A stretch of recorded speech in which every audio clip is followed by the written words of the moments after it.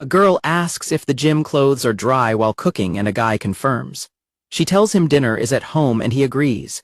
While he adjusts his tie, she asks when he will return and he replies that he might be late. She energetically wishes him a safe trip and he enthusiastically promises to be back. He reflects that the newlywed life he had dreamed about was actually hell on earth. Flashing back to a few days ago, a friend spots Jiro playing a mobile game and asks if he is still rolling the gacha.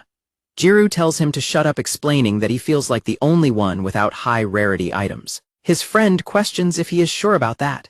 His friend points out that guys their age are buying presents for real girls while they spend money on digital ones. Jiro reasons that giving money to game companies feels less guilty. His friend agrees, but Jiro admits he just has not had a real girlfriend in his 18 years of life, lamenting that the world is harsh to him. Sakurazaka greets Jiro and asks if he gamed through the night again. He greets her back and notes that she looks tired, guessing she studied all night. She complains that he sounds distant, calling her by her last name, and asks him to call her Shiori like he used to, which he awkwardly accepts. Jiro notes that Sakurazaka Shiori is his childhood friend and first love. He reflects that people say first loves never work out, but he has never wanted his to fail. He hopes that their current relationship can at least continue. The girl suddenly interrupts them, telling them they are blocking the door.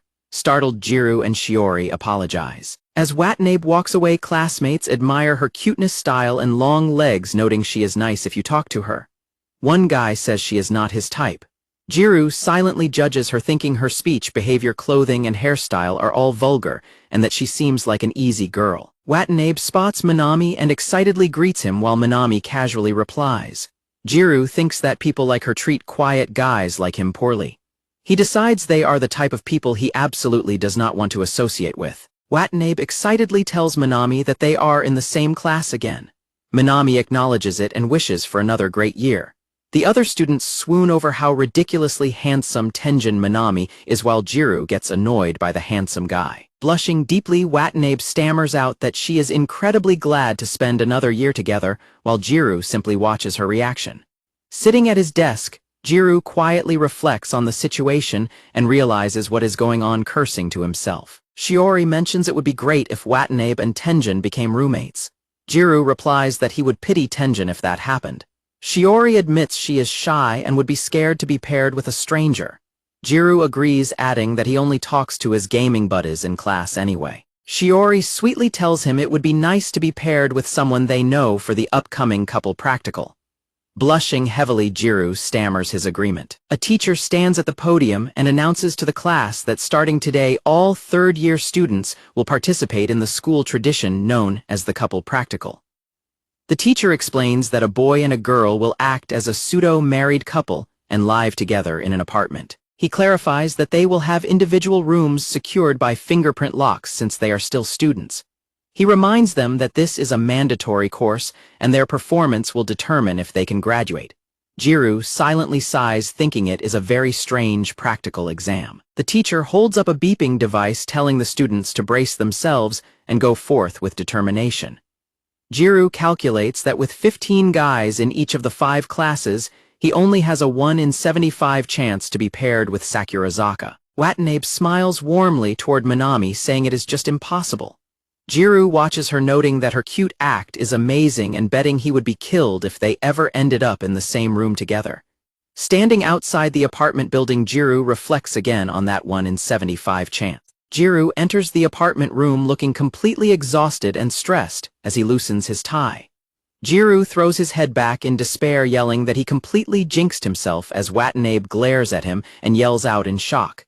Jiro nervously asks her to wait and calm down. Watanabe angrily tells him that his politeness is disgusting and demands he stop talking to her so casually.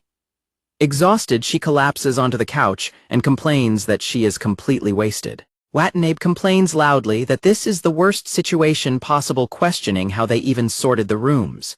Jiro mutters that he is a victim here too, which prompts an annoyed sound from her. Watanabe asks if there is someone he actually wants to be roommates with. Jiro confirms, stating that he also has someone he would much rather be paired with. Watanabe smugly guesses that the person he wants is Sakurazaka Shiori, teasing that guys are so easy to read. Jiro freezes in shock. She calls him a dumbass and says it was never going to happen while Jiro silently thinks he does not want to hear that from her. Watanabe lies back and teases him about what he would do if he got into the right mood with Shiori calling him a nerd. Jiro stammers defensively insisting that stuff like that never even crossed his mind. A digital display on the wall suddenly beeps startling both of them. Watanabe points at a nearby camera and the display calling the points creepy and complaining about the invasion of privacy. Jiro reads from a practical manual explaining that while there are no cameras in the bathroom or private rooms, points will be deducted if unsatisfactory behavior is observed. Watanabe angrily yells at him for acting unconcerned, accusing him of causing the point deduction and calling him an unsociable prick. Jiro nervously holds his hands up, telling her to wait and not get so worked up. As they argue, the machine beeps again, deducting more points and leaving them stunned. Watanabe crawls over very close to Jiro, demanding he hand over the manual to see if there is some kind of trick. Jiro flinches, startled by her sudden proximity. Jiro leans away, internally panicking about how terrifyingly close she is, and loudly stammers an apology. Watanabe looks at him in confusion before pulling away, declaring that she has made a decision. Watanabe confidently announces that she is going to get in a rank so she can be paired up with Minami. Confused, Jiro flips through the manual, wondering where she even saw that rule. Jiro reads a section stating that at the end of each month, the top 10 A-rank students can change their pairs, realizing it is actually real. Watanabe cheerfully explains that as long as she gets in a rank, it will work out since she is certain Minami will also get in a rank. Jiro suddenly stops her, asking for a moment to think as a realization hits him. Jiro points out that if she is getting in a rank, that means he will get one too. He imagines that this could be his chance to pair up with Shiori, while Watanabe happily daydreams about acting like a loving couple with Minami. Blushing furiously, Jiro hides his face in his hands. Watanabe teasingly asks if the couple make-believe, makes him embarrassed, calling him a virgin. Jiro, flustered, thinks to himself that he is scared because he has no experience with women. Jiro defensively tells her not to lump him in with easy people like her, arguing that it only makes sense to find out what others are getting. Watanabe suddenly curls up and says she hates this, leaving Jiro shocked. Hugging her knees with tears in her eyes, Watanabe cries that she does not like that Minami is doing this couple make-believe thing with another girl. Jiro blushes fiercely, internally panicking over her vulnerable expression. He abruptly turns and heads out the door, announcing he is thirsty and going to buy a drink while she requests strawberry milk. Outside at a vending machine, Jiro reflects on the tense moment and wonders why she suddenly started crying. Suddenly, a voice calls his name. He turns to see Sakurazaka standing next to Minami, who recognizes Jiro from their class. Jiro reacts in absolute shock, internally screaming Tenjin Minami's name while wondering what is up with his face. Jiro forces an awkward laugh, internally freaking out that the exact people he was just thinking about suddenly appeared. Minami and Shiori simply stare at him. Minami casually remarks that seeing them together will not be that rare from now on. As Minami walks past him, Jiro lets out a confused sound. Shiori tells Minami that it feels a bit strange since they were just classmates yesterday. Blushing brightly, Shiori adds that now she is his bride. Jiro watches them interact, feeling like they are incredibly distant. Jiro wonders why even those words feel so distant as he watches the two of them walk away together in the dark. Looking utterly defeated, Jiro realizes that both the girl and his unrequited love feel completely out of reach. Shiori suddenly turns and calls out his name in surprise, as Jiro abruptly sprints away past the vending machine. Panting heavily, Jiro grabs the door handle to his apartment, telling himself that it is not like he ever had a chance with Sakurazaka. He bursts through the door, panting and cursing to himself, but is immediately interrupted by a loud shriek and something dropping to the floor. Jiro stares in shock and stammers out Watanabe's name, realizing she just stepped out of the bath. Watanabe stands before him, dripping wet and panting, wearing only her underwear and an open shirt, looking just as startled. The point counter beeps again. Watanabe sits back with her arms crossed and angrily demands to know how long he plans to cower on the floor. Hiding his face in his knees, Jiro depressingly compares himself to Minami, thinking a virgin nerd like him stands no chance.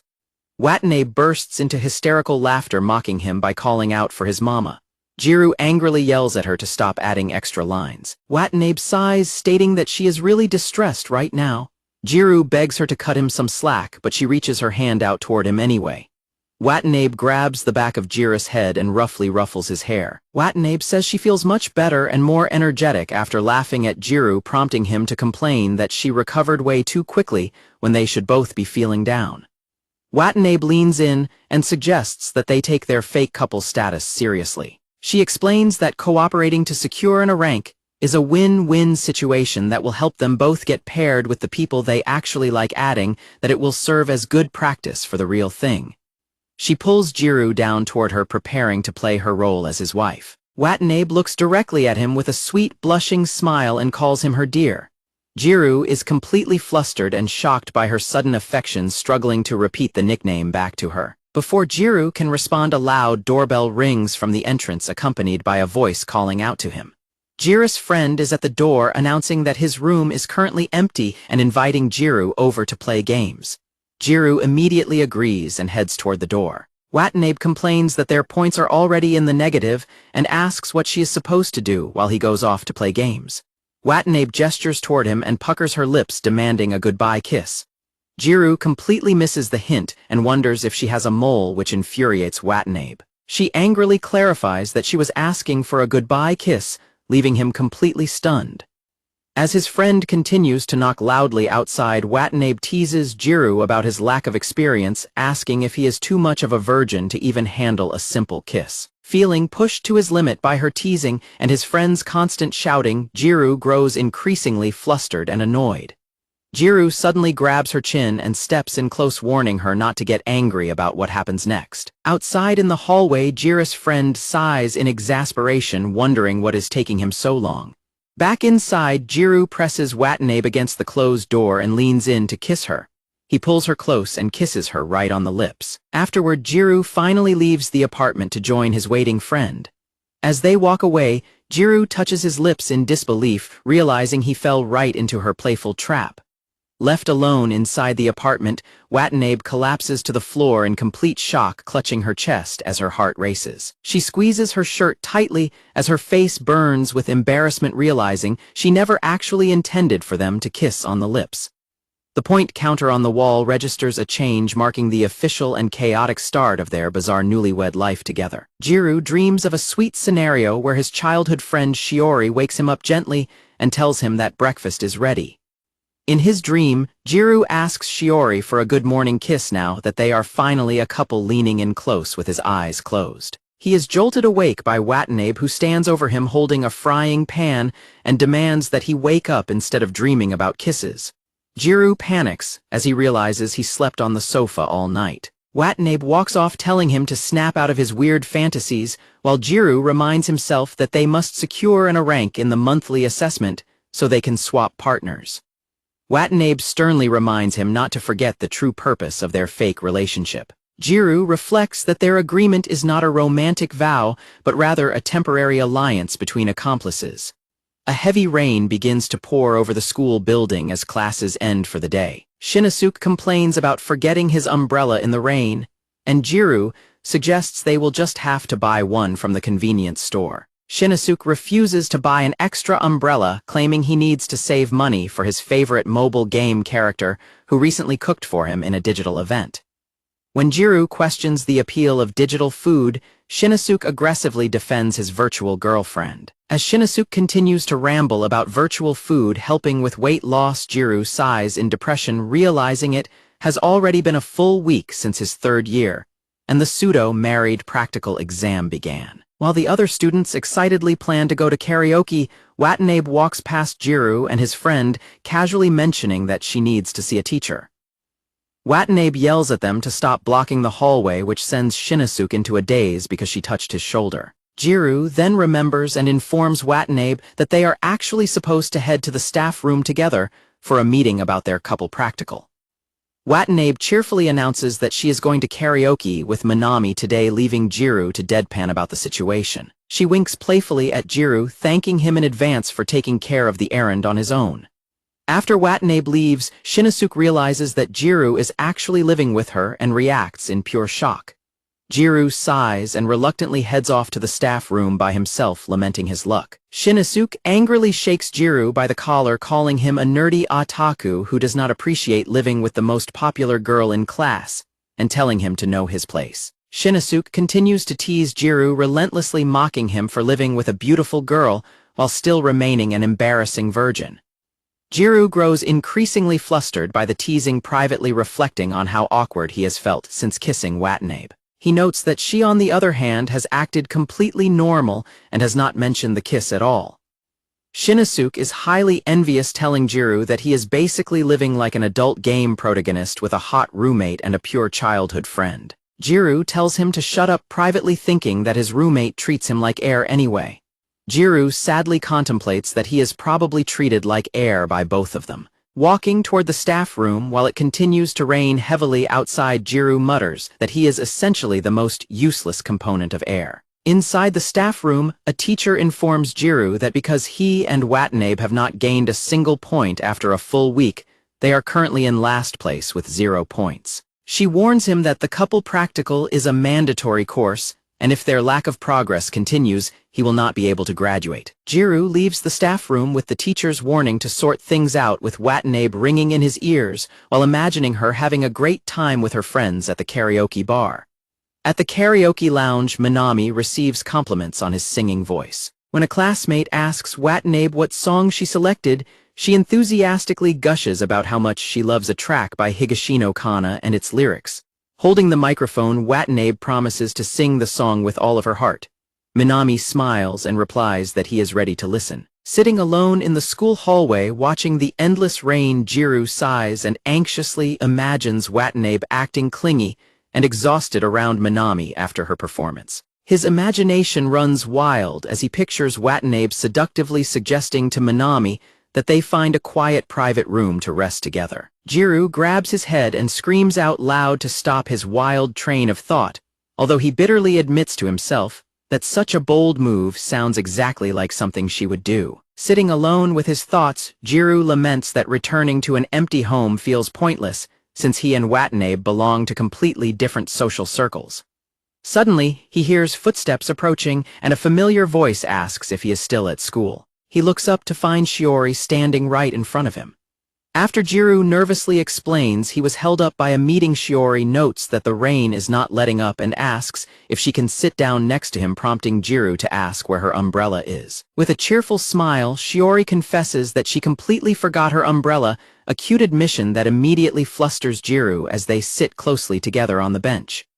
Jiro desperately tries to think of a way to offer to an umbrella before realizing he does not have one either. As he nervously addresses her by her last name, Shiori sadly tells him that hearing him speak so formally makes her feel lonely, asking him once again to call her Shiori instead.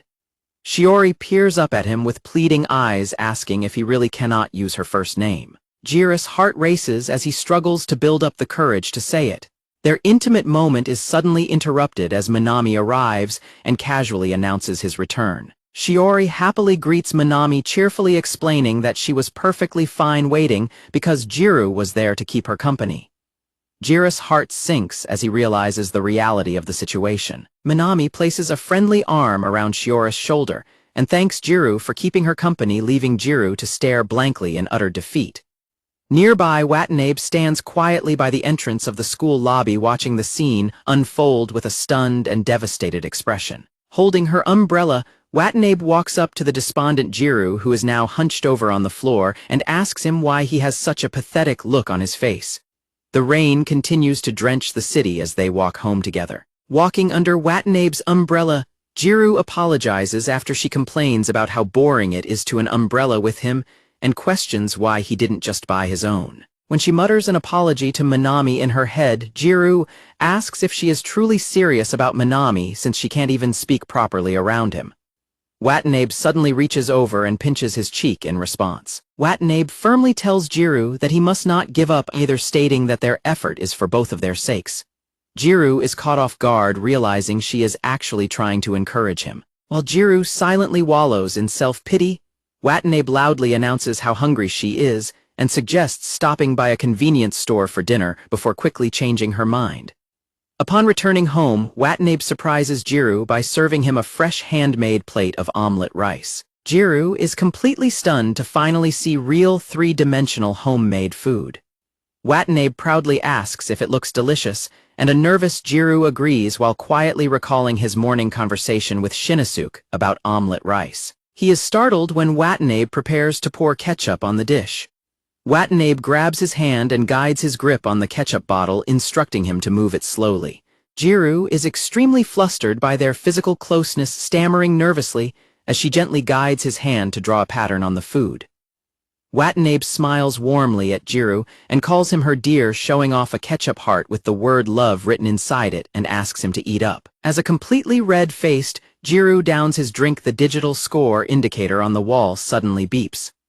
Watanabe celebrates, shouting that they have gained points, and she is now one step closer to swapping partners with Minami. Watanabe eagerly presses him to eat, declaring that the dish is filled with her love for Minami. Jiro picks up his spoon and grumbles at her to stop mentioning Minami's name before taking a bite. Jiro reluctantly admits that the food is actually delicious. Watanabe boasts about her cooking skills and says she's going to eat too since she is starving, but Jiro suddenly stops her. Jiro holds out a spoonful of the omelette rice to feed her instead, caught up in the moment.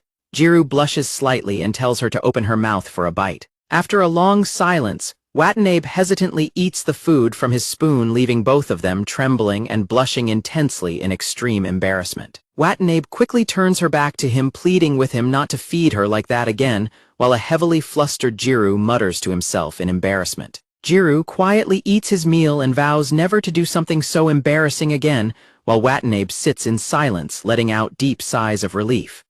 Despite the awkwardness, Watanabe smiles brightly with her eyes closed, declaring that the food is absolutely delicious. Jiro stares at her in silence, his eyes wide and completely captivated by her genuine smile.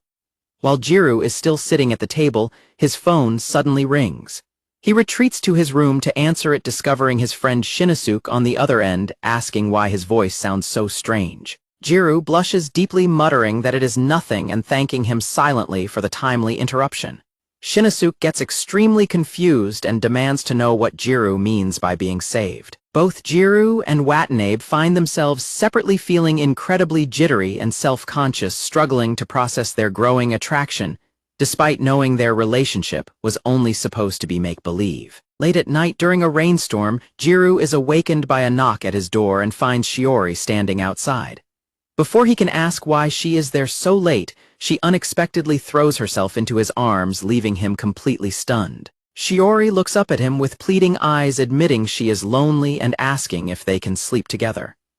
As Jiro begins to react, a loud, angry voice suddenly commands him to wake up. Jiro opens his eyes to realize it was just another dream, only to be met with loud knocking on his door and Watanabe yelling at him to get up immediately. Exhausted and annoyed by the late-night disturbance, Jiro grumbles about her constant demands as he walks out of his room, only for Watanabe to suddenly grab his shirt tightly.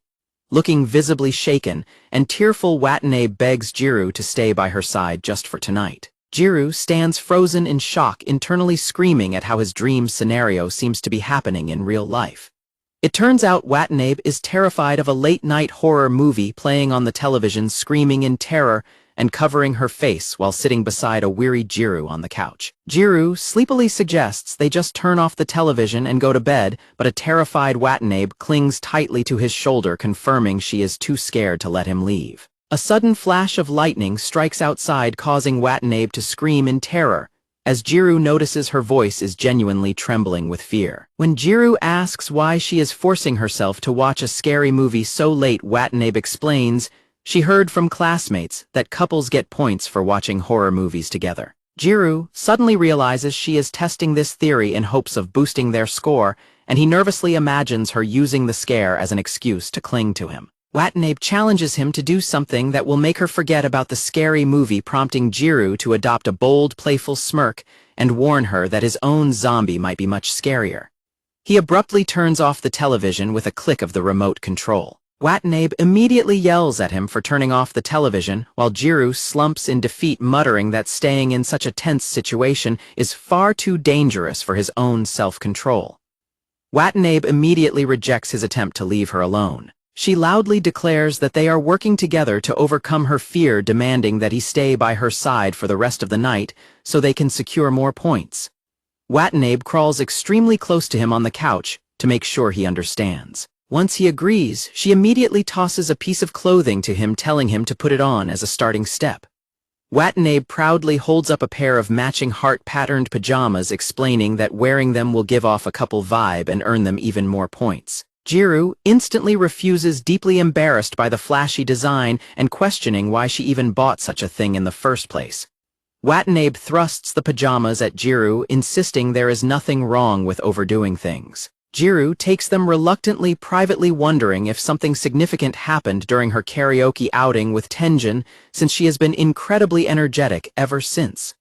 He silently grumbles about having to spend money on such lame pajamas. Jiro quickly dismisses his own thoughts, telling himself that the karaoke does not matter and that he is not interested anyway. However, he is startled when he looks up to find Watanabe standing quietly right in front of him, and he nervously asks what she wants. Watanabe calmly explains that she is changing into the pajamas, catching Jiro completely off guard. Flustered by her casual attitude, Jiro frantically begs her to go change in her own room instead. Watanabe ignores his plea and begins to strip off her shirt right in front of him, prompting a panicked yell from Jiro as he covers his face. He stammers a warning about the surveillance cameras in the room, but Watanabe casually dismisses his concern, explaining that it is just an automated system with nobody actively watching them. Jiro pulls up his pajama pants, wondering when he started feeling so flustered. He internally notes that a Jiro really has no qualms about changing in the open. He questions if it is normal for someone to be in lingerie behind a guy under normal circumstances, even considering they are supposed to be acting as a couple. He reasons that her gown is basically lingerie anyway, but it still overwhelms him. Jiro wonders if she simply does not see him as a man at all. A sudden massive lightning bolt strikes outside the window, prompting a confused reaction from him. The apartment instantly loses power, plunging the room into darkness. Jiro realizes it is a blackout and notes that he cannot see anything before calling out to ask if Watanabe is okay. Watanabe suddenly throws herself against his chest, clinging tightly to him in the dark. Jiro is completely startled by the sudden contact and wonders if she is actually fine. Jiro goes into a complete panic as he feels her soft body pressing against his. He frantically wonders what part of her he is feeling, internally screaming in disbelief that this situation is actually happening to him. Jiro notices that she is physically quivering against him and softly calls her name. Suddenly, the point counter beeps loudly to indicate a score change. Jiro mentally curses the machine, completely shocked to realize that it runs on batteries during a power outage. He reflects that she was genuinely terrified, yet still forced herself to watch the scary movie with him. He apologizes and announces that he is going to turn on a light, reaching out in the dark to find his smartphone on the table. Watanabe suddenly yells at him to wait, frantically demanding that he not turn the light on right now. Jiro has already turned on the phone's flashlight, illuminating Watanabe sitting directly on top of him. She looks down at him with tears welling in her eyes and a heavy blush, letting out a soft gasp. Embarrassed by her tearful expression, Watanabe aggressively slaps her hand over Jiro's face to cover his eyes. She calls him a pervert and an idiot while defensively admitting she was scared. Jiro begs her to calm down, insisting that he was not staring at her face. Jiro checks the electronic lock on his bedroom door but finds he cannot get in until the electricity is restored. Watanabe impatiently asks if he is done checking and tells him to sit back down quickly, which he reluctantly agrees to do. Jiro notes that despite being terrified, she still acts aggressively toward him as he observes her fidgeting nervously. He becomes hyper-aware of how incredibly close they are sitting together in the dark. Watanabe suddenly demands that he say something interesting, which Jiro recognizes as a typical extrovert's conversational tactic. Watanabe mockingly calls him a nerd, teasing that he will never be popular if he cannot even say something interesting to entertain her. Annoyed by her smug taunt, Jiro curses her under his breath. Jiro immediately begins telling a creepy ghost story about a deserted old well and a long-haired female spirit that appears on stormy nights. Watanabe initially freezes in absolute fear before awkwardly bursting into nervous laughter, loudly trying to brush the legend off as nasty.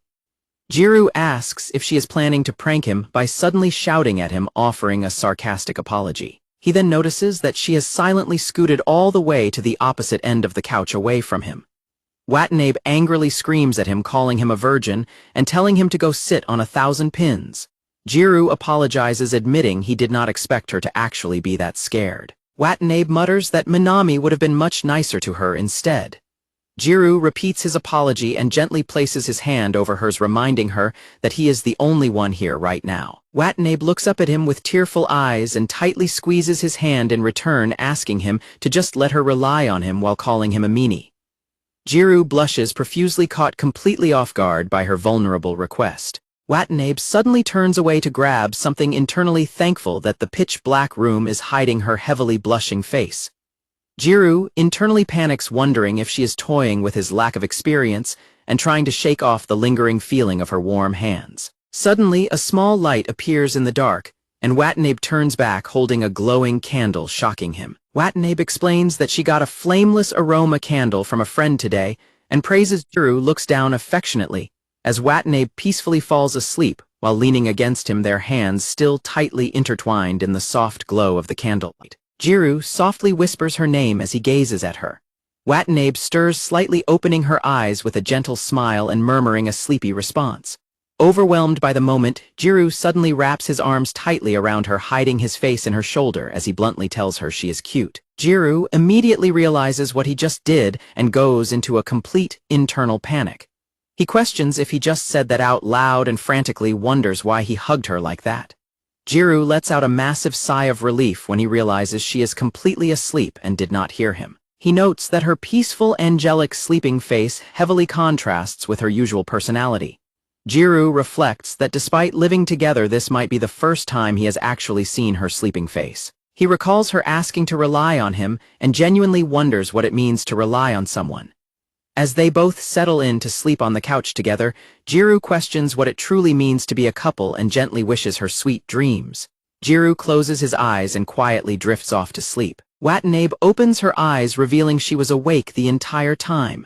Her face is bright red as she clutches her chest, flustered by his words and wondering what he is saying. Later at school, a crowd of students gathers around the notice board displaying the mid-April results for the couple practical point rankings. Jiro and Shinosuke stare at the board in absolute shock. Shinosuke enthusiastically points out that Jiro and Watanabe actually achieved a B rank, teasingly praising Jiro for being capable of working well with a girl. Jiro is completely bewildered by the high score and wonders if he misread the rankings. Meanwhile, Watanabe stares up at the board in utter devastation and disbelief. The board reveals that Tenjin Minami and Sakurazaka Shiori received a failing E rank. Jiro stares in disbelief at the unexpected failing score. Outside the apartment building, a loud cough echoes from Jiro and Watanabe's room. Inside, Jiro lies heavily in bed, looking pale and miserable as he complains that being sick sucks. He looks at his phone to see demanding text messages from Watanabe instructing him to open the door for her because she forgot her keys. Jiro groans about her demands while reminding himself that he is currently ill. Jiro reflects that it has been 3 weeks since he and Watanabe became a fake couple. He acknowledges that a lot has happened, but their fake relationship remains fake. Still, they have managed to accumulate points, making a rank achievable rather than just a dream. Watanabe notes that his fever is not that high and tells him he will be fine before waving goodbye to hang out with her friends. Wiping his sweat, Jiro wishes Shiori were there, imagining she would kindly nurse him back to health. He pictures Shiori gently checking his forehead and cheerfully telling him that his fever is not too high, which he eagerly agrees to. In his daydream, a spoonful of hot food is held out toward him, and Shiori softly calls his name, catching him by surprise. The imagined Shiori gently blows on the spoonful of food to cool it down, softly coaxing him to eat just a bit while blushing deeply.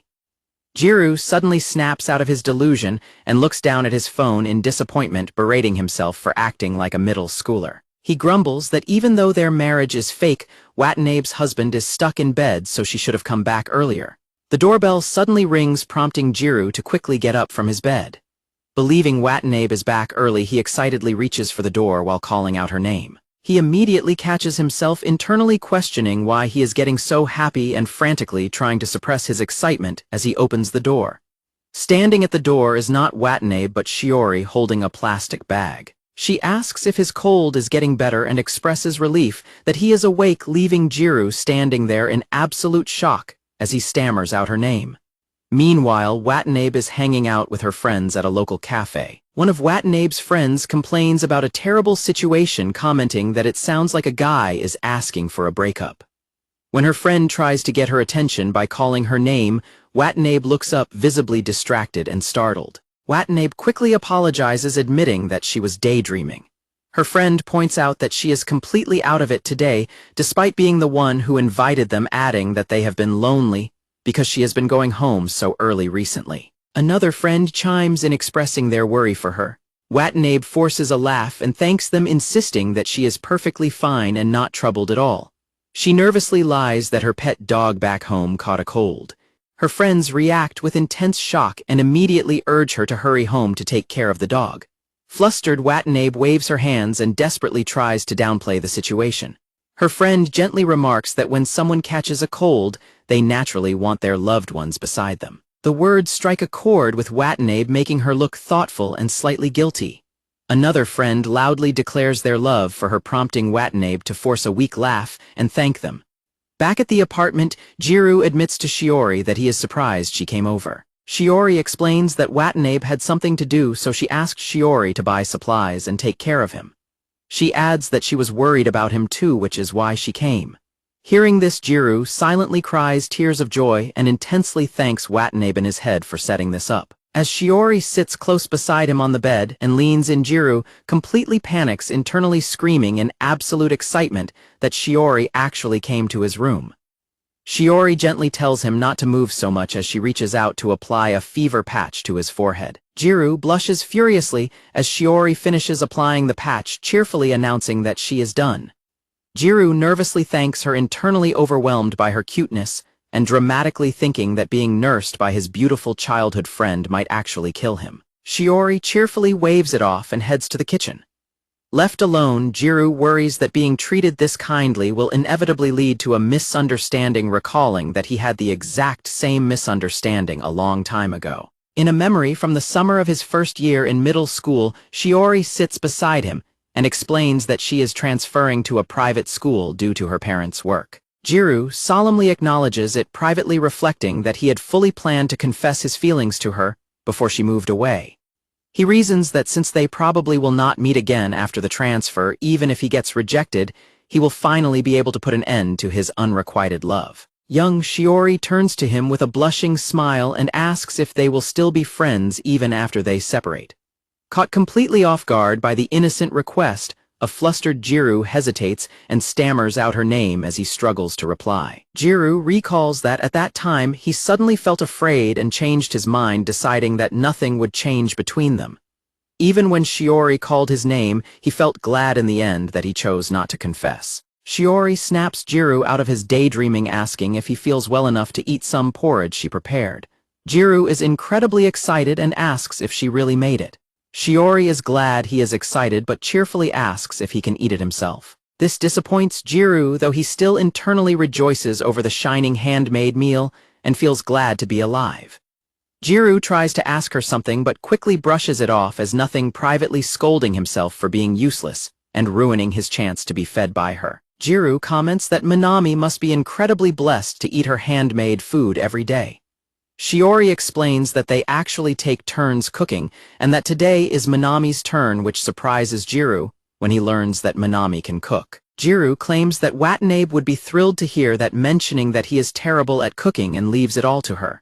He praises Watanabe's skills, though he notes that he handles other chores like laundry. Shiori quietly responds that she sees they are getting along quite fine. Shiori gently remarks that it is great they are doing well. Jiro hesitantly calls her name, mentioning that he saw her low ranking in the previous round of the couple practical. Jiro earnestly offers to assist her with anything she needs help with, though he silently apologizes to Shiori, feeling guilty because his desire to help is ultimately motivated by his own wish to swap partners. Jiro stares at her as he thinks to himself about how much he wants Shiori to become his roommate. Shiori admits she is not good at romance and gets too nervous to act like a couple, which causes her to keep a distance. She thanks Jiro for his offer, while Jiro feels a sense of relief and shamefully considers himself a lowlife for feeling that way. Shiori suddenly adds with a bright smile that she thinks it would actually be nice if Jiro were her husband, leaving him completely stunned. Flustered by her own words, Shiori quickly stands up to wash the utensils, noting that Watanabe will probably be back soon. Before she can leave, Jiro suddenly reaches out and grabs her hand tightly. Jiro intensely tells Shiori that it is absolutely possible for her and that she can definitely succeed. Jiro tells her to believe in herself, declaring that, as her childhood friend, he knows her strengths and guarantees her success. Shiori softly thanks him, which suddenly makes Jiro realize what he is doing, causing both of them to jump back in a panic as he frantically apologizes. Jiro clutches his head in absolute embarrassment, yelling at himself not to get overconfident and screaming internally about the fact that he just grabbed Shiori's hands. As the rain continues to fall outside, Jiro reflects that this is the only time he will get such kind treatment from Shiori, worrying that if she gets serious with Minami, she might actually end up developing feelings for him. Shiori quietly calls out Jiro's name as she leans forward. She asks if he fell asleep, finding Jiro completely passed out on his pillow with a slight blush and drool on his mouth. Shiori softly whispers to the sleeping Jiro, leaning her face very close to his. Kneeling beside the bed with his school bag and her porridge bowl nearby, Shiori continues to softly call out Jiro's name while leaning over him. Meanwhile, at the cafe, one of Watanabe's friends happily cries because her crush replied to her text. Another friend advises that she is being too passive and needs to be direct if she likes him, turning to Watanabe for agreement, which startles her into an awkward response. Her friends press her further, asking if her worries are really just about her pet dog, while one friend boasts that she has figured out the true reason. Her friend suggests that Watanabe is worried about Minami's ranking, and the mid-month announcement pointing out that Minami seems to be avoiding his roommate Shiori, which leaves Watanabe surprised. Her friends discuss how Shiori is too pure and popular with guys, and they wonder if Watanabe's relationship with Jiro has developed further. One friend laughs it off because Jiro is a virgin, but they playfully tease Watanabe that her fake husband might be snatched away since Shiori is so cute. Watanabe quietly murmurs her agreement. Her friends react in surprise when Watanabe admits that it might actually happen while the sun begins to set over the city. Back in the apartment, Shiori gently rests her blushing cheek against the head of the sleeping Jiro. Shiori pulls back, telling herself that she cannot do this because they are not a real couple, but rather just childhood friends. In another flashback from their separation, Shiori happily suggests that her new place is not that far and she wants to visit, sometimes adding that she wishes Jiro could join her to see the Christmas lights outside the station this year. But Jiro suddenly interrupts her. Jiro apologizes and walks away, lying that he just remembered he has something else to do and must leave immediately, leaving a startled Shiori behind. Young Shiori forces a sad, gentle smile. Back in the present, Shiori gazes at the sleeping Jiro and reflects that, after he walked away back, then she genuinely thought she would never get to see him again. Looking at him with a determined yet vulnerable expression, Shiori wonders if he will finally listen to her until the end, this time if she decides to give it her all again. Night falls completely over the quiet apartment buildings. Inside her apartment, Watanabe takes a shower and mentally rehearses what she will say to Jiro, planning to ask if he feels better and reminding him to thank Shiori tomorrow for coming over to nurse him. She finishes washing up and turns the doorknob to step out of the bathroom. Just as she opens the door, Jiro calls out her name and asks if she is in the bath, startling Watanabe as she finds him standing right outside the door. A flustered Watanabe yells that he gave her a massive fright and should have warned her. He was standing there while Jiro desperately apologizes and swears he had absolutely no ulterior motives, which she angrily snaps that she already knows. Standing outside the bathroom, Watanabe nervously asks Jiro how he is feeling and if his fever is better. Jiro responds that he is better thanks to her, though she quickly points out that she did not actually do anything to help. Jiro asks Watanabe if she was the one who called Shiori over to take care of him. Watanabe blushes and teases him, saying that she figured he wanted a mother figure to nurse him, but Jiro quietly interrupts her, asking that they work hard as a couple. Watanabe is caught off guard by his words as she stands in the steam of the bathroom doorway. Jiro adds that as thanks for today, he will help her get closer to Minami. Jiro bids her goodnight, thanking her for letting him experience such a blissful dream, even though it was short, and walks away to go to bed because they have school the next day. Watanabe steps out of the bath onto the wet floor. Watanabe tries to laugh it off, but she mutters to herself that it took him too long to say those things and calls him lame because they have already practiced so much. Watanabe covers herself in the steam and wonders why she is feeling so incredibly irritated, questioning what these new emotions are that are beginning to grow inside her. At school, Jiro's friends react in shock when they see his lunch box, asking if it is a handmade bento from Watanabe, which Jiro casually confirms by saying she has been into cooking lately. His classmate complains that Jiro is incredibly blessed and asks why he does not receive the same treatment, explaining that the atmosphere with his own partner is tense, and they only interact for morning and night login rewards, while Jiro points out that at least he gets some interaction. His classmate stares at Jiro with a deadpan expression, prompting a confused reaction from him. His classmate smirks and makes obscene jokes about how Jiro should use his wife, causing Jiro to yell at him to stop saying such crude things. When his classmate persists in asking if they have done anything romantic yet and mocks him for his reaction, Jiro firmly denies it. Jiro turns away, blushing, privately thinking about how living with Watanabe threatens his self-control because of her revealing outfits, though he admits his own lack of courage prevents him from acting. He suddenly wonders what she is doing as he thinks about her. Watanabe suddenly appears at their desk and asks what they are saying about her, causing Jiro's classmate to awkwardly greet her in a panic. Both boys bow and apologize to Watanabe, with Jiro's classmate quickly lying that they were actually talking about another student named Tanabe, which leaves Watanabe surprised but accepting. Watanabe asks how the bento tasted, and Jiro nervously answers that it was delicious. When she acts disappointed by his brief reply, Jiro quickly adds that the asparagus bacon was especially awesome. Jiro adds that he would prefer it if the tamagoyaki were sweeter, which annoys Watanabe into saying she does not care about his preference and only wanted his thoughts on the taste, while his classmate watches them bicker and tries to convince himself he is not jealous of their lovers' quarrel. On Saturday morning, Jiro wakes up to the sound of chopping in the kitchen and calls out Watanabe's name. Jiro walks out to find Watanabe in an apron, wishing her a good morning and noting that she is up quite early for a Saturday. Jiro looks at the pan and asks if she is making breakfast, but Watanabe flatly replies that she is actually preparing lunch, leaving Jiro to let out a resigned sigh. Watanabe reveals that she plans to deliver the bento she cooked to Minami's house for lunch. Jiro finally understands that this is why she has been practicing cooking so diligently before he starts to speak up. Watanabe casually remarks that guys generally prefer pure, well-behaved girls like Shiori, causing a startled and confused reaction from Jiro. Watanabe explains that she wants to show she is good at housework, since Minami likely prefers pure girls who seem like they will make good wives. She sighs that since cooking is her only real strength, she has to focus on that, leaving Jiro to quietly agree with her logic. Watanabe suddenly pinches Jiro's cheek as she apologizes for putting him in a bad mood with her self-conscious talking. Jiro asks if she made tamagoyaki, and Watanabe explains that since she is making a lunch bento, she thought it was the best option. Jiro compliments her choice, but his stomach suddenly growls loudly, interrupting their conversation. Flustered and embarrassed by the loud noise, Watanabe holds a piece of tamagoyaki on her chopsticks and orders Jiro to read the atmosphere and eat it. Watanabe looks up at him with a sweet expression, urging him to take a bite. Jiro blushes deeply but leans forward and eats the hot piece of tamagoyaki straight from her chopsticks. Jiro chews the food in silence, but a painful realization hits him as he thinks to himself that this situation really sucks. Looking at her back as she works in the kitchen, Jiro bitterly reflects on how much his situation hurts, knowing his fake wife is cooking a bento for Minami, while Minami's fake wife is his own crush.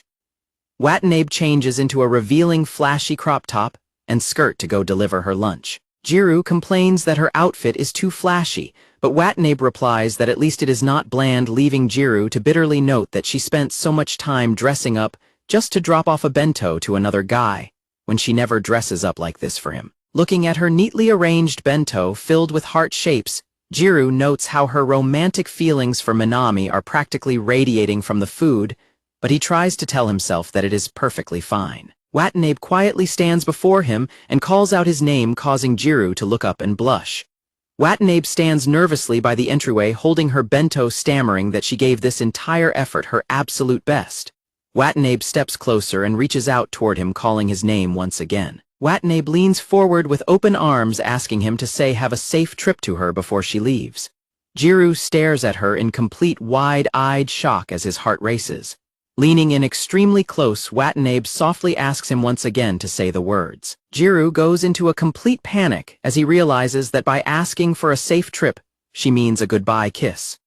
Jiro tells himself he has to steel his resolve and pull back, pointing out to Watanabe that she is about to see Minami, so she should not be doing this with him. Watanabe calls him an idiot in response. Watanabe tells Jiro that she still wants him to do it, leaving him completely flustered and cursing under his breath.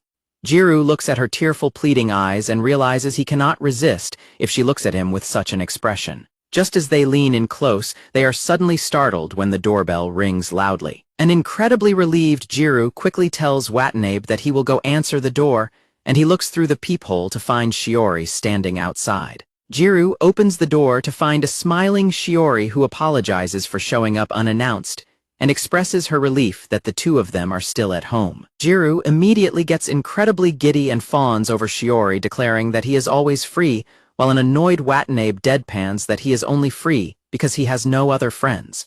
Shiori explains that she made too much quiche and apple pie and came over to some of the extra food with them. Jiro excitedly praises her cooking skills, but his excitement deflates when Shiori happily explains that she actually made these specific dishes because Minami requested them. Shiori adds that she made the food sweet to match Minami's tastes, hoping that they will like it too, which catches Jiro completely by surprise. The revelation strikes a chord with Akari, who quietly absorbs the news. Shiori notices the cute bento in Akari's hands and asks if she is planning a picnic, causing Akari and Jiro to nervously stammer in response as Akari hides her bento. Looking at the beautiful quiche and pies Shiori brought, Akari feels completely outclassed and sadly comments on how delicious they look. Jiro watches her reaction, feeling extremely worried and sympathetic toward Akari. Later, a dejected Akari sits huddled on the sofa with her knees pulled to her chest, while Jiro desperately tries to comfort her by suggesting she can just deliver her bento another time when Minami is alone. Akari buries her face in her arms and starts to cry, lamenting that she thought cooking was the only thing she was actually good at. Jiro calls out her name as he watches her sit in absolute silence, deeply saddened to see the usually energetic Akari looking so completely defeated after working so hard. Jiro sits beside her and speaks to her, warmly praising her for being cheerful, direct, and incredibly easy to make friends with. He adds that she is popular with both guys and girls, leaving Akari to sit in a stunned, blushing silence. Jiro continues to encourage Watanabe, telling her that all the guys in class talk about how great she is and that she is incredibly popular. When she asks what is actually great about her, a flustered Jiro replies that she is basically every man's dream. Jiro adds that she is also very appealing, but then he suddenly stops mid-sentence as a frantic thought strikes him. Panicking completely, Jiro frantically begs her to forget what he just blurted out, trying to clarify that he did not mean she was loose, but rather that every man thinks of her as a highly charming woman. He desperately rambles about rankings of desirable women, internally screaming that she is definitely going to be angry with him for bringing up such obscene thoughts. Still sitting next to their lunch boxes, Watanabe quietly asks if Jiro thinks of her that way too, catching him completely off guard. Jiro's mind races as he imagines a seductive scenario of Watanabe frantically wondering if he has ever wanted to do those things with her. Blushing and sweating, Jiro stammeringly lies that he has absolutely never thought about doing things like that with her. Watanabe flatly calls him a liar, and before he can process her response, she suddenly climbs on top of his lap on the couch, leaving him completely startled. Jiro frantically stammers for her to wait as her bare feet press against the couch cushion. Watanabe looks down at Jiro as he lies flat on his back on the couch, sweating and blushing under her gaze. Watanabe stares directly down at him with a serious and intense expression. Hovering directly over him, Watanabe softly asks if he has really never thought about doing something like this with her. Jiro's face turns bright red as he pants heavily, completely overwhelmed by her proximity. Pressing down on top of him, Watanabe insists that he must have thought about it before. She straddles him on the couch and calls out his name, softly asking him to admit it once more. Jiro's mind continues to spiral in disbelief, as he wonders if this situation is actually real or if she is just teasing him again, while the point counter on the wall shows their score. Watanabe gently cradles his face with her hand, whispering to him and asking if he truly thinks of her in that way. She leans her face in even closer to his and calls out his name. Looking down at him expectantly, Watanabe boldly asks him exactly when and how frequently he has thoughts about doing those things with her. Jiro frantically begs her to stop, but Watanabe grabs his wrist and reassures him that it is okay, asking why they should not just try it once as their lunch boxes clatter onto the floor. Watanabe tells Jiro that she will let him do it, making Jiro realize in shock that this situation is actually real. Jiro's heart pounds as he wonders if he is really going to lose his virginity like this, thinking to himself that gals are truly like characters in adult manga. Jiro looks at her, then suddenly grabs her hands as she pulls at her collar, startling her into a gasp. He wonders why he is feeling so hesitant in this moment. Jiro grabs her arms on the couch and firmly tells her that she cannot do this. Jiro holds her wrists and earnestly explains that this is something she should only do with the person she actually likes. Watanabe stares at him in stunned silence as he speaks. Jiro sits back, wondering why on earth he turned her down and gave up such a massive chance. Meanwhile, Watanabe looks away and asks if he really disliked it, pointing out that she already has Minami, but asking if he is refusing because of Shiori. Akari looks at him with a cold, mocking smile and asks if they should just stop pretending to be a couple, leaving Jiro completely stunned. The next day at school, the students gather around to look at the bulletin board while a depressed Jiro walks down the hallway holding his phone. His classmate yells his name and leaps on him, teasing him to think about the time, place, and occasion. Jiro, feeling completely down, mutters that he does not care, which surprises and annoys his classmate. His classmate eagerly asks him if he saw the end-of-month evaluation notice, catching Jiro's attention.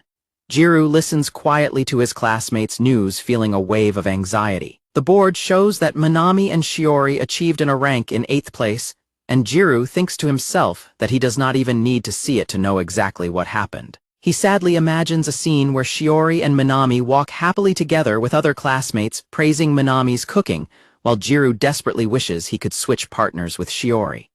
The notice board shows Jiro and Watanabe at the very bottom in 75th place with 0 points. Nearby, Shiori stares at the board in deep concern, but when Minami asks what is wrong, she quietly replies that it is nothing. In the restroom, Jiro's classmate asks what happened to their score, pointing out that Jiro must be the reason. Jiro sighs and tells him to just forget about it while washing his hands. His classmate notes that it must be completely impossible for a guy who does not know how to handle women to live with one, sighing that this must be the end of their anticipated tiger and dragon couple. Jiro looks depressed as his classmate adds that Jiro has been incredibly blessed so far despite his shortcomings. Jiro clasps his hands together as Watanabe's proposal to stop being a couple continuously echoes in his head. Jiro wonders what the correct choice was back. Then, reflecting that, while he initially thought she was just teasing him and would laugh at him, her hands were actually surprisingly cold and trembling when she grabbed his sleeve. Jiro recalls that her confusion and nervousness were incredibly obvious to him at that moment. Jiro realizes that she was most likely feeling exactly the same way he was. Jiro thinks about how his first time would have been with Watanabe if he had gone through with it, before hanging his head in shame and calling himself the worst, leaving his classmate to ask what is wrong. Jiro and his classmate look up as they spot Shiori standing in the school hallway. Jiro nervously greets Shiori and wishes her a good morning, and Shiori quietly addresses him in return. Shiori asks Jiro if they can talk right now, which makes Jiro's heart pound as his classmate casually walks away. Standing on the school balcony, Shiori remarks on how great the wind feels before asking if anything happened between him and Watanabe. Jiro looks down and admits they had a quarrel and that it is probably his fault. Jiro explains that he had a misunderstanding and realized it too late to apologize, adding that Watanabe probably does not even want to talk to him anymore, which surprises Shiori since they live together. Shiori points out that he spends more time with Watanabe than anyone else every day, so Watanabe likely understands him quite well. Shiori smiles brightly and tells him she can guarantee that as his childhood friend. Shiori cheerfully declares that now they are even leaving Jiro to softly speak her name.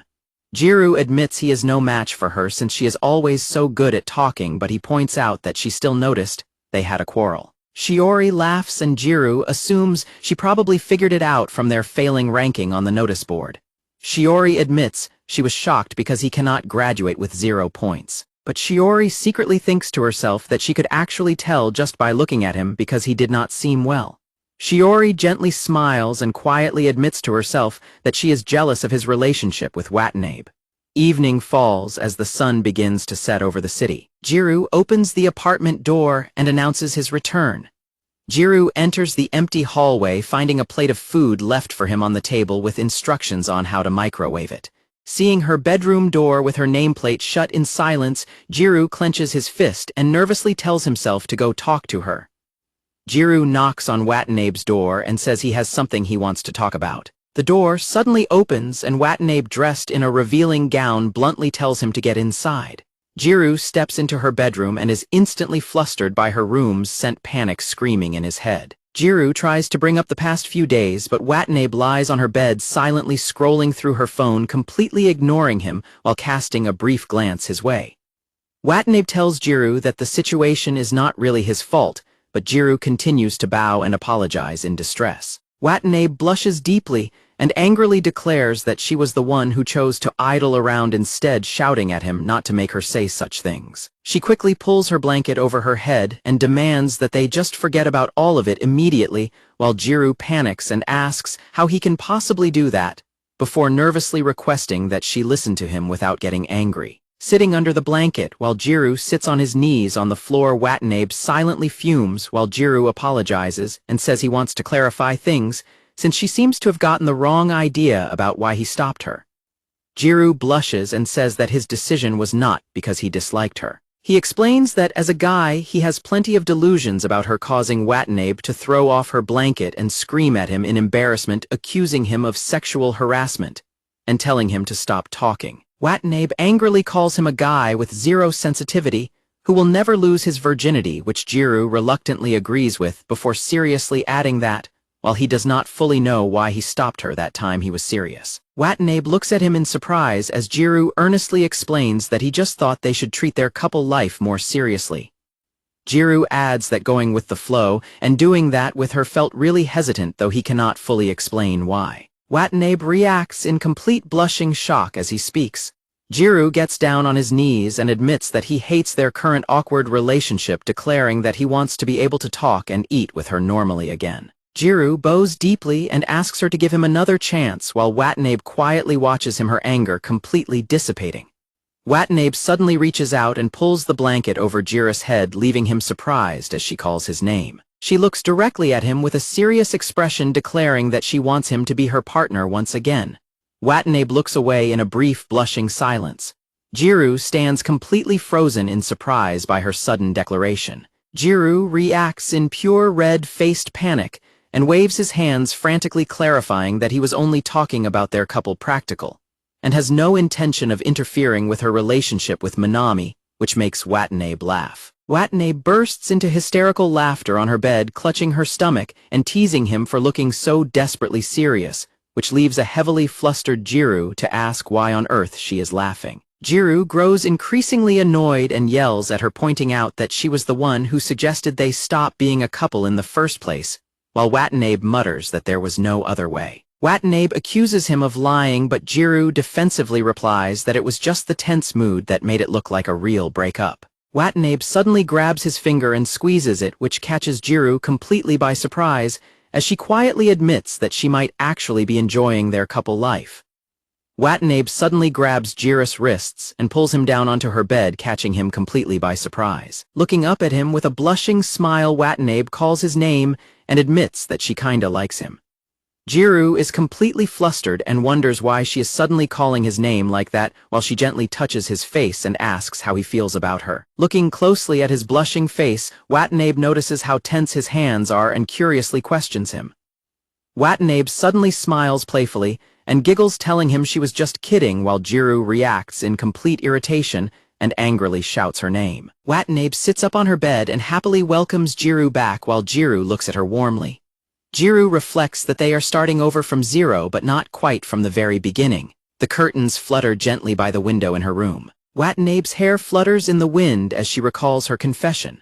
Holding her blushing face in her hands, Watanabe realizes she actually said those words out loud and can no longer hide her growing feelings. At the school gym where girls are playing volleyball, Watanabe's classmates chat about their B rank score, mentioning that they and their partners already have their own lovers, and are past worrying about it. One of the girls hysterically cries that she cannot stand it if her crush gets in a rank while living with another girl while her friends tease her. The girls remark on how cool Minami is while Watanabe silently looks down with a sweating face. Her classmates tease Watanabe asking if she's going to watch Minami's match too, but she laughs it off, noting that the boys are not even interested in watching the girls' matches. Her classmate tells Watanabe that she heard news that Minami will not change his pairing. Watanabe smiles and laughs it off, saying Minami has no reason to swap pairings since he got in a rank with Shiori, though she privately reacts in absolute shock. A teacher explains on the blackboard that the points acquired with previous partners will be added to the total spouse points after the swap, but they will still start over from 0 next month, leaving everyone shocked. Watanabe's classmates continue discussing partner swaps, arguing that as long as they do not get a 0 with their new partner, they should change partners to experience various matches as practice for their future marriages. Watanabe silently processes the conversation, feeling troubled as she listens to her friends discuss the possibility of people staying paired up forever. Watanabe sighs in distress and tries to reassure herself that it is only for another month, while her friends dramatically tease her and beg her to marry them so she can forget about Minami. At the gym entrance, Jiro's classmate tries to comfort him and tells him to stop being so depressed, while one of the girls suddenly yells to be let in on their conversation. Jiro feels utterly miserable and tears up, asking himself whose side his classmate is actually on, as his classmate points out that it would be better for Watanabe to stay paired with a hunk like Minami. His classmate defends himself by claiming he is on every girl's side, while nearby Minami's friends ask Minami about his partner swap and talk about the surrounding rumors. Jiro and his classmate turn their attention to the basketball court. Minami leaps up gracefully and scores a basket on the court. The girls cheer loudly for Minami and beg for more play time, while a depressed Jiro looks away, muttering to himself in disappointment. Watanabe blushes and gushes over how cool Minami is, while Shiori quietly stands nearby holding a volleyball with a gentle smile. Minami's friends cheer and high-five him on the basketball court. Jiro slumps against the wall in complete despair, complaining about how unfair it is, while his classmate tries to comfort him and jokes that Minami must have stacked up good deeds in his previous life. Later, Jiro dejectedly walks down the hallway by himself, lost in his thoughts. Shiori suddenly runs up to him and calls his name, noting that it is a very hot day and asking him to walk with her. Shiori looks at him with deep concern and asks if the reason Jiro feels down is because of the couple practical.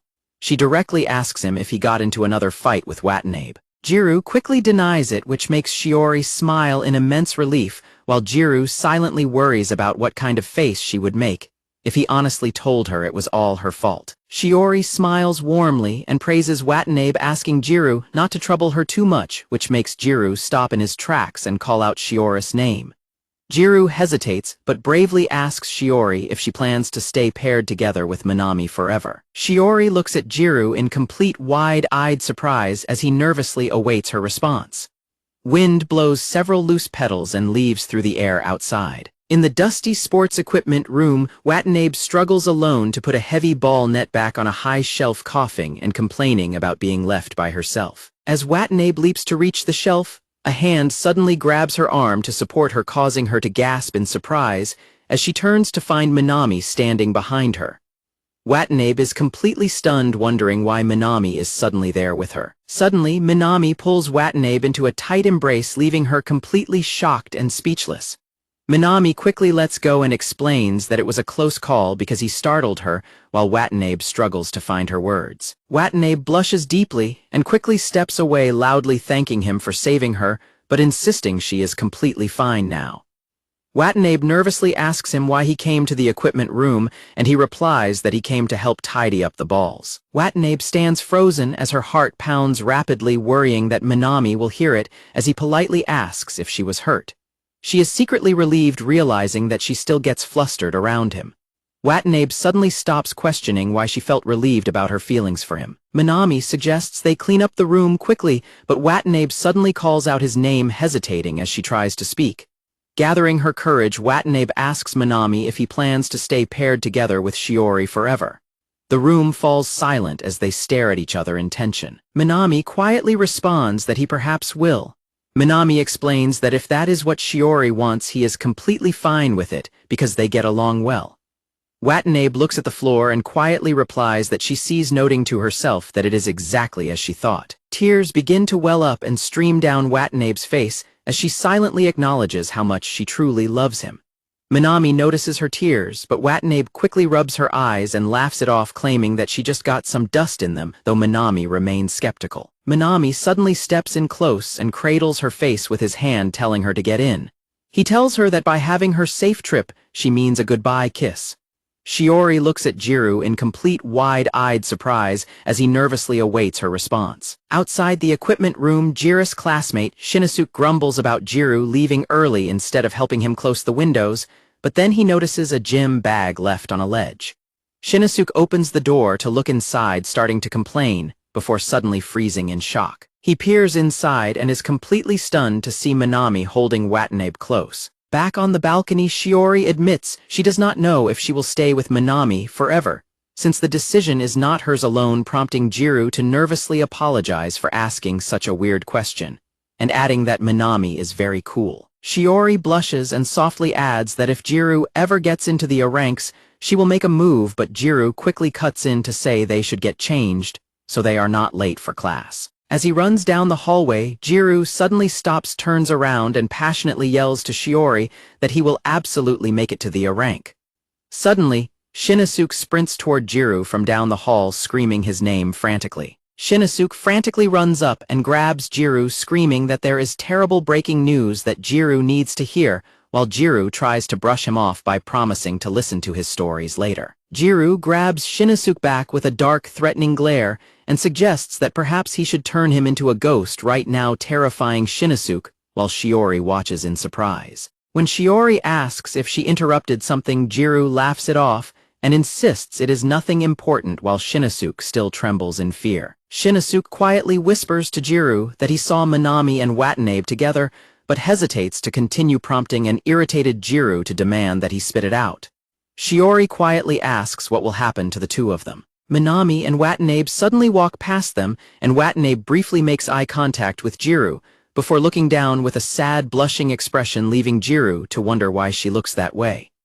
A heavy, awkward atmosphere immediately settles over the four of them as they stand in silence. Shinosuke watches them from a distance, completely bewildered by the midday soap opera drama after seeing Minami with Watanabe, and wonders how he got dragged into this mess.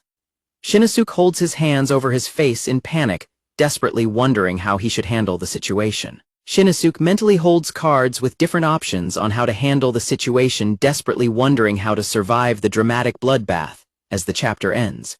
Shinosuke reflects on how he discovered Watanabe, his best friend Jiro's partner, with her crush Minami in the sports equipment room. Shinosuke recalls that, as he rushed to Jiro, he found him with Shiori, bringing all four of them together in a tense, inextricable encounter. He remembers trying to decide what kind of move to make. In a panic, Shinosuke decides that his only real choice is to use a one-liner gag to break the heavy tension, despite worrying that this play could backfire and inflict emotional wounds on everyone. Shinosuke suddenly interrupts Minami and Watanabe, startling them, and when Minami asks if he was looking for him, Shinosuke nervously tries to remember his own name to distract them. He hands the key for the gym's equipment room to Minami, explaining that the teacher told him to pass it along. Minami asks Shiori if she turned in their partnership progress paper, and upon learning she has not, he suggests they have lunch together to sort it out, which she agrees is a good call, while Jiro and Watanabe watch them quietly. Minami and Shiori wave goodbye to them while Jiro watches them leave and turns back toward Watanabe. Jiro and Watanabe quietly murmur their goodbyes in return. Shinosuke watches as Minami and Shiori walk away, chatting happily, while Watanabe and Jiro remain in an awkward, silent distance. Shinosuke suddenly turns and announces that he was supposed to bring the equipment room key back, pushing both of them to walk with him, while Jiro remains silent and dejected. Shinosuke looks back at Jiro's depressing expression while Jiro tells Watanabe that they should hurry back so they are not late for class, and she quietly agrees. Back in the classroom, classmates notice that Watanabe went home early, claiming she had a cold, while Jiro sits silently at his desk looking gloomy. In a split-screen style, the internal monologues show Shinosuke desperately trying to decide whether to tell Jiro what he saw, while still flustered that Minami remembered his name and smelled nice, while another thought bubble screams at him to stop playing a quiz. Shinosuke finally tells Jiro that he witnessed Watanabe and Minami kissing, leaving Jiro in absolute shock. Shinosuke adds that Watanabe was blushing, and he was sure they kissed, though he does not know the details, before questioning if Jiro really thinks this situation has nothing to do with him. Jiro looks at his phone and mutters that they are not actually married in real life, while Shinosuke cheerfully whistles and teases him about being the lowest-scoring couple, prompting Jiro to angrily ask why he is so happy today. Jiro looks on as some classmates ask Minami about his type, sadly reflecting that it would have been better if Watanabe could have ended up with her Prince Minami after all. As Jiro returns to the apartment building, he quietly thinks about Watanabe's success with Minami before opening his door and announcing his return. Inside, Watanabe lies on the couch looking at her phone, reading about cosmetics and lip tinter that are perfect for kissing. Jiro walks in and asks if she has a cold or a fever. Jiro sits down on the couch and dryly apologizes for not being Minami, which startles Watanabe into asking him what he means. Watanabe demands to know why he is bringing up Minami out of nowhere, prompting Jiro to tell her to just admit it. Jiro explains that he heard she and Minami had started to get along well and felt happy for her, which confuses Watanabe. Jiro directly asks why she kissed Minami, if she wanted to, referencing how they embraced in the equipment room, and telling her she does not need to hide it, which leaves Watanabe completely baffled. Jiro continues saying that if she is getting involved with Minami, he will gladly cheer her on and is happy for her, but Watanabe suddenly starts laughing. Watanabe bursts into loud, hysterical laughter, declaring that the situation is absolutely hilarious, while a highly confused Jiro stares at her. Watanabe explains that she only got dust in her eye and Minami was helping her clean it out, laughing at how ridiculous the manga-like misunderstanding is, while an embarrassed Jiro instantly resolves to get back at Kamo for lying to him. Watanabe insists she has to try so hard because Minami never looks her way, and when Jiro points out that the scenario was still highly plausible, she falls silent. Despite calling the misunderstanding hilarious, Watanabe's grip tightens on her shirt as her tears begin to silently drip onto her lap. Jiro looks at her in surprise and suddenly calls her name, reaching out to grab her arm. Watanabe looks up at him with tear-filled eyes, causing Jiro's heart to skip a beat. Highly embarrassed, Watanabe cries and frantically begs Jiro to stop looking at her, telling him to look away. Instead of looking away, Jiro wraps his arms around her and pulls her into a comforting hug on the couch.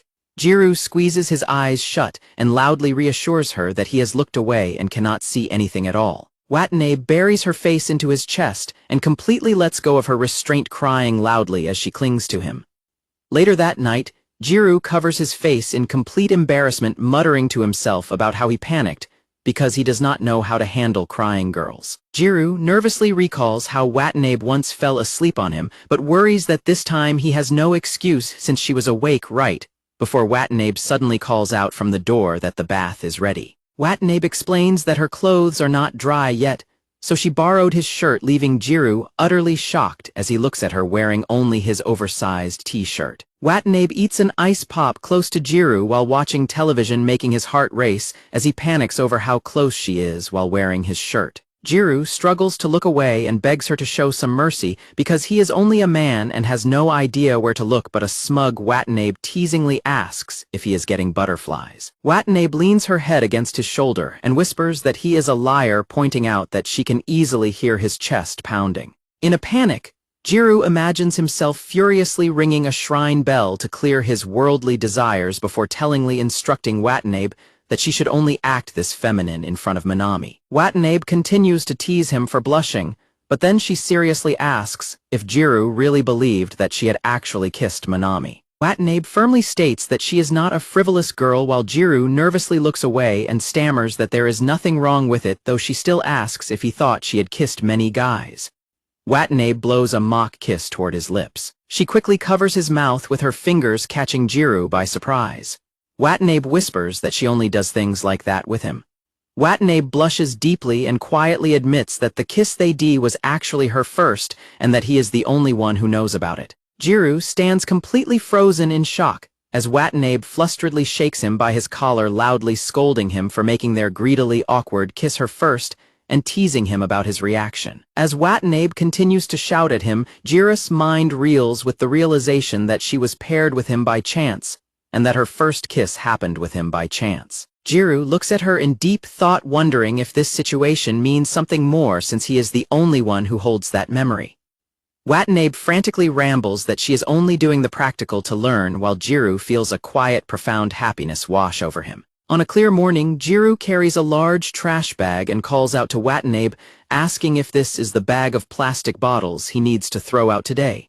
Jiro mentions that he has class duty and needs to hurry carrying a large trash bag. Watanabe stops him to fix his tie, making Jiro reflect on how a plain guy like him has such a popular make-believe bride standing right in front of him. Watanabe tells him to lean forward a bit as she adjusts his tie, while Jiro looks at her up close and thinks to himself about how cute and popular she is. Watanabe notices him staring and tells him it is creepy, suddenly pulling the tie tight and accidentally strangling Jiro as he frantically protests.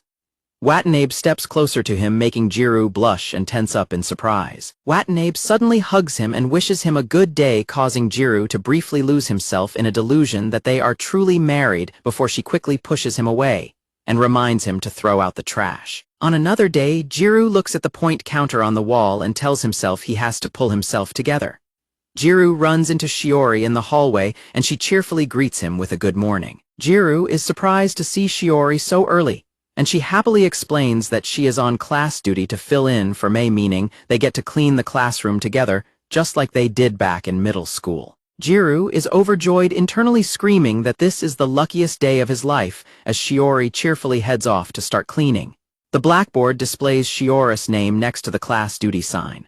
Shiori silently thanks May in her head. In a memory, May teases Shiori about her lack of progress, with Jiro urging Shiori to just confess to him, but Shiori nervously doubts Jiro's feelings, despite May pointing out that Jiro never talks to any other girls. Shiori sadly reflects that Jiro only knew her because she was the only girl around him in the past, while May warns her that if she keeps dragging her feet, his make-believe bride might steal him away, urging Shiori to build some confidence. May encourages her, telling her that she is a wonderful girl.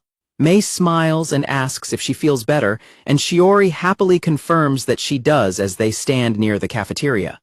Back in the present, Watanabe sits looking heavily depressed as her friends chat over lunch. Her classmates talk about the gossips surrounding the partner practical, noting that several couples are getting together due to the program's matching magic. Her friend teasingly points out that Watanabe's eyes have been constantly following Jiro lately, causing Watanabe to blush and loudly deny it, while her friend promises to support her anyway. Watanabe frantically keeps denying any feelings for Jiro, while her friends giggle and comment that she still seems to have a massive case of Minami fever. Back to cleaning duty, Jiro carries a heavy stack of books for Shiori, insisting that he is perfectly fine despite the weight, which prompts a sweet thank you from her that instantly melts his heart. While erasing the blackboard together, Shiori notes how nostalgic it feels to clean together like they did in middle school, and Jiro awkwardly agrees, immediately mentally cursing himself for causing an awkward silence. Shiori breaks the silence by asking Jiro if he remembers Hattie's sensei, their old cooking teacher.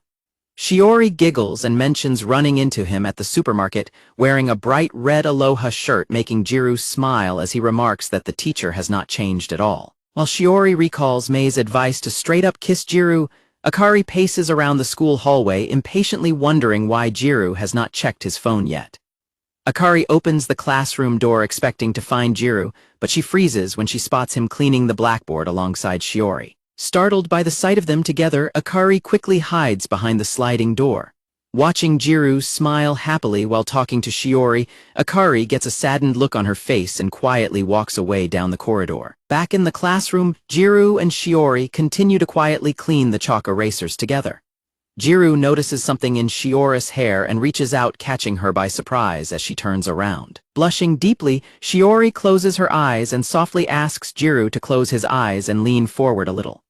Jiro's heart races as he wonders if he is dreaming, completely shocked to see Shiori's eyes closed and her face so close to his. Shiori suddenly reaches out to brush chalk out of his hair, explaining that it got everywhere, which leaves a deeply embarrassed Jiro to thank her, while mentally calling himself creepy for misinterpreting the moment. Watching Shiori's back as she stands by the window, Jiro grips the chalkboard eraser and anxiously wonders if she acts even more intimate with Minami at home, thinking that any man would get the wrong idea if she made such a face. Squeezing the duster tightly with a heavy blush, Shiori mentally apologizes to Mei, admitting to herself that there is simply no way she could bring herself to kiss him like that. Late at night, Jiro leans against the apartment balcony and sighs, lamenting that nothing ended up happening between him and Shiori. He recalls how they grew distant in middle school after she rejected his confession, admitting that, while they started talking again recently, he should not have let his hopes get up. Jiro sadly tells himself that a plain guy like him is lucky enough just to be remembered by Shiori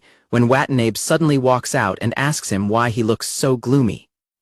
Watanabe offers him a mug of hot milk she made, and when she asks how his day went with Shiori, Jiro gives a lukewarm reply. Watanabe immediately laughs and calls him a terrible liar, prompting an annoyed Jiro to tell her not to rub it in. They look up at the starry night sky together, and while Jiro admires the view, Watanabe happily comments on how beautiful it is, before sighing that the stars would look even prettier if she were with Minami. Jiro lets out a self-deprecating chuckle and apologizes for being so lame, while Watanabe gently reassures him that even the stars would feel honored to be watched by Minami, before falling into a quiet silence. While they lean on the balcony railing, Akari casually tells him to try calling her by her first name, making Jiro choke on his drink in surprise. Jiro coughs heavily and asks where that suddenly came from, arguing that Shiori is different, which prompts Akari to complain about her fake husband calling his childhood friend by her first name, while calling his own wife by her last name, ordering him to say her first name. Akari giggles and teases him for being too embarrassed to say a girl's first name, calling him the biggest virgin in Japan,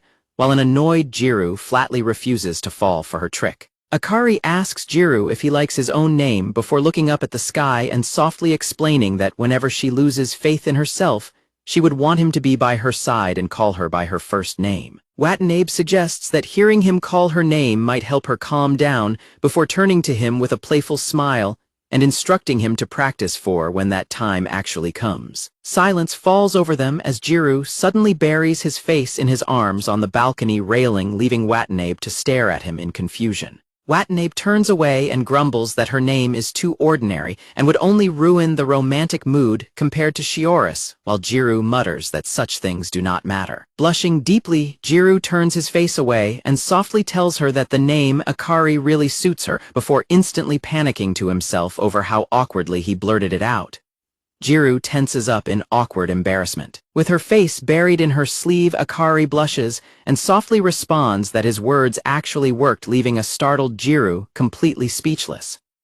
Watanabe grabs the hem of Jiro's shirt and pulls him close, begging him with a deep blush to say her first name again. Jiro panics and tells her she is being unreasonable, while Watanabe stubbornly argues that it is incredibly cruel that she calls him Jiro while he still only uses her last name. Watanabe blushes furiously and blurts out that it makes it look like she is the only one who is in love, catching Jiro completely off guard as he questions her bizarre logic.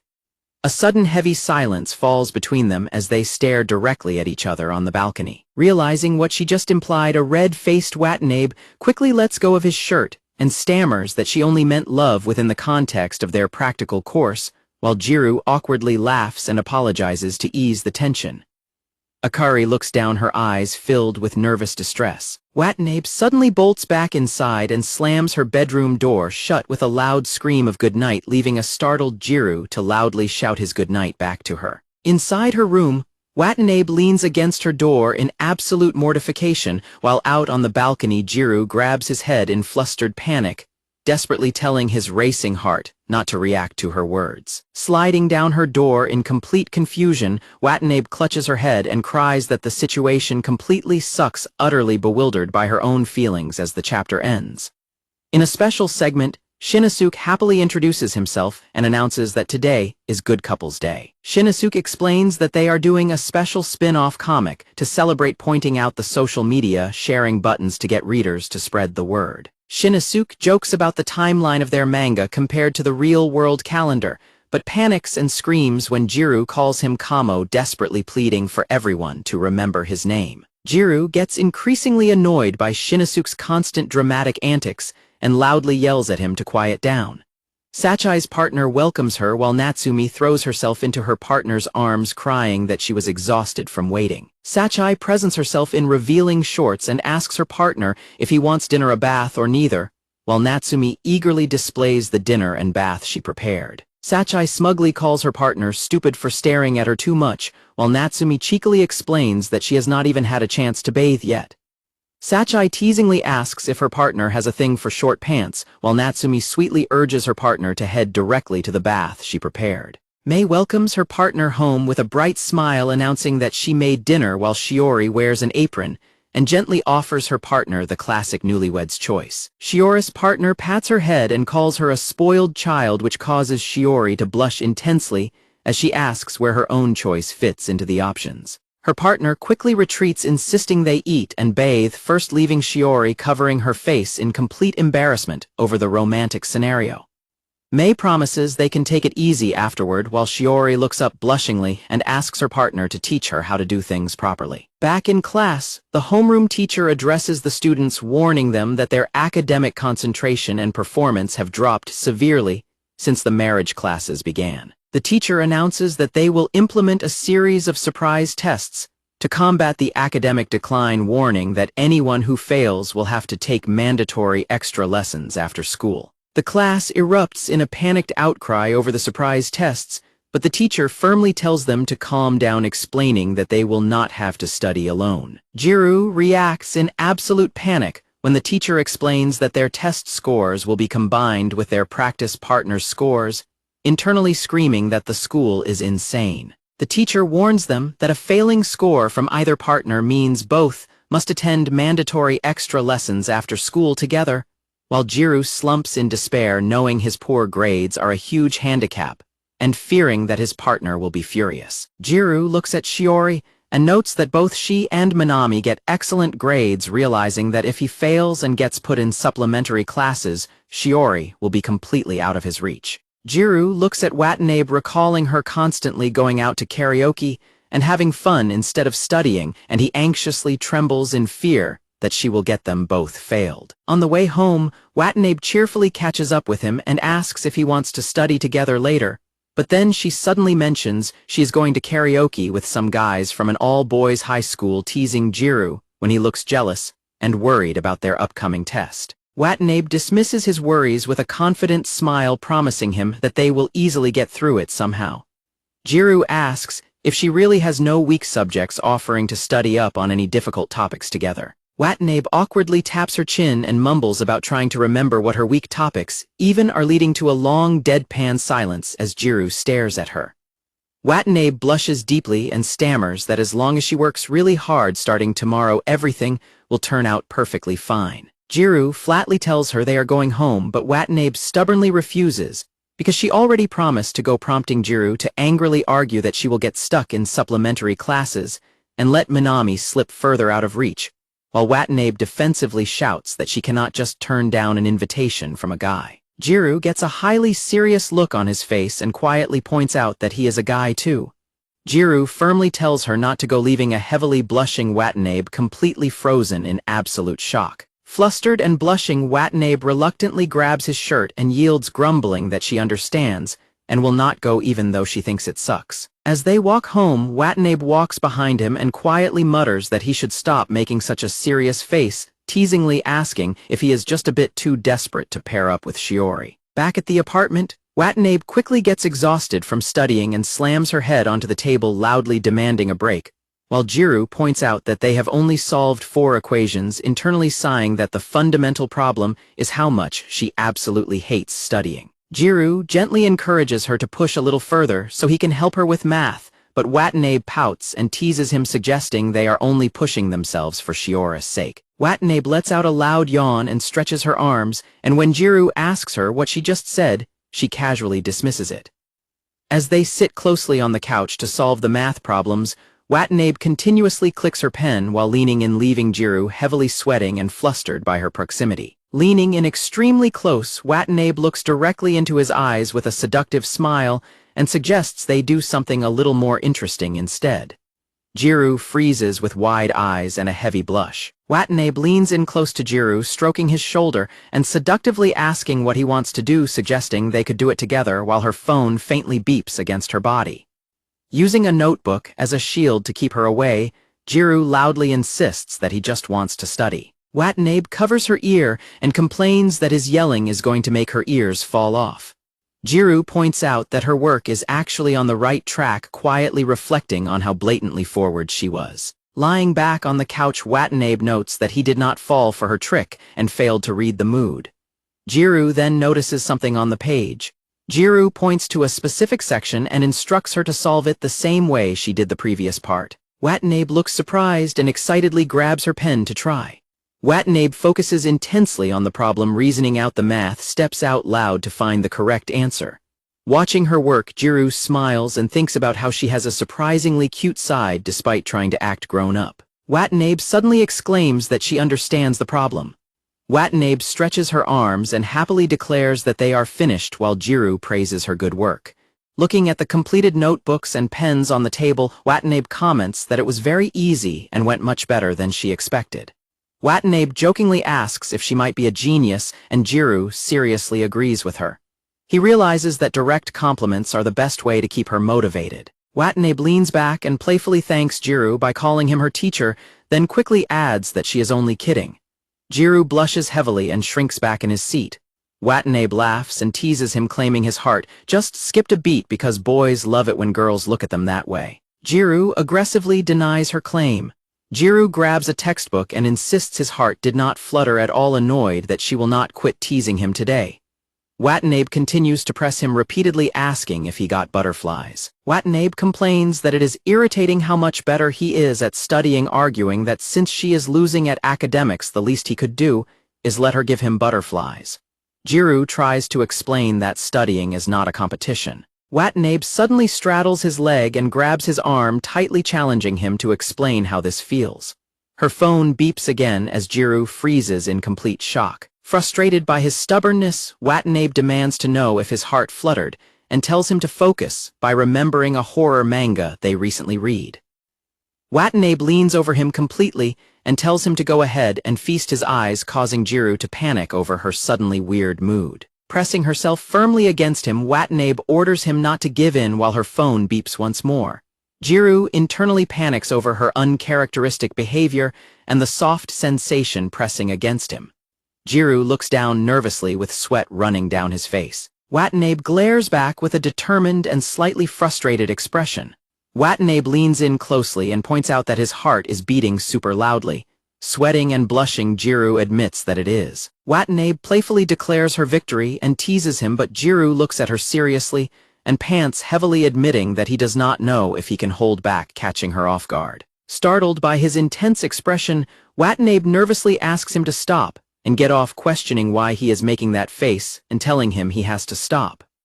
As Jiro leans in, Watanabe closes her eyes and tries to protest, arguing that they cannot do this while struggling to stammer out a reason. Jiro suddenly slumps forward and buries his face into her shoulder, leaving Watanabe to nervously call out his name. Jiro apologizes while weakly calling out Watanabe's name, breathing heavily and sweating profusely. A heavily blushing Watanabe frantically yells for Jiro to wait. Watanabe suddenly points out that his nose is bleeding, causing a confused Jiro to look up as blood oozes down his face. Watanabe laughs hysterically at the situation, teasing him that his heart was beating so hard it gave him a nosebleed. With tissues stuffed in his nose, Jiro angrily asks whose fault that is.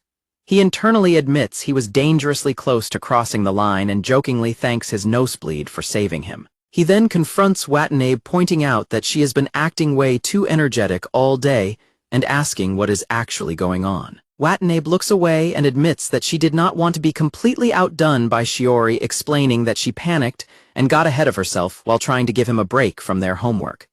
Jiro reacts in complete confusion to her explanation. Jiro grips his clothes tightly and quietly mutters that it is not like people push themselves just for their own sake alone.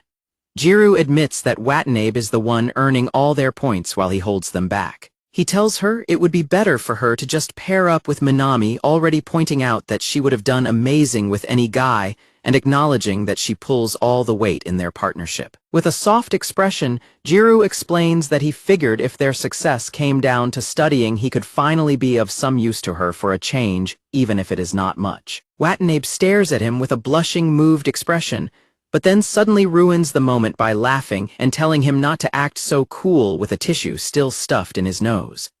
As she teases him about how long he plans to keep it there, an embarrassed Jiro loudly tells her to shut up. Turning slightly away to hide her flushing face, Watanabe quietly orders him not to dare tell anyone at school about what happened. She softly tells him to stop and wonders aloud why he is always so nice to her. As their respective nameplates on their bedroom doors are shown, an internal thought reflects that if they just managed to reach the top ranks like this, they could finally change their pairs. Holding up her frilly apron, Watanabe silently realizes that she would never again tell Jiro to have a good day at work or welcome him home, and that their clothes would no longer smell the same. Sitting alone on her bedroom floor, Watanabe buries her blushing somber face into her clothes and tearfully calls out Jiro's name.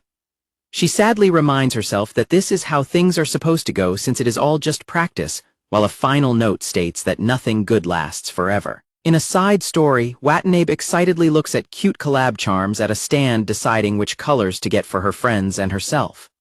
When she asks Jiro which one he likes, he dismisses it, but she stubbornly demands to know his favorite color until he nervously admits he might like blue. Watanabe happily announces that she will get the blue charm for him. When a blushing Jiro asks where he is supposed to attach it, she strictly orders him to put it anywhere other than his school bag because she does not want them to match. Jiro wakes up and walks into the bathroom, where Watanabe greets him formally by his surname and warns him to be careful because her curling iron is still hot. Jiro brushes his teeth and silently notes that she has not called him by his last name in a long time, while Watanabe sprays her hair nearby. At the breakfast table, Watanabe apologizes for running out of coffee and offers him hot milk instead, leaving Jiro to wonder why she seems so distant and formal. Watanabe playfully asks if he will forgive her if she microwaves the milk with all her love, letting a relieved Jiro realize that she is not actually angry with him. Watanabe leans in close to fix his messy bed hair, calling him by his surname once more and catching him off guard. Walking to school, Jiro touches his hair and blushes as he ponders Watanabe's sudden shift in attitude. While walking down the school stairs, Jiro searches online for how to deal with an angry girlfriend, only for Shinosuke to spot the search on his phone and scream in surprise. Shinosuke loudly teases him about getting a girlfriend and using online advice for Watanabe, while a defensive Jiro tells him to mind his own business and stop looking at his screen. Shinosuke boasts about his own failed attempts at comforting his wife during her mood swings, leaving Jiro to sweat at his friend's terrible advice. Shinosuke complains that girls expect guys to notice things without being told, wishing his wife would just communicate directly so he would know when to back off. Shinosuke continues to rant about how high difficulty relationships feel, while Jiro quietly agrees with his sentiment as they buy drinks at a vending machine. Jiro realizes his friend is just plagiarizing relationship advice from the internet, prompting Shinosuke to laugh sheepishly and admit he got caught. As Jiro drinks his canned beverage, he overhears classmates discussing how the marriage course standings will be released later that afternoon. Checking his phone, Jiro looks over his recent dry text messages with Watanabe, where she casually asked him about shampoo preferences before deciding to just choose one herself. Jiro takes another sip of his drink, nervously wondering if he did something wrong to make her act so distant. Jiro and Shinosuke peek around a hallway corner and witness Mei gently rejecting a junior girl who had just confessed her love to her. Shinosuke explains that Mei is incredibly popular among the underclassmen, to the point where several boys have been rejected because their crushes preferred Mei instead. Mei apologizes to her tearful junior for making her cry, leaving the heartbroken girl sobbing as she stands before her. Mei holds the junior girl close, gently hugging her, while softly thanking the girl for falling for her and explaining how happy she is to know her feelings. As she pulls back, Mei tells the weeping junior that she does not want to see her crying anymore once she lets go, urging her to smile until she finds someone far better. Jiro and Kamo discuss Mei's popularity and the burden of constantly rejecting confessions, though Kamo quickly derails the conversation by sharing his wild fantasies about Mei and other girls, leaving an exasperated Jiro to dismiss his friend's perverted thoughts. Walking home past the apartment buildings, Jiro sighs in frustration, admitting to himself that he has been overthinking things all day and cannot find any clear answers. As evening approaches, Jiro gets ready to change in his apartment and checks the clock, anxiously noting that the marriage standings are about to be announced and wondering how he should talk to Watanabe. Watanabe announces her return as she enters the apartment, while Jiro is in the bathroom thinking about how awkward it is to ask her to use his first name. He notices they are out of shampoo and resolves to ask her for it once he finishes his shower. Watanabe suddenly slides the bathroom door open with a loud shout, startling a shirtless Jiro who shrieks in surprise.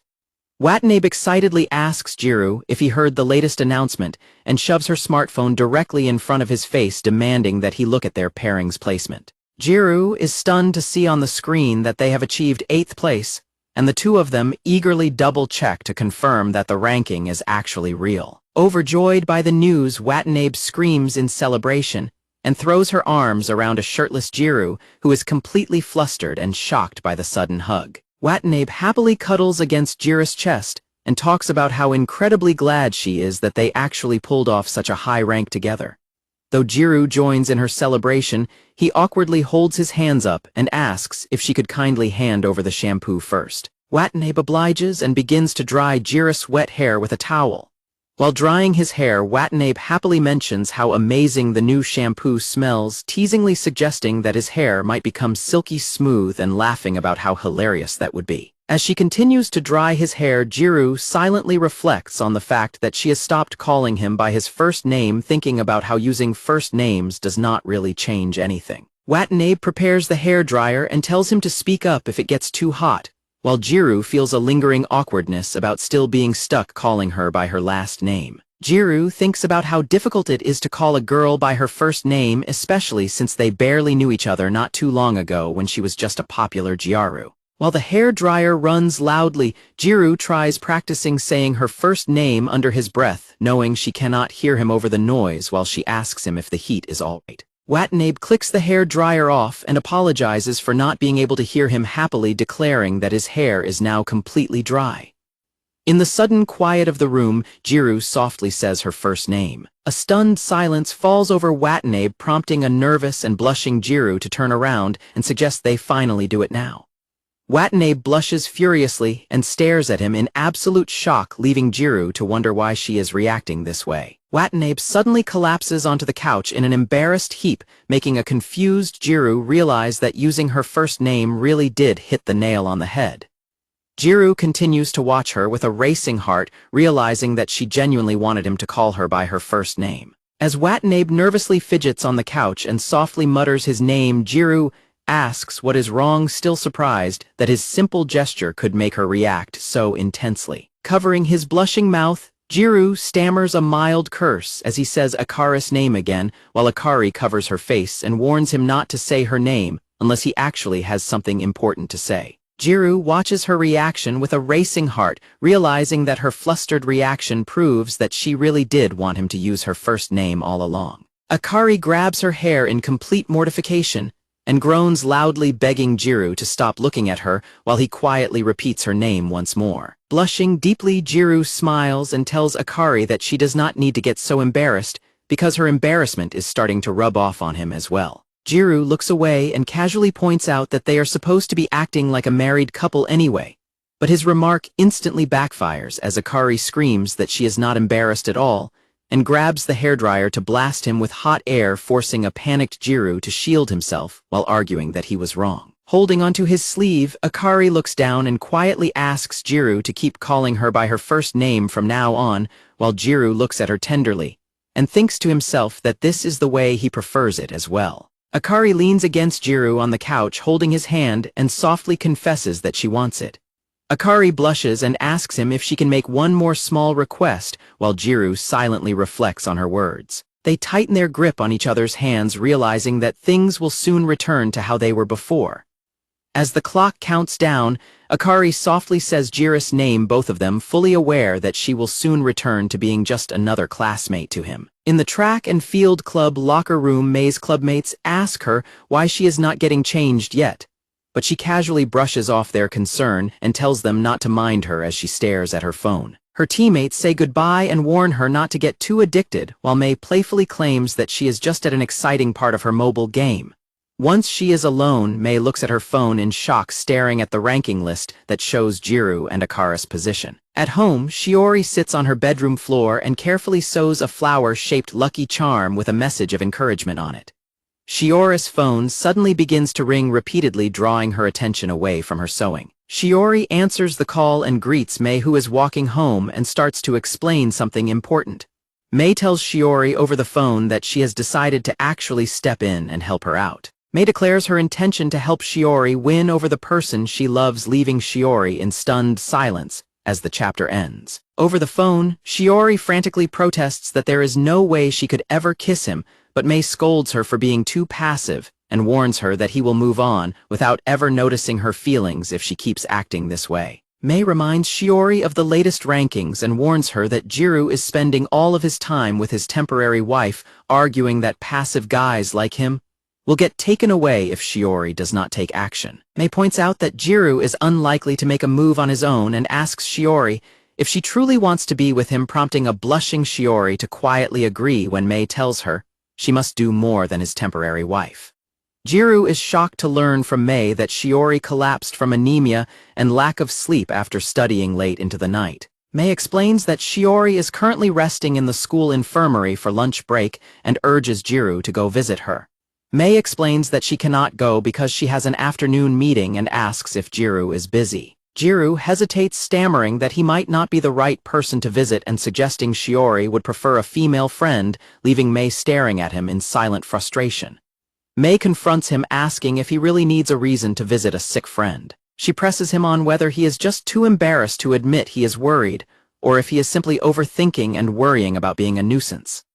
Mei tells Jiro that while he does not have to go, he should stop letting his pride get in the way because Shiori would be happy to see anyone. She hands him a sports drink for Shiori, and Jiro reluctantly agrees to go, leaving Mei to wonder if she was too harsh on him. Watching him walk away, Mei grumbles to herself that she does not understand Shiori's taste. She wonders what her friend could possibly see in a slacker like Jiro. A chime sounds as Jiro arrives outside the school infirmary door. Resting in the infirmary bed, Shiori reads a text message from Mei warning her that Jiro is on his way over.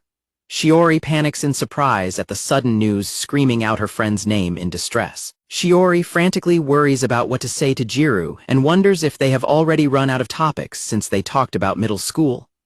She tries to fix her hair and considers applying lip balm, feeling self-conscious about her appearance. Shiori prepares her lip balm, lamenting that she did not expect to face another high-stress interaction with him so soon after their last encounter.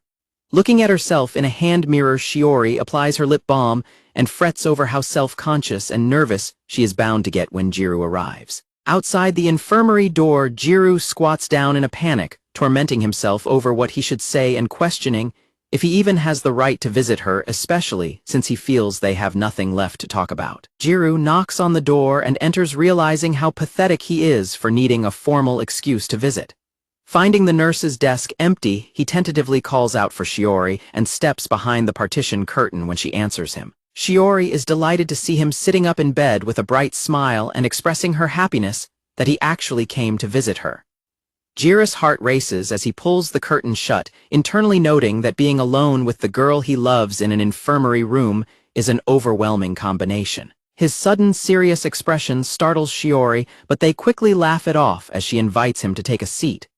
Jiro asks if she is feeling better, and Shiori happily confirms that she is, though she admits to feeling guilty for causing everyone concern. Jiro gently reassures her that they only worry because they care about her. Shiori beams and calls Jiro sweet for worrying about her, while Jiro blushingly hands over the sports drink from Mei. He then notices that she already has another beverage sitting nearby. Shiori explains that Minami brought the other drinks over earlier. The reminder of Shiori's marriage partnership with Minami immediately dampens Jiro's mood, and he quietly tells himself that it makes perfect sense for her partner to care for her. Shiori congratulates Jiro on his 8th place ranking with Akari, while noting that she and Minami came in 6th. Jiro explains that their high rank was barely achieved due to point deductions, but Shiori sighs that it must be nice looking down sadly. Shiori unexpectedly tells Jiro that she wishes she could bicker and argue with him too, explaining that fighting would prove they are close enough to be completely honest with each other.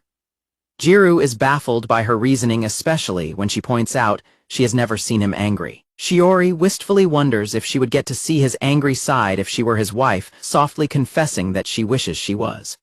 Realizing the weight of her words, she blushes and quickly tries to clarify that she only meant within the context of the school practical, leaving Jiro deeply flustered. A heavy silence falls between them as the conversation completely dies, leaving Jiro to internally scream at himself for believing that things would just flow naturally once they started talking. Shiori breaks the silence by softly telling Jiro that she genuinely thinks he is incredible, catching him completely off guard as he questions her words. Shiori explains her surprise at his 8th place ranking, but immediately begins expressing deep worry about her own upcoming pairing, admitting that she has constantly been dragging her current partnership down, and fears her future partner will find her a burden to deal with as everyone else grows up so fast. Jiro firmly rejects her self-doubt, demanding to know who could possibly say such a horrible thing about her, which prompts an embarrassed Shiori to quickly clarify that nobody actually said it, but she simply worries how embarrassing it would be if her future partner secretly thought it. Overwhelmed by her own confession, Shiori buries her blushing face in her hands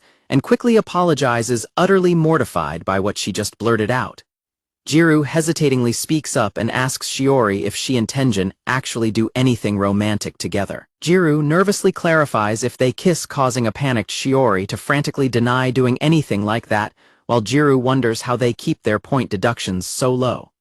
Shiori then sadly explains that Minami is too sweet to ever say anything, which makes her feel like she is just weird. Shiori worries that the practical is only a burden to Minami because of her, though Jiro urges her not to be so hard on herself.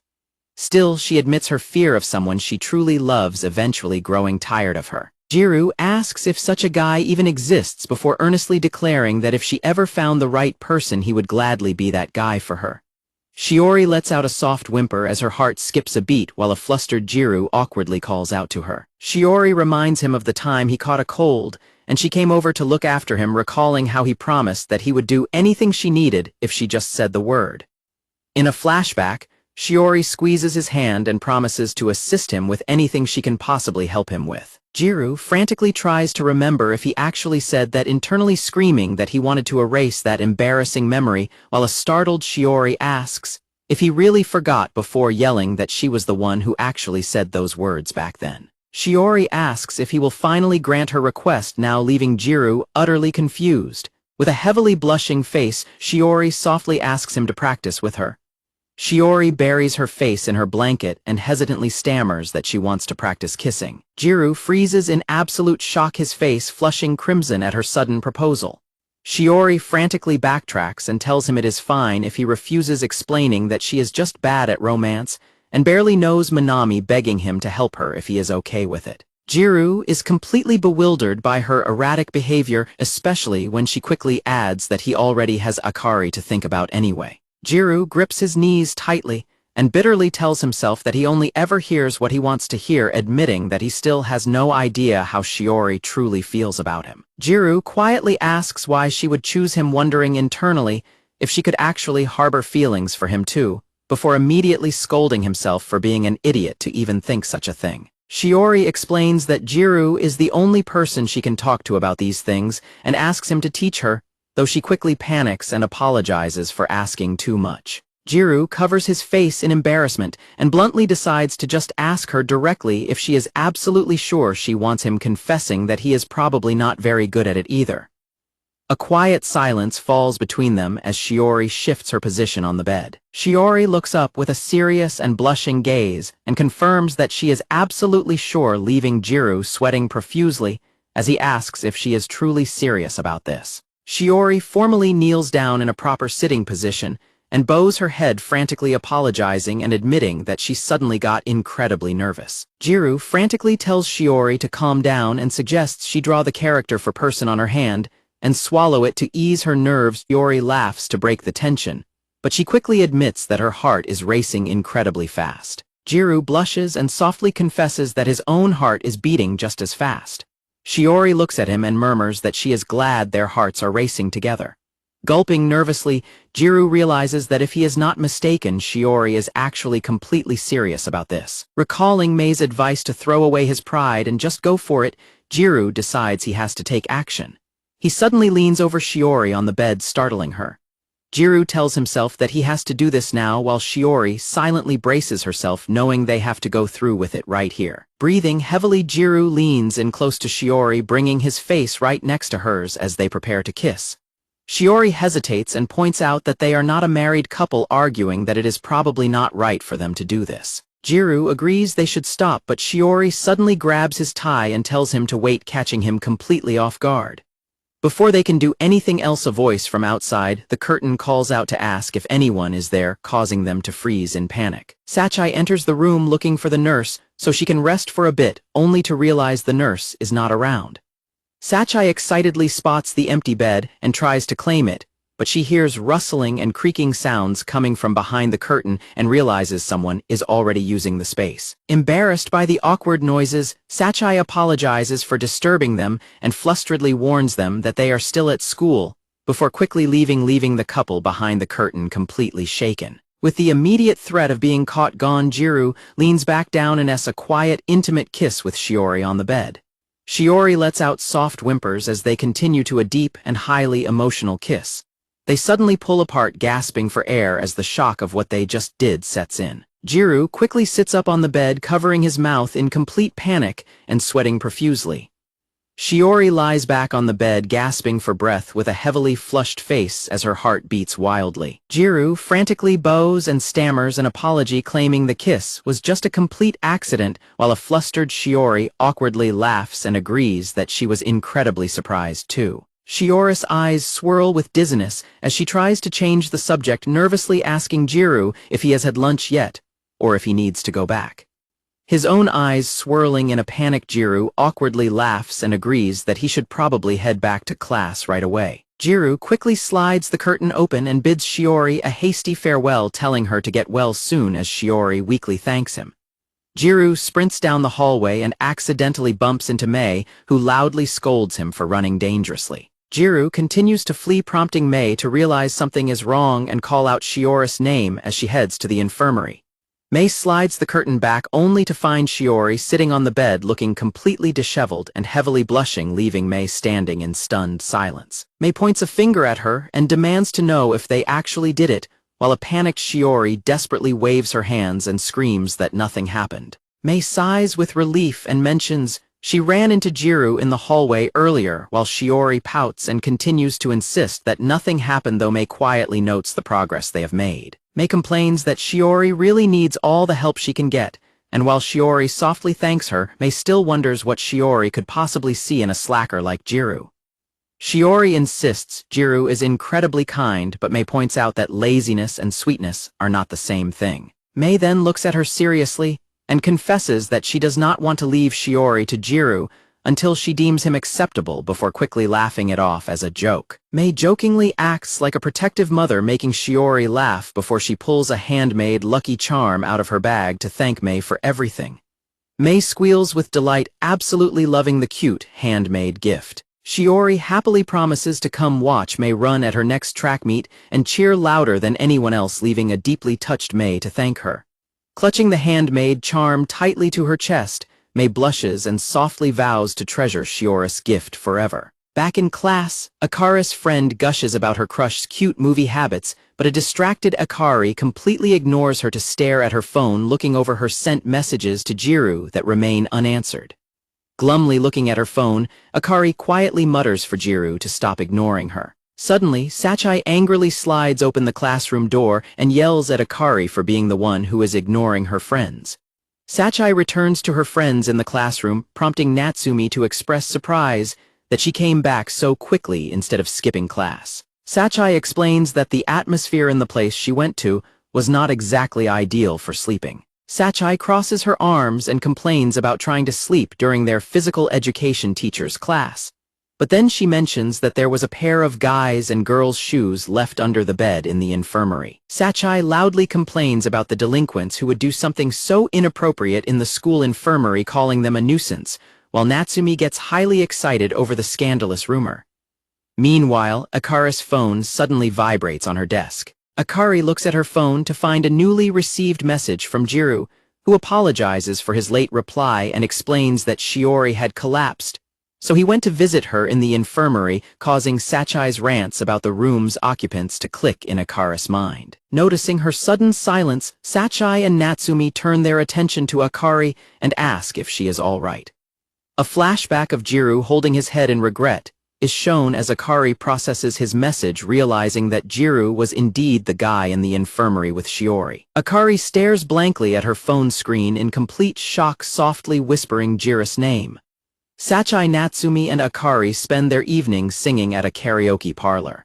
As they head out, Akari happily suggests they stay out all night since they have the next day off, but Sachai complains that they already stayed until 9 o'clock. Sachai apologizes and explains she plans to visit her boyfriend, while Natsumi adds that her husband is also waiting for her at home, leaving a disappointed Akari to awkwardly suggest they visit a newly built cafe instead, which Natsumi points out they cannot do while wearing their school uniforms. Natsumi grabs her bag and tells Akari they should go to the cafe next time as they prepare to head home, while Sachai gently pats a dejected Akari's head. Sachai notices Akari's downcast mood and tells her she does not know what is going on but urges Akari to call her whenever she is ready to talk about it. Natsumi playfully complains that it is not fair for Sachai to whisper secrets, demanding she it in their group chat, while Akari looks at them both and silently appreciates how much they care for her. Back at his apartment, Jiro comes out of a long, hot bath with a towel around his neck, sighing that he got completely lost in thought while washing up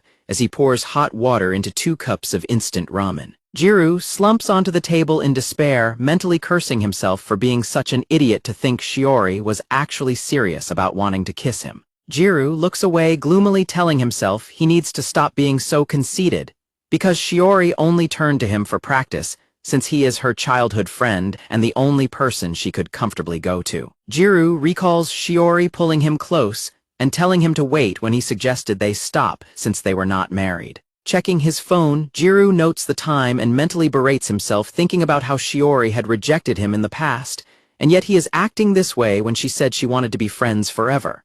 While eating his cup ramen, Jiro checks the time again and realizes it is already past 10. He remembers Akari mentioning the clock was running late and plans to fix it the next day. Akari suddenly speaks up from behind him, commenting on how late he is, causing a surprised Jiro to turn around and say her name. Jiro sighs regretfully about making both cups of ramen at the same time since they are soggy now, thinking that he still cannot get used to this situation. Akari walks into a coffee shop, grumbling to herself that she does not want to go home. Minami, working as a barista, welcomes her and takes her order. She asks for a tall new blend with Choco Crunch and a super-sized amount of whipped cream. Standing by the counter, Akari starts to type a message to Jiro asking if he ate, but then deletes it, wondering if he is getting a proper meal. Another barista asks Minami to take the last order and fill it with a monster-sized amount of whipped cream. Akari looks at her phone, deciding it is better not to message Jiro so she will not be annoying. Minami turns around asking what the word monster-sized means. The other barista angrily tells Minami that he will not let him serve her, complaining that Minami's puzzled, well-proportioned face is infuriating. Akari looks back at the counter as the angry barista rants that he thought part-timing at a chic cafe would make women throw themselves at him, but now he is almost full-time and only his cat loves him, demanding to know if Minami is listening. Kanekairo tells Minami to hurry up and finish with the cream, then tells him he can have a go at the next pair of breasts that walk in. Minami asks what he is talking about. A voice calls out the order for the Choco Crunch as another worker leaves for the day. Akari sits at a table and drinks her beverage, happily thinking about how sweet and good it is. Akari looks at her cup and reads a handwritten message from Minami saying he monster-sized it especially for her to cheer her up. She covers her face in embarrassment, realizing her feelings were obvious. Akari looks down and realizes just how depressed she is. Minami changes out of his uniform in the staff room while Akari sits in the cafe wondering what monster-sized means and thinking the barista was kind. Akari stands outside her apartment door groaning and hesitating as she reaches for the door handle. A flashback shows a pair of feet stepping outside as a voice asks about Sakurazaka. Akari looks at her phone thinking that nothing changes with Jiro getting together with Shiori since she was his first love and figuring most people would be ecstatic in that situation. Akari hesitates at her front door feeling that a Jiro she does not know is waiting behind it even though their arrangement is just a marriage practice. Akari tightly grips the door handle and braces herself as she finally turns it to enter the apartment. Akari peeks her head through the doorway and tentatively announces her return. Noticing the quiet atmosphere, she feels a wave of relief and assumes that Jiro is already asleep. Stepping further inside, Akari notices that the living room lights are still turned on. She spots a stack of empty instant ramen cups on the table and lets out a resigned sigh wondering what Jiro will do if his next partner does not know how to cook. Akari is suddenly startled by a soft groaning sound. She looks over and discovers Jiro sleeping awkwardly right there in the living room. Staring down at him sprawled on the couch, Akari questions why he decided to sleep in such an odd place. She quietly calls out his first name while he continues to sleep peacefully. Akari tries to yank the sheet from underneath the sleeping Jiro, grumbling that he is sleeping right on top of it. She struggles with his weight, straining with all her might to pull it free. She vents her frustration, asking if she is supposed to be his mother, before scolding him for leaving the lights on, throwing his clothes everywhere, and bunching up his socks on the floor. Akari gets down on her knees and begins folding up one of the tri-fold mattress pads next to where Jiro is sleeping. The mattress squeaks loudly as she lifts and folds it. She finally succeeds in pulling the sheet completely free from under him.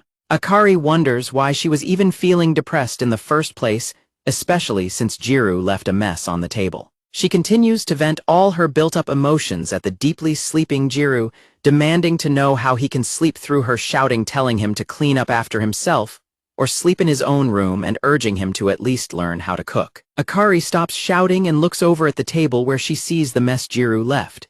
She notices two mugs side by side, one printed with the letter J and the other with the letter, along with some snacks, causing her to fall silent as she stares at them. Akari stares at the sleeping Jiro and feels a wave of guilt, realizing that he stayed up waiting for her, despite her leaving him alone late into the night without calling. She softly calls him an idiot, and mutters that she did not even want to see him, though her blushing face betrays her true feelings. Akari leans in closer and quietly calls out Jiro's name to see if he is awake, asking him if he is listening to her, but she only receives a silent response as he continues to sleep peacefully. Akari looks down at him with a soft, blushing gaze, silently watching his sleeping face as her anger completely fades away. Akari begins to undress in the living room, taking off her top and skirt as she stands beside the sleeping Jiro. Akari finishes removing her outer clothes, standing by the mirror in her underwear. Akari leans over the deeply sleeping Jiro and asks if he is seriously not going to wake up, teasingly pointing out that his wife is getting undressed right next to him and wondering if he is even alive. Akari gently rests her head against his chest. She closes her eyes and continues to rest quietly against him.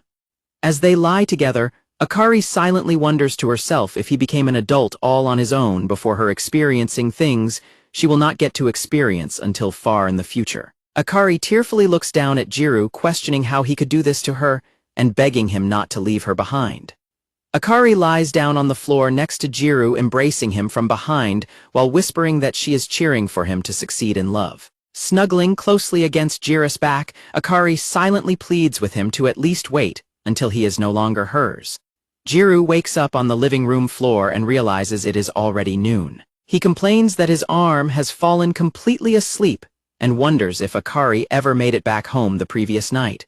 Jiro looks down to find Akari sleeping soundly right against his chest, murmuring softly in her sleep. Jiro realizes Akari did return after all and looks at her sleeping form, letting out a quiet sigh while keeping his trapped arm still so he does not disturb her.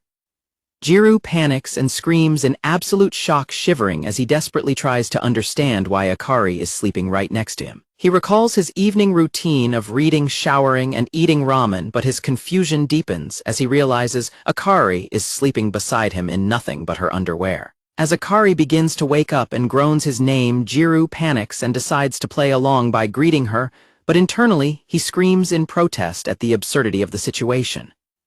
Akari notes that they both heavily overslept as she stretches while an embarrassed Jiro decides to avert his gaze. He grows even more flustered when she leans in close and squishes against him to ask if he is listening. Jiro finally loses his composure and yells at her, demanding to know what is going on and why she is not wearing any clothes, leaving a confused Akari to wonder what he is making a fuss about. Jiro tells Akari to put some clothes on first so they can talk, explaining that he has a mountain of questions. Akari zips up her hoodie with a huff, completely unaware that she had been undressed, leaving Jiro to complain that even if she is not usually a prude, she should still have some boundaries. Akari lies down on the sofa complaining about how mean Jiro is while Jiro sits silently by the table with a blank expression. Akari suddenly turns to Jiro and asks if he forgot what happened between them last night. Jiro frantically calls for a timeout and holds his face in shock, asking if she is seriously kidding, but she remains quiet.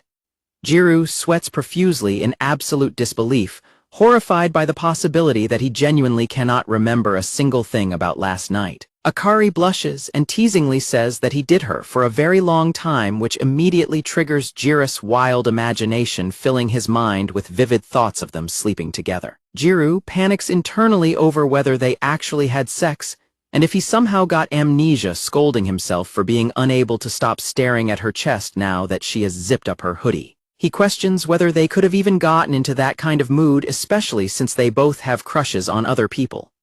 Jiro's imagination of them on the bed runs wild again, causing him to clutch his head in panic as he convinces himself that they actually went through with it. Jiro suddenly grabs Akari by the shoulders and screams in panic about whether he is no longer a virgin, catching her completely off guard. Akari tells him to stop and let go, prompting a flustered Jiro to release her and apologize, feeling like an absolute jerk for failing to remember such a major event if it really happened. Jiro sits in silence, realizing that, while it probably would not be her first time, it would have been his, while a blushing Akari quietly calls his name. They sit in a tense, quiet silence as Akari wonders if last night was his first time, while Jiro takes her reaction as confirmation that they did indeed sleep together. Akari pouts at him and asks if he is really telling the truth, warning him that he will be sleeping without supper tonight if he is lying to her. Jiro insists that he is telling the truth and has no reason to lie, while Akari quietly squeezes her hands together. Jiro apologizes and admits that since he is a virgin, he is worried he might have put a burden on her, leaving Akari to stare at him in surprised silence. Jiro continues to apologize and explain his worries about girls having a rough time, fearing he might have given her a painful or bitter memory, only for Akari to suddenly scream that she was just kidding. A heavy pitch-black silence falls between them as Jiro stands completely frozen, trying to process her words, while Akari awkwardly repeats that it was just a joke. Jiro's face turns completely red as he tries to smile, telling himself it should have been obvious that it was all a lie, while Akari finds his massive confusion hilarious. Akari bursts into loud laughter and teases him for falling so easily for her prank, declaring that she is not that easy, which prompts an angry and embarrassed Jiro to yell at her before collapsing onto the floor in exhaustion. Jiro rests his hands over his face, sighing in relief that nothing actually happened, though Akari pouts down at him and demands to know why he seems so relieved, instead of showing at least some disappointment. Jiro looks up from the floor and quietly admits that, of course, he is disappointed, catching a completely surprised Akari off guard as her heart begins to race. Akari suddenly starts repeatedly punching Jiro in frustration while he yelps in pain and warns her about their marriage practical points, though she quietly thinks to herself that she is still a virgin as well. Jiro frantically apologizes and admits he got too cocky, assuming she would never want to do something like that with him. However, when he mutters that she must know he has Shiori and thus would never do it, Akari gets angry and demands to know what he just said as she grabs his collar. Akari sadly looks down and asks if he wanted Shiori to be his first, since he would not want to do it with a girl he does not love. She quietly complains that she cannot hear him when he stays silent, muttering that he is an idiot and should at least let her feel good about cheering on his love. Akari covers her blushing, tearful face with her hands, quietly cursing Jiro and muttering that he is the absolute worst. Back at school, Shiori lets out a tired sigh as she prepares to carry several large trash bags out to the yard. Her classmates spot her and kindly offer to help, noting that the bags look incredibly heavy. Shiori thanks Ohashi and Takemiya for their help, while Natsumi confidently boasts that Sachai can handle carrying the bags easily. However, Takemiya notices the massive pile of trash and gets angry at the cleanup team for leaving Shiori to do it all by herself, calling out to some nearby boys to help them. Takemiya spots Jiro and Kamo walking with terrible posture and loudly commands the two hunchbacks to come over. When they look around in confusion, she angrily snaps at them for not realizing she was talking directly to them. Takemiya commands them to hurry up and help because Shiori needs assistance, which instantly causes both Jiro and a blushing Shiori to lock eyes and turn bright red as they remember their recent kiss. While Jiro is internally reeling from the awkward situation, Kamo submissively plays along and wonders if two hunchbacks like them can even be of help.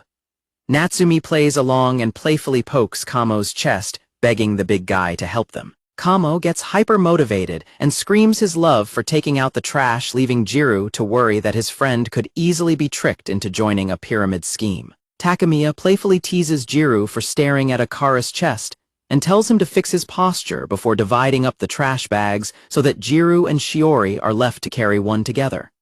A deeply nervous Shiori suddenly panics and begs Takemiya to carry the trash bag with her instead of Jiro. Takemiya apologizes, realizing she did not think about how embarrassingly close Shiori and Jiro would have to stand to carry the bag. She agrees to carry it with Shiori instead, while a shell-shocked Jiro clutches his chest in agony over the near miss, prompting Kamo to jokingly ask if he has diarrhea.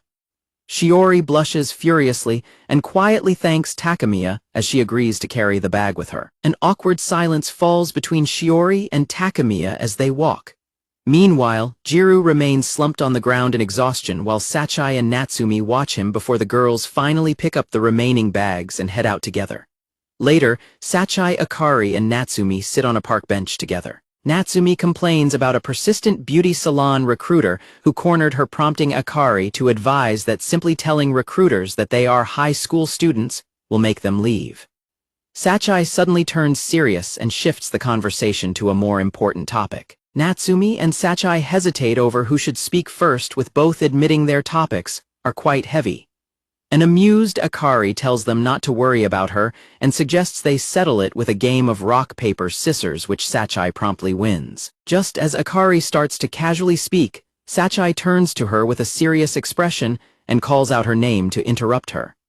Sitting together on the bench, Sachai looks directly at Akari and asks her to be completely honest about how she truly feels about Jiro. Sachai awaits a response while Natsumi coughs in surprise and Akari nervously mutters Sachai's name. Natsumi asks if she is referring to Akari's feelings, and Sachai points out that Akari has been trying to lie to them from the start, teasing her about wanting to date someone inexperienced because of her issues with her boyfriend. Akari frantically denies it while Sachai jokingly claims she could never date someone who is not tanned. Sachai presses Akari on whether she actually has feelings for Jiro, leaving Akari unable to deny it. Sachai sighs, stating that as her best friend she can tell exactly what is going on and that it hurts to see Akari so conflicted. Natsumi asks what happened to Akari's crush on Minami, recalling how excited she used to get over him. Akari looks down, tearfully admitting that Minami and Shiori make a great couple, and worrying that she will only get in the way, though her friends quickly try to reassure her that everyone is just putting on a show for the school practical. Sachai and Natsumi explain that they do not care who Akari likes, but they hate seeing her so stressed, urging her to realize that Jiro would probably act the same way with any partner in the school practical. Sachai and Natsumi enthusiastically hug Akari to cheer her up, telling her she can have any boy in the world. Natsumi offers to introduce Akari to her boyfriend's friend if things go bad, which Sachai quickly protests, though Akari laughs and says she might take them up on it if worst comes to worst. Natsumi defends her boyfriend's friend by saying he has a cool dragon tattoo on his back, while Sachai playfully scolds Natsumi for trying to hook Akari up with such a person. Akari happily waves goodbye to Sachai and Natsumi as she jogs down the street back to her apartment. Walking home, Natsumi and Sachai comment on how hard Akari works by doing the grocery shopping for dinner, comparing her dedication to their own household situations, and wondering if Jiro is actually grateful for her cooking. Natsumi asks if there is any chance Jiro and Shiori started dating, and Sachai admits that while something must have happened, Akari still has not fully decided on Jiro yet anyway. They discuss Akari's past feelings for Minami and wonder what will happen if she confesses her true feelings about her current husband. Sachai firmly states that people can fall in love multiple times and that Akari should not give up just because someone else likes Jiro. She emphasizes that she wants Akari to stop worrying about everyone else and focus on what is best for herself. Natsumi jokingly points out that Sachai is the one overthinking things, which Sachai quickly denies, while sighing that she wants some kind of event to finally resolve Akari's dilemma. She vows to support whatever choice Akari makes as they walk into a store. Natsumi notices a flyer for an upcoming fireworks show in Nishiku and asks Sachai if she is free on Sunday. Sachai admits she already went to that show before with middle school classmates and found it too long, prompting Natsumi to complain about not being invited. Sachai suggests that if they invite Akari to the fireworks festival, it might be the perfect opportunity. Sachai and Natsumi excitedly look at the flyer for the fireworks festival, realizing that this might actually be the decisive event to resolve Akari's romantic dilemma. Back at the apartment, Akari gets annoyed and tells Jiro to tie her yukata sash tighter because it is too loose, while a flustered Jiro complains that he has no idea how tight he is supposed to make it. Jiro struggles and pants as he tries to tie Akari's yukata sash, squeezing it tight. When Akari bluntly calls him a virgin, Jiro snaps back and asks what that has to do with their current situation, though he continues to tightly squeeze the fabric. Akari explains that Sachai has been staying at her boyfriend's house since the previous day, and Natsumi went to her parents' place to get her own yukata, leaving no one else available to assist her. Jiro sighs and complains that she should have asked one of her female friends to help with dressing, instead of relying on him. Jiro questions why Akari needs to wear a yukata at all if Takemiya is just going to wear her normal streetwear to the festival, which prompts an offended and surprised gasp from Akari. Akari firmly asks if Jiro really thinks she would ever attend a festival that Minami is going to without wearing a yukata, before quickly directing him to work on the sash next, while Jiro nervously wonders which knot he is supposed to tie. Jiro points out that Minami's attendance does not guarantee they will actually be walking together, but Akari insists that a girl must never let her guard down even for a single second. Meanwhile, Jiro sadly notes that she constantly drops her guard around him, realizing she probably does not even see him as a man. As Jiro pulls the strings tight, he suddenly realizes that if he were to untie them right now, Akari would be standing in nothing but her underwear. He recalls her sleeping in her underwear just that morning and wonders how she can be so utterly defenseless around him, while she comments that tying the bow a certain way might look cute. Akari holds up her phone and asks Jiro which style he prefers, but he remains completely silent as he nervously avoids looking at her. Akari demands to know what is wrong with him and why he refuses to look her in the eye, but Jiro quickly dismisses her concerns. Akari urges him to tie it properly because her love life is on the line. Jiro grumbles in annoyance before holding up his own phone to show her the different ways it can be tied, asking which one she likes. Akari firmly tells him not to just say they are all great, though Jiro hesitates and admits he does not really know anything about yukata knots. Looking at the options on the screen, he considers just playing it safe with a standard style. Akari excitedly points to her screen and demands the style in the upper right corner, prompting Jiro to sigh and complain about having to do all the work. Akari comments that unlike him, she prefers more mature styles and guesses that Minami would probably like it too. Jiro angrily wonders why she even bothered asking for his opinion if she already knew what she wanted. Akari hums thoughtfully and leans in close to Jiro, teasingly asking if he is jealous. She then pulls away, calling him lame. Jiro fiercely denies it, but Akari simply tells him to just stay there and watch the fireworks from the veranda like the loner he is. Akari boasts that she will be making herself comfortable with Minami. Jiro ignores her bragging and instructs her to tie the next string. Akari agrees, warning him not to even think about calling her when he is crying tears of loneliness later, as she will be way too busy having fun with Minami.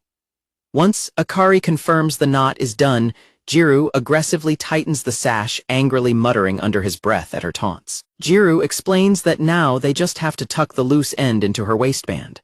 Akari happily agrees and tells him to go ahead, which suddenly causes Jiro to hesitate in panic. Akari looks back at him in confusion, asking what is wrong. Akari demands to know why he hesitated, prompting a nervous Jiro to stammer and quickly brush it off, telling her never mind.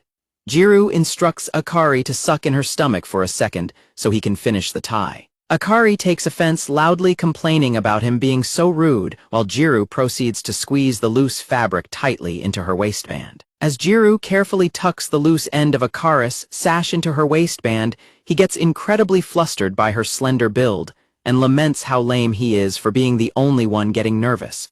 He softly asks her if he is hurting her as he finishes. Akari looks down and blushes quietly, telling Jiro that she is fine and thanking him as they both stand together with their hearts racing in the quiet room. Meanwhile, the local summer festival is in full swing with various food stalls like yakisoba and shaved ice brightly lit up by traditional paper lanterns under the night sky.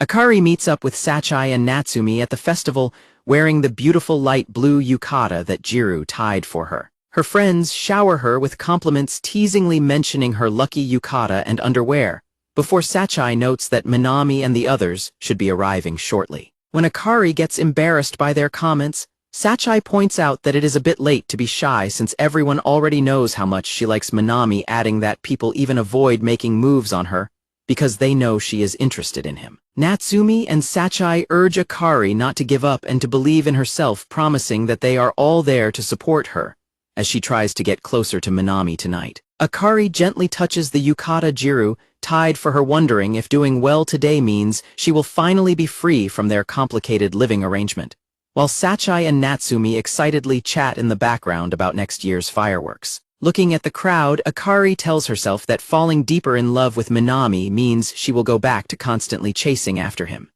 She realizes that she would also be able to properly work on securing her married life with Jiro and support his own love life as well. Akari silently thanks her friends and vows to do her absolute best to make things work tonight. Suddenly, Sachi and Natsumi spot Terafune and his friends walking toward them through the crowded festival grounds and call out to them. Sachi playfully scolds Terafune for not calling her first, but when the girls look around and ask where Minami is, the boys suddenly freeze up and begin to sweat nervously. The three boys bow deeply and loudly apologize, prompting an irritated Sachi to demand they explain what actually happened. Terafune nervously explains that Minami was asked to help out at his job because the festival grounds are completely packed and they were severely short-staffed. Sachi gets furious that Minami is not coming because of work, complaining about his terrible priorities, while Terafune weakly apologizes and explains he simply could not stop him. Sachi angrily cancels her promise to introduce Terafune to some girls, leaving his friends to desperately beg her for mercy, while a guilt-ridden Terafune formally apologizes to Akari. Akari flashes a bright smile and reassures Terafune that it is not his fault, apologizing instead for getting him caught up in their plans. A blushing Terafune then offers to buy her some food or walk around the stalls together to make up for it. Sachi quickly pushes Terafune away and orders him and his friends to fetch some yakisoba takoyaki and candied apples for them, promising to introduce them to some girls if they deliver. As the boys run off bickering over the bill, Natsumi expresses surprise over Terafune's obvious feelings for Akari. Sachi promises to interrogate him if he acts strangely later, before turning to apologize to a quiet Akari for the ruined opportunity. Natsumi and Sachi bicker about whether yakisoba and takoyaki taste the same before deciding to search for some sweet mini cassella cakes. They head off to find the stall, leaving Akari to wait behind with a cheerful wave. Akari stands alone, watching Sachi and Natsumi bicker in the distance about how many choco banana stands are at the festival as they walk away. Akari recalls getting ready earlier in her room, remembering how she spent a long time doing her makeup and hair, because she knew Minami would be there, hoping this would be the moment when everything changed between them. Akari looks down, sadly wondering why she actually felt a sudden wave of relief when she found out that she and Minami would not be meeting up after all. As she thinks about Sachi, Natsumi, and Terafune all working so hard to help her, she is torn by her long-standing feelings for Minami. She reflects on how chasing after Minami while simply acting as Jiro's wife at home still scares her, knowing she is not truly standing next to either of them. Akari gently touches her waistband, fearing that she will never be able to go back once she finally makes a choice. Meanwhile, Terrafune fails to scoop a goldfish at a nearby stand while his friends tease him about his terrible skills. While waiting, Akari suddenly hears some nearby girls gossiping about an incredibly handsome boy walking with his beautiful girlfriend, wondering if they are famous celebrities. Akari looks up in complete shock as she spots Minami walking through the festival grounds despite telling everyone he had to work. She is stunned to see Shiori walking closely by Minami's side, happily chatting and pointing at the festival stalls. A group of goldfish swims peacefully in the water at a nearby game stall as the crowd moves around them. Akari stands completely frozen, staring blankly ahead, as she struggles to process the painful sight of Minami and Shiori together. Minami and Shiori continue walking through the massive crowded festival grounds, completely unaware of Akari watching them from a distance. At the game stall, Terrafune's paper scooper completely tears as Akari sadly tells herself that she can never have what she wishes for despite trying so hard. Akari's eyes widen with unshed tears as she struggles to hold back her emotions at the heartbreaking sight.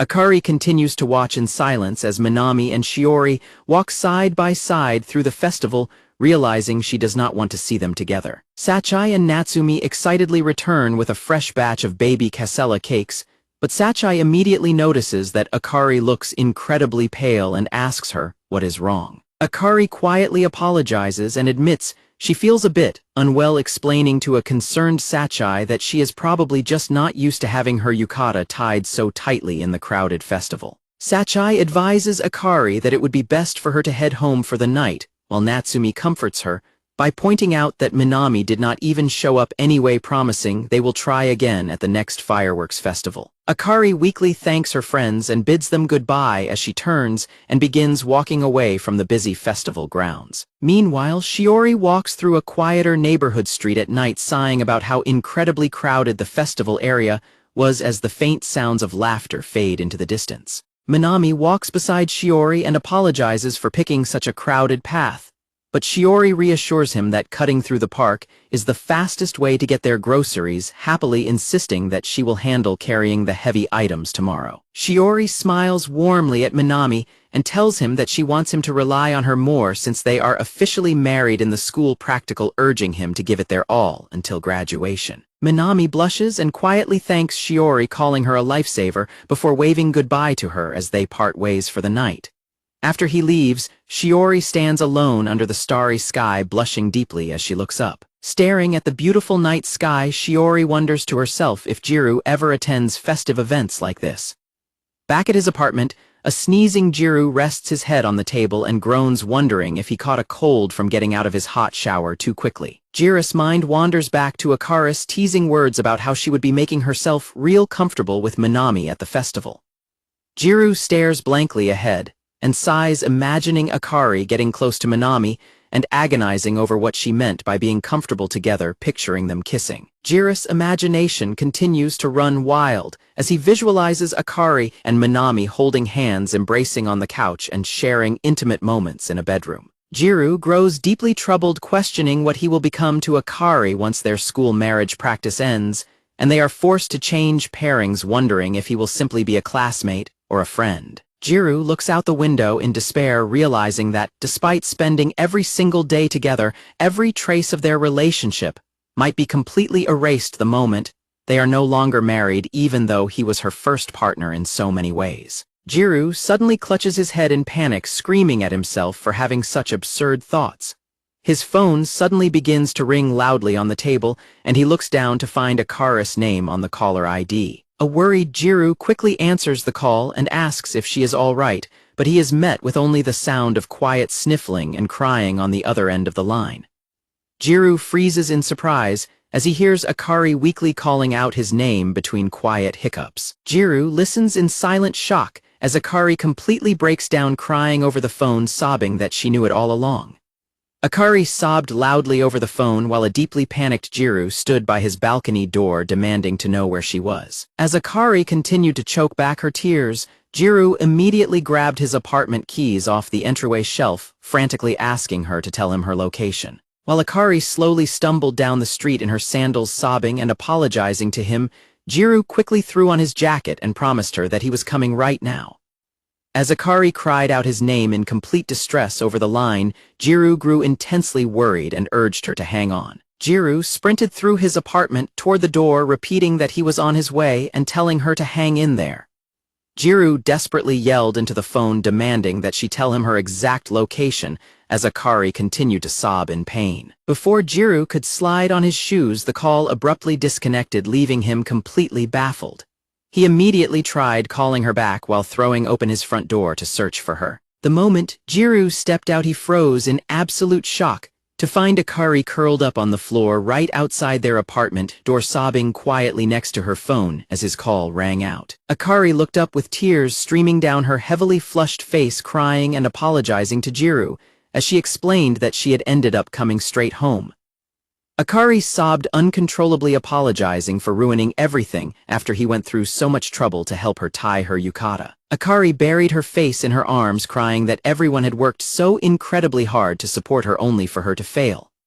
Tears streamed down Akari's face as she covered her mouth, repeatedly apologizing to everyone, while Jiro watched her with an incredibly gentle and downcast expression. Jiro gently placed his keys on top of her phone on the floor before reaching out to tenderly cup Akari's tear-stained cheek, prompting her to look up at him. Jiro offered his hand to Akari with a warm, caring smile and softly welcomed her home. Akari stared at him in quiet surprise as Jiro gently wiped the tears from her cheek, reassuringly welcoming her home once more. Akari let out a quiet, peaceful sigh as she finally began to calm down in his presence. Jiro pulled a crying Akari into a deep, comforting embrace on the floor as she buried her face in his shoulder and told him she was home.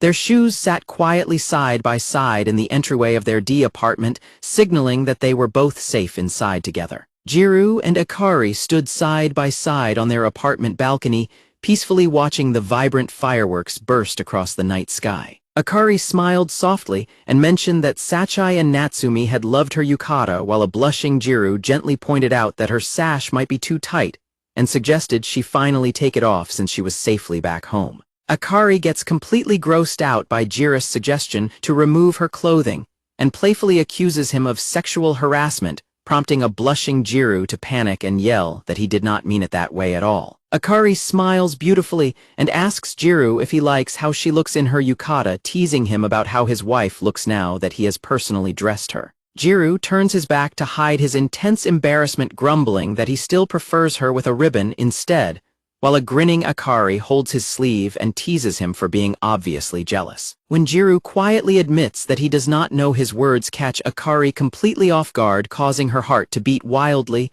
as she stares at him in surprise. Jiro suddenly grabs Akari by the wrist, catching her off guard as he asks her to lend him her hand. Jiro squeezes her hands tightly and tells her that he actually prefers the ribbon style after all, leaving Akari completely flustered by his sudden intensity. Akari steps in close and places his hands on her waist, blushing, as she softly tells Jiro to tie her sash exactly the way he prefers it. As Jiro nervously works on retying the sash from behind, Akari playfully calls him a slowpoke and tells him to hurry before the fireworks end, prompting Jiro to complain that this is only his second time tying one. When Jiro struggles and asks what to do next, Akari holds up her phone to show him the reference style, but Jiro accidentally lets his own phone slip from his pocket. Jiro lunges forward to catch his falling phone, but his sudden movement forces him to hug Akari tightly from behind, leaving both of them completely frozen in shock and blushing furiously. As they hold the phone together, Akari quietly asks him to let go, though she remains held tightly in his embrace. With the fireworks exploding in the background, Akari softly asks Jiro to call her by her first name, admitting that hearing it right now might finally revive her spirits. Jiro holds her close and softly whispers her name into her ear over and over, while Akari closes her eyes and leans into him, quietly pleading for him to say it more. They stand close together on the balcony as a heart-shaped firework explodes brilliantly across the night sky, their faces flushed bright red. They marvel at the beautiful show, with Jiro pointing out that the upside-down peach-shaped firework is actually a heart, making Akari laugh happily as they stand close with their feet touching. Akari looks away with a soft, peaceful smile and sincerely thanks Jiro for not asking her about what had happened earlier that day. As the heart-shaped fireworks continue to burst, Jiro looks at his discarded keys and phone on the floor, and reflects on how hearing her cry and knowing she came back home to him filled him with relief. Jiro wonders why he felt so relieved, telling himself that, since they are married in the practical, it is only natural for them to help each other out in times of need. Akari adjusts her yukata collar and points out that while the timing was bad today, there will be plenty of other festivals for them to see next year before softly thanking him again. As Jiro continues to hold her tightly from behind on the balcony under the glowing sky, he sadly reflects that they are sworn to separate paths with no next year for them, realizing this might be the first and only festival they will ever spend in each other's arms. Jiro nervously asks Akari if he is really allowed to look, and she blushes and quietly nods to give him permission.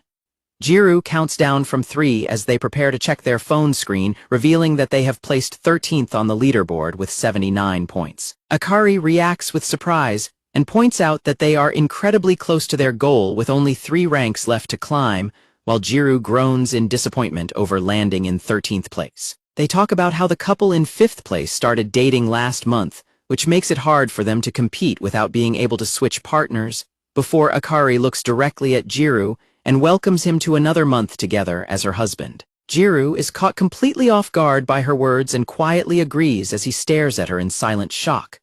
Later that evening, Jiro relaxes in the hot bath but remains deeply distracted, thinking back to her calling him her husband and wondering what she meant by it. Jiro reflects on how he never ended up asking Akari about what happened during her night out with Tenjin. He notes that she is already nonchalantly acting as if everything has returned to normal, leaving him as the only one still dwelling on the situation and wondering why she continues to chase after Tenjin after crying so much. Jiro recalls that Akari even appeared annoyed while looking at the class placements just a moment ago, questioning if Tenjin is truly worth all of her distress.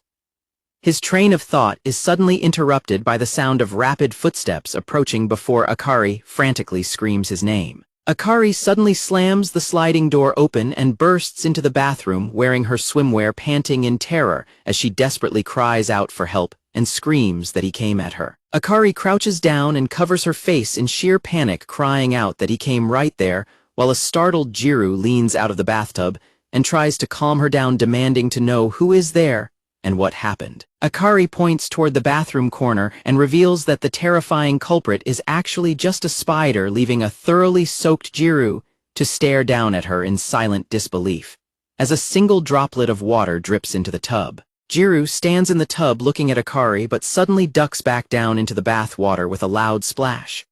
Jiro angrily tells Akari not to come into the bath over a petty spider when he is completely naked, prompting an annoyed Akari to demand what he means by petty and insult his body instead. Akari begs Jiro to hurry up and get the spider out because she cannot even go back to the living room, while Jiro tells her to just close the door first.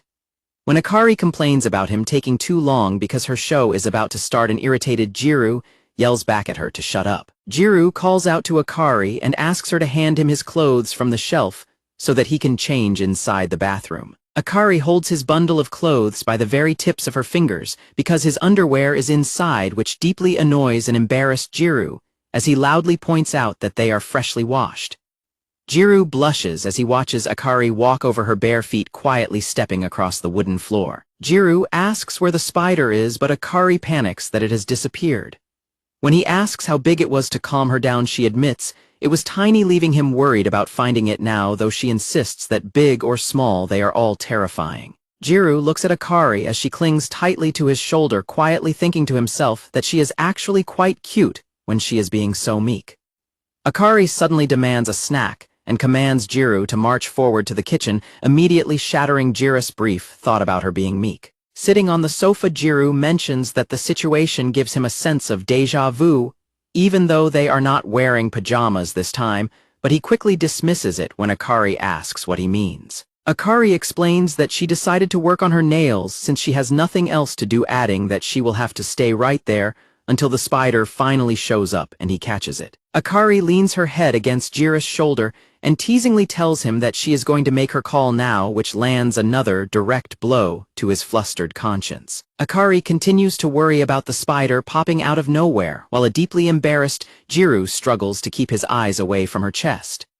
Jiro notices that Akari is trembling beside him, her initial bravado completely replaced by genuine fear. Akari tightly squeezes Jiro's leg as she blushes and trembles, clearly terrified by the thought of the spider.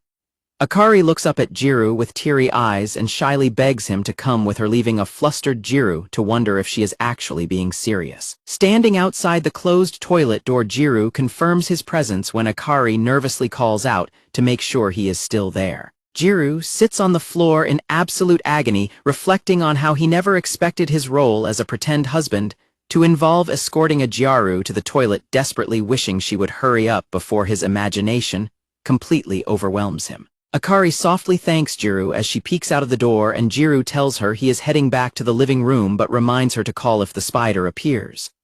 As Jiro quickly scrambles away in embarrassment, Akari pouts and playfully asks if he is some kind of kindergartner. Once Jiro leaves, Akari slides down against the wall and collapses onto the floor, curling her legs up as she sits in the hallway. Akari buries her face in her hands, her face flushed bright red with intense embarrassment as she cries out to herself that she wants to die. Curled up in a ball on the floor, Akari laments how incredibly embarrassing it was to ask him to accompany her, wishing she could simply disappear. However, she reasons that since she is absolutely terrified and Jiro already knows about her fear, she knew he would not have the heart to refuse her. Akari quietly thinks to herself that maybe it really is better being with Jiro, realizing there is absolutely no way she could have ever asked Minami to do this kind of thing for her. Akari silently begs the spider not to come out until Jiro returns. Her heart races when she hears the door click open, looking up in relief as Jiro steps back inside the hallway. Jiro reaches out his hand to Akari to help her up off the floor. Jiro tells Akari that they are going back to the living room as she looks up at him with wide, quiet eyes. Akari takes his hand and softly thanks him, but she immediately pauses and suspiciously asks if he washed his hands, first prompting a flustered Jiro to yell back that he literally just washed them. Sitting together on the sofa, Jiro eats ice cream while watching Akari work on her nails, bemused by how she is already happily humming, despite being absolutely terrified just a moment ago. Jiro points out that he cannot smell the nail polish she is using, prompting Akari to explain that it is gel nail polish which hardens under a special light. She adds that she wants to learn to do it herself to save money since salons are expensive, leaving Jiro to realize all over again that he is living with a Jiro. Akari asks for some of Jiro's ice cream, but when he offers to get her another cup from the fridge, she insists she is too scared of the spider to move and cannot use her wet hands anyway. Seeing Jiro hesitate, Akari teasingly asks if he is worried about an indirect kiss like a third grader, causing a deeply embarrassed Jiro to blush furiously. Akari leans in close against Jiro's shoulder and impatiently demands that he hurry up. Akari opens her mouth wide and asks Jiro to feed her some of the ice cream. Jiro screams internally at his rising hormones to calm down, desperately trying to keep his composure in the highly charged situation. Jiro feeds a spoonful of ice cream to Akari, who happily accepts it with a satisfied smile. As Akari happily giggles to herself, Jiro looks away in embarrassment and dryly points out that she used to claim she preferred chocolate ice cream. Akari laughs brightly and wonders if living together has made them more alike, prompting a puzzled Jiro to ask why she is acting so unusual today and if something good happened to her. Jiro silently notes that she is pampering him much more than usual, but decides to keep quiet. Akari then asks what would have happened if they had met somewhere else, but when Jiro bluntly replies that they never would have spoken to each other, a pouting Akari calls him a meanie. Akari confesses that she wishes they had met before the marriage practicals started, laughing off his bluntness. Jiro reasons that they have nothing in common and likely wouldn't have gotten close anyway, but Akari points out that the fifth-place couple is actually dating and suddenly asks Jiro if he wants to try going out. Jiro freezes in complete and absolute shock upon hearing her sudden proposal. Akari quietly gazes back at him with a gentle and warm smile. Akari suddenly laughs and reveals that she was just kidding, happily showing off her finished nails. A stunned Jiro remains completely silent before picking up the remote control and asking to change the channel because the current show is boring. Jiro finds himself completely lost in thought, questioning what on earth he was just thinking. Jiro tells himself there is no way Akari could have been serious about her proposal, while Akari happily points at the TV screen as her favorite game show begins. Jiro quietly wonders what he actually would have said to her if she had been serious. Akari continues to contemplate what would have happened if she had met Jiro as her husband before ever knowing his love, while the small spider quietly crawls onto the wall right behind a completely oblivious Jiro. Akari suddenly spots the spider and screams in terror, frantically grabbing onto Jiro's arm in a panic while he jumps in surprise and insists that the bug is incredibly tiny. Akari desperately begs Jiro to do something as she clings onto him in terror, accidentally choking him in her panic, while he struggles to breathe and begs her to wait. Jiro frantically begs Akari to get off of him as her close physical contact completely flusters him, but she continues to squeeze him tightly from behind and demands to know why he is taking so long. Jiro insists that he is trying to go deal with the spider, yelling at her to let him go so he can actually move. Jiro hands Akari a can of bug spray and suggests she use it if the spider crawls out again, but Akari firmly refuses, complaining that she would still have to clean up the bug afterward and does not want to touch it. Jiro dryly asks what she plans to do if her next partner in the marriage practical is also afraid of bugs. Akari confidently tells Jiro that she will be fine because whoever her next husband is, he will come running immediately the moment she calls. Her words leave Jiro with a racing heart as he warns himself that she is just playing with him before Akari playfully wishes him sweet dreams and heads off to her room. Jiro grumbles about her treating a husband like a form of pest control, but he looks at her bedroom door with a warm smile and quietly welcomes their next month together. The apartment falls quiet as the doors are closed and the two settle in for the night. While Jiro sleeps soundly and drools in his bed, Akari lies wide awake in hers, staring quietly into the dark room. A hand quietly reaches out and slides open the bedroom door in the middle of the night. Akari finally drifts off to sleep, resting peacefully under her blanket. Shiori stands quietly inside her apartment, looking out of the window with a lonely expression as the morning sun rises over the city. Minami walks into the room carrying glasses of water and gently asks Shiori what is troubling her, noting that she seems incredibly worried and offering to listen if there is any way he can help. Shiori asks Minami if he remembers her telling him about a friend who has a crush on a guy, mentioning she wants to talk about her again as she sets down her glass. Shiori nervously reveals that the friend and the guy ended up kissing by accident, adding that they are not even dating. Shiori explains that her friend is terrified the guy might hate her now, and does not know how to look him in the eye, reflecting on how her head is completely filled with the memory of the kiss they did. Minami is so shocked by the news that he accidentally pours his tea down his front, causing Shiori to panic and point out his spilled drink.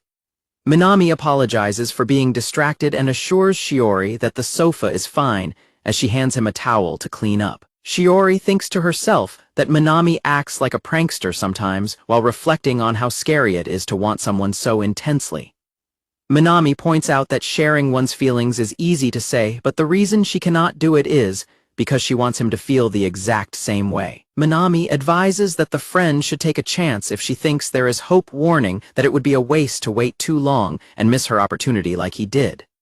Shiori quickly apologizes and panics, claiming she did not mean to give him the wrong idea. Minami reassures her with a warm smile, explaining he only wanted to give her friend a hand so she would not live with any regrets. Shiori quietly thanks him as she looks down. Minami playfully suggests the friend should tell the guy she did not dislike the kiss, which Shiori rejects as impossible, before Minami encourages her to tell her friend to have more confidence. On her phone screen, Mei advises Shiori to wear an off-shoulder top, because Jiro would love it, telling her she needs to be more confident in herself. In the classroom, Mei goes over clothing options on a phone with Shiori, urging her to pick based on what she likes, since she is the one who will be wearing it.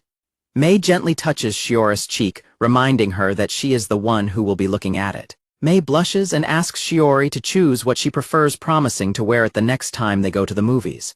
Shiori giggles and tells Mei that she finally understands how her fans feel, because her heart skipped a beat, jokingly adding she would be happy forever if they were dating. Mei points out that there are still some people who would not be happy going out with her. Shiori smiles warmly and reassures Mei that anyone who does not want to date her simply does not know how amazing she is, promising to tell them herself. Mei loudly declares she could never get along with someone like Jiro, and tells Shiori to hurry up and get together with him, causing a flustered Shiori to ask her to be quiet just as Terafune slides open the classroom door. Terafune informs Mei that he has a job interview today, and tells her not to worry about dinner, explaining that he is going to the place with the star symbol in front of the station. Mei realizes that it is the cafe where Minami works, and though she expresses worry that Minami has been pushing himself too hard lately, Terafune jokingly predicts that his presence will only mess things up and double Minami's workload. Terafune adds that Minami offered to join them after the interview, so they will likely end up grabbing dinner together, laughing about how Minami dropped the goldfish food all over the floor after they spent the whole morning cleaning. Terafune suggests that Mei and Shiori should take the opportunity to go out together, since their respective husbands will be busy, prompting an embarrassed outburst from Mei, while an excited Shiori immediately agrees and asks Mei to join her. Mei stammers and hesitates to answer Shiori's question about whether she is busy, while Terafune cheerfully waves goodbye and tells them to be nice to each other. While Shiori smiles beautifully and expresses her excitement about their upcoming outing, Mei angrily fumes to herself that Terafune is meddling in things that are none of his business. Mei rests her chin on her hand and blushes, quietly wondering where they should actually go for their hangout. Meanwhile, Terafune texts Minami to ask if he wants to grab a bite after his interview, using a dramatic begging emoji, and noting that Mei has already given him the okay. Terafune pumps his fist in excitement upon receiving a Roger reply, eagerly telling himself that this is a great chance to pay off some of the favors he owes his wife. Over a grill of sizzling meat at a restaurant, the cafe manager, Keiichiro Kamo, loudly explains that Minami is working his heart out because he wants to move away from home after graduation. As Minami and Terafune eat their dinner, Keiichiro gets incredibly emotional and cries over Minami's hard work, though he accidentally calls Terafune by the wrong name. A heavily drinking Keiichiro tearfully declares that he wants to help Minami as a fellow man and hopes Minami finds great happiness, while Minami calmly tells his boss that he has had too much to drink and has already heard this story before. Keiichiro laments that having good genetics must be tough, leading Terafune to point out that Keiichiro is turning his own little brother into a rival, while Minami asks Terafune what Keiichiro's brother looks like. When Minami describes his friend as average-looking, Terafune points out that it should be illegal for good-looking people to call themselves average, before once again correcting Keiichiro on his name. Keiichiro sulks about being called average, while Minami continues eating and asks Terafune if he actually has a little brother. Minami explains that Keiichiro's younger brother is Kamo, the guy with glasses in their class, prompting a shocked Terafune to marvel at how incredibly small the world is, since they have never been in the same class together. An emotional Keiichiro rests his head on the table while Terafune offers to visit Kamo tomorrow, though Minami quickly warns him against it. Minami suddenly makes the connection that Kamo hangs out with Jiro, leaving Terafune to quietly wonder how Jiro and Akari could have placed 13th on the leaderboard if things were not going well between them. Terafune gets deeply frustrated thinking about Jiro, questioning how he is any better than him, while a drunk Keiichiro gets highly excited over the prospect of a dramatic story of unrequited love and demands they drink up. Mei's husband Terafune fiercely vows that he has not lost the battle yet, while a booming Keiichiro encourages him and offers him a shoulder to cry on. The evening falls quiet over the bright storefront of the family restaurant Josephine as the busy day comes to a close. Inside the restaurant, Kamo lets out a loud sneeze, prompting Jiro to ask if someone is talking about them, though Kamo shrugs it off as definitely trash talk. Jiro asks Kamo if things are going well with his school wife, but Kamo sighs and complains that his wife suddenly decided to eat out, guessing she is probably trash-talking him for being creepy. He contrasts their relationship with the lovey-dovey couples in rank 13, which flusters Jiro. Kamo lamentingly rests his head on the table, crying that Jiro wouldn't understand the pain of never having a girlfriend, which prompts a furious Jiro to snap back that he has never had one either. Kamo is completely stunned, demanding to know how Jiro managed to lock lips with his wife by accident, while Jiro nervously looks away and admits to himself that things had already become quite suggestive by that point. As Jiro privately contemplates whether he wants to experience real love or just graduate without it, a betrayed Kamo slams the table in a furious rage, screaming at Jiro for ruining their pact and accusing him of being drunk. Kamo stands up and ominously turns around, quietly suggesting that maybe he should kiss Jiro too, which leaves Jiro absolutely horrified. An unhinged Kamo lunges across the table and grabs Jiro by the head, shouting that he is going to steal that kiss back to repay the debt, while a terrified Jiro desperately struggles to protect his hair. Jiro freezes in absolute shock as he looks out the restaurant window and spots Shiori standing outside watching their bizarre struggle. Shiori quietly turns and walks away, prompting a panicked Jiro to frantically tell Kamo to let go of him immediately. Jiro grabs his bag and bolts out of the restaurant, leaving Kamo shouting in confusion about where he is going and warning him that he only has enough money to pay for his own meal. Jiro runs after Shiori and calls her name, causing her to stop and turn around in surprise. Panting, Jiro desperately catches his breath in front of Shiori, who asks in surprise what he is doing there, while Jiro quickly tries to explain that the situation inside was just a misunderstanding. Jiro frantically begs Shiori not to misunderstand, stammering that it was just an accident, which causes Shiori to recall the memory of him and Akari kissing before she sadly tells him that she understands. Shiori smiles warmly and reassures Jiro that it is completely fine, explaining she thought Kamo was about to blow a fuse, leaving Jiro to sigh in immense relief. Jiro asks Shiori if she couldn't tell that the guy he was with at the restaurant was Kamo, but Shiori is completely surprised to hear that Jiro was even at that restaurant, leaving both of them in stunned silence. Both of them turn bright red as Shiori apologizes for thinking they were talking about something else, while a thoroughly embarrassed Jiro covers his face and begs her to completely forget everything he just said. Jiro laughs nervously as sweat drips down his face, prompting Shiori to take out her patterned handkerchief to help him dry off. Shiori gently presses her handkerchief to Jiro's face, asking if he ran all the way to catch up with her since he is completely drenched in sweat. Jiro's heart beats wildly as Shiori smiles warmly at him, and he softly thanks her while happily realizing that they are finally able to talk normally again. Jiro asks Shiori if she is heading home from grocery shopping, and when she explains she passed by a store on her way back from dinner with Mei, Jiro offers to help carry her heavy bag, catching her off guard. Jiro nervously stammers that they live close to each other and he just wanted to help, but when he starts to backtrack, blushing, Shiori excitedly asks him if he is absolutely sure, leaving both of them flustered as Jiro agrees. Shiori happily hands over her grocery bag, asking him to take it. As they walk side by side through the night with Jiro carrying her grocery bag, he quietly considers how this is exactly what it would feel like if they were married, though he figures he is probably the only one thinking about such things. Jiro continues to walk in silence, telling himself that he is likely the only one whose mind is occupied with those kinds of thoughts right now. Shiori smiles warmly and points out that walking home together like this almost makes them look like something else, catching Jiro completely off guard. Shiori quickly laughs it off and says it is nothing, while a flustered Jiro desperately presses her to finish what she was saying. Shiori quietly thanks Jiro for helping her carry her bag, and then softly thanks him for what happened that day back in the nurse's office as well. Jiro freezes in complete shock and turns bright red upon hearing her bring up the nurse's office. They both panic and bow deeply to apologize to each other, with Jiro insisting she does not need to apologize, while Shiori frantically claims that it was actually all her fault. Shiori blushes intensely as she stammers that she was the one who asked him to teach her in the first place, nervously adding that their kiss actually taught her a lot about how it feels. Shiori looks at Jiro with wide, shining eyes as Jiro quietly confesses that he actually did not dislike their kiss, thanking her for saying so much despite his earlier insistence on remaining friends. Shiori looks at Jiro with a deeply tender and emotional expression. Shiori slowly tilts her head up to look Jiro in the eyes as they stand close together. The intimate moment is suddenly shattered when a passing cyclist loudly rings his bell, forcing them to quickly step apart in surprise. Shiori lets out a quiet murmur as they both stand there, their faces flushed bright red with embarrassment.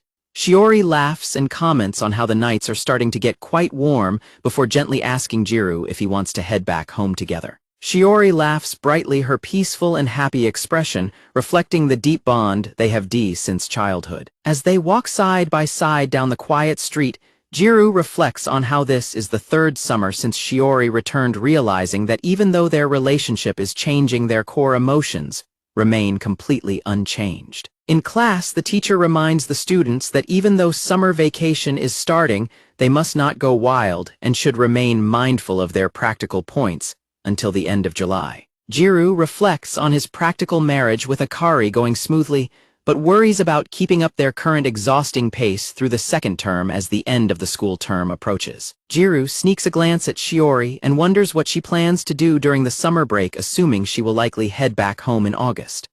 Out in the hallway, Kamo shows Jiro a flyer advertising an overnight summer job at a beach resort cafe, confirming Jiro's question about it. Kamo explains that his older brother works at the cafe hosting the summer event, and though it is far away and only lasts 3 days, Kamo confirms that he plans to work there. Kamo explains that he desperately needs money to enjoy summer's special events, adding that his brother assured him the job would be easy and they are looking for other temporary workers. Kamo asks Jiro if he will join him, and when Jiro asks where they are going, Kamo reminds him that he recently complained about being broke, leaving Jiro utterly taken aback. Jiro declines, arguing that an overnight customer service job is impossible for someone who struggles to communicate, while Kamo dramatically collapses and cries that he is just a background character who would never survive such a chaotic environment alone. When Jiro asks why he even agreed to go, Kamo loudly declares that summer is the season of his favorite character, and he desperately needs money to fund his virtual swimsuit loot boxes, prompting an annoyed Jiro to tell him to lower his voice. Suddenly, a hand taps Jiro's shoulder and returns a flyer he dropped, and Jiro turns around in surprise to find Shiori standing behind him. Shiori smiles sweetly as Jiro thanks her for returning the paper, while Kamo looks on and Jiro silently celebrates his good luck. Shiori hides the flyer behind her back and hesitantly brings up the resort job advertisement, catching Jiro's attention. Shiori happily reveals that she and Mei actually applied for the same part-time job because she wanted to try working, prompting a highly excited Kamo to instantly declare that he is going too, since the summer course does not provide job experience. Shiori is delighted to hear that Kamo will be joining them, while Kamo aggressively grabs Jiro's shoulder and vows that they will work to the bone together, ignoring Jiro's protests.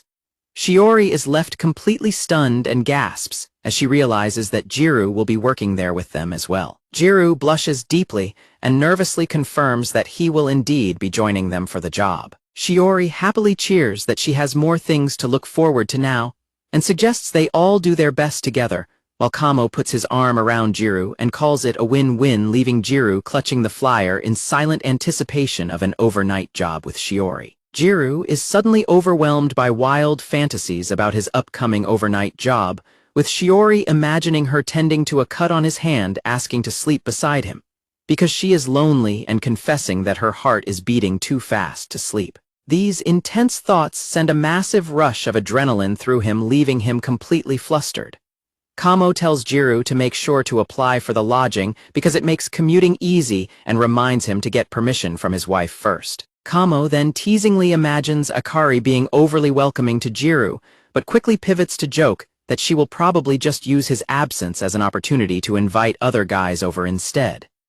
Jiro suddenly falls completely silent with a serious expression, which immediately causes Kamo to panic. Realizing his joke went too far, Kamo slaps Jiro on the back and frantically apologizes, begging him to forget what he said, and claiming he only freaked him out because they have been maintaining such good grades. Jiro looks away with a quiet, resolute expression and firmly states that Akari is simply not the kind of girl who would ever do something like that. Kamo silently concedes that Jiro is right, but as they walk away, Kamo stretches and mutters to himself that he hopes this job will serve as the final push for Jiro.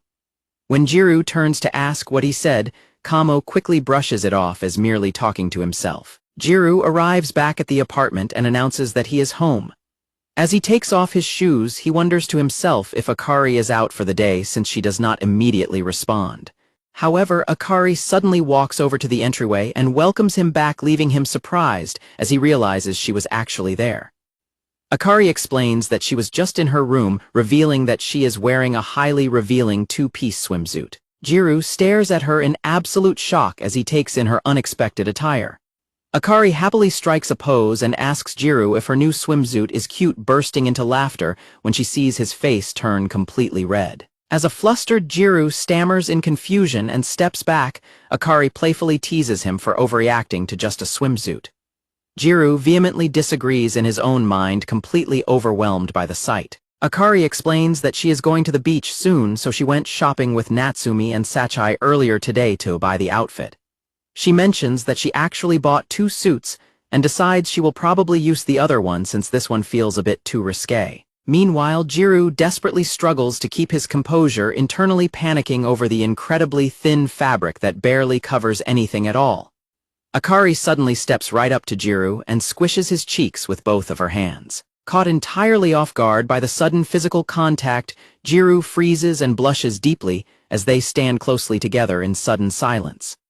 Akari asks Jiro if he thinks her swimsuit is a bit too much, while Jiro internally panics at how little fabric there is. Akari playfully tugs on her strap to show him how cute it is, then smirks and teases him for looking too much, calling him lewd.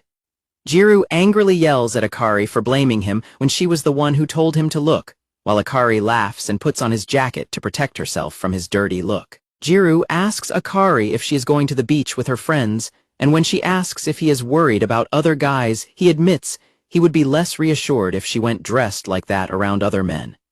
His protective comment catches Akari off guard, leaving her sitting in stunned silence. Jiro quickly blushes and tries to play it off by claiming it is simply dangerous for girls to go to the beach alone, while Akari smiles happily and tells him not to worry because she is actually just going to work. Akari explains that she will be staying near the ocean for a summer job starting next Friday, pointing out that she would never actually wear her swimsuit for work. Jiro realizes this is highly convenient since he also has to stay overnight for his own job, which he was just about to discuss with her. Akari reacts with shock to the news that Jiro is going to work, admitting she cannot even imagine it, while Jiro explains that Kamo simply refused to take no for an answer.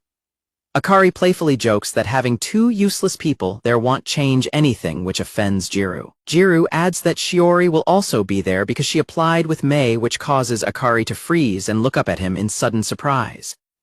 Akari laughs about his real motive, but admits she was hesitant about leaving him alone because he only eats instant noodles on his own. Jiro explains that since she has been working hard alongside Tenjin lately, he felt it was time for him to start putting in some effort as well, leading Akari to quietly note that they will be apart for a while. Akari suddenly asks Jiro if he will be lonely while they are apart, but she quickly backtracks and mutters that he will have Shiori with him, so he probably won't feel lonely at all, which flusters Jiro. Akari crawls onto Jiro's lap and demands that he say he will feel lonely, catching a blushing and startled Jiro completely off guard.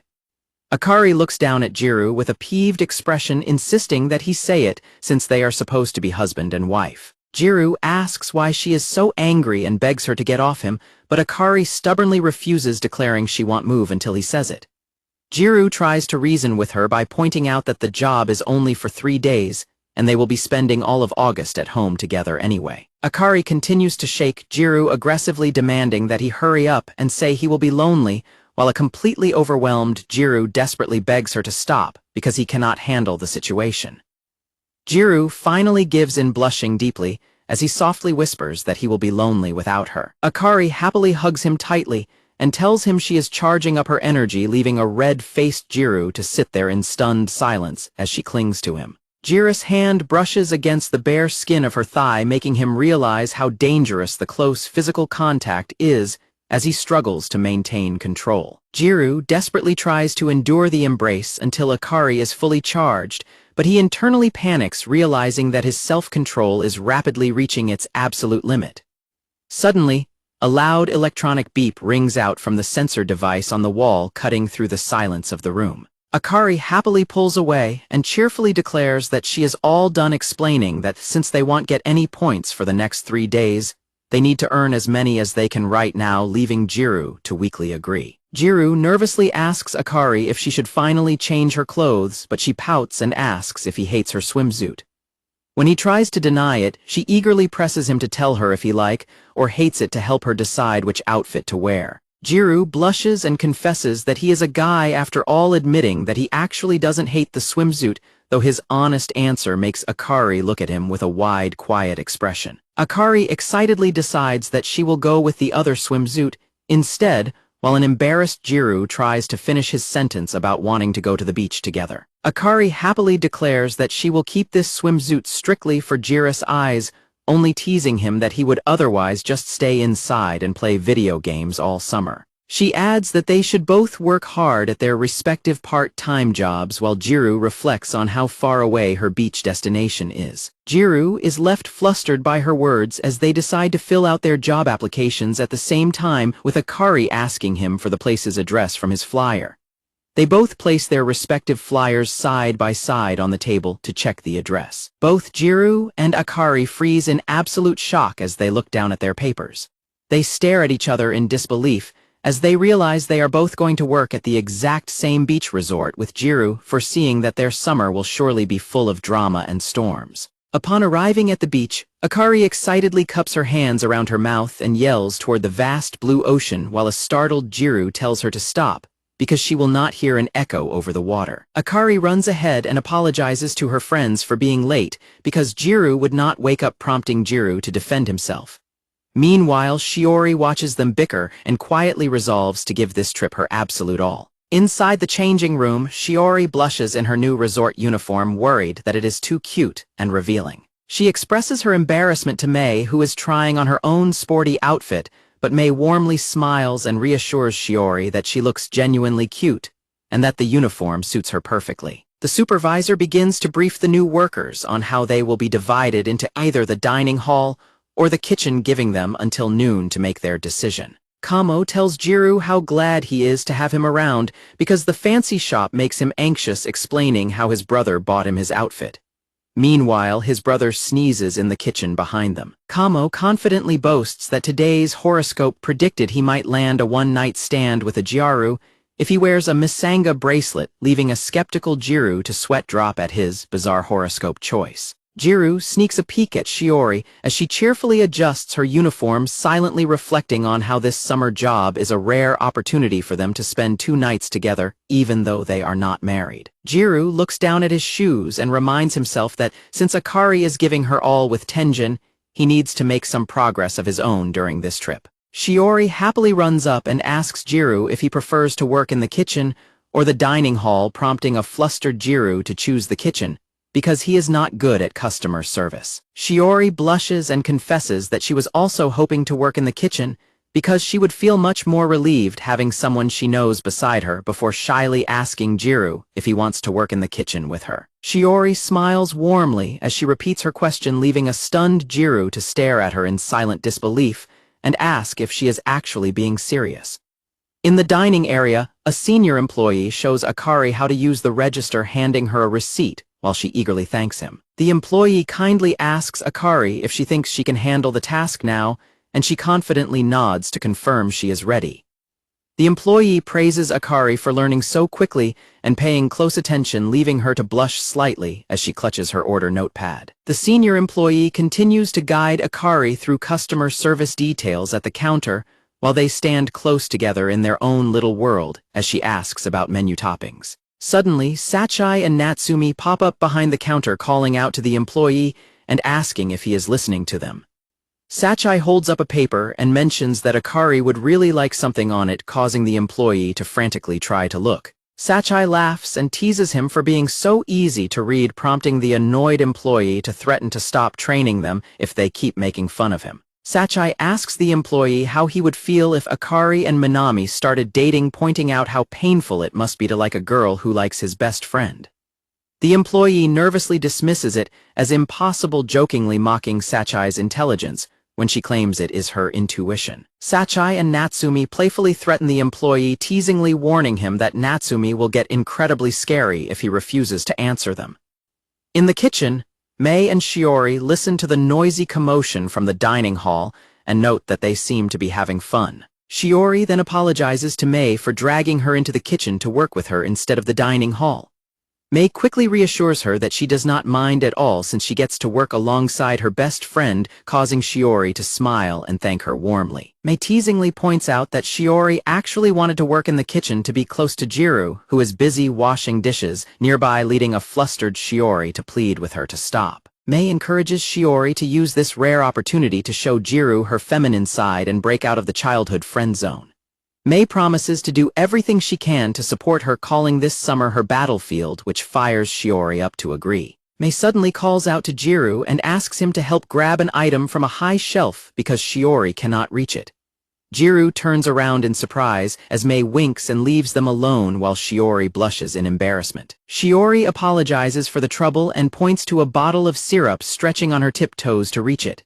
Jiro steps up to help, but his heart races as he gets a close view of her from behind. Jiro quickly grabs the correct bottle and hands it to her, while a smiling Mei watches their progress from the background.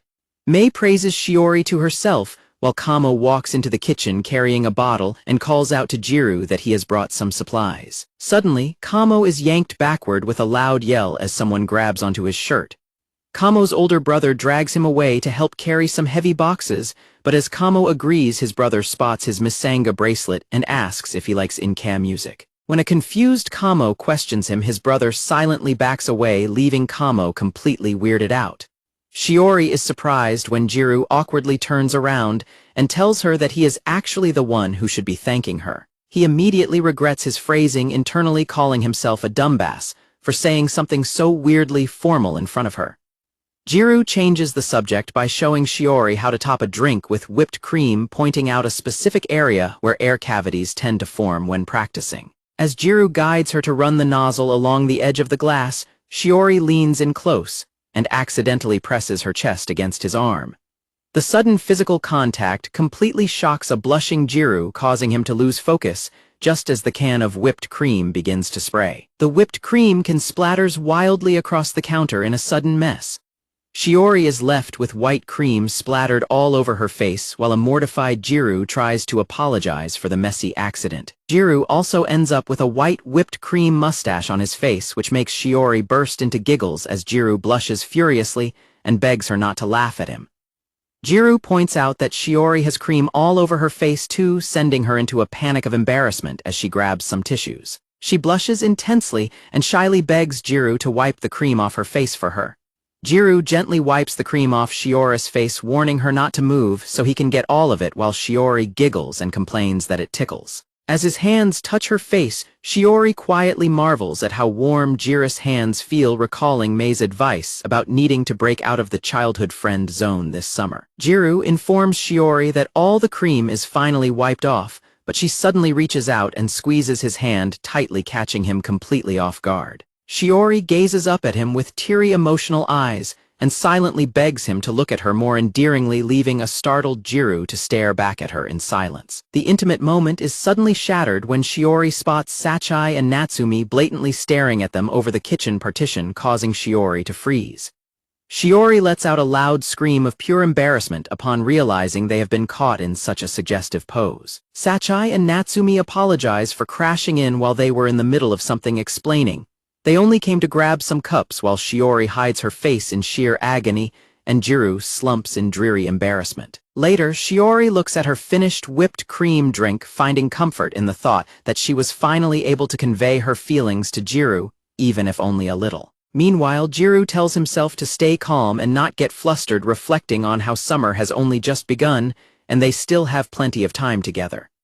Jiro looks determined, vowing to take things seriously from now on, so he can become closer to Shiori than anyone else. Shiori stands in quiet contemplation, realizing that her long-held role as Jiro's childhood friend is a barrier she finally needs to overcome. Akari, Sachai, and Natsumi run onto the beach in their swimsuits, cheering excitedly about how beautiful the ocean is, and declaring that the long trip was completely worth it. While Jiro blushes in the background, Kamo stands next to him adjusting his glasses, and happily declares that he is incredibly glad he pushed through yesterday's training. Kamo adjusts his glasses and praises the splendid view for healing his vision, while Sachai notes how amazing it is that they get to hang out with a bunch of popular extroverts. When Jiro points out that they clearly look like they belong to a different group, Sachai silences him and declares they should simply be thankful to admire such high-level girls in swimsuits. Sachai comments that Akari's choice of a one-piece swimsuit is surprising since her outfits usually expose too much, but she admits that Akari looks cute in a different way, while Jiro watches them in silent agreement. Jiro blushes intensely as he remembers Akari privately telling him that she was going to make this outfit strictly for his eyes, only making his heart thump wildly. Jiro quickly tries to calm himself down, reassuring himself that there is no way she was being serious, while Kamo stands beside him staring out at the beach. While Minami joins Sachai and Akari on the beach with a beach ball, Sachai suddenly spots Jiro and Kamo, and Akari calls out to ask why they are not wearing their swimsuits. Shiori and Mei walk over in their swimsuits and ask if they are going into the water. Jiro and Kamo explain they didn't bring swimsuits because they didn't expect to have free time, prompting Mei to tease them about only wanting to stare at girls, which a defensive Kamo insists is just appreciating holy grounds. Shiori looks at Jiro shyly and softly asks if he wants to go over to the water together, catching him completely off guard. They walk down to the shoreline together as the gentle waves crash against the wet sand. Instead of swimming, they end up squatting on the sand to build a sandcastle with Shiori, and Mei marveling at how Kamo used his steady hands to build an incredibly thin section of the wall, leaving Jiro to quietly sigh over not being alone with Shiori. As Mei leans forward to admire Kamo's surprising talent, her swimsuit top slips, slightly causing Kamo's eyes to wander immediately before Jiro warns him to keep his eyes to himself. A sweating Kamo whispers to Jiro that they normally only get to see girls in swimsuits this close in virtual reality, so they need to burn the image into their memories. Jiro sneaks a glance at Shiori and internally agrees, reflecting on how her swimsuit exposes so much of her chest compared to her usual fully buttoned-up shirts. Jiro gets completely lost in a heavenly daydream, but he quickly snaps back to reality when Shiori asks if he is okay, leaving him to sweat nervously and wonder if she caught him staring. Shiori happily suggests that they dig a tunnel through the sandcastle together, and Jiro agrees to help her. Shiori is caught off guard when she overhears Sachai teasing Kamo's brother about how painful it must be to love a girl who has feelings for his best friend, asking what he would do if Akari and Minami started dating. Sachai dismisses his protests as simple intuition, leaving Shiori in deep, quiet thought. Shiori leans over to dig a little deeper into the sandcastle while Jiro digs from the other side. Their fingers suddenly meet and touch inside the dark tunnel, sending a jolt of excitement through both of them as Shiori gasps.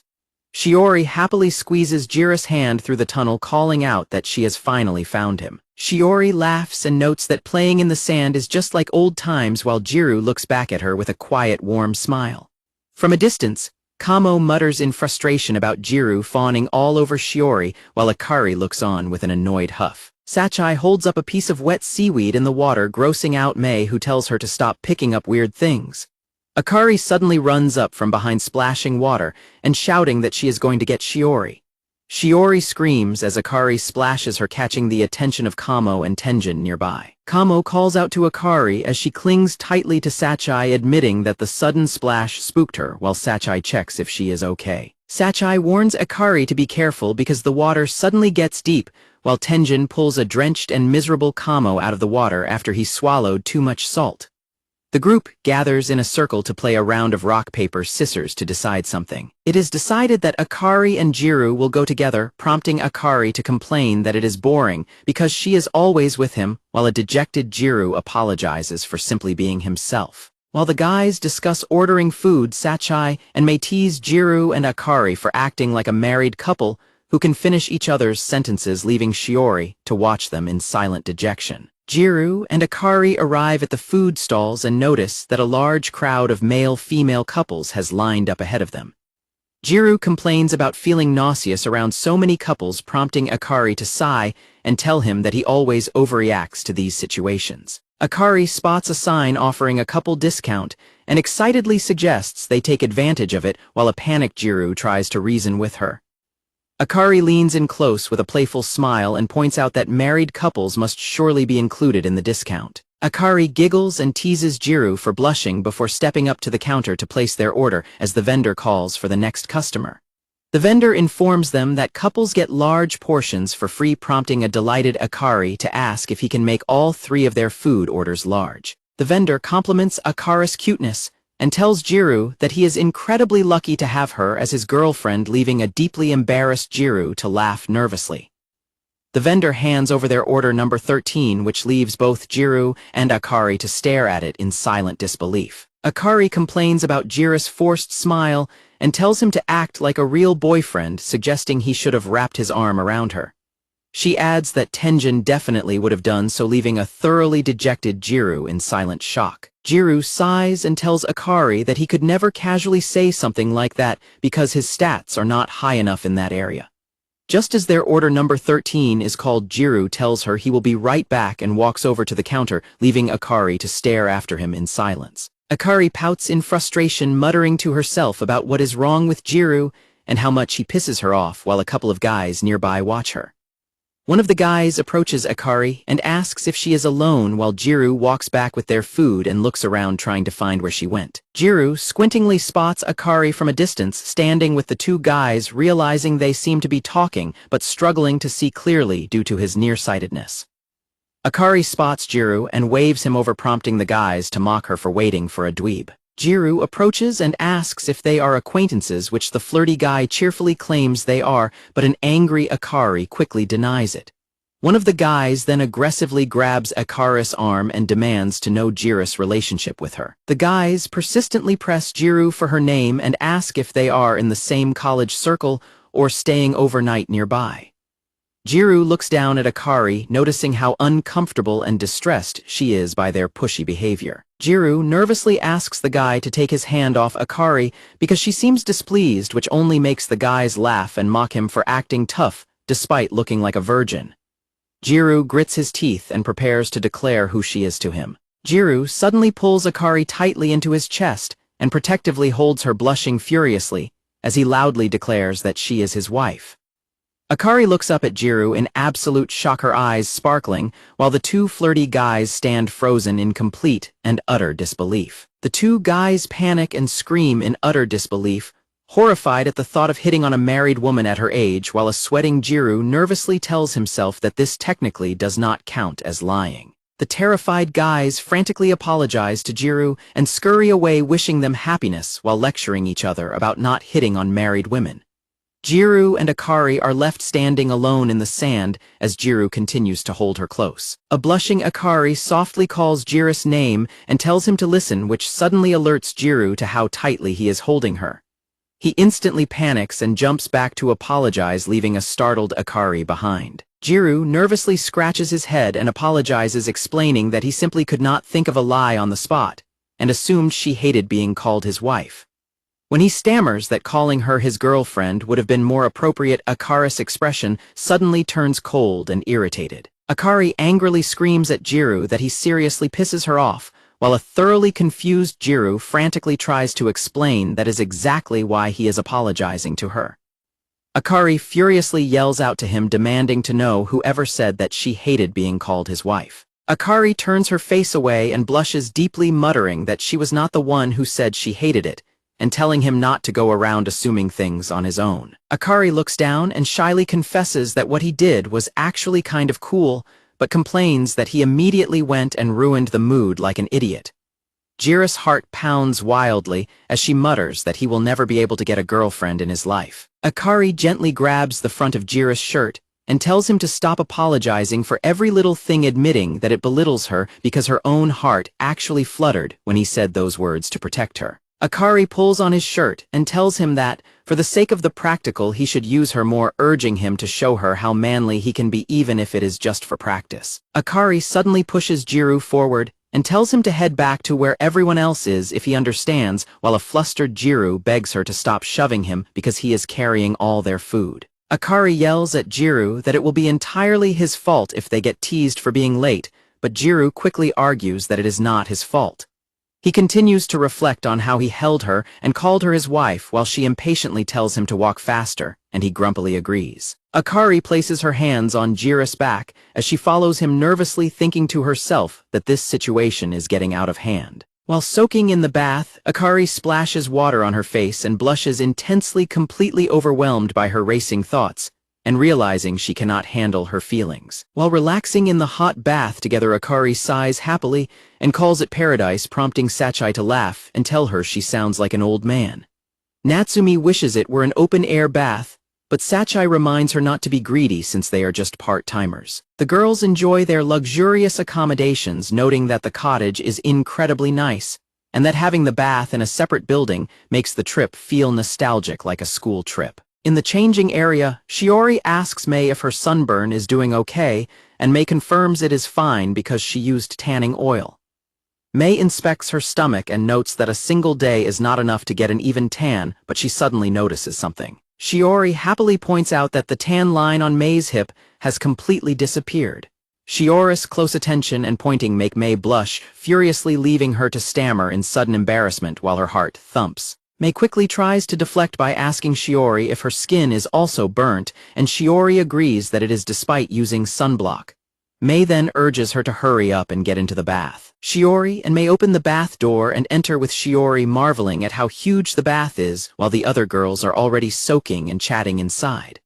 Sachai rants about her boyfriend's comments on her weight, complaining about him demanding her to be the ideal girlfriend all the time. Natsumi agrees that keeping that up is impossible, while Akari supports Sachai by saying her boyfriend does not appreciate her efforts, concluding that marriage would never work out. Akari points out that her husband never complains even when she looks unsophisticated, making her think it would be better to date her husband than a boyfriend. While Natsumi reminds her that her husband already has a girlfriend, Shiori and Mei are forced to eavesdrop on the conversation from the washing stalls, with Shiori quietly thinking to herself that they are basically just roommates anyway. Sachai asks Akari how things are going with her own husband, while Natsumi points out that Jiro seems like the type of virgin who fantasizes about girls all the time, especially since his type is completely different from Akari. The girls tease Akari about how much she used to complain about Jiro in the beginning and express surprise that they have managed to last this long together. Akari washes herself in embarrassment, arguing that they only lasted because he is incredibly careless. Natsumi notes that it must be incredibly difficult in many ways for a guy who has never been with a woman to suddenly be forced to live with one. Sachai playfully teases Akari about what those difficulties might be, prompting an embarrassed Akari to tell them to stop suggesting such gross things. Sachai points out that since Jiro is totally inexperienced with girls, he might actually be much more considerate of Akari. Natsumi adds that being gentle is the most important thing, and that guys like him seem less likely to aggressively pour their hearts out before doing anything. Sachai then turns to Akari and asks for her opinion on the matter. Akari blushes and struggles to answer, but Sachai suddenly shifts her attention and asks Shiori what kind of romantic stories she has to, completely startling Shiori. Mei chimes in, explaining that when a person has feelings for someone, it is all about the emotional connection. She notes that people naturally just want to feel like the other person is looking back at them. Mei continues that whether the outcome is positive or negative, it would be nice just to be able to look at each other endearingly more than once. Shiori quietly agrees that something like that would be wonderful. Sachai and Natsumi excitedly yell in agreement, and suddenly lunge at Mei in the water, completely catching her off guard. Natsumi and Sachai dramatically cling to Mei, crying about how they just want to feel genuinely loved, while a flustered Mei desperately begs them to stop grabbing onto her while they are naked. Akari looks down thoughtfully while Shiori silently watches her from across the bath. Shiori awkwardly wades over and apologizes for bringing up such sensitive topics, but Akari quickly waves it off and insists that she is the one who should be apologizing. Akari blushes and admits that she actually does not have a lot of experience, which is why she cannot contribute much to the conversation. She then calls Shiori cute and relates to how hard it is to jump into the discussion, while Shiori mutters that the talk is very informative. Shiori smiles happily and notes that she longs for the kind of gentleness they were discussing earlier, while Akari smiles warmly beside her. Both Akari and Shiori suddenly recall separate tender memories of Jiro being kind to them. They both blush intensely as they simultaneously realize they are thinking about him, internally panicking over their own thoughts. Overwhelmed by their sudden romantic thoughts, both Akari and Shiori simultaneously sink into the water and cover their bright red faces in sheer embarrassment. Later, Jiro steps out of the changing room while drying his hair and immediately spots Akari waiting there in her swimsuit. Akari notices Jiro walking out and points out that his timing is perfect. Akari notices that Jiro's neck is sunburnt and asks if he has any moisturizer to cool it down. Jiro admits it was stinging in the shower but figures it will heal on its own in a few days. He then nervously averts his eyes, internally struggling to forget about seeing her in her revealing swimsuit earlier. Akari tells Jiro to wait a moment and searches through her bag. She happily pulls out a bottle of moisturizing lotion and presents it to him. Akari pats the empty space on the bench beside her and cheerfully tells Jiro to come over so she can apply the lotion for him, causing him to blush nervously. Jiro stares at her in silence, completely flustered by her sudden offer. Jiro awkwardly sits down with his back to her and nervously asks if they shouldn't head back to their rooms to avoid being teased by the others. Akari dismisses his worries as being too self-conscious and begins rubbing the lotion onto his neck, suddenly marveling at his severe tan line. Akari asks Jiro if her rubbing is making his neck tickle, but he plainly states that he has never really been ticklish. Akari laughs loudly and calls him boring, leaving a grumbling Jiro to complain that he was not trying to be entertaining. Akari playfully wraps her arms around Jiro from behind and rubs his stomach, asking if he is ticklish there instead. The sudden embrace completely shocks a heavily blushing Jiro. Akari rests her face against his back and asks if he is genuinely completely fine with it. Jiro frantically struggles to pull away and begs her to let go, warning her about what would happen if someone saw them. When she remains completely silent, he cautiously calls her name. Akari tightens her hold on Jiro and softly explains that she hasn't gotten the chance to hold him like this all day, leaving him to look back at her in silent surprise. Jiro stammers that they are not currently participating in the practical, but Akari quietly admits that since they arrived, he has been acting really distant. She confesses that the separation is giving her a strange, unsettling feeling. Akari gently nuzzles her face against his back and softly begs him to just act like he normally does. Suddenly, the sliding door opens as Sachai calls out for Akari, causing both Jiro and Akari to completely jump in a sheer panic at the sudden intrusion. Sachai asks if she interrupted them, but Akari smoothly covers it up by claiming that Jiro promised to treat her to some juice. She cheerfully announces she will have apple juice, while a sweating Jiro mentally questions when he agreed to treat her. Sachai then happily chimes in and requests a Coke for herself. Jiro walks over to the vending machine while Sachai points something out to Akari. Jiro confirms Sachai's order for a Coke, but when he turns to ask Akari what she wanted, he accidentally almost calls her by her first name before quickly correcting himself to Watanabe, instantly realizing his slip-up. Akari stares at him with an intensely cold and furious glare, sharply reminding him that she wanted apple juice, leaving a terrified Jiro to weakly agree. Jiro passes the cold can to Akari, and she curtly thanks him while he awkwardly stammers in response as their hands briefly brush against each other. Jiro clutches his chest and silently prays that nothing bad will come of his slip-up. As Akari and Sachai walk away chatting, Jiro pulls out his phone and mentally panics, realizing he definitely stepped on a massive landmine with Akari, though he is completely clueless about what exactly he did wrong. Jiro's phone pings with a flurry of messages from Akari featuring an intensely angry rabbit sticker, followed by a demand to meet him at the beach stalls in exactly 10 minutes. As she walks away with Sachai, Akari shoots a terrifyingly dark death glare over her shoulder right at Jiro, silently cementing her demand. Left completely alone by the vending machines, a deeply frightened and sweating Jiro mutters a quiet prayer for his own survival. Back in the D-room, Natsumi asks where Jiro went because she wanted everyone to play Uno. Kamo tells her to help him spread out the futons first. Meanwhile, Tenjin notes that it is a good time for a stroll, while Sachai informs everyone that Akari mentioned she was swinging by the convenience store. Tenjin mentions that Jiro also said he was going outside for a bit, prompting Kamo to wonder if there are even any stalls open this late besides convenience stores. Sachai listens to the guys' conversation and begins to suspect that she might be overthinking the coincidence between Akari and Jiro's simultaneous absences. Natsumi cheerfully pats Sachai on the head and suggests they all go for a change of scenery together. Outside, the dark ocean waves gently wash up against the nighttime beach shoreline. Jiro and Akari meet up down by the dark water. Akari stands with her arms tightly crossed in her jacket, glaring in annoyance, while a highly nervous Jiro stands awkwardly beside her. Jiro awkwardly breaks the silence and apologizes to her, but Akari immediately calls him out for always resorting to apologizing even when he has absolutely no idea why she is actually mad.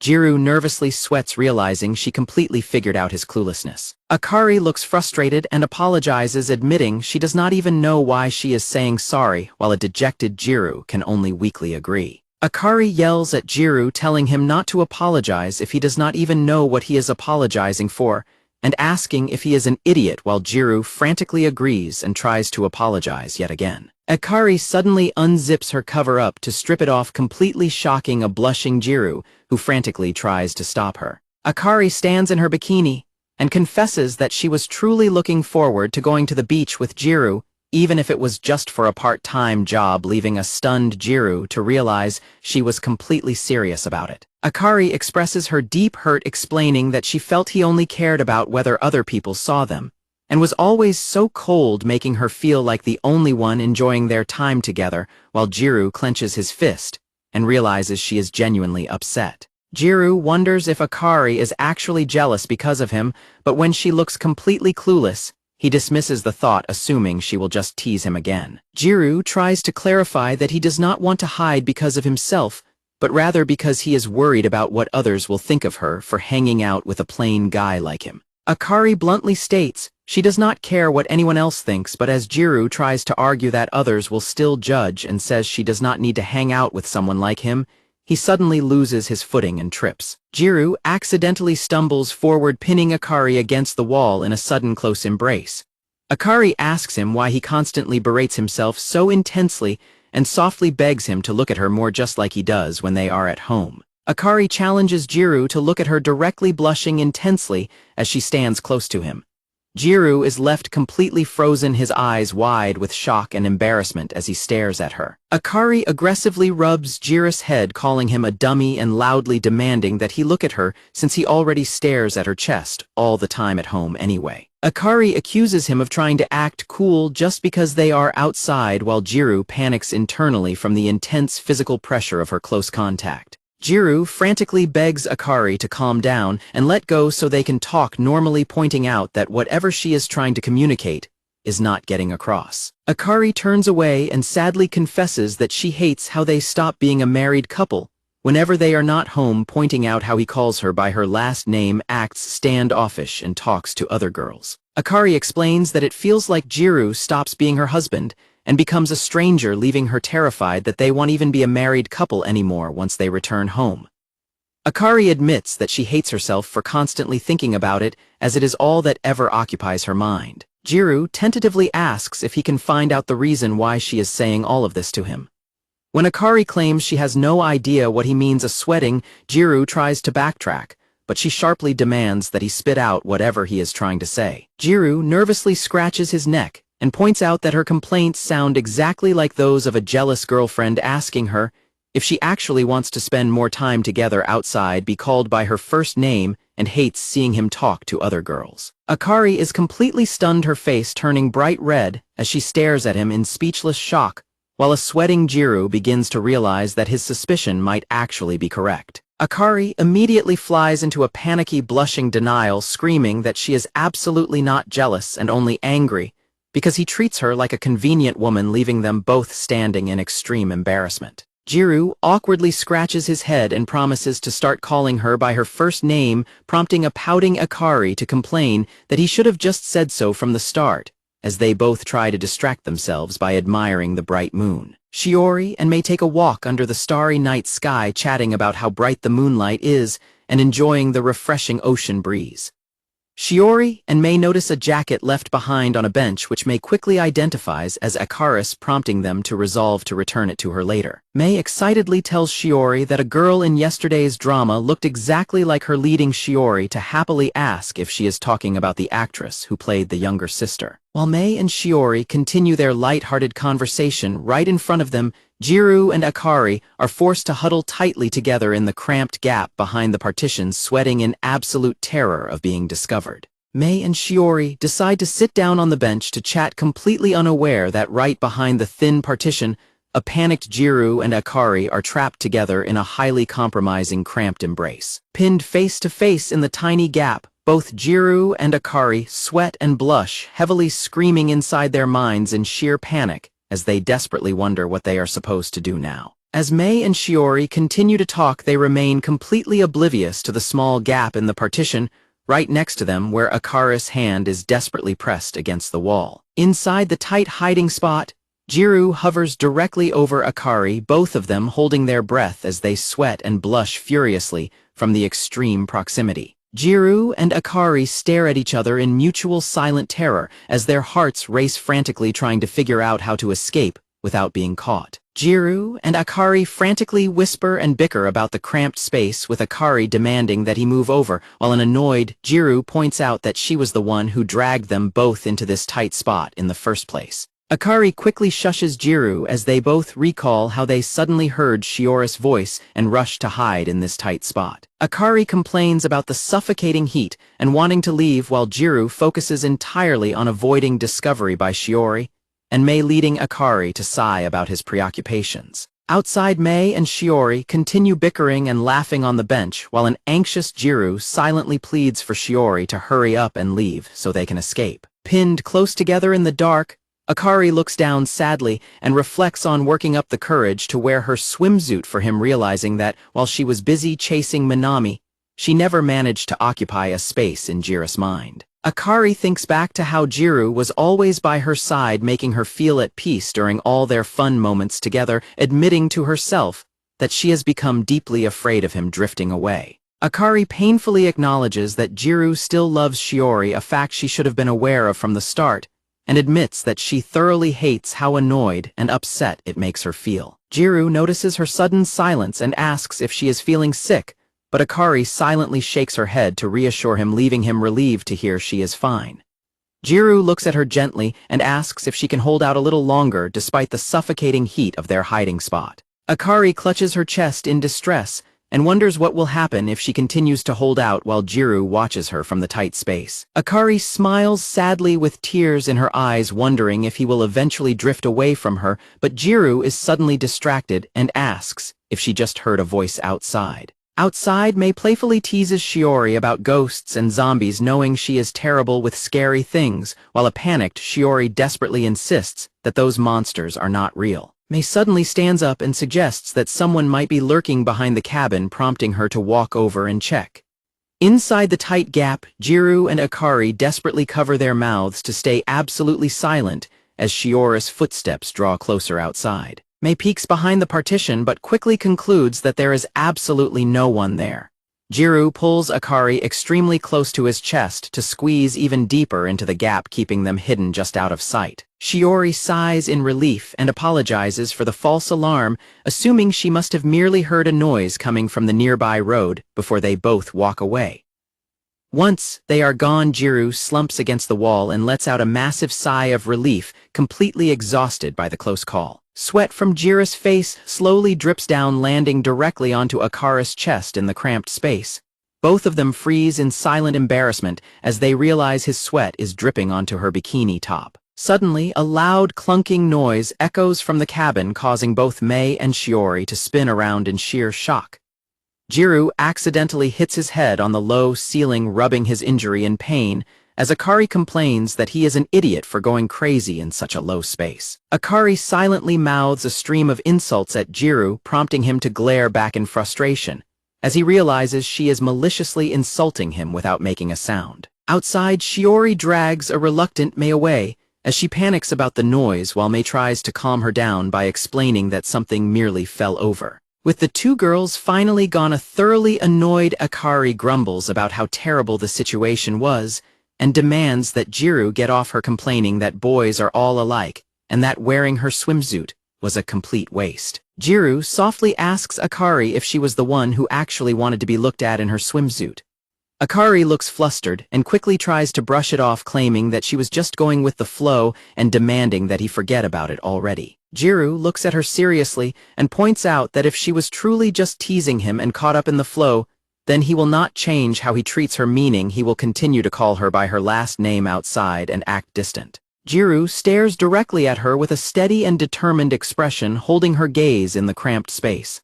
Akari's eyes widen in complete surprise, and her cheeks flush red as she stares back at his sudden seriousness. Sweat slowly drips down between them in the silent, suffocating heat of their hiding spot. Akari becomes completely overwhelmed by the intense heat and physical proximity, letting out a soft whine as Jiro looks down in sudden shock at how flustered she has become. Akari tearfully covers her face and complains that she hates Jiro and has had enough, while Jiro panics internally and feels like his own heart is about to give out.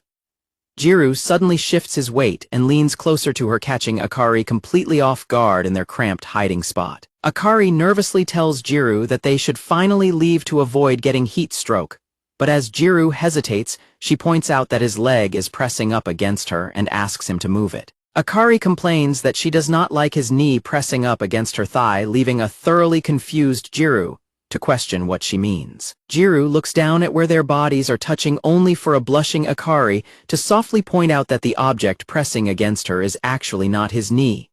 Akari's eyes widen in absolute realization and pure shock as the truth of the physical contact suddenly sinks in. A mortified Jiro frantically apologizes to a heavily panicking Akari and gently tells her to lift her head up so they can move.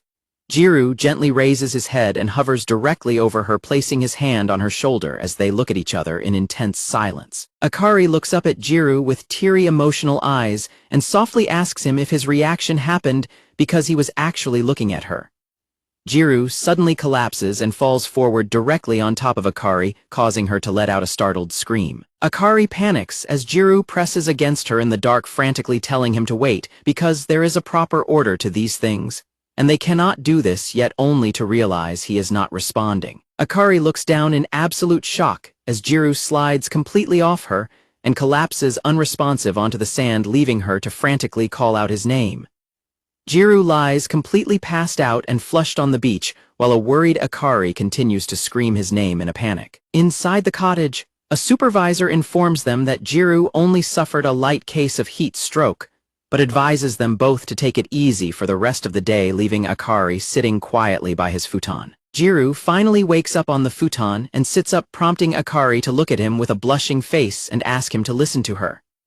As they sit together in the quiet room, both Jiro and Akari turn away from each other, blushing heavily in the awkward silence. Jiro apologizes for having to be carried back to the room while a blushing Akari sits on her knees and apologizes to him for a bunch of other things. Akari clutches her legs in embarrassment, but Jiro quickly cuts her off and tells her not to apologize, reminding her of what they talked about earlier that afternoon. Akari softly admits she was too harsh and tells him not to apologize either, remembering how she previously told him that his constant apologies only belittle her when her own heart actually fluttered at his words. Akari suddenly flies into a loud, blushing rage, shouting that he made her sound like a slut earlier when she was only trying to show off her swimsuit, because he always pathetically tries to peek at her at home, prompting a panicked Jiro to beg her to lower her voice. Akari quietly sits on her knees and blushes, deeply confessing that she actually wants Jiro to look at other parts of her more, instead of only doing that. Jiro looks at her in surprise as Akari points out that 4 months have already passed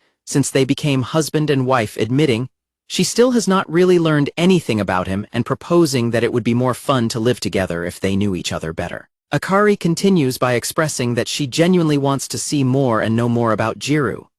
Akari smiles warmly at him and points out that they are still married, leaving Jiro to stare back at her in complete wide-eyed shock. As Akari smiles gently and asks him if that is okay, Jiro's mind races with the realization that she genuinely wants to understand him better. Numerous thoughts flood Jiro's mind as he stares at Akari's warm, smiling face, unable to shake her reminder that 4 months have already passed since their marriage arrangement began. Jiro quietly accepts her proposal while clenching his fist against the futon sheet, unable to stop thinking about how deeply the word married has begun to affect him. Jiro wakes up early the next morning and decides to go wash his face before the bathroom gets too crowded, letting out a tired yawn as he heads out. Jiro slides the door open and is startled to find Shiori already awake in her pajamas, and they shyly exchange morning greetings as Jiro silently struggles to contain his embarrassment. Jiro asks if the others are still asleep, and Shiori confirms they are, mentioning that Tenjin is the only one missing because he headed out early for a morning run.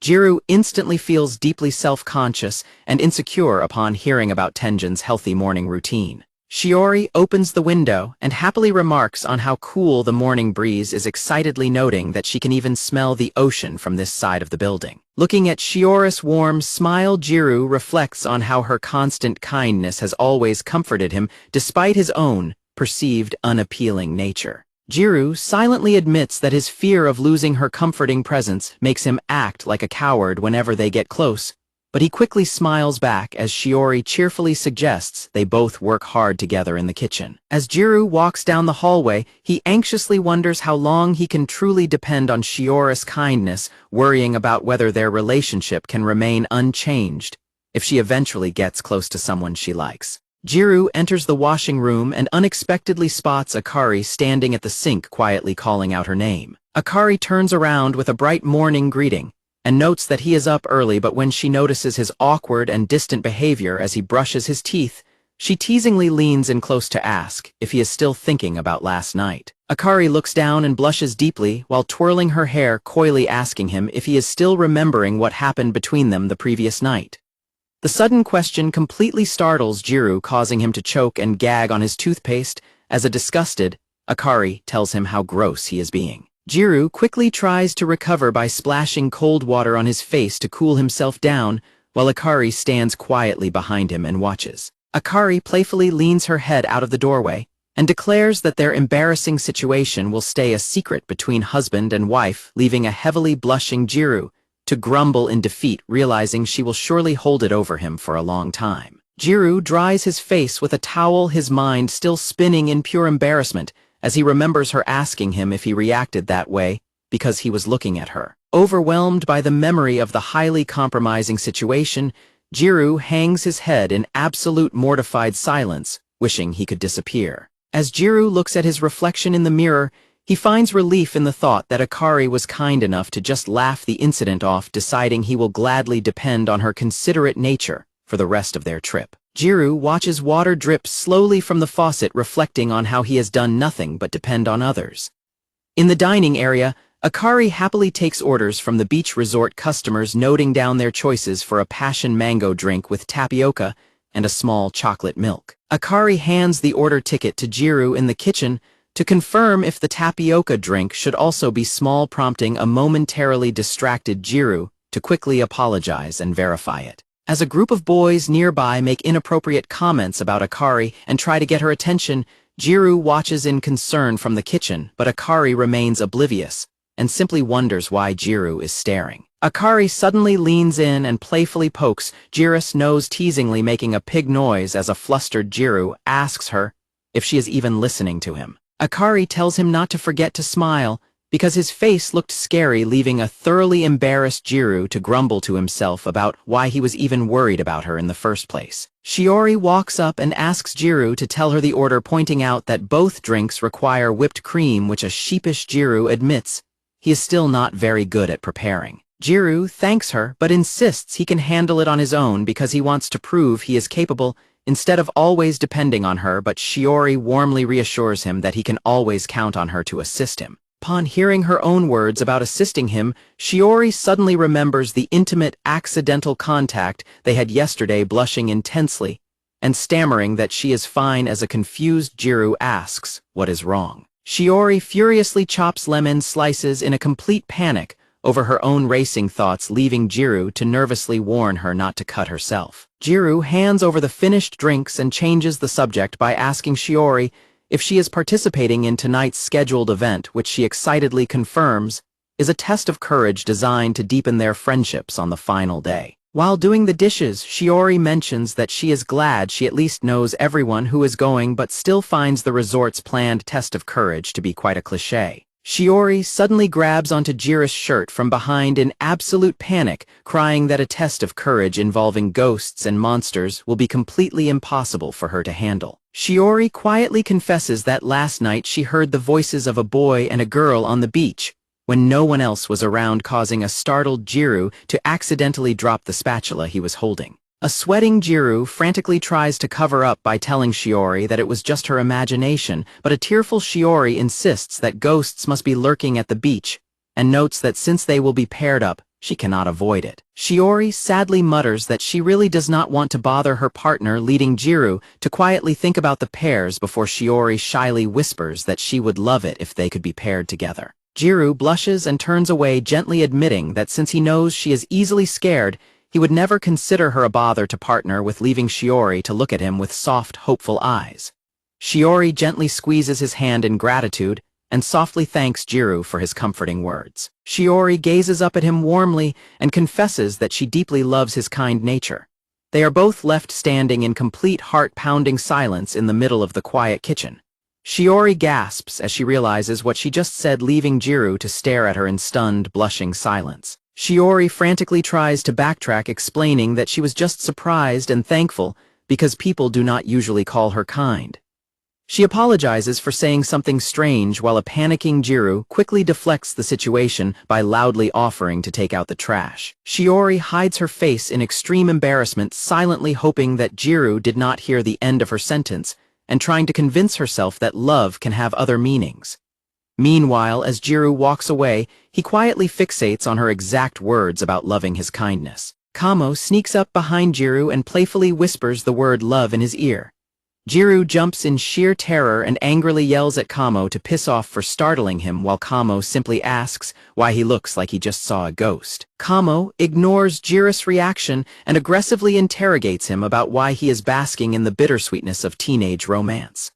A panicked Jiro demands to know how long Kamo has been standing there and yells at him to stop warping the truth. Kamo defensively claims he was just being a considerate best friend by stepping back to let Jiro enjoy his youth, prompting an awkward thanks from Jiro. Kamo then leans in and sternly warns Jiro not to let the situation go to his head. Kamo directly points out that Shiori was not talking about Jiro himself, but specifically about his personality. Jiro clenches his hands tightly and quietly admits that he is already fully aware of that fact. Kamo leans casually against the kitchen counter with a confident smirk and asks Jiro if he desires power.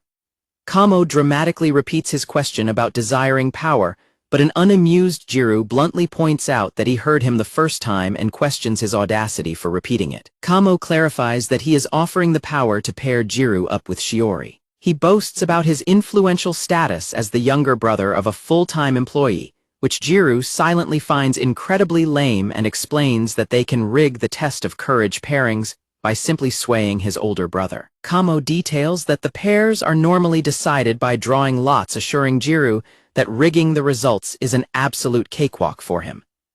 Jiro agrees to the scheme in exchange for a mobile game currency bribe, earnestly asking if he can truly believe in Kamo's promise. Kamo confidently tells Jiro to believe in him, and a fired-up Jiro enthusiastically declares his complete trust in his friend's plan.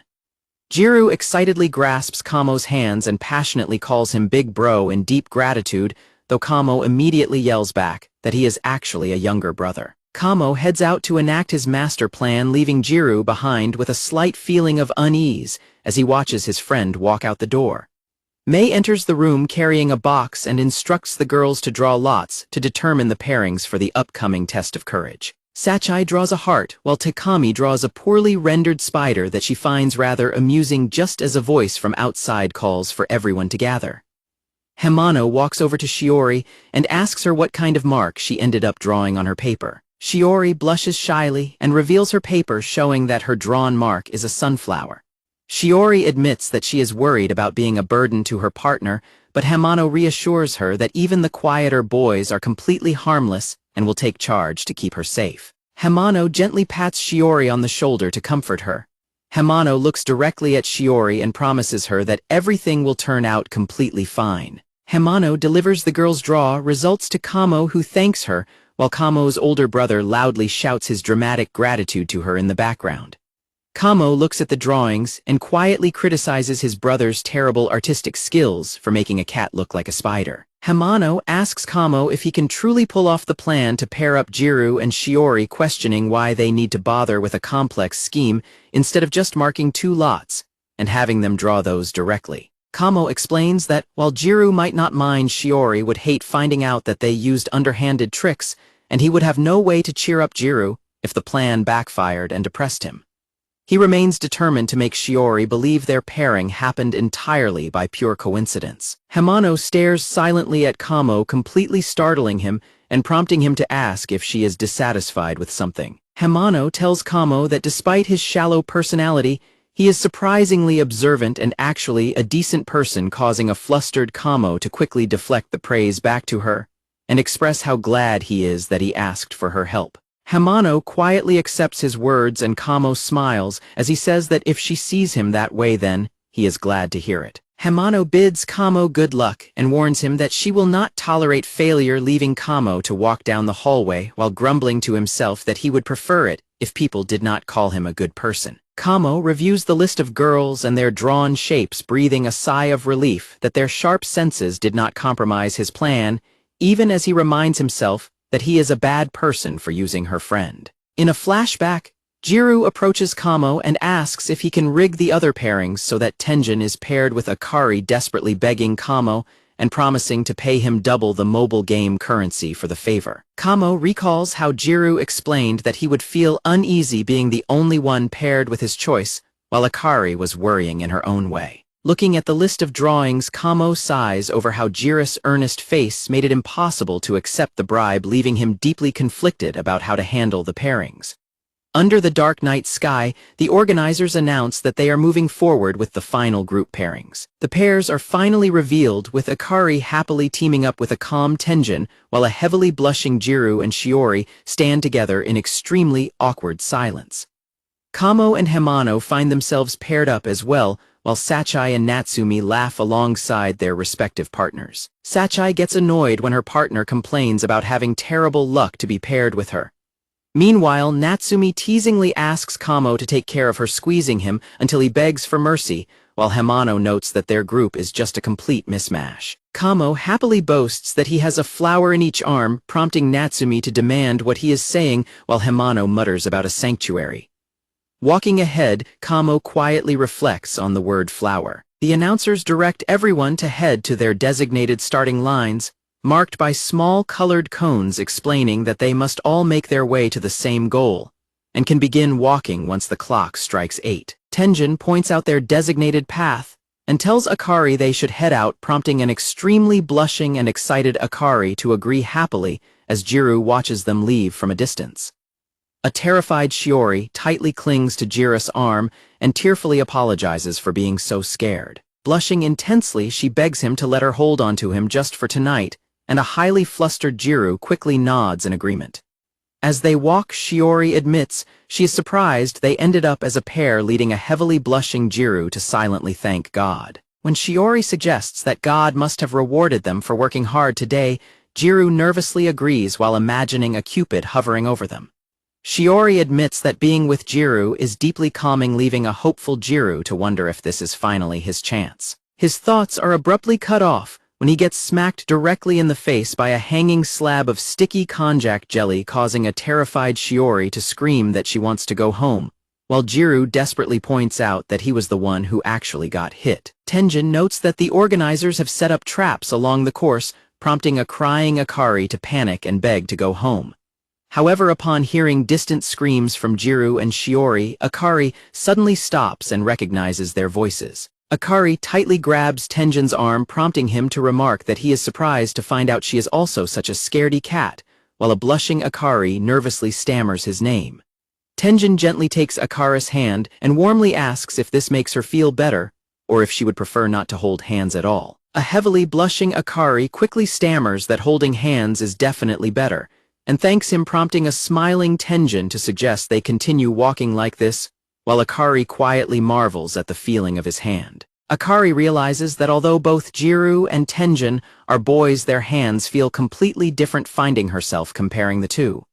She vigorously shakes her head to dismiss her thoughts of Jiro, but she internally admits that she cannot help but keep thinking about him. Akari quietly reflects on the fact that Jiro was her first for so many things. When Tenjin notices her distraction and asks what is wrong, she frantically waves her hands and claims she was just thinking, before quickly deciding to check their location on her phone's GPS, only to gasp in shock when she cannot find it. Akari stops on the path and looks around in distress, realizing that she has dropped her phone somewhere along the way. At the goal, Sachai notes that Shiori and Jiro have made it back, but Akari is still missing, while Shiori clings to Mei and cries about how scared she was. Meanwhile, Kamo's brother asks Jiro about his progress, and Jiro explains that Shiori was too terrified for anything to happen, prompting the older brother to assume he at least took the lead. Sachai points out that Akari is incredibly late, and Natsumi worries because she is not reading her texts, though Sachai figures she cannot be lost since she is with Tenjin. Jiro listens to their conversation in concern and pulls out his phone, anxiously wondering if it would be weird for him to try and contact Akari, since her being this late, even with Tenjin, seems highly unusual. When Kamo's brother offers to contact the missing pair, Sachai and Natsumi quickly stop him and tell him to read the room, whispering that since Akari and Tenjin are alone, they are probably just taking their time and having fun. Jiro stands quietly nearby, resolving to keep his phone in his pocket. Kamo's brother frantically denies that they would be doing anything like that, but Sachai points out that no one could blame Tenjin given how intensely affectionate Akari acts when she likes someone. Jiro looks down in bitter frustration, recalling how excited Akari was to be paired with Tenjin, and realizing that despite her telling him not to talk to other girls, she is still completely focused on her crush. He bitterly reminds himself of how she spent every day trying to appeal to Tenjin from the start, questioning why he ever bothered trying to help her in the first place. As rain suddenly begins to pour down, Sachai and Natsumi complain about the terrible timing while Jiro stares ahead with an intensely irritated expression. Their complaints are cut short when Kamo's brother answers a call from Tenjin and shockwaves ripple through the group as he loudly asks if Tenjin got separated from Akari. Kamo's brother listens in shock to the voice on his phone, then tells them that he will turn back to keep searching and warns them to be careful. Kamo's brother explains that Akari lost her phone and got separated from Tenjin while they were searching for it. As Jiro silently worries for Akari, Kamo's brother reassures everyone that the forest is quite safe and no larger than a park, which is why they were allowed out alone. Kamo's brother adds that because of the dark rain and her being a girl, they should find her, quickly announcing that he will start searching immediately while the rest of them return to the cottage. Tara-chan insists on helping with the search, but Kamo's brother tells him to go back, so he does not just end up as another lost kid dragging him away as he throws a fit. Meanwhile, Sachai and Natsumi panic about the heavy rain and pray for Akari's safety. Shiori gently grabs Jiro's hand and urges him to return with them to avoid getting drenched in the pouring rain. Jiro gently slips his hand out of Shiori's hand and tells her that they should go back first. A memory of holding hands with Akari on the sofa flashes through Jiro's mind, making him freeze in sudden realization. Various tender memories of Akari holding on to him and asking him to look at her more intensely flood Jiro's thoughts. Jiro turns back to apologize to Shiori, firmly declaring that he is going out to search for Akari. Meanwhile, a cold and shivering Akari wanders through the dark woods in her sandals, calling out weakly for Tenjin. Akari laments her terrible luck, realizing she got lost because she was too desperate searching for her phone. She decides it would be best to head back to the cottage, but realizes she has no idea which way to go because she left all the navigating to Tenjin. While Jiro runs through the rain calling out her name, a crying Akari huddles under a tree and blames herself for being helpless, remembering how much research Jiro did while she just constantly let him spoil her. Tenjin suddenly finds her and pulls her into a comforting embrace as he apologizes while Akari rests her head on his shoulder. Akari gasps out in a reflex of sheer relief, crying out Jiro's name. She quickly blushes in surprise as she looks up and realizes that the person who found her is actually Tenjin. Meanwhile, a drenched Jiro continues to desperately search the dark forest with his phone in hand, calling out for Akari. Tenjin holds Akari by her shoulders in the rain and expresses his relief that she is safe, while a startled Akari softly says his name. Tenjin explains that he got separated from her and asks if she is all right after getting soaked in the rain. When Akari quietly confirms she is fine, Tenjin points out a nearby sheltered bench and suggests they take cover there. While sitting under the shelter, Tenjin calls the others to inform them that they are taking cover from the rain and will head back as soon as it lightens up, while Kamo's brother apologizes and thanks him on the other end. Tenjin ends the call and tells Akari that he successfully got in touch with the others, asking if she is feeling cold, which prompts a hesitant Akari to try and speak up. Akari bows deeply and apologizes for causing so much trouble by wandering off on her own, but Tenjin quickly reassures her and apologizes for losing sight of her in the first place. After a quiet moment, Tenjin speaks up again. Tenjin gently apologizes for not being Jiro, catching Akari completely off guard and leaving her standing in absolute blushing shock before he lets out a quiet laugh.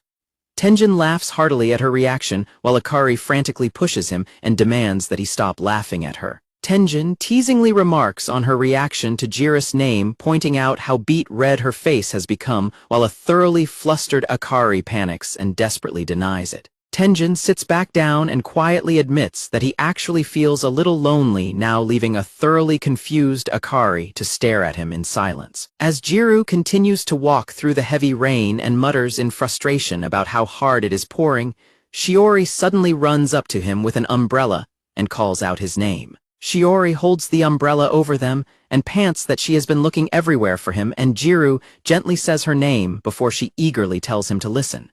Shiori excitedly announces that Akari has already been found by Tenjin, leaving a shocked Jiro to ask if she is for real. Shiori explains that the two of them are currently taking shelter from the rain and will head back once it lets up, noting what a relief it is, while Jiro looks down in quiet disappointment and weakly agrees. Jiro quietly agrees, and Shiori happily presents a spare umbrella she brought for him. Jiro takes it and thanks her, though Shiori looks down quietly at his subdued reaction. The heavy rain continues to pour down over the dense forest canopy. As they sit together under a tree, Shiori mentions that everyone was worried, especially since Jiro was not checking his phone. After Jiro apologizes, Shiori admits that she desperately searched for him, explaining that seeing him run off on his own to find Akari was the very first time she had ever seen him act that way. Shiori grips her skirt in embarrassment and apologizes for intruding on his business, but Jiro quickly thanks her and admits he was just pointlessly running in circles, noting it would have been smarter to just head back like everyone else. Shiori quickly insists that Jiro is incredibly kind, though he merely sighs and calls himself lame.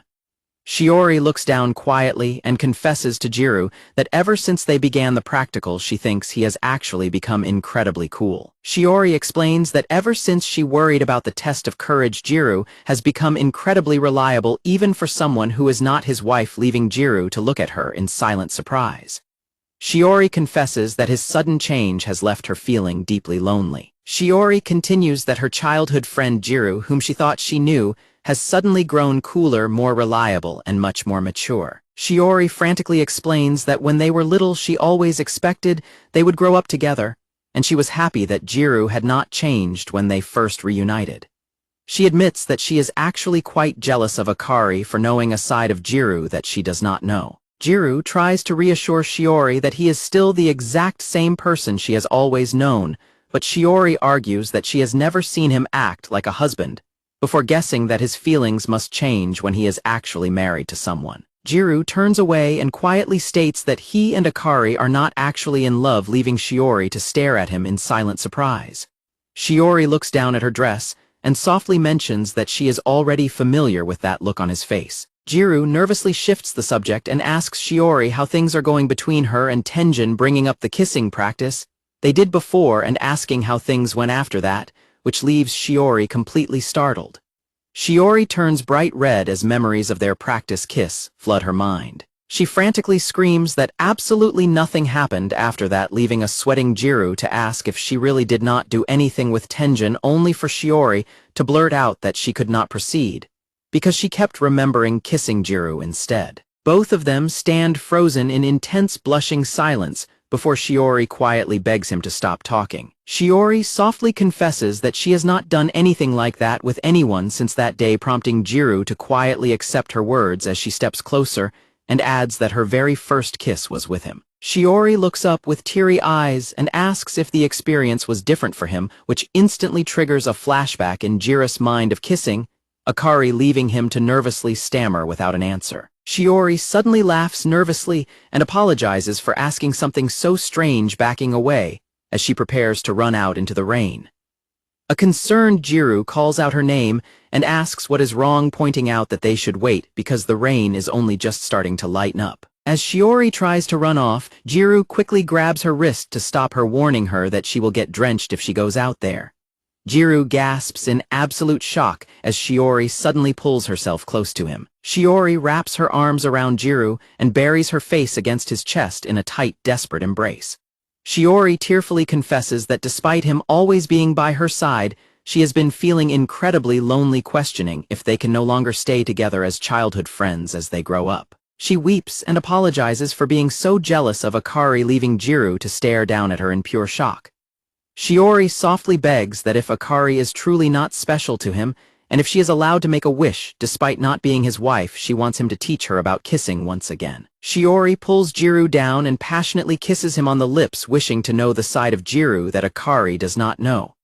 Meanwhile, back at the shelter, Akari sits in flustered silence before nervously looking at Tenjin and asking him what he exactly meant by feeling lonely. Tenjin muses aloud, explaining that his feeling is like a big brother whose little sister has just introduced him to her boyfriend, leaving a confused Akari to repeat his words. When Akari asks for clarification about the little sister comparison, Tenjin smiles warmly and confirms it, leading Akari to internally realize what he truly means. Akari sadly realizes that she is being rejected by him right at this moment, remembering how she had planned with Jiro to work hard in the practical to reach a rank and change partners to be with Tenjin. Tenjin comments on what would have happened in the practical if she were to become his wife, comparing it to what he just said about her being like a little sister to him.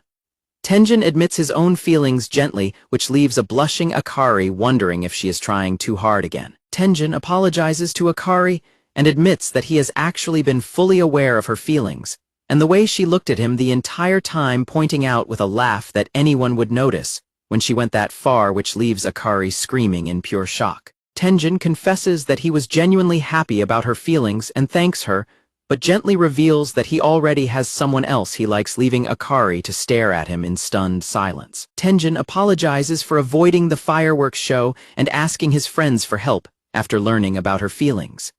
Akari quietly looks down and murmurs that she understands, realizing that he was also looking out for Shiori. Both of them blink in mutual confusion before Akari asks him what he means about Shiori, questioning if he is already dating her. Tenjin bursts into a fit of laughter, telling Akari she is too far out there, while she angrily demands that he stop laughing at her. Once he calms down, he assures her that there is absolutely nothing going on between him and Shiori, prompting a thoroughly confused Akari to ask who he actually likes instead. Tenjin gently explains that it is someone she does not know, admitting that his love is completely one-sided and will likely never come to fruition. Tenjin describes his feelings as a fruitless love with no future that only brings suffering, adding that knowing she was going through the exact same pain as him made him feel incredibly guilty. Akari reflects on how seriously Tenjin has always thought about things. Tenjin smiles warmly and confesses that hearing Jiro's name brought him relief, because he felt that Akari had found someone truly worthwhile, expressing how glad he is for her. Akari tightly clenches her hands as she processes his words. Akari looks downcast and quietly wonders if Jiro already has someone else he likes. Tenjin points out that Jiro is not actually dating anyone, yet suggesting that the outcome is entirely up to how hard she works, because Jiro can still make a different decision in the end. Akari frantically worries about things becoming awkward if she confesses her feelings, but Tenjin laughs and points out that he always thought she was more optimistic, gently asking her if things got awkward between the two of them. Tenjin prays that her love will be successful from here on out, smiling as he admits that it feels as though he is entrusting her with the romantic success that he himself failed to achieve. Tenjin softly apologizes to Akari for not being able to return her feelings. Akari suddenly stands up and slams her hands down, loudly declaring that this is not right, while a startled Tenjin looks up at her. Akari loudly explains that she loved him because they always had fun together, admitting that she was super excited every time they spoke and felt fluffy whenever their eyes met. She begs him not to apologize, explaining that her feelings were genuine and she did not like him just to receive an apology. Akari expresses her deep gratitude to Tenjin and softly confesses that she truly loved him. Tenjin smiles warmly and thanks her for sharing her feelings, leaving a tearful Akari to quietly thank him in return. Akari breaks down crying with her face in her hands, and Tenjin gently pats her head as she silently feels grateful for having fallen in love with him. Akari pumps herself up and tearfully declares that she will give it her all and work crazy hard with Jiro, so she will not have any regrets, which Tenjin praises as her usual energetic self. When Akari suggests she needs to move on, Tenjin teasingly remarks that she is the only one who has ever been serious about him and jokingly admits he might regret rejecting her, causing her to pout and accuse him of playing dirty. Akari playfully suggests that if Jiro rejects her, she should be his #1 dating candidate, promising to polish her womanly charms so he will never see her as just a little sister again, which makes Tenjin burst out laughing. Tenjin accepts her playful offer as they sit quietly together on the bench. The heavy rain slowly begins to clear as the storm passes over the forest. An exhausted Akari slowly leans her head against Tenjin's shoulder. Akari peacefully falls asleep on his shoulder, and Tenjin looks down at her sleeping face with a soft smile. Tenjin covers his face and quietly sighs over the situation, noting that Akari clearly likes Jiro way too much to ever look his way and internally apologizing to Terra for the misunderstanding. Tenjin ponders where Akari got the idea that he and Shiori were dating, noting that Shiori clearly already has her own crush, while expressing hope that the rumor does not spread as he stands up in the rain. While Shiori passionately kisses Jiro in the pouring rain, Akari sleeps peacefully beside Tenjin, who silently prays that the two of them will end up working out. The next morning, the bright summer sun shines over the building while cicadas buzz loudly, and Shiori stands on the balcony staring at her hands while hanging up the laundry. Shiori clutches the laundry to her chest, her face turning bright red as she internally panics over the fact that she and Jiro actually kissed. Shiori gets completely overwhelmed by the memory of the kiss, recalling her own desperate words, asking him to teach her about kissing again, despite not being his wife. Shiori remembers pulling Jiro down to kiss him, wishing to know the side of him that Akari does not know. Shiori stares at the laundry, worrying that Jiro's flinch during the kiss means he now thinks she is a shameful girl, and laments how their interactions became painfully awkward for the rest of their trip. Shiori buries her face in her hands and cries in embarrassment, questioning why she went so far and admitting that she was simply in a state of sheer panic. Shiori recalls how she once believed deep down that Jiro would wait for her, but acknowledges that whenever he is trying to hide something, he never looks her in the eye, which made it painfully easy for her to realize his true feelings. Shiori holds her laundry basket and sighs, realizing that Jiro seemed lost in thought even while they were kissing. She blames herself for taking advantage of his kindness, reminding herself that Akari is his wife and she is merely his childhood friend. Shiori holds her laundry basket, tightly feeling like an adulterer and desperately wondering what Jiro was actually feeling during their kiss. Shiori buries her face into her dress and breaks down in silent grief. Back at the apartment, 2 glasses of iced tea sit on the table as the summer days pass. Akari sits on the couch beside Jiro and complains about how hectic her summer schedule is, noting that she has dates with her boyfriend and is constantly dragged around by her family. Akari excitedly points out a summer event where they serve flowing some noodles, but Jiro merely stares at her in a dazed silence, spacing out. Seeing Jiro spacing out, Akari suddenly lunges forward and pins him down on the couch, calling out his name and causing a startled Jiro to panic. Hovering directly over him, Akari notes with satisfaction that he finally looked at her and asks if he is currently mad at her. Jiro blushes and averts his eyes, claiming he was just thinking, which prompts Akari to tease him about him actually thinking and asking what that is supposed to mean. Jiro nervously tells her to back up, but Akari defiantly refuses and suddenly glomps him in a tight embrace. Akari squeezes him tightly and loudly declares that she absolutely does not want to back up, causing a heavily blushing Jiro to panic from the close physical contact. Akari tells him to stop being so one-sided and put his arms around her for the sake of their practical. But when Jiro remains completely frozen, she glares at him and bluntly calls him a virgin, causing him to flinch in embarrassment. Overwhelmed by her teasing, Jiro screams in defeat and hugs her back, tightly prompting a delighted Akari to call him a good boy as she happily embraces him. Sitting comfortably in his lap, Akari softly gazes up at him and begs him to run his fingers through her hair. Akari smiles warmly and giggles, expressing how good it feels and noting how much she genuinely likes having his fingers run through her hair. Jiro suddenly jumps off the couch in a complete panic, leaving a highly confused and startled Akari to demand what is wrong with him. Jiro frantically stammers that he just remembered they ran out of body wash, prompting a baffled Akari to question his sudden excuse and point out that even if they are out, his reaction is completely uncalled for. Jiro insistently shouts that he is going to buy some immediately, leaving Akari to wonder why he has to go right this second. When Akari offers to pick it up later when she gets her uniform washed, Jiro frantically declines and insists on going himself, prompting a confused Akari to simply leave it to him. Jiro steps out of the apartment and closes the door behind him, immediately sliding down against the wall outside to crouch on the floor in absolute exhaustion. Jiro buries his face in his arms, his heart pounding furiously as he internally mutters that he almost died from the intense physical proximity.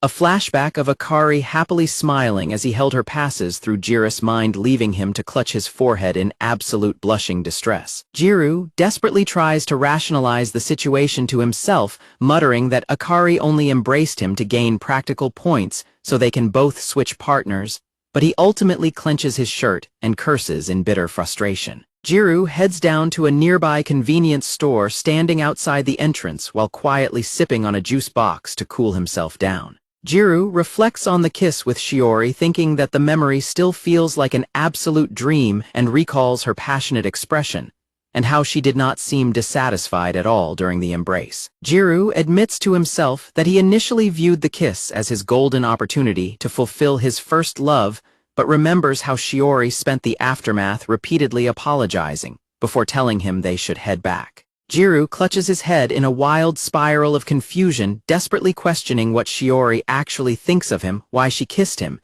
if she was only going to apologize, and whether her words meant she wanted to be more than childhood friends, or if she wanted to remain strictly as one. Jiro stands by the window in deep contemplation, wondering if he should rejoice or grieve, if she only wanted to remain friends, and resolves that he cannot afford to bother her any further now that things have already become so incredibly awkward between them. Staring down at the body wash in his hand, Jiro sighs, and notes that if he had more romantic experience, he might actually find the right answer, questioning if he was simply too immature for believing that hand-holding should always precede kissing. Jiro stands quietly by the convenience store window and watches a happy couple walk past hand in hand outside. Watching the couple walk away, Jiro wonders how other people determine the perfect moment to confess their feelings, eventually leading his thoughts back to Akari and wondering when she plans on confessing her own feelings. Jiro realizes with a heavy heart that if either he or Akari successfully confess to their respective crushes, their temporary marriage arrangement will end, leaving them with absolutely nothing connecting them. Back at the apartment, Akari washes a glass mug at the kitchen sink, her face turning bright red as she internally panics and desperately wonders if she acted normally around Jiro earlier. Akari sits back on the couch and worries about how Jiro perceives her actions, since she always initiated close contact under the guise of their practical. She sadly wonders how she can get him to view her as a genuine romantic interest rather than a partner in a school project, contemplating going to speak with Sachai for advice. Akari suddenly spots Jiro's white shirt left on the couch, and upon picking it up, she sighs to find a heavy ink stain inside the pocket from a pen left uncapped, realizing that the stain will not come out with a simple wash. Akari notes that Jiro won't need his shirt until school starts back up anyway. She wistfully wishes summer break could last forever and wonders what she should do for fun during the final month, happily looking forward to the rest of her holiday. Akari lies down and hugs his shirt close, blushing as she remembers that Jiro is going back to his family home in August and wondering what he will be up to while they are apart. Akari realizes that ever since her conversation with Tenjin, she has become incredibly self-conscious of Jiro, even wondering if his hands were always so manly. She snuggles deeply into his shirt, finding his scent deeply calming. Though the scent is calming, she finds herself suddenly remembering how Jiro previously held her close, causing her heart to race even more. Completely overwhelmed by her racing thoughts, Akari buries her face in his shirt and softly mutters his name. Akari suddenly jumps in a panic when she hears the front door open and Jiro announce that he has returned. Jiro slides the room door open and spots Akari, while a heavily sweating and panicking Akari sits rigidly on her knees on the couch. Jiro awkwardly addresses her while a deeply flustered Akari quickly hides his shirt behind her back and loudly stammers a welcome, noting how fast he was. Jiro immediately grows suspicious and asks her what she is hiding behind her back, leaving a sweating Akari to internally panic that he figured it out. Jiro questions why she is sitting on her knees and suspiciously asks if she ate his ice cream again. Akari frantically screams that she did not eat it, but Jiro yells back that her incredibly suspicious behavior says otherwise, demanding to know what she is actually hiding as Akari desperately tries to deflect his questions. Jiro suddenly reaches around to grab her wrists, declaring that she is caught red-handed, while a heavily blushing Akari feels her heart pound wildly from the sudden close contact. Overwhelmed by her racing heart, Akari suddenly collapses forward and buries her face against his shoulder, leaving a completely stunned Jiro frozen in place. Akari suddenly turns away, covering her bright red face, and violently shoves Jiro backward while screaming that he is an idiot, leaving a thoroughly startled Jiro to tumble back in confusion. Left completely alone, a thoroughly bewildered Jiro mutters in confusion about what just happened, before picking up his shirt and wondering why she was so incredibly flustered over nothing. Jiro clutches his shirt as his own face turns bright red, his heart pounding wildly as he struggles to comprehend his own reaction. Back in her bedroom, a deeply flustered Akari hides completely under her blanket, frantically realizing that her heart will never hold out if she has to face this kind of physical tension every single day. Akari tightly clutches her sheets, her face flushed and sweating as she weakly gasps that she genuinely felt like she was going to die from embarrassment. In August, summer break officially begins and the loud chirping of cicadas resounds throughout the city. Jiro Akari and the rest of the school couples depart for their respective family homes as their normal summer break gets underway. The apartment for the practical remains completely empty and silent under the fierce summer heat. Back in his family home, Jiro relaxes on his bed and enjoys his free time, but quickly sits up to check if they have any soda or chips around the house. After briefly recalling his grocery trips with Akari, Jiro opens his bedroom door and loudly asks his mother if they have any soda in the house. Jiro heads out to a bookstore to browse the shelves, realizing he might have missed the latest magazine issue and feeling glad that he decided to drop by. Jiro stands in front of the magazine rack, completely lost on whether he has already read the current week's issue and realizing that having every day off has completely thrown off his sense of time. As Jiro reaches out to grab a magazine, another hand reaches for the exact same book at the same time, causing their hands to touch.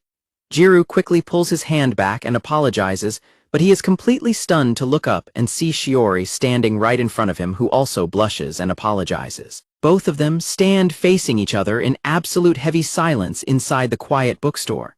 A loud exclamation of surprise suddenly echoes through the bookstore, causing other customers to turn and stare, while a deeply embarrassed Jiro frantically bows and begs for forgiveness. Shiori blushes furiously and finds the sudden encounter incredibly awkward, while Jiro panics internally over how he is supposed to talk to her.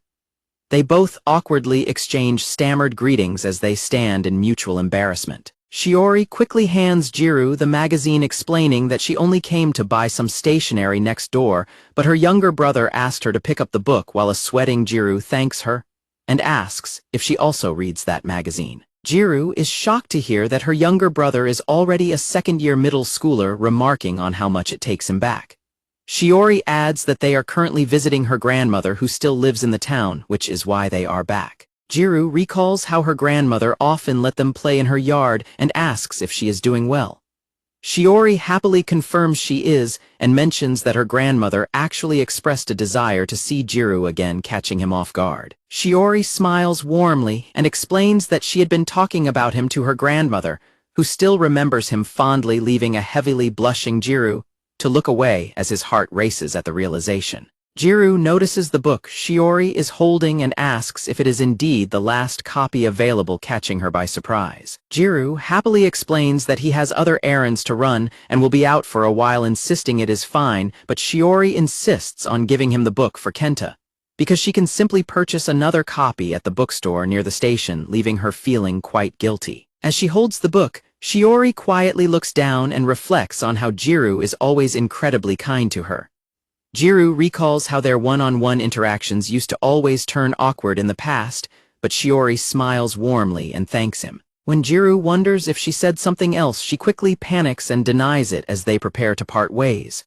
Shiori asks Jiro if he forgot to bring an umbrella, and he sheepishly laughs and says he will just buy one nearby. Suddenly, the summer rain begins to pour, and Shiori realizes that her parents had mentioned it was going to rain today.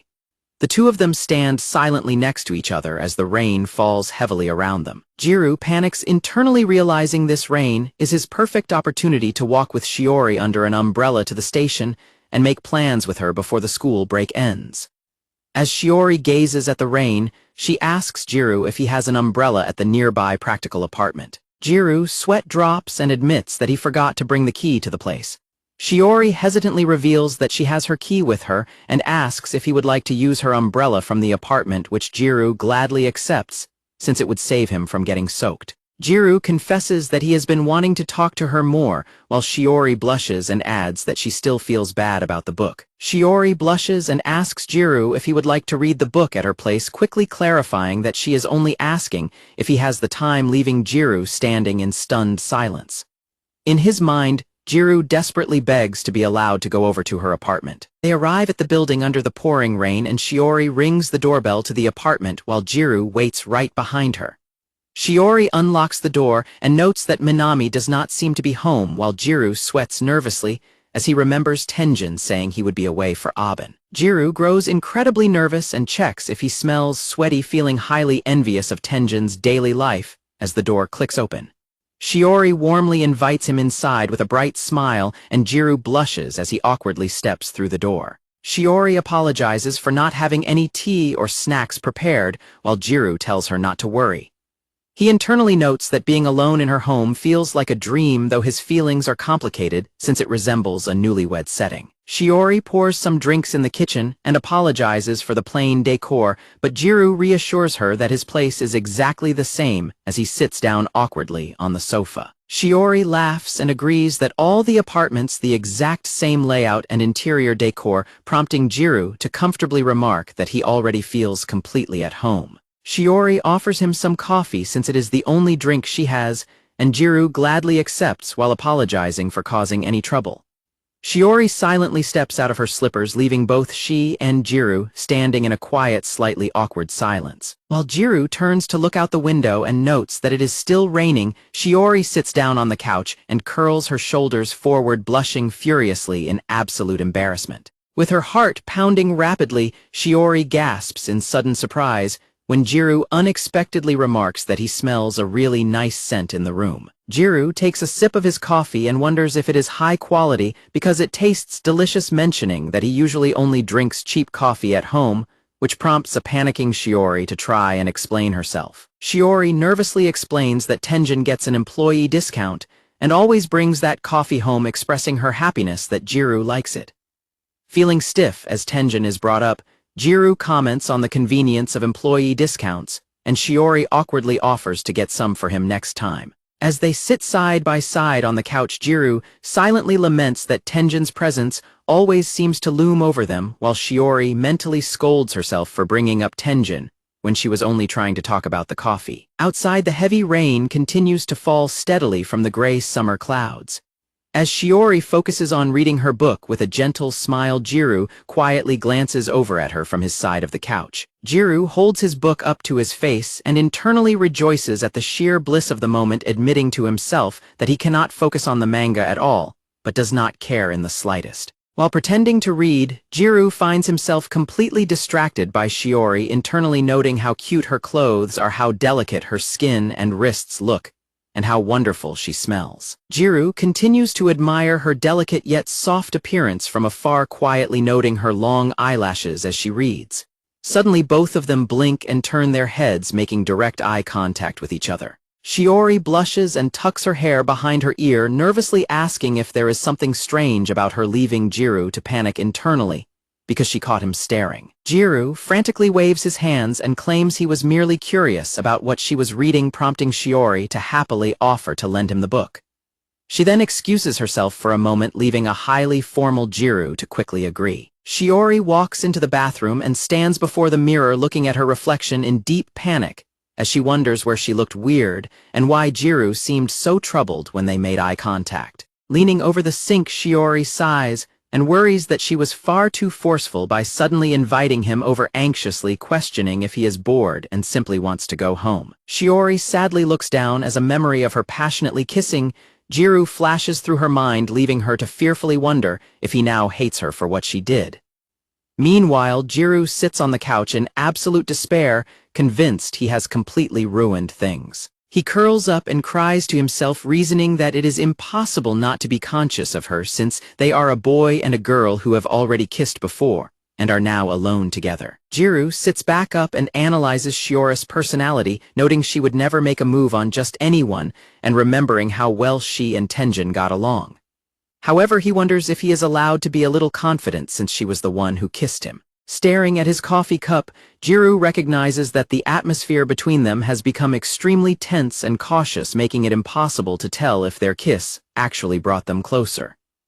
He gazes down and resolves that he absolutely needs to talk to Shiori about that day. Shiori walks back from the bathroom, the soft sound of her footsteps pattering as she steps back into her slippers. Shiori suddenly calls out to Jiro as she pulls back the curtains, catching him completely off guard and causing him to startle in surprise. Shiori excitedly tells Jiro to look outside, leaving him blinking in confusion. Both of them look out the window together to see a massive, vibrant rainbow stretching across the sky, prompting an amazed Jiro to comment on how clear and beautiful it is. Shiori gazes up at the sky in admiration and expresses her gratitude for being able to see it while Jiro stares at her blushing. Shiori then suddenly pulls out her phone to take a photo. Shiori holds up her phone and happily tells Jiro to join her for a photo, but Jiro hesitates and blushes from the close proximity, explaining that he rarely takes selfies. When Shiori pouts and asks if he really will not take a photo with her, Jiro panics in embarrassment. Shiori successfully snaps the photo, showing a bright picture on her screen of her smiling while Jiro makes a peace sign, and she excitedly notes how clean the photo came out. Jiro asks if she will send the photo to him, internally marveling at how incredibly adorable she is, and Shiori happily promises to send it over immediately. While Shiori prepares to send the image, Jiro gulps nervously and wonders if this is his chance to make a move. He hesitatingly tries to speak her name, but Shiori suddenly turns her phone around to show him something else. Shiori points out another photo on her screen, happily announcing that Jiro is in this one as well, and offering to send it to him. Shiori shows him a lively group photo from their class trip to the beach, pointing out that it was taken during their time at the ocean. Jiro stares at the photo, his eyes immediately locking onto Akari's bright smiling face, while Shiori mentions how much she loves that photo because everyone looks so genuinely happy. As Jiro stands staring silently at the screen, Shiori notices his dazed expression and calls his name, asking if he was about to say something earlier, which snaps him back to reality. The two of them stand in quiet silence, with Jiro looking highly conflicted, while Shiori tilts her head in curiosity. Jiro merely smiles gently and changes the subject by remarking on how fun the ocean trip was, and Shiori smiles back warmly. The two childhood friends stand together at the open window, looking out over the city as the breeze blows through the curtains. The soft white curtains sway in the wind as Jiro reflects on his complicated feelings, realizing he can no longer distinguish between friendship and love. Jiro's mother shouts from downstairs, telling him to open his curtains and open the window for a change, instead of just relying on the air conditioner. Jiro sits on his bed playing a game, muttering that he is opening it, but claiming he will die if he does. While Jiro is playing his game, his phone on the bed suddenly begins to vibrate and ding, prompting him to grumble about the bad timing, but ultimately put down his console to check it. Jiro is shocked to see that Akari has sent him a chat message, realizing in surprise that it has already been half a month since they last spoke. When Jiro replies to ask what is wrong, Akari texts back that she is bored, which instantly makes Jiro's heart flutter. Jiro quickly jumps up and tries to dismiss his racing heart, rationalizing that Akari is probably just bothering several other people the exact same way.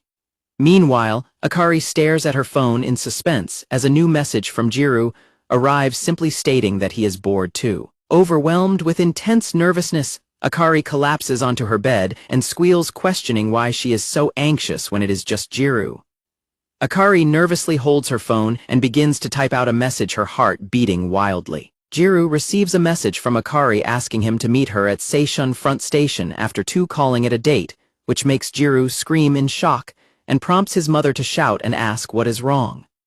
Jiro tries to stammer a reply to his mother while his face turns beet red in pure panic. Jiro frantically paces around his room, worrying that this date is some kind of trap or elaborate joke to tease him, imagining Akari and her friends laughing at him. Holding his phone on the bed, Jiro contemplates whether he should turn her down, but realizes that she might actually be serious about hanging out as friends. Jiro stares nervously at his phone and realizes in absolute dismay that he does not own any clothes suitable for walking around with a Jiro. On the day of their meeting, a large crowd of people bustles outside of the Seishun Academy Front Station. Jiro arrives 10 minutes early in a plain white t-shirt and anxiously waits around, but as 10 minutes pass, and then another 15 minutes go by. He begins to worry that she might not show up. Feeling resigned to being stood up, Jiro decides to leave, but he is suddenly stopped when a heavily panting Akari runs up behind him crying out his name in sheer relief that he is still there. Akari catches her breath and profusely apologizes to Jiro, explaining that she is incredibly sorry for being late, because it took her quite a bit of time to get herself fully ready for their meeting. Jiro stares at her in stunned silence as his face turns bright red, prompting Akari to nervously ask if he is mad at her, though a flustered Jiro quickly reassures her that he is not, and admits he simply did not expect her to actually show up today. Akari reacts with sudden anger and demands to know what he means by that, leaving a panicking Jiro to immediately apologize and beg for her forgiveness. Akari looks away and explains that since they rarely hang out with just the two of them, she found it difficult to imagine, which is why she explicitly called their meeting a date. Akari adds that she put a lot of effort into preparing because there was no way she would skip out on him, before shyly glancing over to ask if her outfit is cute, leaving Jiro completely speechless and blushing as he looks at her. Akari gets annoyed and demands to know why he is not saying anything. Jiro stammers, heavily blushing, as he finally blurts out that her outfit is so fresh and unlike her normal style. Akari presses him further, asking what he thinks of it. Jiro averts his eyes in embarrassment and awkwardly tries to gather his thoughts. Jiro finally admits that he thinks her outfit today is really attractive. Akari blushes and internally notes that she bought the dress specifically for him, thanking him and admitting that his compliment makes her happy. Akari reminds Jiro that he had mentioned liking these types of clothes, before explaining that she bought something like this for the very first time and wore it specifically because of his preference. Jiro is completely stunned by her confession, but before he can process it, Akari grabs his hand and enthusiastically declares that they are leaving, adding that there are tons of places she wants to visit today. Akari pulls him along with a bright smile, insisting that he is coming with her to all of them. Jiro blushes wildly as he is dragged away, frantically wondering what kind of situation he is in. At a bubble tea shop, Akari happily decides on a strawberry drink and asks Jiro if he has decided on his order. Jiro nervously scans the menu and haphazardly orders a bitter caramel drink. Jiro receives his drink from the cashier and internally wonders why Akari is spending her day doing this with him. Akari excitedly urges him to drink together, while Jiro questions why she is so overly excited. He internally laments his dislike for the dark drink he ordered just to hide the tapioca pearls, eventually taking a hesitant sip. Akari excitedly asks to try some of his drink, catching him off guard. She asks if his drink is awesome, to which Jiro replies that it is pretty normal but good. Akari then points out that his bitter caramel order sounds rather harsh. When Jiro hesitates, Akari playfully calls him stingy and nudges her own cup toward him, offering him a sip of her drink instead. After taking a sip of his drink, Akari scrunches her face up and sticks her tongue out, complaining that it is incredibly bitter and playfully calling him a liar.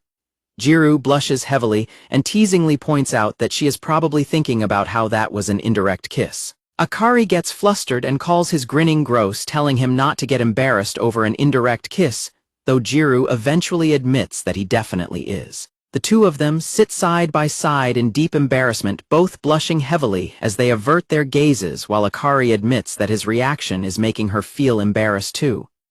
Jiro watches Akari quietly sip her drink, blushing as he wonders to himself if she has always been this cute. Akari notices his staring and tells him to stop glancing at her and hurry up so they can head to the next spot. Jiro refuses, claiming he will choke, while internally noting that she is acting way cuter than normal. They arrive at their next destination, which turns out to be a cat cafe. Akari excitedly calls the cats cute, while Jiro looks around in amazement at how many cats are roaming all over the room. Akari happily pets one of the cats, noting how used to people they are. Jiro watches her smile and laugh so genuinely, internally reflecting on how he never would have imagined she could act this way. An employee asks Akari if she would like to hold the cat, which makes her light up with excitement. Jiro stands nearby and silently realizes that he probably never would have discovered this side of her if they had not been paired up for the marriage practical.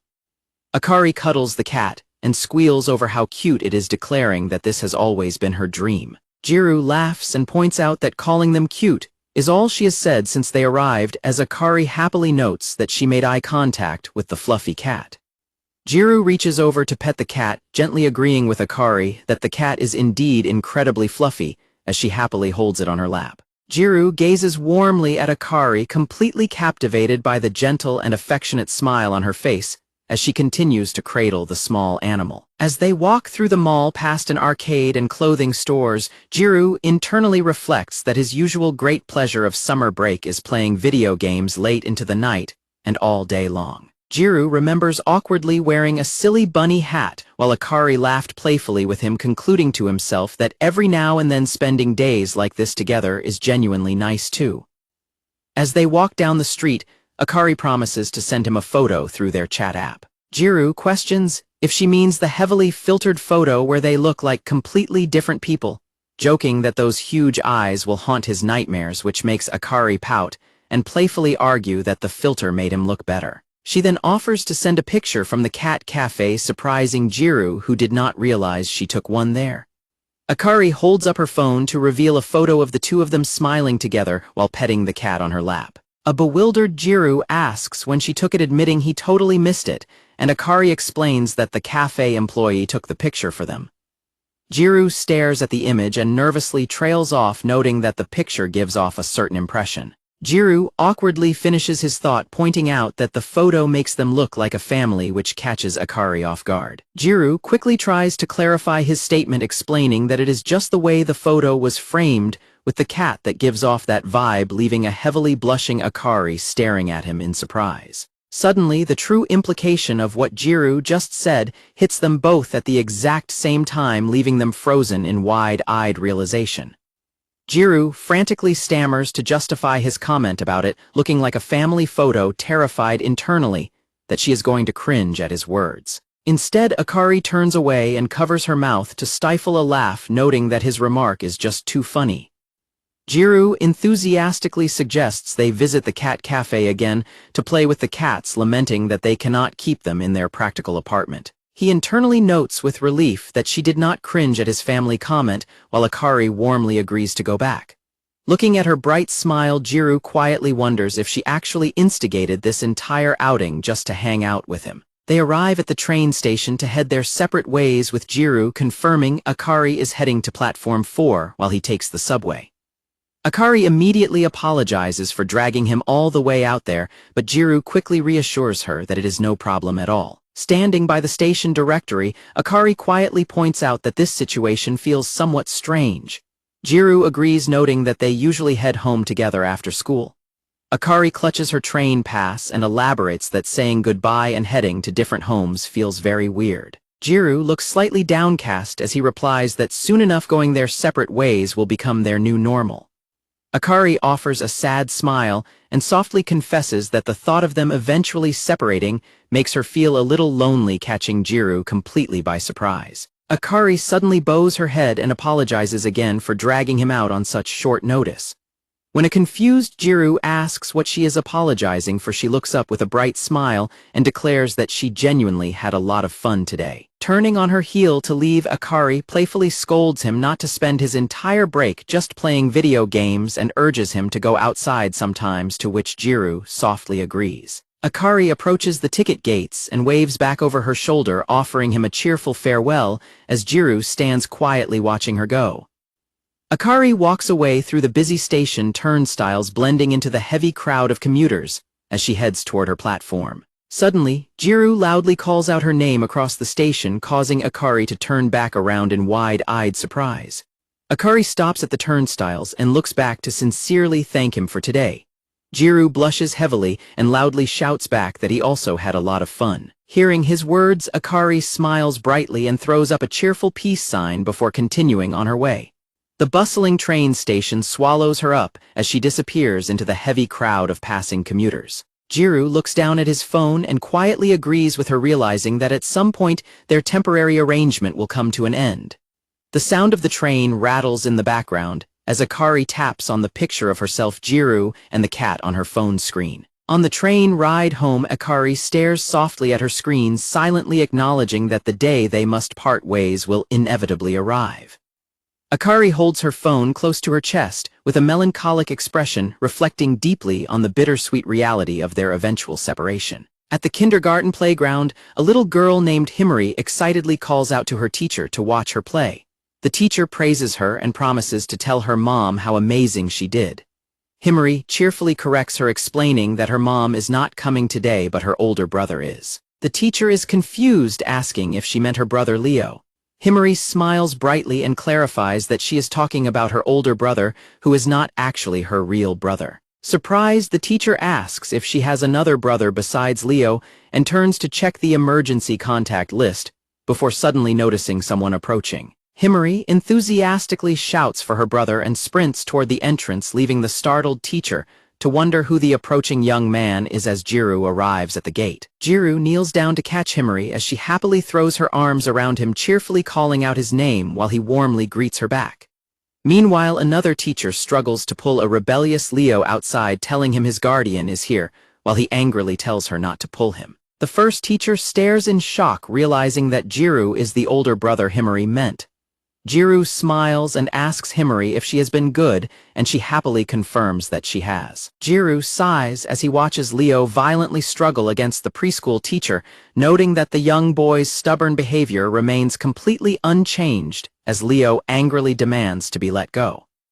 The teacher hands over the kids' backpacks to Jiro, confirming if he is indeed their relative. While Jiro politely thanks him, Himari proudly chimed in to tell her teacher that Jiro is their cousin who has even taken them to see the stars before. The teacher is surprised to learn they are cousins and mentions a camping trip, prompting a sheepish Jiro to clarify that he was actually referring to a visit to the planetarium at their local children's science museum. Himari happily declares that they are going to play with Jiro today, but Leo angrily snaps at her not to call him Oni-chan, since he is just a stranger, leaving a sweat-dropping Jiro to awkwardly greet Leo since it has been a while. The preschool teachers praise Jiro for being so responsible during his summer vacation and ask what school he attends. When Jiro hesitantly reveals that he goes to Seishun Academy, the teachers instantly react with wide-eyed shock at the mention of the prestigious school. The teachers gossip about how Jiro's school used to be a very average school named Hama High before they renovated and changed the name to Seishun Academy when they introduced the marriage practical. Jiro stands by as they reminisce about their own youth, noting that back then high schoolers were expected to live life to the fullest. The two teachers continue to laugh and gossip cheerfully about the past, leaving a completely bewildered Jiro standing awkwardly in the background, wondering how they even got onto this topic. The teachers note that a lot of gyrus and attractive students go to Seishun Academy now, wishing Jiro the best of luck with his studies. Jiro politely thanks them with an awkward laugh, while Leo quietly watches him with a highly skeptical glare. Jiro leaves Sunshine Kindergarten with the two children in tow, waving goodbye to the teachers as they walk out of the main gate to head home. Jiro sighs as he walks, wondering what they should do to pass the time until their aunt arrives. Looking at a cheerful Himari and a grumpily drawing Leo, he realizes that taking care of these two is going to be far more difficult than he initially anticipated. Back at home, Jiro's mother informs him that he is the one who will have to watch the kids, since he has nothing but free time to play video games. A shocked Jiro protests that looking after two kindergartners is going to be incredibly tough, but his mother dismisses his concerns by reminding him of his empty weekend schedule. Jiro's mother continues to lecture him, pointing out that his marriage practical is already half over, and yet he still hasn't learned to cook a single meal for himself. She groans that Akari must be completely fed up with him, leaving Jiro to desperately groan in defeat. Jiro stands in defeated silence, internally screaming that he understands her point completely, as his mother's harsh words hit a sore spot. Back in the present, Jiro suggests going to a park, which causes Himari to light up with excitement and declare that she wants to play on the swings. Jiro warmly agrees and suggests heading over to West Park.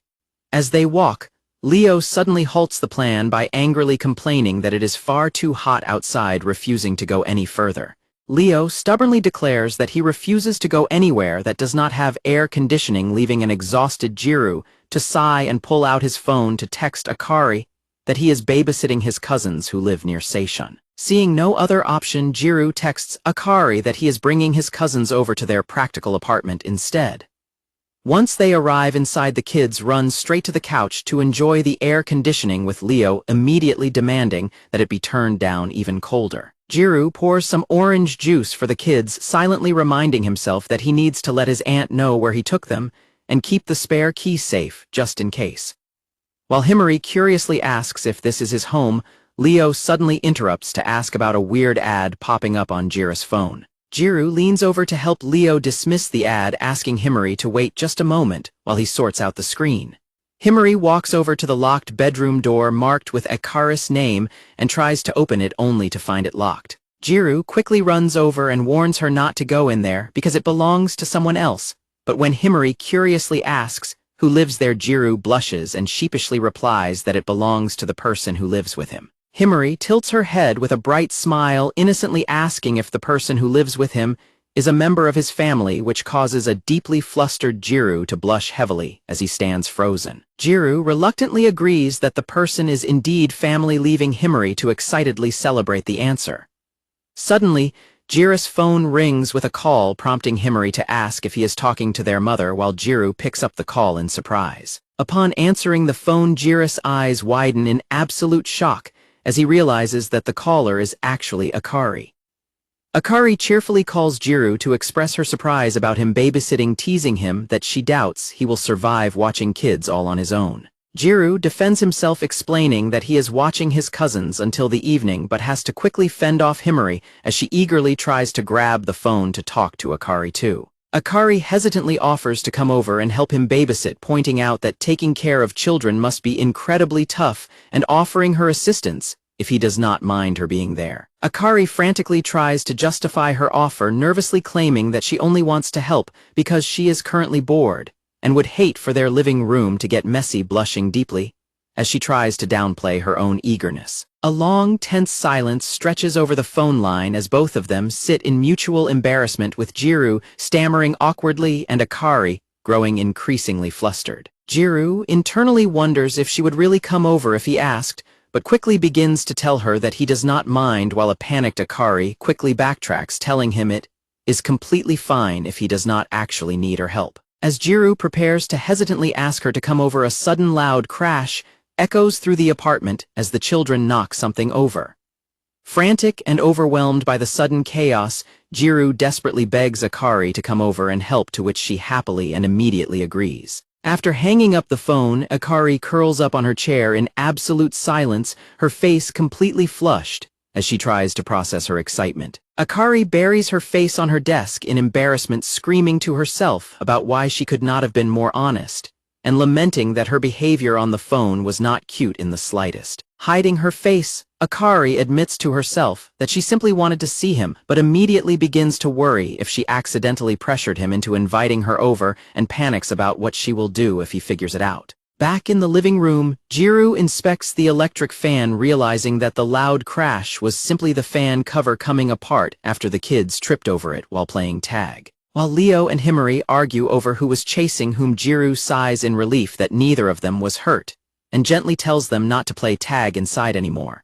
Jiro grows incredibly anxious, wondering why he got so worked up over the call, and if he was simply happy that Akari was being kind to him. Meanwhile, the children loudly complain that they are hungry, with Himari excitedly demanding pancakes. Suddenly, the doorbell rings and Jiro opens the door to find Akari standing there with a bright smile and a shopping bag, cheerfully announcing her arrival and presenting the pancake mix she bought on the way. Jiro stares at her in absolute shock, wondering if she is some kind of psychic for buying pancake mix just when the kids asked for it.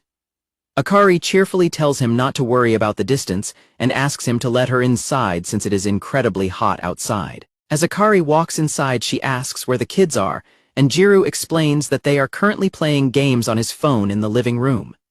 Hearing that they are behaving well, Akari laughs that she did not need to rush over, leaving a relieved Jiro glad to see her acting like her usual normal self. Akari suddenly turns back to him with a playful smile, cheerfully calling out that she is home and teasingly referring to him as her dear, which immediately causes Jiro to blush furiously. Jiro ignores her playful greeting, grumbling that they still have 3 days of summer break left, prompting Akari to pout and playfully tease him for being so stingy about 3 simple syllables. Jiro turns away to close the door while quietly muttering a welcome home, But Akari immediately clings to his arm and repeats her cheerful greeting with his name, leaving a flustered Jiro to desperately tell her to stop teasing him so he can actually shut the door. Akari greets the kids warmly at the door, calling them both incredibly cute. While Himari looks up shyly with a teary face, Leo stands crossly and calls out to her. Akari suggests hanging out for a bit, since she is already there, but Leo suddenly interrupts by pointing back into the living room, revealing that a carton of orange juice has spilled all over the low table. Leo explains that Himari spilled the juice and soaked everything, leaving a horrified Jiro to realize in pure panic that his phone is completely doused in the sticky liquid. Looking at the total chaos and sticky mess covering the living room, a deeply stressed Akari and Jiro scream in absolute disbelief at the kid's definition of being good.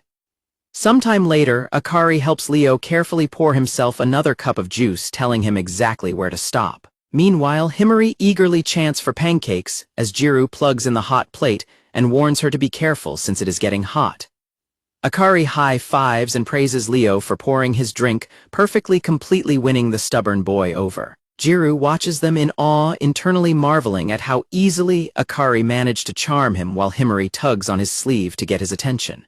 Himari innocently points out that Jiro and Akari live together before looking up to ask Jiro why he isn't a papa yet. Himari explains that her mother told her babies are born when people hold hands, pointing out that Jiro and Akari held hands earlier and innocently asking if there is already a baby inside Akari. Akari laughs off the innocent question, reassuring Himari that she doesn't have a baby yet and explaining that it doesn't happen immediately from hand-holding. However, Himari immediately presses, further grabbing Jiro's shirt and asking when they will actually have a baby, leaving Jiro blushing furiously. When Himari eagerly asks if the baby is coming tomorrow, a completely panicked Jiro turns to Akari for help, demanding to know how he is supposed to answer after she made things so awkward. Akari playfully decides to tease him further, telling Himari with a mischievous smile that she wonders when they will make a baby, which causes a beet red Jiro to scream in absolute shock. Leo and Himari instantly begin arguing over whether they want a boy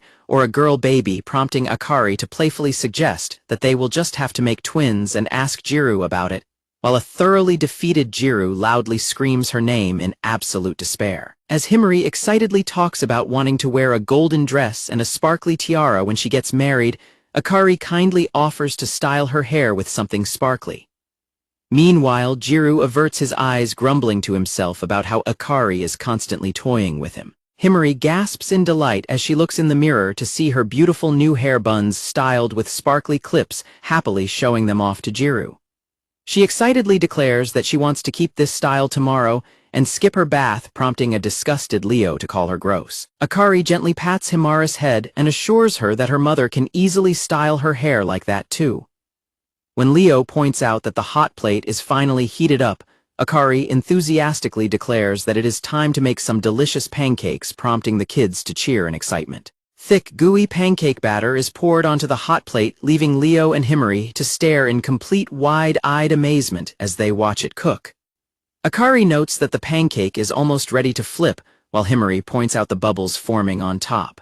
Leo excitedly yells for them to make it bigger, but Jiro quickly holds him back and warns him to watch his face and keep a safe distance from the hot stove. Akari confidently flips the pancake in the air with a spatula, leaving both Leo and Himari to watch in wide-eyed excitement as the pancake tosses over. Akari presents a beautifully decorated sunflower-shaped pancake to Himari, who happily bounces up and down in excitement, thanking Akari and declaring her absolute love for sunflowers. Leo excitedly demands that Akari make a pancake shaped like a Zero Rider for him next, but Akari laughs that such a design would be incredibly difficult.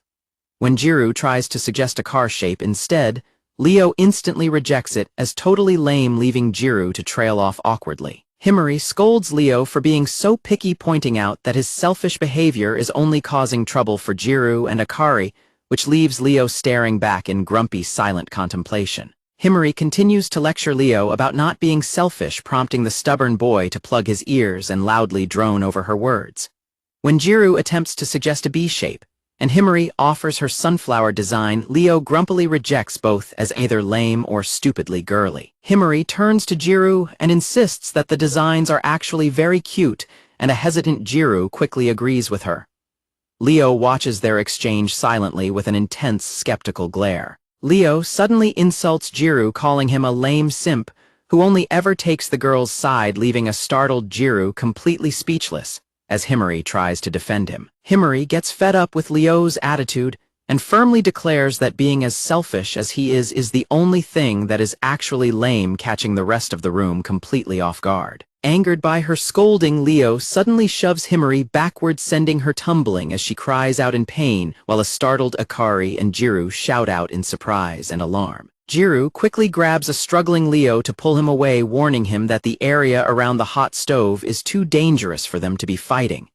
In the midst of the sudden commotion, someone's hand accidentally makes direct contact with the sizzling hot plate. Akari suddenly gasps and clutches her hand in pain, having accidentally burned herself on the hot plate. While Jiro frantically tries to assess the situation, Himari begins to tear up, and a thoroughly remorseful Leo bursts into tears and loudly apologizes for what happened. Leo continues to wail in distress, repeatedly crying out that he is sorry, while a deeply concerned Jiro frantically asks Akari if she is all right. Jiro gently reassures a crying Himari that everything is going to be okay and promises to get something cold to soothe Akari's burn. Suddenly, a guilt-ridden Leo runs out the front door, leaving a startled Jiro to loudly call after him. Sometime later, Jiro sits next to Akari and holds a wrapped ice pack over her burnt hand to soothe the pain. A sobbing Himari clings tightly to Akari's waist, prompting Akari to gently embrace her and warmly comment on how much she clearly loves her brother. Jiro quietly looks on with a soft expression as he continues to gently hold Akari's hand, keeping the cold compress firmly in place to treat her injury. Jiro asks Akari how her hand is feeling and if it still hurts, and she softly thanks him, replying that it only stings a little now. When Akari asks about Leo's whereabouts, Jiro reveals that the guilty young boy has locked himself inside the bathroom to cry. Akari gently pats Himari's head to comfort her, softly urging her not to cry anymore as the little girl continues to sniffle and sob against her. Jiro warmly tells Himari that her tears are only making Akari worry, gently asking her to stop crying as Akari offers her a reassuring, tender smile. While gently petting Himari's head to calm her down, Jiro sincerely apologizes to Akari for getting her involved in this entire mess.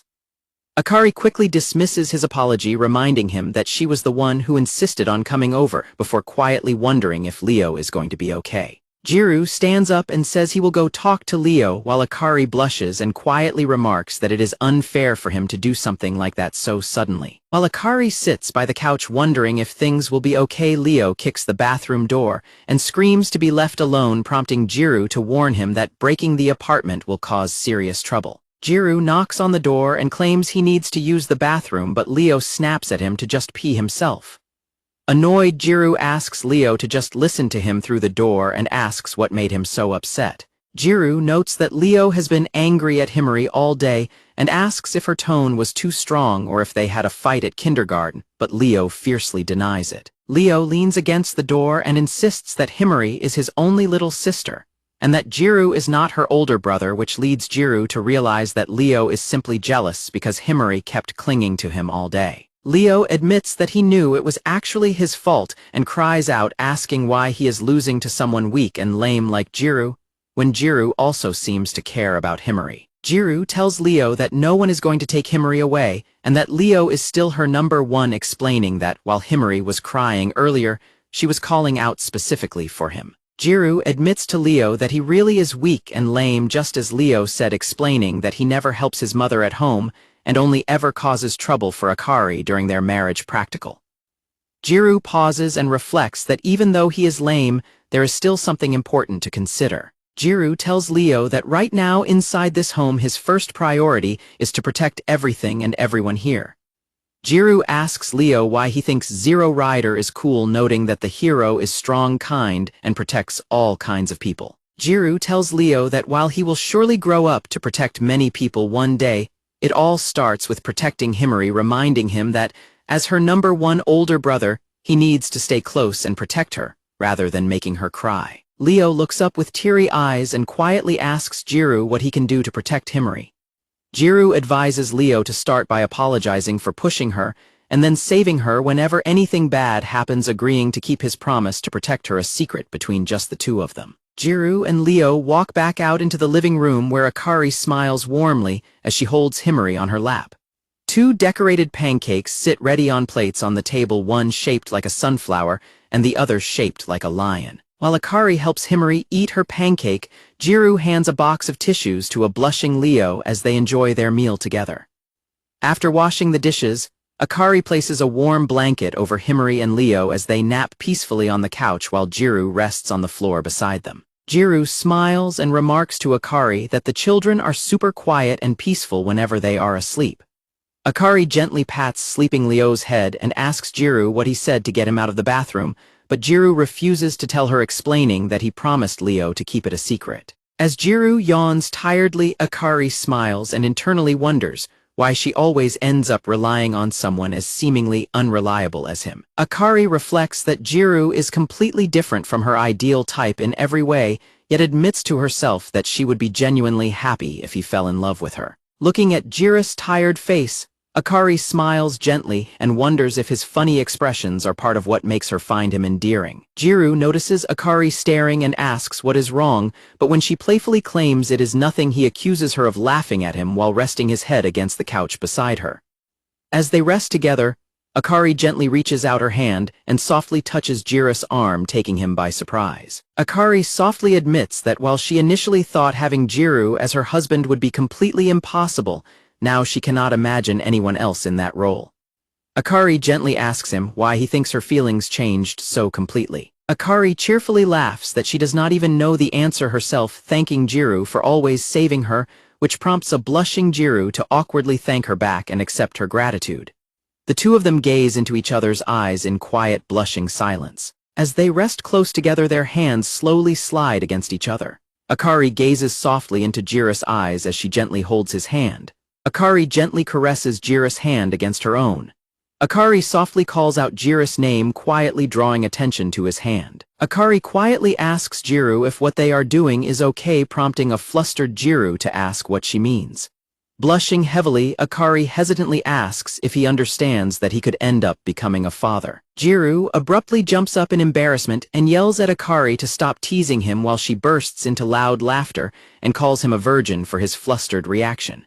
Jiro abruptly gets up and excuses himself to head to the bathroom to cool off. Akari turns towards sleeping Leo and wonders if he was sleep-talking before suddenly realizing in alarm that the children are still sound asleep, much later than expected. Realizing how late it is, Jiro frantically carries a sleeping Leo on his back, while Akari rushes a sleepy Himari toward the front door so they can get the children back home. Back at school after the break, students walk through the hallways while discussing the upcoming release of their midterm exam scores.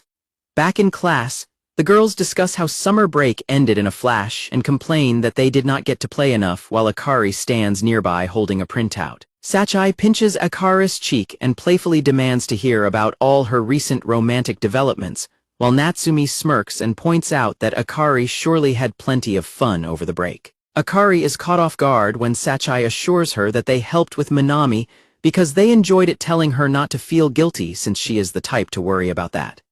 Sachi and Natsumi smile warmly at Akari, adding that keeping secrets only makes things feel much lonelier. Akari blushes and apologizes to her friends, but Sachi dismisses it and declares that they need to help get the boy in question to see Akari's good sides sooner rather than later, even if he is still a virgin. Sachi excitedly suggests that the six of them go out on a double date together, including Natsumi and Ryo-kun herself and her boyfriend and Akari and Jiro.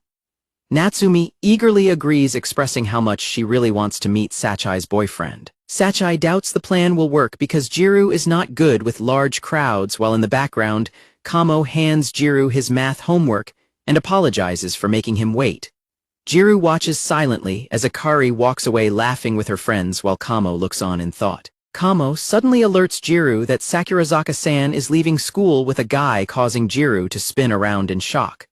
Kamo sighs and immediately admits it was a lie, prompting Jiro to tell him not to make up lies like that. Kamo questions Jiro if he is truly okay with leaving Shiori alone and risking someone taking her away, reminding him that she is his super cute childhood friend. Jiro sighs and replies that Shiori would choose her boyfriend over her childhood friend anyway, so it is not his problem in the first place. Kamo looks at Jiro in silence, before flatly stating that Jiro's attitude cannot be helped. Kamo points out to Jiro that his specialty seems to be giving up. Kamo notes that while giving up in games can be blamed on bad luck, he asks Jiro if he plans to run away in the real world too. Kamo quickly laughs it off as a joke, while Jiro looks down silently reflecting on the harshness of reality and how things cannot just be easily reset. As students leave for the day, Jiro reflects to himself that he has always lived his life being too timid and cannot suddenly change his ways. At the shoe lockers, Shiori's athletic friend, Mei, asks why she did not just push Minami down right then, and they're leaving a heavily blushing Shiori to frantically stammer that she could never do something like that. Mei clarifies that she was actually talking about Jiro catching Shiori off guard. When Shiori defends Jiro by saying he is far too kind to do such things, Mei sighs and argues that it is not kindness if Jiro fails to notice what Shiori wants him to do, adding that true kindness will be when he finally learns to understand her feelings. Mei points out that Shiori brought Jiro over to her place, asking if she was not at least hoping for something to happen. Shiori gets flustered and tries to deny it, but Mei insists that wanting such developments is completely normal, leaving Shiori crouching down in total embarrassment. Mei sighs and complains that she will never understand why the two of them cannot follow through when they get along so well. Shiori quietly murmurs that she thinks it is simply because they are friends. Shiori reflects to herself that rather than conveying their true feelings, she simply wanted them to always stay by each other's side. Shiori gazes sadly ahead, internally wishing that she had just confessed her feelings to Jiro a long time ago. Shiori offers a soft, bittersweet smile and remarks to Mei that liking someone close to you is indeed incredibly difficult, leaving Mei to watch her in silent sympathy. After waving goodbye to Shiori as she heads home, Mei walks back to her shoe locker only to find a pair of sneakers and a sealed letter waiting inside. Mei reads the love confession letter addressed to her, remembering the gossiping students who whispered about how she constantly asks out other girls and openly swings that way. Mei recalls the cruel gossip of classmates who called her scary and warned others that befriending her would be a bad idea, wondering if she would set her sights on them next. Looking down at the letter where a girl apologized for her gender but still confessed her love, Mei holds the paper close with a soft and melancholic expression. Mei stands in front of the lockers with her head buried in her arms in deep, silent contemplation, silently reflecting that Shiori is currently in serious danger. At a coffee shop, Minami gets ready to head home after his shift, thanking his coworker, who notes that his own wife has club activities today since the fall track meets and scouting season are quickly approaching. Minami's coworker cheerfully discusses going out to buy dinner instead of cooking, bragging about how thoughtful he is.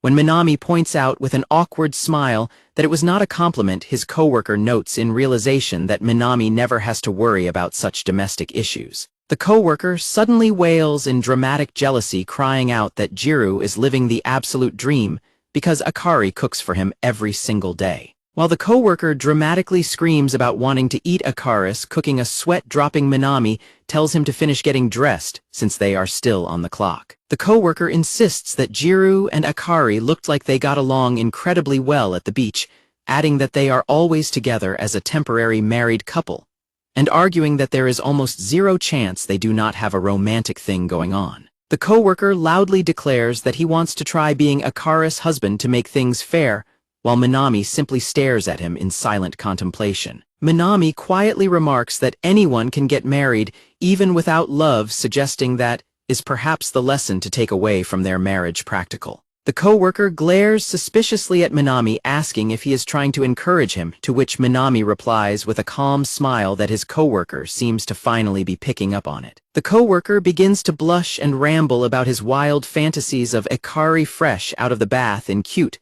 pajamas, begging Minami to support his crush more. The coworker continues to daydream about Akari wearing fluffy animal-eared pajamas and crying out in sweet embarrassment, while Minami carries a sign and tells his coworker good work today. The coworker shouts for him to wait up so they can leave together. Minami steps out of the staff room and walks through the hallway with a quiet, thoughtful expression. Minami thinks back to when Akari tearfully declared on the park bench that she would try her absolute hardest with Jiro so she wouldn't have any regrets. Walking outside, Minami looks up and notes to himself that it is already September and the wind feels lukewarm. Back at the apartment, Akari happily shows off her brand new fluffy pig pajamas to a flustered Jiro, explaining that they were a limited item online. Jiro awkwardly praises the outfit while noting that it is still pretty warm for such heavy sleepwear, prompting Akari to explain how quickly it sold out and ask if he thinks it looks like a cosplay. When Akari asks if Jiro is telling her to strip off the warm clothes, Jiro frantically denies it and clarifies that he was only kidding. Akari turns around and encourages Jiro to squeeze the fluffy tail on the back of her pajamas, claiming that it will make a noise. Jiro hesitantly reaches out and squeezes the tail, causing it to squeak, as Akari playfully asks whether it looks more like a bunny tail or a pig tail. Akari laughs and makes a playful sound, teasing Jiro that she was just messing with him and jokingly asking what kind of noise bunnies make. Akari smiles gently at Jiro and softly admits that she genuinely loves being able to relax with him like this. Jiro blushes deeply in silence, internally realizing that her sincere words will definitely make him misunderstand her intentions. Jiro reflects on how long it has been since Akari last mentioned Tenjin, recalling how she originally cooperated with him just so they could eventually swap partners. Glancing at the clock, Jiro notes that Akari has completely stopped asking about Tenjin, and realizes that he has also stopped mentioning Shiori around her. When Akari notices Jiro trailing off and asks if something is on his mind, Jiro decides against bringing up their crushes and starts to ask her a different question instead. Akari suddenly remembers that today is the release day for their practical grades, just as both of their phones begin buzzing on the floor. Akari picks up her phone to check the July rankings, happily recalling how great it felt to break into the top 30 right before summer vacation started. Jiro nervously leans over and asks Akari if she has found their current placement on the list yet. The phone screen displays the updated rankings, revealing Tenjin and Shiori in 5th place, with Jiro and Akari right behind them in 6th place. Akari and Jiro stare at the screen in absolute shock upon seeing how high their ranking has climbed. Akari rests her head gently against Jiro's shoulder as they sit together on the couch, staring down at the phone screen. At their apartment, Minami welcomes Shiori back from the store and thanks her for picking up dinner. While Shiori changes her slippers, Minami mentions that the practical exam grades are out and asks if she noticed that the top-ranking pairs stayed mostly the same. Minami remarks that Akari must have been putting in a lot of effort since he was surprised to see her and Jiro right below them on the list, prompting a blushing Shiori to quietly agree. Shiori hesitantly speaks up, telling Minami that she will go ahead and submit their end-of-month continuation paperwork, as usual, to get it out of the way. Gripping the container of dinner in her hands, a nervous Shiori tells Minami that she actually wants to discuss something regarding their continuation. Shiori gathers her courage and tells Minami that if their rank remains the same until the end of the month, she would like to use their points to change partners. Looking over the ranking list, where Tenjin and Shiori sit in 5th place right above Jiro and Akari in 6th, the students reflect on how they have always held lingering feelings for someone else. Minami and Shiori look forward in serious contemplation, internally affirming their desire to finally be paired with the person they truly like.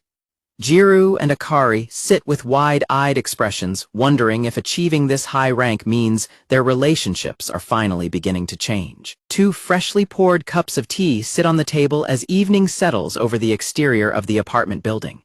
Shiori sits across from Minami in the living room, awkwardly struggling to find the right words to explain her sudden request. Shiori frantically waves her hands to clear up any misunderstanding, while a concerned Minami asks if living together has been causing her distress all this time. Shiori calms down and clarifies to Minami that she wants to switch partners simply because the boy she likes has finally made it into the top rankings. Minami acknowledges Shiori's explanation thoughtfully, while a blushing Shiori hesitantly adds that she is just guessing about the timing. Minami realizes the truth and notes that every time Shiori asked him for advice in the past, it was actually about Jiro all along. Shiori flusters and explains that she has not checked with Jiro and Akari, yet admitting that the other two might decide against changing pairs after all. As Minami places his teacup on the saucer, Shiori quietly admits that she wants to become a married couple with Jiro if Minami and the others agree to it. Minami gazes forward silently as he listens to Shiori's confession. Minami observes Shiori silently noting to himself how completely flushed her ears and face have become.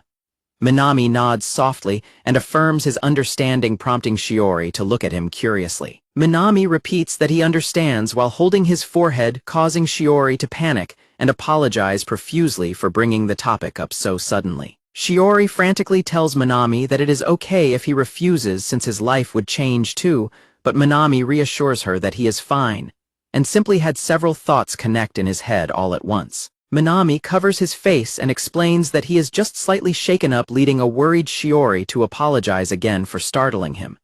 Minami calms down and sincerely thanks Shiori for being honest and talking to him about her feelings. Minami assures Shiori that he does not have any problems with her request to change pairs.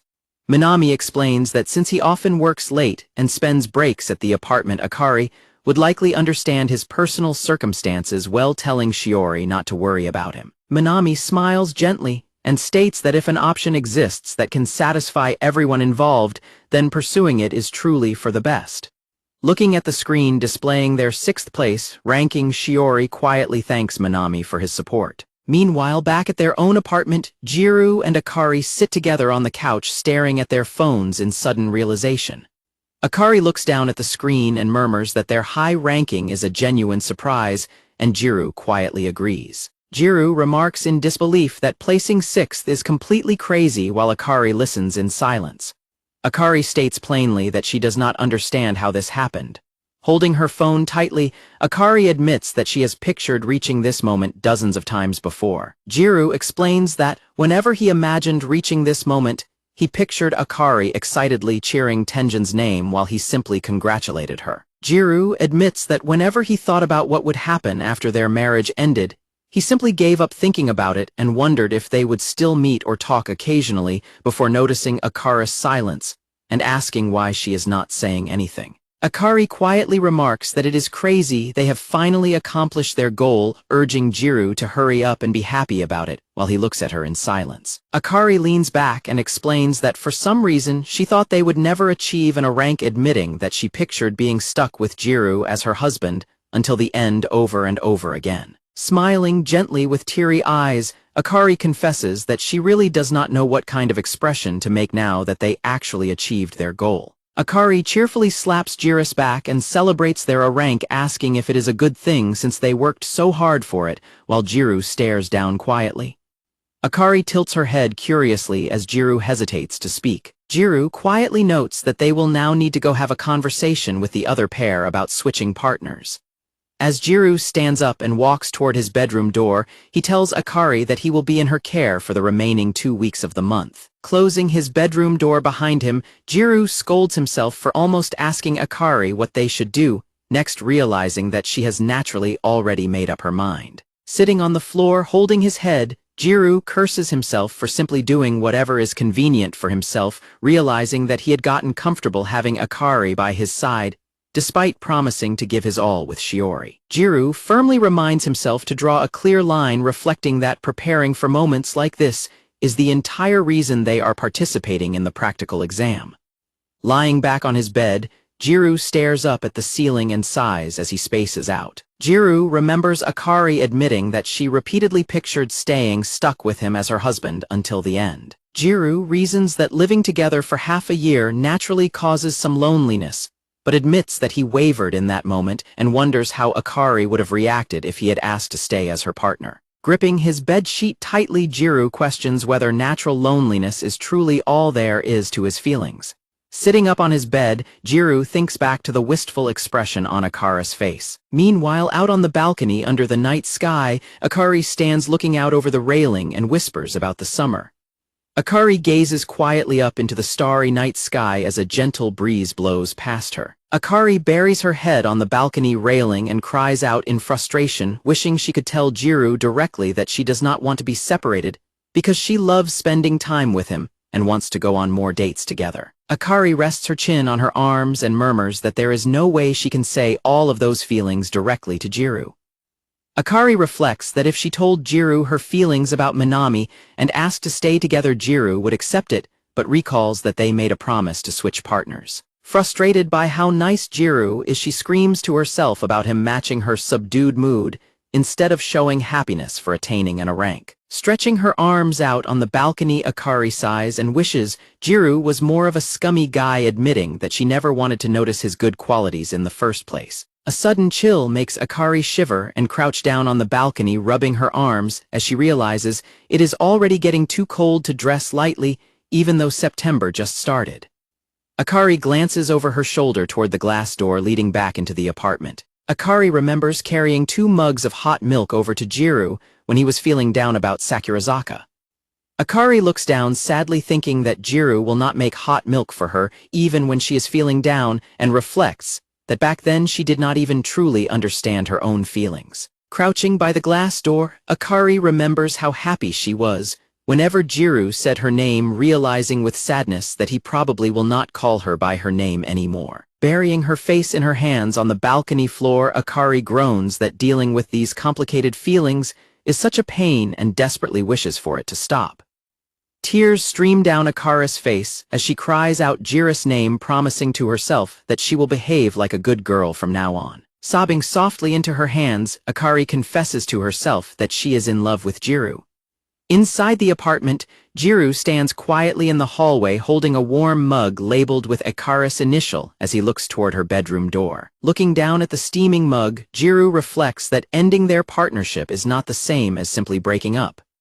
As Jiro takes a sip from the mug while Akari continues crying outside, he realizes that if he lets go of her hand now, she will never come back to him. The next morning arrives outside the apartment building as simple greetings of good morning are exchanged.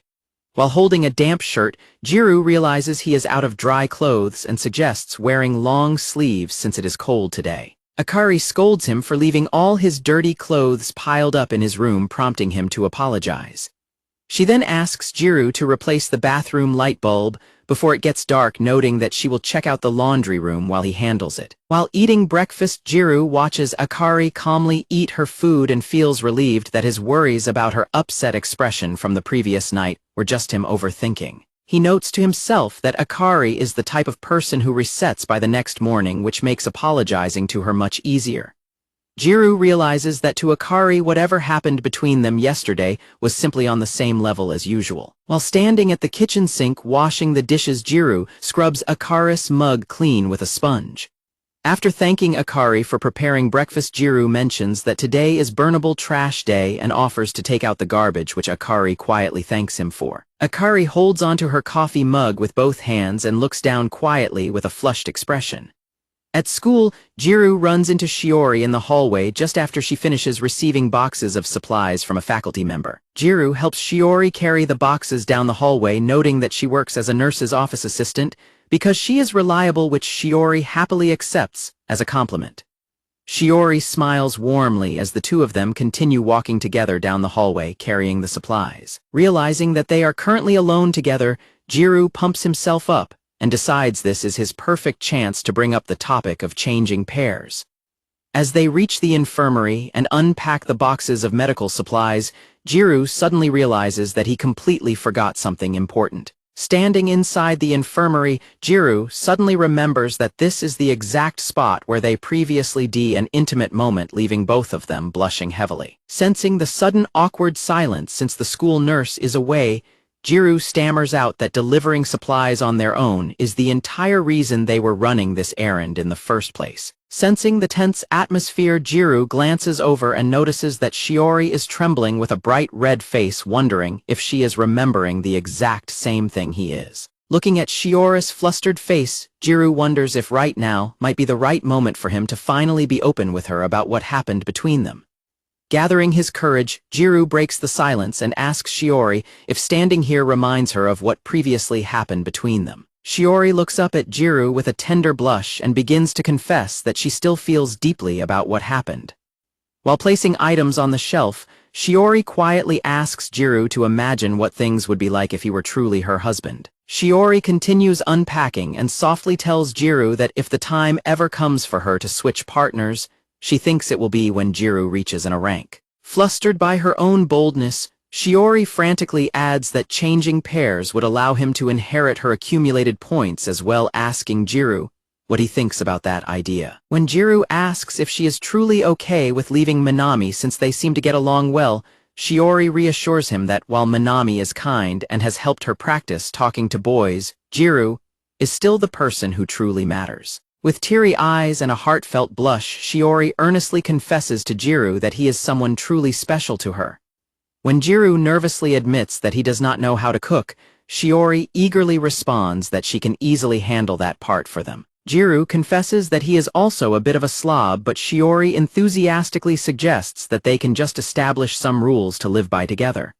Shiori looks down with a soft blush and hesitantly confesses that she is actually quite terrible at certain things. Shiori clarifies that she is particularly bad at doing romantic couple-like things, leaving Jiro temporarily speechless.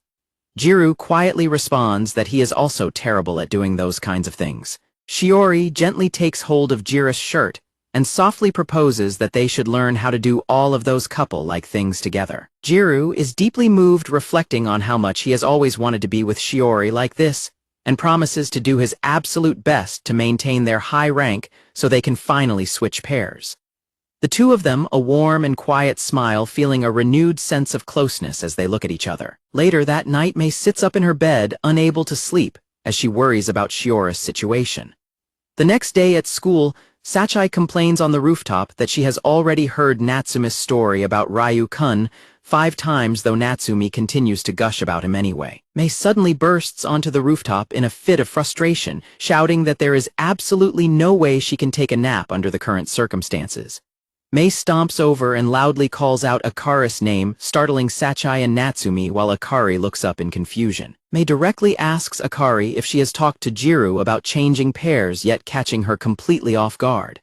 When Sachi asks about the sudden interrogation, Mei explains that she is simply trying to confirm a rumor regarding Akari and Jiro's partnership. Mei is shocked to learn that Akari has not made any progress, angrily reminding her that she promised to give it her all with Jiro, while a defensive Akari protests that too many things happened for her to act. When Mei asks if Jiro has someone else he likes, she suddenly connects the dots and realizes that Shiori is the one currently standing in the way of Akari's relationship. As Akari worries about getting in Jiro's way, Sachi asks if changing partners was brought up, prompting Mei to tease Akari for turning into a scared turtle due to her complete lack of confidence. When Sachi asks if Akari still wants to be Jiro's wife despite the option to swap pairs, Akari blushes furiously and loudly declares that she absolutely does, because she has a massive crush on him. Natsumi proudly steps forward and claims that she has a brilliant plan to make Jiro completely obsessed with Akari over the final 2 weeks of the month. While Akari frantically protests that she could never pull off such a scheme, Mei quickly realizes what Natsumi means and eagerly agrees that a virgin-slaying plan is the perfect strategy. Natsumi quickly shoots down the physical suggestion, telling Sachi that she is always too quick to resolve things with her body, and explaining that they need Jiro to fall in love with Akari in all sorts of different ways by the end of the month. Sachi reasons that since love at first sight is a real thing, conveying Akari's best qualities in just half a month is definitely possible, leaving Akari to listen in silent thought. Sachi adds that there might actually be plenty of hope for the plan, while Mei looks on and reminds Akari that her feelings for Jiro this time are completely different from how she used to look up to Tenjin. Sachi warns Akari that since she and Jiro live together constantly, and he isn't currently with his crush, failing to make a move now will only end up leaving a deep scar. Natsumi enthusiastically bends forward and declares that the plan is officially settled. Natsumi excitedly announces the start of their mission to make Jiro fall head over heels for Akari, promising that if the plan fails, they will simply have their boyfriends introduce Akari to other nice boys. While Akari and Natsumi joke about the plan and tease each other, Mei tells them not to just dump all the responsibility onto her. Mei confidently remarks that the ones who have the most fun in love are the ones who ultimately win, bringing a soft smile to Akari's face. Akari internally resolves that if this plan fails and she has to leave Jiro's side, she will be completely honest and show him her love like a real wife during their final days together. Akari realizes that the upcoming 2 weeks are truly her very last chance with Jiro. Fired up, Akari declares she will go as far as doing newlywed play or a naked apron, which Mei praises as a solid strategy to take his V card, prompting Sachi to suggest they head to karaoke for a war council. While Akari is distracted, Mei pulls Natsumi and Sachai aside to whisper that they must keep the fact that Shiori likes Jiro an absolute secret from Akari. Sachai and Natsumi quickly hide their discussion by pretending to play a game, thanking Mei for her understanding just as Akari runs back up to retrieve her forgotten phone. Later that night, Akari flinches in nervous surprise when she enters the apartment, and Jiro welcomes her back, asking if she wants to use the bath first or if she already ate at karaoke. Akari stands before Jiro with a heavily flushed face, prompting a thoroughly confused Jiro to ask if something is wrong. Jiro points out that Akari is holding quite a large bag, causing her to panic, shout that she is using the bath first, and sprint down the hallway to slam her bedroom door shut. Clutching the leopard print bag in her room, Akari nervously recalls their karaoke discussion, where Sachai suggested shaking things up by fulfilling all of Jiro's wishes for a day, and Mei offered to lend her a special outfit she had bought for her own boyfriend. Akari opens the bag to reveal a brand new unused, made outfit, remembering Mei's assurance that the costume would definitely help set the right mood. Akari nervously examines the frilly apron, internally questioning the fact that Mei originally bought such an explicit outfit to use on her own boyfriend. Akari holds the costume tightly and blushes Hispanics over the realization that she is actually supposed to wear this outfit to satisfy all of Jiro's desires. Exhausted from carrying heavy shopping bags up the stairs because the elevator is out for inspection, Jiro struggles to catch his breath in the hallway. Reaching for his front door handle, Jiro finds it locked and wonders if it somehow got locked by mistake. Setting the shopping bags down, Jiro rings the doorbell and calls out to Akari, asking her to open up the door for him. The door opens to reveal Akari standing there in a maid outfit, nervously welcoming him home while explaining that she forgot her keys. Blushing heavily, Akari makes a heart shape with her hands and asks if he wants dinner, a bath, or herself, addressing him as her master. Akari giggles nervously and calls it a surprise, while Jiro can only stare at her in stunned silence. Overwhelmed by the situation, Jiro suddenly grabs Akari's hand and drags her quickly inside the apartment. Jiro slams the door shut and stomps inside, telling her to hang on, while Akari stands flustered by his sudden intensity. Jiro frantically asks if she is stupid for wearing such an outfit outside where people could see her, though Akari's heart flutters when she thinks he is actually worried about her. Jiro explains that he is actually worried people will think he is a shady person, prompting a pouting Akari to argue that she only wanted to try saying those classic maid lines. Twirling around to show off her outfit, Akari asks if he thinks his harsh attitude is uncalled for when she dressed up just for him, teasingly asking if she looks killer in the costume. Stepping closer, Akari asks him if the outfit looks good, explaining that she borrowed it from Sachai, while a thoroughly embarrassed Jiro wonders where Sachai even acquired such a thing. Jiro struggles to answer, internally admitting that he likes it, but telling her she shouldn't wear it too often, which leads Akari to ask if he dislikes maids. Leaning in close to snuggle him, Akari softly declares that she will be his personal maid for the day and do whatever he wants. Clinging tightly to him, Akari softly whispers for her master to please use her today. Jiro stands frozen in complete embarrassment while Akari happily hums to herself and begins dusting the furniture to start her maid duties. Jiro watches Akari hum as she cleans, feeling increasingly suspicious that something is wrong and convinced that she must have some kind of ulterior motive. Jiro notes that Akari is obeying his instructions without question, while refusing to say why, though he internally admits her incredibly short skirt looks amazing. He reflects on other times she wore different outfits like her swimsuit or pajamas, realizing that this is the first time her behavior has felt truly suspicious. Akari happily announces that she has finished cleaning, causing Jiro to panic and mentally order himself to get a grip. He resolves not to be deceived, assuming she will eventually use her hard work as an excuse to make him buy her something. When Akari asks what task she should tackle next, Jiro tries to play it cool and nervously suggests that some of their laundry needs to be done. Akari suddenly leans in and complains that she is already bored of housework, leaving Jiro utterly bewildered, since she was the one who volunteered, especially considering he is usually the one who handles the laundry anyway. Jiro panics and tells Akari to make her service something that isn't cleaning, which leaves Akari wondering what else a maid is supposed to do besides housework.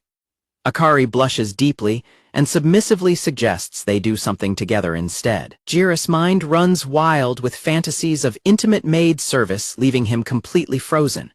Jiro realizes something is definitely wrong with Akari today, but worries that pointing it out awkwardly might end up ruining their current relationship. Jiro wonders if Akari realizes how intense her submissiveness is, noting that she rarely acts this way, while Akari simply looks at him in confusion. Akari demands that Jiro hurry up and give her an order, so Jiro makes up an excuse about his shoulders and body being sore from carrying heavy groceries up the stairs. He resolves to observe her for anything suspicious, so he can press her for answers, but is caught off guard when Akari tells him to turn around and offers to give him a massage. As Akari begins massaging his shoulders, Jiro doubts her ability and asks if she is putting any strength into it, since he cannot feel any pressure, prompting a determined Akari to say she will try harder. Jiro laughs and tells Akari that he still does not feel any difference, prompting her shocked reaction, before he suggests that she try pounding on his shoulders instead. However, Jiro suddenly panics as he realizes he has completely lost control of the pace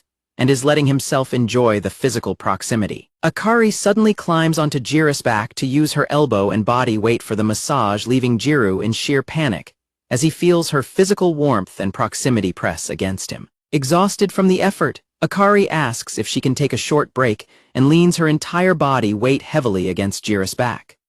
Akari scolds Jiro for slouching because it makes her job harder, while Jiro tells her that he has had enough before his self-control slips any further. Jiro desperately tries to calm his racing thoughts by counting prime numbers, realizing he will lose his self-control if this continues, and begs Akari to just go back to doing normal housework. Akari excitedly offers him a lap pillow instead, but Jiro immediately rejects the idea, shouting that a normal maid would never do such a thing. Jiro argues that a maid's actual job is simply to do housework, but when Akari reveals that Natsumi gave her this advice, Jiro realizes she was given false information and warns her not to believe her friends. Jiro suddenly slips and lands face first right onto Akari's lap, sending his heart racing as he internally panics over how incredibly soft it feels. Akari demands to hear Jiro's opinion on her lap pillow, asking if he has anything to say about it. As Jiro lies there trembling, Akari notes that his head feels warm and gently begins stroking his hair, though Jiro silently worries that he must look completely pathetic. Akari remarks that Jiro's healthy hair tickles her hand while she continues to stroke it, and although Jiro mentally scolds himself for looking pathetic, the soothing sensation makes him sleepy, and he decides to enjoy it for just 10 more seconds. Looking at their point machine on the wall, Jiro notices that their total score unexpectedly went up, causing him to reflect on how he used to always monitor the machine's noisy updates, but has recently stopped paying close attention. Looking at a picture of Shiori, Jiro wonders if he will start obsessing over the point machine's sounds again if they eventually live together, realizing he must finally gather his courage to talk to Akari about changing partners. Jiro suddenly shifts his weight, causing a startled Akari to let out a sharp squeal of surprise.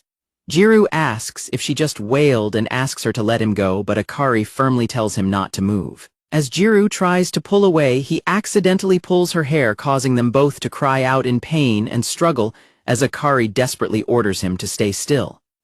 Akari desperately cries out for him to stop moving while her leg twitches in distress. Jiro opens his eyes wide as he catches an extremely compromising and embarrassing view of Akari reflected clearly in his pupils. Akari confesses that her legs have completely fallen asleep and begs Jiro not to move for just a little bit longer, leaving Jiro to glance at her in awkward silence while she tries to recover. Jiro demands to know why Akari suddenly wore a maid outfit and tells her to stop avoiding the question, but Akari furiously calls him a dirty pervert for looking. Jiro defends himself by saying her skirt was simply too short, prompting a tense Akari to look away and mutter that nobody cares about her reasons anyway.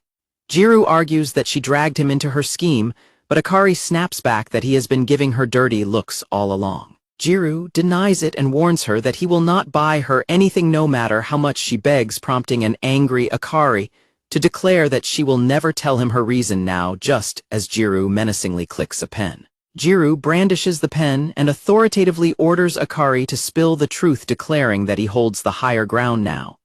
Akari stares back at him with wide, tear-filled eyes as she struggles under his intense gaze. Akari stubbornly declares that she would rather die than tell him, leading Jiro to call her stupid and poke her thigh with the pen, which makes her gasp and squeeze her eyes shut as she refuses to give in. Jiro loudly demands that she confess, arguing that her avoidance means her reason must be total nonsense, while a flustered Akari yells back that there is no reason and tells him to quit lying. Akari gasps and squirms as Jiro continues to hold her down, calling him a bully and desperately begging him to let her go.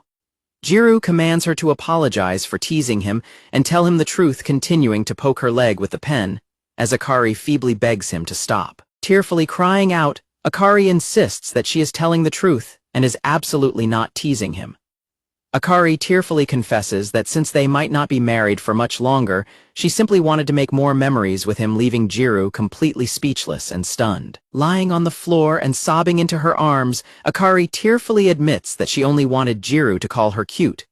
Jiro stares in utter disbelief, his mind reeling as he quietly wonders why she would say such a thing. Suddenly, Akari kicks Jiro away, screams that he is a stupid asshole, and stomps out of the room before slamming the door shut. Coughing on the floor, Jiro notes to himself how quickly her numb legs recovered, before sighing in frustration, muttering that her behavior is completely ridiculous, and he does not understand her at all. Jiro lies there reflecting on Akari's tearful words about wanting to make memories with him before their marriage ends, realizing just how much her confession has shaken him. Back in her room, Akari lies on her bed crying quietly, mentally apologizing to Jiro for starting a fight. Crying into her hand, Akari despairs over the thought that she might never be able to be honest with Jiro about her true feelings. The next day, Jiro works on chores to make up for the fight, informing Akari that he has finished the dishes and laundry, while Akari coolly instructs him to clean the toilet and change the towels next. Jiro submissively apologizes for his behavior from the day before, and Akari checks her phone before telling him that she will let him off the hook this once.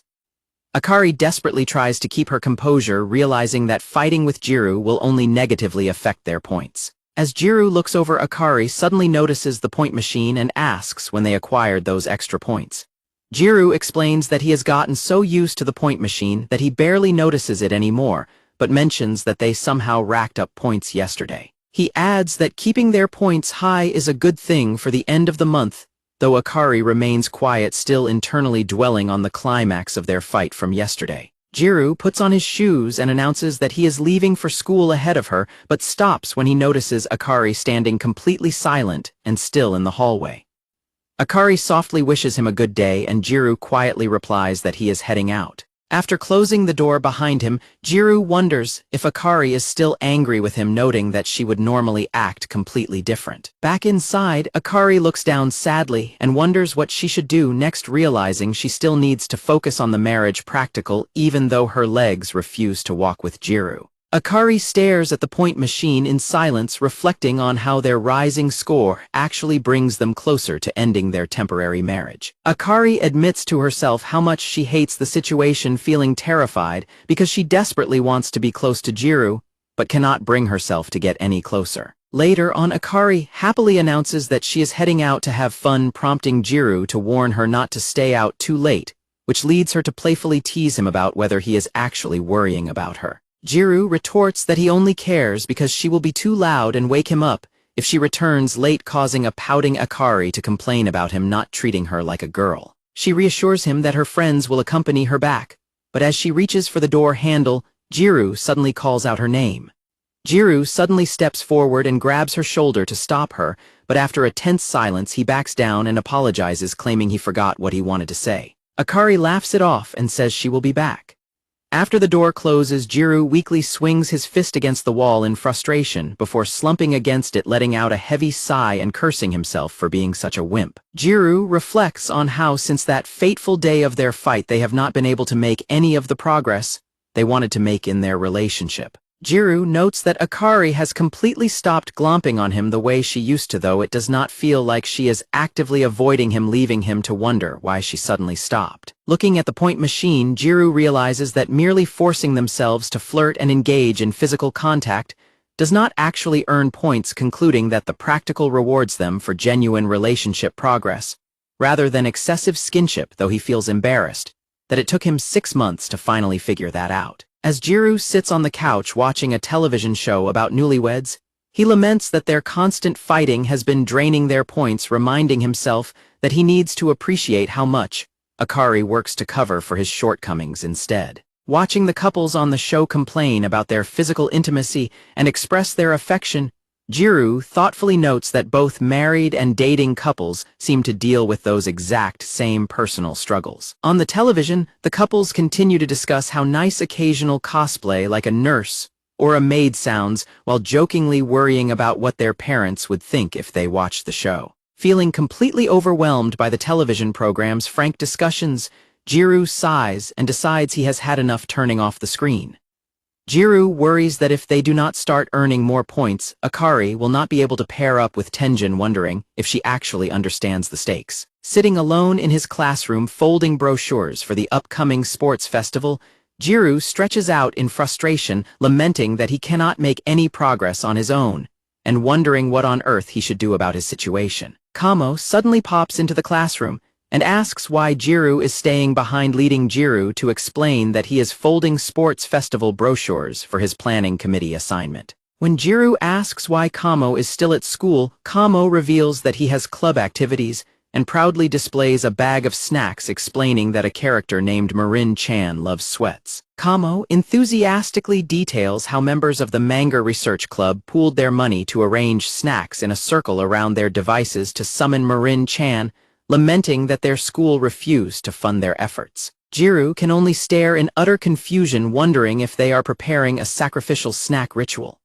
Wishing him a casual goodbye, Kamo tells Jiro that they should both give their respective tasks their absolute best, leaving Jiro to quietly remark on how much Kamo seems to be enjoying his own life. Jiro resolves to quickly finish folding the brochures, complaining about how hungry he is, and assuming that his partner already skipped out on helping him. While looking at the sports festival pamphlet, he wonders if he should buy some snacks for Akari on his way home, trying to remember what she likes, or if she might currently be dieting, when a female classmate suddenly approaches and asks if he is still working. The girl Uhashi cheerfully announces that she is there to help, prompting Jiro to ask if she is their class public relations representative. She explains that she got delayed in the teacher's office and volunteered to fold the tri-fold brochures to boost her failing grades, leaving a deeply awkward Jiro to reflect on how they used to work at the same job, but have never actually spoken before. Uhashi immediately notices how quiet the room has become, which panics Jiro, because he is terrible at talking to acquaintances, and finds himself highly distracted by her physical features. Uhashi notes that it is already time for the sports festival, and hopes to be on the pink team, leaving Jiro to internally point out that a pink team does not actually exist. Uhashi jokingly asks Jiro if he plans to join the sports festival's cheer squad, but Jiro quickly replies that he would rather die, prompting her to tease him for being terrible at those kinds of high-energy activities. Uhashi enthusiastically asks that they all agreed to do cheerleading together, and mentions that Akari will be participating as well, leading Jiro to thoughtfully note that the popular crowd always goes all out for these kinds of major school events. Uhashi suddenly stops speaking and stares intensely at Jiro in silence, causing him to sweat nervously and ask how he can help her. Leaning in extremely close, Uhashi suddenly asks him if Akari's maid cosplay was cute, sending Jiro into an absolute panic, as he realizes that her friends are the ones behind the entire maid play escapade. Jiro sighs and begs Uhashi not to encourage Akari to do those things because they stress him out, but she teases him about being stressed from not knowing where to look. Jiro clarifies that he simply does not know how to react in those moments, and when Jiro downplays his own appeal, stating that he is not capable of being interesting and pointing out that he is only Akari's temporary husband anyway, but Uhashi sighs and argues that because he is her husband, Akari naturally wants him to think she is cute. Uhashi tells Jiro that he really does not understand girls at all, which he readily admits. He sighs and wonders what the point is of Akari teasing him, since she gains nothing from it, especially since Tenjin is the one she actually likes. When Uhashi realizes that Jiro is in the dark, she teasingly asks him if Akari has not told him yet. Jiro demands to know what she is talking about, thoroughly flustered and annoyed by her teasing.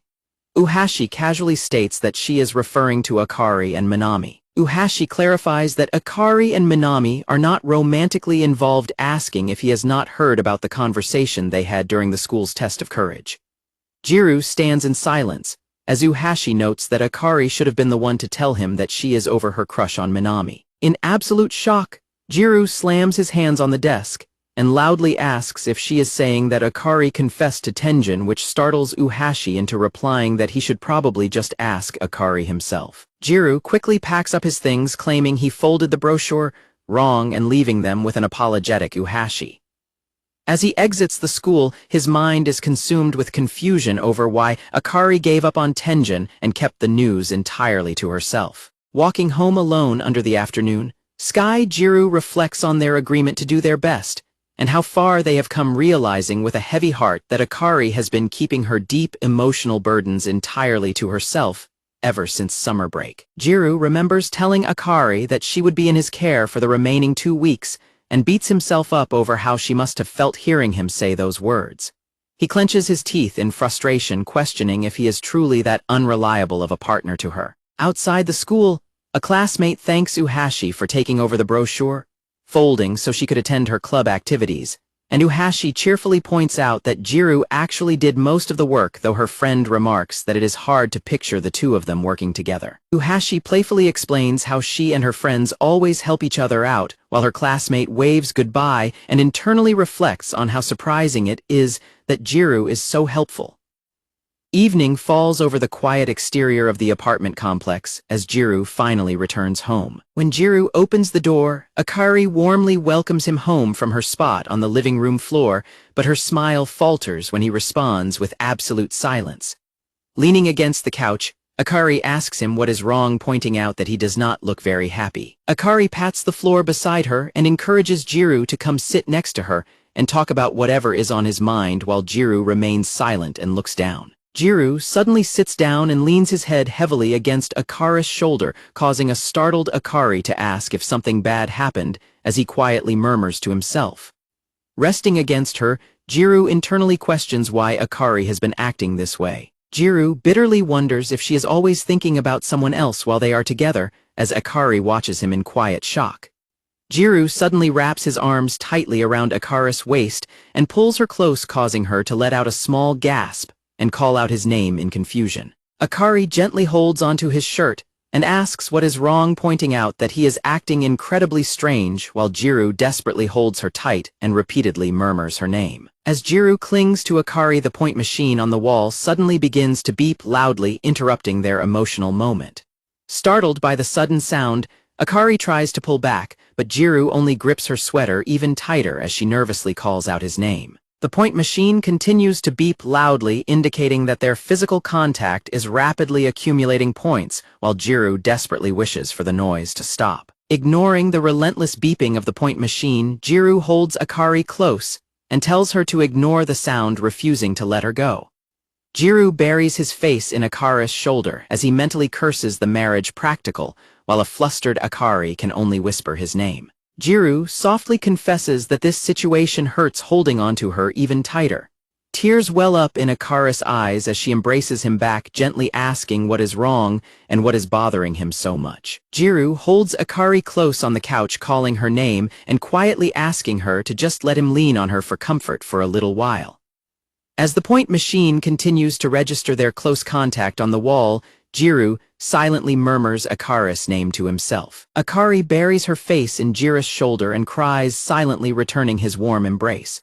In a comedic shift, Akari models a highly revealing maid outfit for Jiro and asks if she looks cute, offering him special service. A thoroughly unamused Jiro tells her that cosplay is a bad omen for him now and demands she change, leaving her to pout and complain about his awful attitude after she went through so much trouble. Akari leans in extremely close and teases Jiro by saying she wore the outfit specifically for him, causing him to blush furiously and panic that she is far too close. Suddenly, Sachai and Natsumi chime in from the couch to remind Akari that they are still in the room, teasing the two of them for acting like they just finished changing. Sachai and Natsumi proudly show off their own revealing cosplay outfits, with Sachai teasingly asking if they even need any help since they seem to be getting along just fine, while Natsumi eagerly asks Jiro for his opinion on her costume. Sachai suddenly hugs Jiro from behind and playfully tells him that since the maid plan failed, she decided to show him how a proper maid acts, sending him into an absolute panic.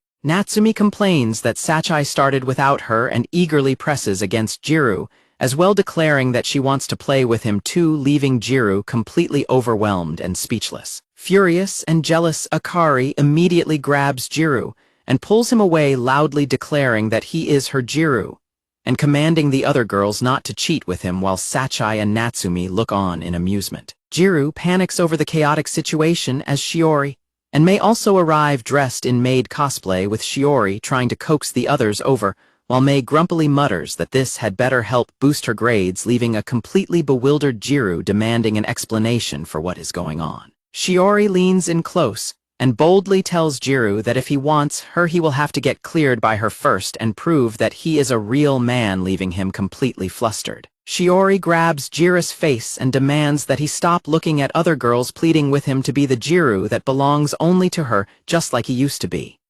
Shiori breaks down in tears and trembles as she desperately begs Jiro to look at her more. Akari suddenly climbs on top of Jiro and fiercely asserts her position as his wife to block the others, while various girls continue to call out Jiro's name in the background. Another girl wearing glasses tells Jiro not to forget her, causing Jiro to suddenly wake up screaming in his bed as he realizes the entire chaotic scenario was just a bizarre nightmare. Jiro sits up in bed sweating, realizing that it was all just a nightmare, only to be scolded by Akari through the wall for being too loud.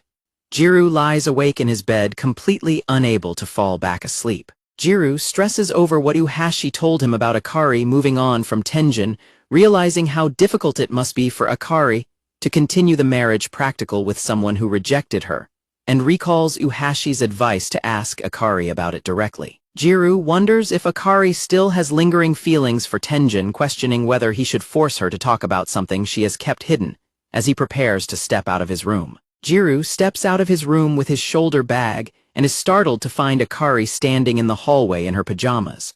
Both of them admit that they startled each other, with Akari clutching her chest in surprise as Jiro closes the door behind him. When Akari asks if he is going somewhere, Jiro explains that he cannot sleep and is heading to the convenience store, prompting her to grab his arm and eagerly ask to go with him.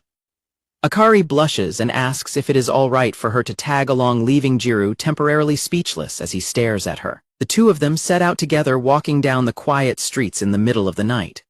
As they walk, Akari happily tells a story about her family, leading Jiro to quietly reflect on how relieved he is that she can still act so open and natural around him. Jiro watches Akari walk beside him, internally wondering how the two of them look to outsiders walking together like this. Jiro notes how excited Akari is as she continues her story, reflecting on how people their age walking together at night would naturally be assumed to be a couple. Jiro looks at Akari's bright smile and wonders what kinds of feelings she actually harbors as she walks by his side. Jiro's hand brushes close to Akari's, and he mentally scolds himself for letting the late-night atmosphere affect his thoughts, while Akari continues talking about a visit to a dog park. Jiro desperately commands his brain to stop being so conscious of her, recalling their physical intimacy and reminding himself that they are currently outside and are supposed to be nothing to each other. Jiro is suddenly startled when their hands gently brush against each other again as they walk. Jiro panics and tries to clear his head of worldly thoughts as Akari continues her story, while he repeatedly tells himself that Akari does not think anything of their accidental physical contact. Akari suddenly stops and apologizes, laughingly admitting that she lost her train of thought, leaving a dazed Jiro to stare at her and wonder once more if she really thinks nothing of their current proximity. Jiro helps Akari remember her train of thought by bringing up her dog, prompting her to happily continue her story about their visit to the dog park. Akari laughs joyfully as she speaks, while Jiro watches her with a warm, quiet smile. Akari playfully clings to Jiro's arm and teases him for not fully paying attention to her story, though Jiro insists he was listening and remembers there was a dog involved. Back at school, Mei is shocked to learn that Shiori already spoke to Jiro about switching partners, and Shiori frantically tries to quiet her down while explaining that Jiro simply told her they should both do their best to keep their rank until the end of the month. Shiori blushingly asks if Jiro's response is basically a promise to switch, though Mei remains highly skeptical, especially since they are dealing with Jiro, causing Shiori to quickly defend her hopeful thinking. Shiori smiles warmly as she admits Jiro has always been prone to giving vague responses, leaving Mei to watch her in silent worry. Mei internally grumbles that Jiro's indecisiveness completely infuriates her. Shiori defends Jiro by saying he likely acts vague because he wants to make sure no one gets hurt, though Mei questions why he is the one acting this way. Mei reflects on her deep bond with Shiori, noting that she talks to her the most, knows everything about her, and is determined to protect her closer than anyone else. Watching Shiori's happy expression, Mei bitterly reflects that Shiori would have never even looked at Jiro if they weren't childhood friends, questioning how long Jiro's presence will keep her tied down. Mei silently acknowledges to herself that even if she wants to think of Jiro's hold on Shiori as a mere curse, she ultimately understands how deep Shiori's feelings really go. Mei looks at Shiori and sadly reflects that even if she were the one who had been Shiori's childhood friend instead of Jiro, she still would never have been able to win Shiori's heart. Shiori warmly thanks Mei for always giving her advice, and although Mei tells her to never hide any worries from her as best friends, Shiori assures her everything is fine, leaving Mei to internally apologize to Shiori for holding back her own feelings. Mei apologizes in her thoughts for lying to Shiori to protect her, just as a classmate in the background announces that he is going to get a drink from the vending machine. Meanwhile, in the hallway, Akari looks sideways with a slight blush while Sachai and Natsumi stare at her in silent curiosity. Sachai and Natsumi tease Akari for being an incredibly easy-to-read open book, before Sachai complains about being thirsty and suggests they all head down to the vending machines together. Jiro stands in front of the school vending machines deciding on a drink and scans his phone to purchase a cola. Jiro is startled when another person suddenly reaches over and taps their payment card on the vending machine reader right next to him. Jiro is surprised to see Hamano standing there as she hands him his can of cola and demands that he give her 120 yen's worth of his time. Hamano leads Jiro to a secluded hallway where she stands with her arms crossed, leaving a thoroughly sweating Jiro to note that despite finally being called out by a girl, all he can feel from her is pure killing intent. Mei sighs and expresses her frustration, prompting an apologetic Jiro to ask if he did something wrong, only for Mei to reveal she heard he has already settled on swapping partners with Tenjin. Jiro is shocked and asks if Shiori told her about it, which Mei dismisses by reminding him that Shiori is her best friend and tells her everything, before directly asking Jiro if he actually plans to go through with changing pairs. Jiro hesitatingly explains that nothing is officially confirmed, yet mentioning that while he and Shiori discussed it, they both have their own circumstances, which prompts Mei to question what those circumstances are. Jiro scratches his head and awkwardly points out that things get complicated when 4 people are involved in a partner swap, leading Mei to bluntly ask if this is just him trying to avoid hurting anyone. Mei confronts Jiro for being wishy-washy and accuses him of making assumptions about others, just to give himself an excuse, telling him that she feels sorry for Shiori because of his indecisiveness. Jiro's expression hardens as he flatly tells Mei that she is not involved in this matter. Mei responds by calling him completely pathetic. Mei claims that everything makes sense now, questioning if this is how he always runs away from his problems, and tells him that while Shiori speaks highly of him, he is actually just a coward. Jiro snaps and turns back to angrily tell Mei that this situation is not just his own personal problem.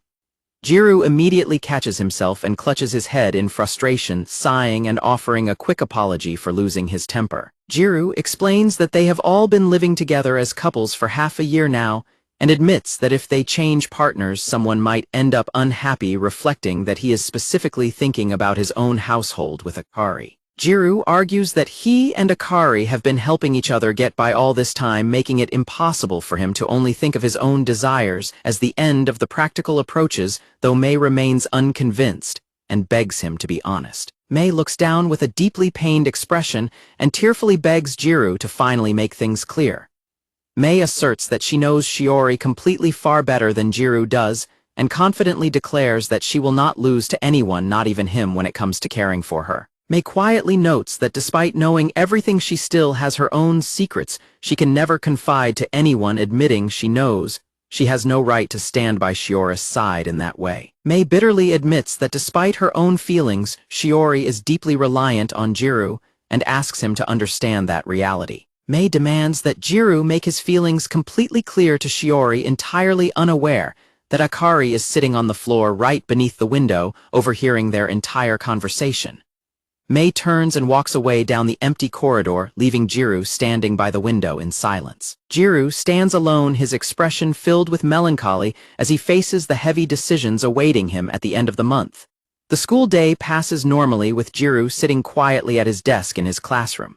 After school, Kamo waves goodbye to Jiro as they prepare to head home separately. As Jiro walks home alone, he cannot stop thinking about Mei's harsh words and her demand for him to finally make things clear. Jiro keeps flashing back to Mei's tearful face as she begged him to stop running away. Jiro reflects on his history with Shiori, remembering how much she relies on him as a childhood friend, and questioning how his feelings for her have truly changed since his failed confession. Jiro stops by a store to pick up some fabric softener, reaching for the larger size of their household's usual brand. Jiro stands in the store aisle for a moment, lost in thought. Jiro is startled when another customer reaches for a bottle on the shelf next to him and calls out his name. Jiro turns to find Shiori, who happily greets him and asks if he is there to buy laundry detergent, prompting him to show her his bottle of fabric softener instead. Shiori examines the bottle and asks if it smells good, but Jiro sheepishly admits he is too used to the scent to tell. Shiori mentions that she was curious about the brand because it seems to be very popular on social media. Jiro explains that he has been buying this brand since the marriage practical started because he leaves those household decisions to Akari, causing Shiori to look momentarily saddened before she quickly laughs it off and says she might try it herself. Shiori reflexively reaches her hand out towards Jiro's hair but hesitates and pulls back, leaving a confused Jiro to ask what is wrong. Shiori smiles softly and tells him that she won't buy the fabric softener right now because she still has plenty left at home. Jiro stares quietly at Shiori, noting her subtle sadness. A heavy silence falls between the childhood friends as both of them look away, lost in their own complicated feelings. Breaking the quiet, Shiori tentatively begins to speak. They both look away from each other in mutual embarrassment. Jiro tries to break the tension by asking Shiori what brand of fabric softener she uses, catching her completely off guard. Shiori begins explaining which brand she likes as they stand together in front of the shelves. As they walk home under the afternoon sky, Shiori asks Jiro if he is feeling unwell today, and a surprised Jiro wonders how she managed to figure it out. Shiori happily laughs and notes that this sort of thing has happened between them before. Shiori asks Jiro if he and Akari got into another fight. When Shiori specifically asks if the trouble is with Akari, Jiro quietly replies that it is not the case. Shiori admits she guessed wrong despite being confident, adding that she has always watched Jiro closely, leaving Jiro to internally question how he is supposed to face her. Jiro finally returns to his apartment and announces his arrival, letting Akari know that he bought the fabric softener for white clothes while she welcomes him back and thanks him. Jiro notices that Akari is busy arranging a bouquet of roses on the table. Akari enthusiastically shows off the roses from a nearby flower shop, and when she teases him for looking uninterested, Jiro explains that he is just surprised by the sudden addition, but admits that girls must really like flowers. Akari reflects on how flowers eventually wither, suggesting that is exactly why people should fully appreciate them while they are still blooming. Akari laughs off her philosophical thought, playfully admitting that she does not even know what she is saying. Jiro looks at her in silent understanding and quietly replies that he sees. Akari playfully pushes Jiro towards his room, urging him to go change and wash his hands so they can finally sit down and eat dinner. Jiro blushes in surprise when Akari happily declares that her motivation comes entirely from her feelings. Akari proudly serves their plates and calls the meal her special Jiro Kun recipe, drawing a soft smile from Jiro as he admits that it looks incredibly delicious. As they sit down to eat, Jiro points out the familiar rabbit drawn in ketchup on his omelet, prompting Akari to excitedly explain that it is a popular cafe mascot she has loved for a long time. Jiro smiles warmly and mentions that since she has been hooked on the character for so long, he always thinks of her whenever he sees that rabbit, leaving Akari completely stunned and blushing intensely. Akari offensively asks if Jiro is saying she reminds him of a pig, but Jiro laughingly tells her to calm down, pointing out that she basically admitted the drawing looks like a pig, which Akari insists is what makes it so cute. Later that night, they relax together on the living room sofa drinking warm tea. Jiro reflects on their daily routine over the past 6 months, from washing dishes together to helping each other reach things on high shelves. Akari silently watches Jiro as he laughs, her expressions softening with a hint of quiet contemplation. Jiro comes out of the bath feeling refreshed, but Akari quietly mentions from the sofa that they are running out of shampoo, calling out his name to get his attention. Akari looks over at him, silently prompting Jiro to look up from his phone and ask what is wrong.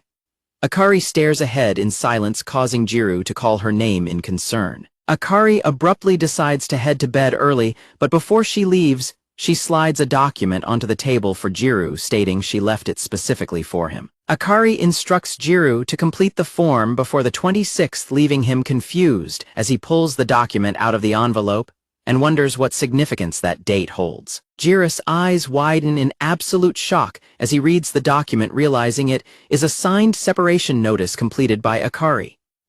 Panicking, Jiro rushes down the hallway to Akari's bedroom door and calls out her name, but is met with complete silence. Jiro stands frozen in disbelief, realizing that a dissolution of partnership is not something that should be handed over so lightly. Clutching the paper tightly as he looks at the point machine, Jiro bitterly wonders if this is really all their temporary marriage meant to Akari. Jiro remembers Akari telling him that she had imagined them staying together as husband and wife until the very end. Jiro then recalls Shiori's sweet proposal to learn how to do romantic couple-like things together. He remembers his firm declaration that Shiori and Akari were not involved in his conflicts with Mei. Jiro is plagued by the memory of Mei's desperate plea for him to finally make things clear to Shiori. Frustrated by his own helplessness and indecision, Jiro slams his fist onto the table in anger. Jiro quietly reaches down to pick up a single rose petal that has fallen from the vase onto the table. Sitting alone at the dining table under the dim light, Jiro stares silently at the separation notice as the weight of his reality sinks in. Jiro stands outside Akari's bedroom, door flashing back to when she first discovered him sitting by the window in their apartment. He remembers his own words about how he and Akari have been supporting each other, and how he couldn't possibly act selfishly with the end of the practicals so close. Jiro also recalls Mei's painful reminder of how deeply Shiori relies on him as a partner. Back in the present, a pair of bare feet quietly pad across the floor. In her bedroom, Akari sits on her bed trying to decide what to cook for their remaining dinners together, listing his favorite meals before flopping face down onto her mattress in exhaustion.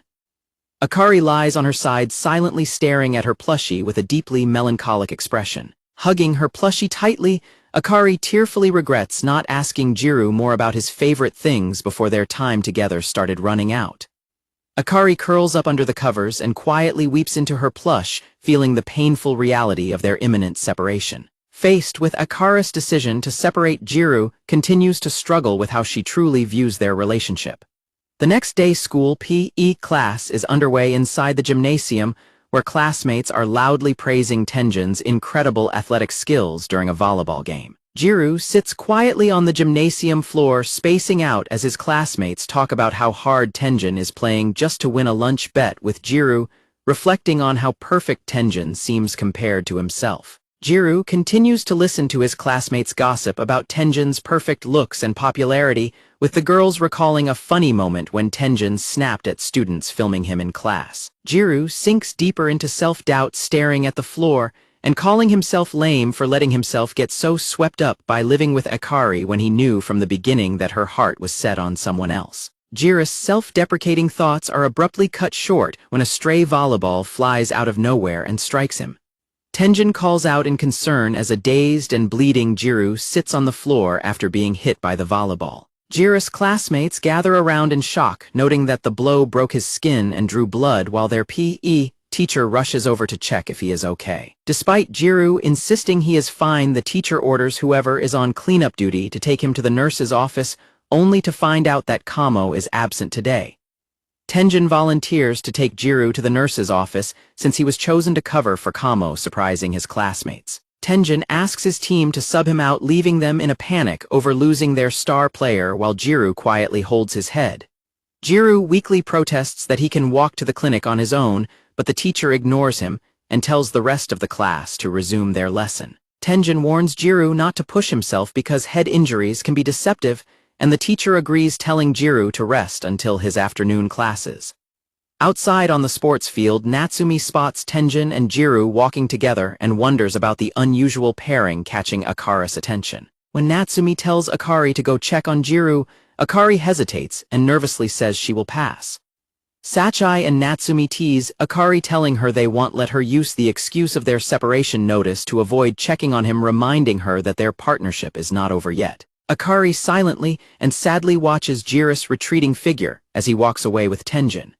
As they walk inside the school building, Tenjin casually asks which floor the nurse's office is on, since he hasn't been there in a long time, and Jiro replies that it is on the second floor. An incredibly awkward silence quickly falls over the two of them as they walk down the corridor together. Feeling self-conscious next to Tenjin's perfect profile, Jiro tells him he is fine to walk alone and suggests Tenjin head back to class.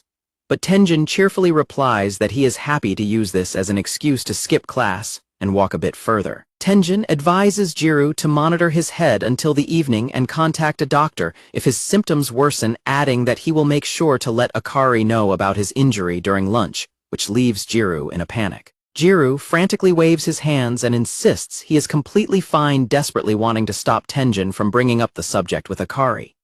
Tenjin is confused by Jiro's intense reaction and asks him if he and Akari are actually married, leaving Jiro sweating and struggling to find an answer. Jiro nervously laughs and mentions his upcoming partner swap, with Shiori explaining that he does not want to rely on Akari too much anymore, and that she doesn't need to know about his injury, which causes Tenjin to stop and look at him in silence. Tenjin's face hardens as he directly tells Jiro that if he were in Akari's position and heard him say that, he would be absolutely furious.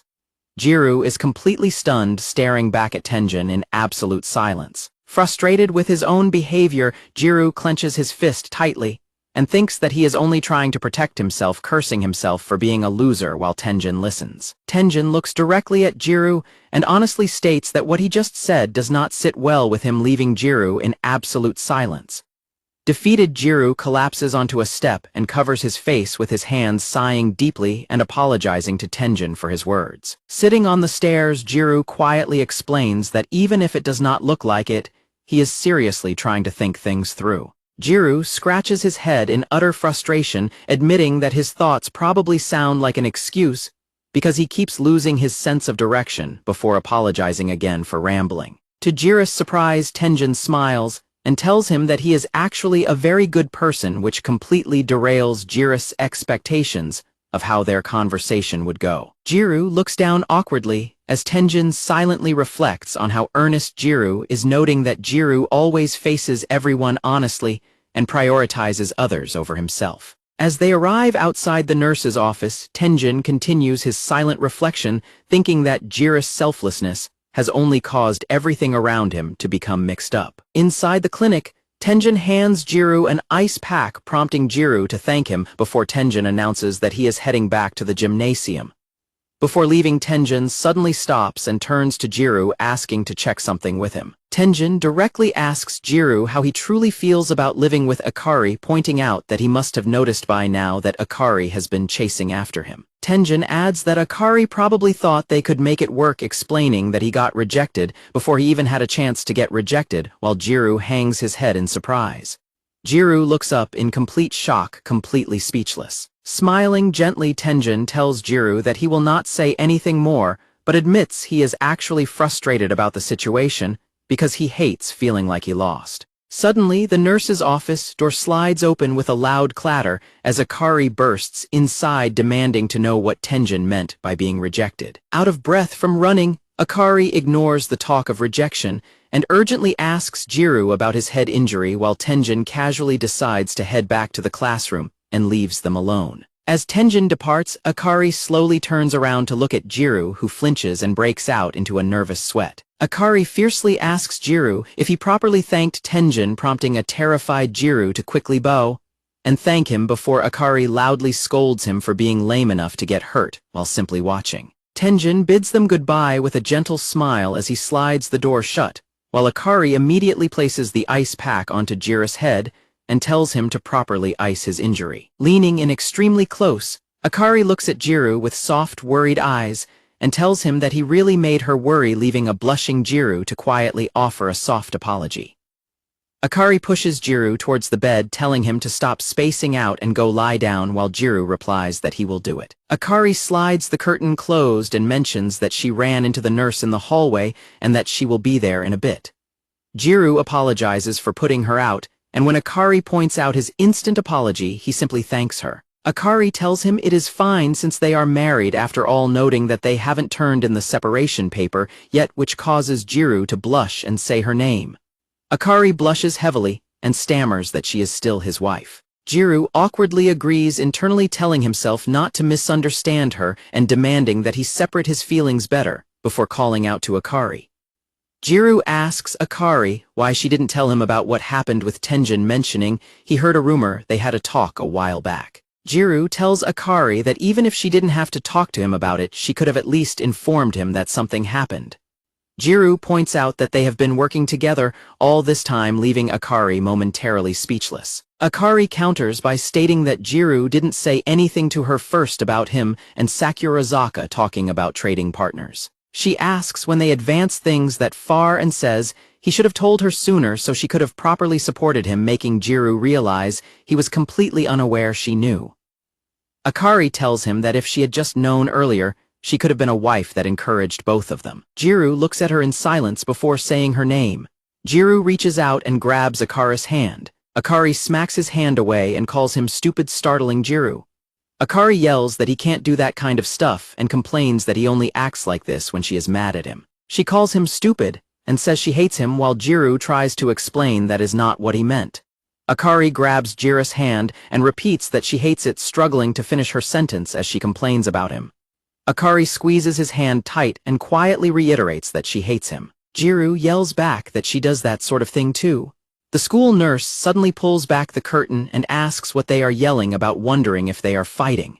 Jiro nervously denies it, prompting the nurse to ask what they are up to if they aren't having a fight. Akari abruptly declares that they are having a huge fight. The nurse sighs and says it saves her trouble if they are just fighting, warning them not to do it there because she is the one who gets yelled at if they are caught. She adds that next time she won't let them come there, leaving Jiro flustered by her phrasing. Akari tearfully reiterates that she hates him, while Jiro remains completely silent as he holds the ice pack to his head. Jiro quietly admits that even he hated her in the beginning as they lean against each other's backs, steadily approaching their impending separation.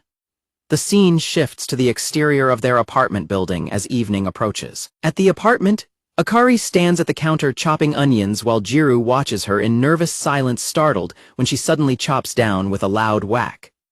Akari clenches her fists and turns around furiously, shouting that the situation is pissing her off and she can't take it anymore. Akari fumes as she remembers Jiro telling her in the nurse's office that she doesn't even like him, getting even more frustrated with herself because the memory still makes her heart skip a beat. Sitting in the toilet, Jiro clutches his head in agony, thinking how incredibly awkward it is, and realizing he cannot wait until tomorrow to apologize after seeing her signed separation notice, before slapping his cheeks to motivate himself. Jiro peeks into the kitchen and nervously asks Akari what they are having for dinner tonight, while she silently continues chopping.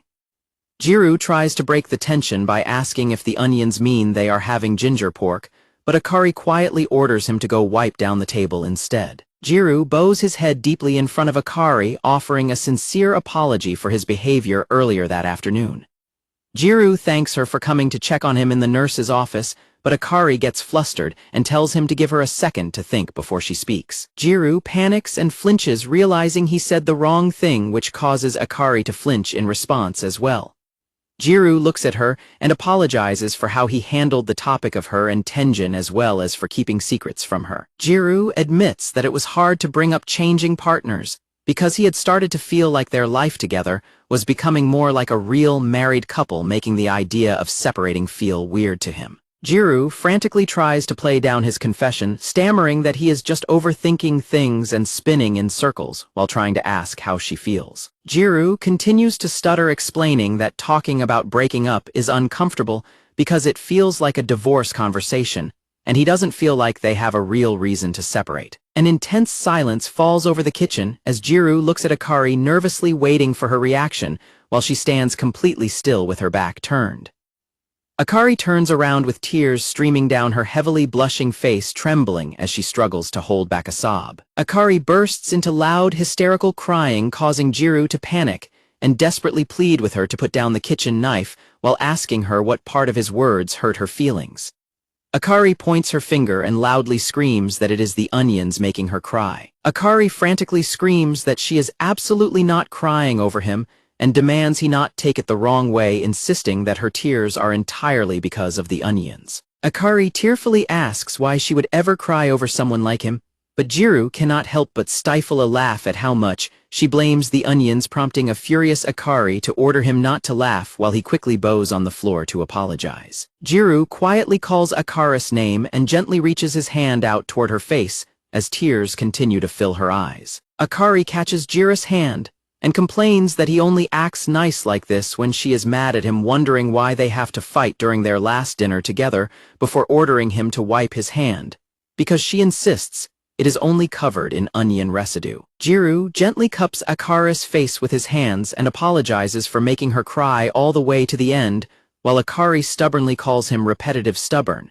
and conceited, reiterating that he is not the reason she is crying. Jiro smiles warmly and agrees with her, while Akari continues to sniffle against him, prompting him to joke about having to wipe his hands again before Akari quietly calls out to him. Jiro looks down at Akari with a gentle smile and suggests that they eat their last meal together with a smile on their faces. Jiro gently wipes away Akari's tears and points out that they have been fighting ever since they first met, so he wants today to be different, while Akari asks whose fault he thinks that is. Jiro smiles and admits that it was probably his fault, but Akari loudly interrupts to blame the onions instead, causing him to quickly apologize and agree with her. Jiro teases Akari for being a crybaby, and though she angrily tells him to shut up because it bothers her, she suddenly blinks and stares directly into his eyes as they look closely at each other. Jiro silently stares down at Akari as his hand gently caresses her neck, causing her to let out a soft gasp and flinch in surprise. Akari softly calls out Jiro's name, and a heavily blushing Jiro quietly asks her what is on her mind. Their faces draw closer until they are only inches apart, and Jiro lets out a soft breath as he gently cups her cheek. Just as they lean closer, Akari suddenly moves, catching Jiro by surprise as he tries to ask her to wait. Akari suddenly smacks Jiro's forehead, making him cry out in pain as he clutches his head. A flustered and blushing Akari loudly yells that she is hungry, and orders him to hurry up and wipe down the table like she has been asking, demanding his immediate response, and leaving a dazed Jiro to quickly obey. A beautifully prepared dinner consisting of ginger pork salad, rice, and miso soup is laid out across the dining table. As they eat dinner, Jiro sniffles in pain and rubs his eyes, prompting Akari to smugly tease him for being a crybaby, until Jiro angrily yells back that his eyes are only burning because she touched them with her onion-covered hands. Akari confidently asks if her ginger pork is good, and when Jiro replies that it naturally is, she smugly reminds him that his wife poured all her love into making it. Jiro blushes and offers his quiet thanks, pointing out that she has been making all of his favorite foods lately, which catches Akari completely by surprise. Jiro smiles warmly with his eyes closed, softly admitting that she is a wife who is far too good for him. Jiro compliments her cooking, saying the miso soup and everything else is exactly how he likes it, which leaves Akari thinking about what she should do next as she looks at him. Akari looks at him and sadly realizes in her thoughts that she loves him, thinking that even if she tries her hardest to be a good wife, it seems it is not meant to be. Under the full moon, Akari resolves that she gave it her best effort, even though things did not work out, telling herself that it is what it is. As Akari stands alone on the veranda, thinking about how much she loves Jiro and wondering what to do, Jiro suddenly slides the glass door open and asks if she is cold, holding out a mug of warm drink. Startled, Akari nervously asks why he is out on the veranda and wonders if he overheard her, while Jiro panics that she wants him to leave and explains he was just worried she was cold as he hands her her usual mug of hot milk, prompting her to ask if she can drink it out there. Akari fumes in her thoughts as her emotions pile up, calling him a bastard for acting so nice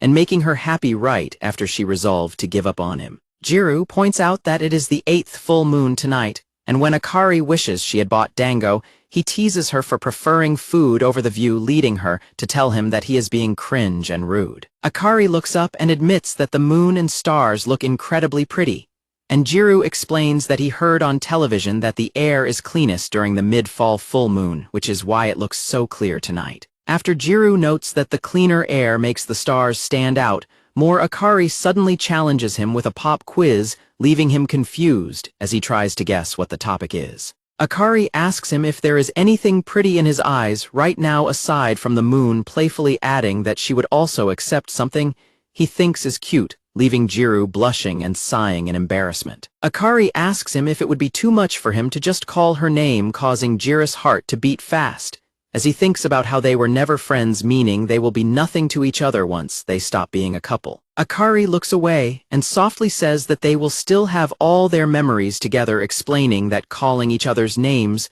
will prevent them from forgetting and becoming nothing to each other. Standing side by side looking at the sky, Akari tells him that even if they stop living together, she still wants him to call out her name. Akari asks him if that is asking too much, and before Jiro can answer, she turns to him with a bright smile and declares that she will call out his name whether he hates it or not. Jiro blushes heavily and calls her name, prompting a delighted Akari to cheer and order him never to call her anything else, while Jiro quickly stammers that is not what he meant. Akari looks at him in confusion, demanding that he just spit out whatever he is trying to say, while Jiro nervously rests his chin on his hand. Jiro looks directly at Akari and tells her that he has his answer to her pop quiz. Akari's eyes widen as she stares back at him in silent expectation. Akari bursts into laughter and calls him cringe, leaving a flustered Jiro to sweat and tell her she had better be laughing only because of the cold weather. Jiro asks her what the right answer to the quiz actually was, and Akari happily leans her back against his, teasingly whispering that he got it right. Akari smiles broadly and thanks Jiro, telling him it makes her incredibly happy to hear that, before teasingly pointing out that he has called her cute many times, while Jiro defensively questions if that is even a valid answer to her quiz. Jiro internally panics about whether he has called her cute, before grumbling that she is a massive pain in the ass despite her cuteness, while Akari playfully nudges him and asks if he has ever heard of using the phrase about the moon being beautiful as a literary way to confess. Akari asks Jiro if that literary confession is why he brought up the moon in the first place, teasingly apologizing for not catching on sooner and making fun of his cringy way of confessing, which prompts a thoroughly flustered Jiro to loudly deny it. Back in his room, Jiro is sitting at his desk when his phone suddenly pings with an incoming notification. Jiro looks at his chat with Akari on his phone screen, where they exchange goodnight messages, and she warns him not to oversleep, causing him to laughingly text back that they literally live in the same apartment. Jiro looks down at the signed separation notice on his desk, quietly reflecting on how much they have been through together and thinking that it was a truly valuable learning experience. Jiro slaps his face as he is flooded with memories of their household, thinking that his time with a Gyaru like Akari was an invaluable and blessed experience that he will likely never get to have again. Jiro sits at his desk and prepares to sign the document, wondering where he placed his personal stamp, and noting how strange this entire practical marriage course has been as he gets ready to sign next to her signature. As Jiro begins to write his name on the separation notice, thinking about how this feels exactly like filing for a real divorce, several water droplets suddenly drip onto the paper, which he initially mistakes for sweat. Jiro reaches up and touches his cheek, realizing in utter confusion and surprise that he is actually crying. As tears continue to stream down his face and smudge his signature on the document, Jiro desperately tries to hold back his tears, cursing his sudden emotional outburst. Jiro looks down at his tear-smudged name on the paper in confusion. A memory flashes of a quiet voice telling him that he is too late. He recalls the look in Akari's clear, bright eyes. Meanwhile, Akari sits on her bed looking at her phone, staring at their chat where Jiro has stopped replying, and wonders if he has already fallen asleep. Akari puts her phone down and sits quietly on the edge of her bed, letting her cardigan slip off her shoulders in the quiet room. Akari looks off to the side and quietly whispers Jiro's name into the empty room. Back in his room, Jiro silently sheds another tear as he thinks about how grateful he is to her. In her own room, Akari begins to sniffle as a single tear escapes her eye and runs down her cheek. Akari curls up on her bed and quietly breaks down weeping as she whispers to herself how much she loves him. Jiro holds his face in his hands as tears fall, remembering Akari softly whispering his name and acknowledging that their relationship is just as he described. Jiro sits alone at his desk in silence, completely overwhelmed as he buries his head in his arms. In her own room, Akari sits huddled on her bed and quietly calls herself a major crybaby as tears continue to stream down her face. With both of them crying in their separate rooms, Jiro silently wishes her a good night in his thoughts. Outside, the stars shine quietly over the apartment building as the night deepens. At another apartment, Terrafune's roommate Kamo heads off to bed early for track practice, while Terrafune looks at his phone with a worried expression, explaining that he wants to go to sleep, but has too much on his mind. Terrafune looks at his phone and sees messages from Shiori about Jiro not responding to texts regarding their partner swap, prompting Kamo to comment on how close Terrafune and Jiro are while they discuss his club activities. Suddenly, Terrafune's phone rings loudly in the middle of the night, startling both him and Kamo, who grumpily demands that he keep the volume down because he is trying to sleep. Terrafune answers the call and finds Tenjin Minami on the other end, who apologizes for the late-night call and asks if they can have a quick chat. Tenjin tells a shocked Terrafune that he wants to talk about Terrafune's best friend Jiro. As morning birds chirp outside the apartment building, Akari lies awake in bed at 6 in the morning, flailing her legs in frustration and wishing she could go back to yesterday.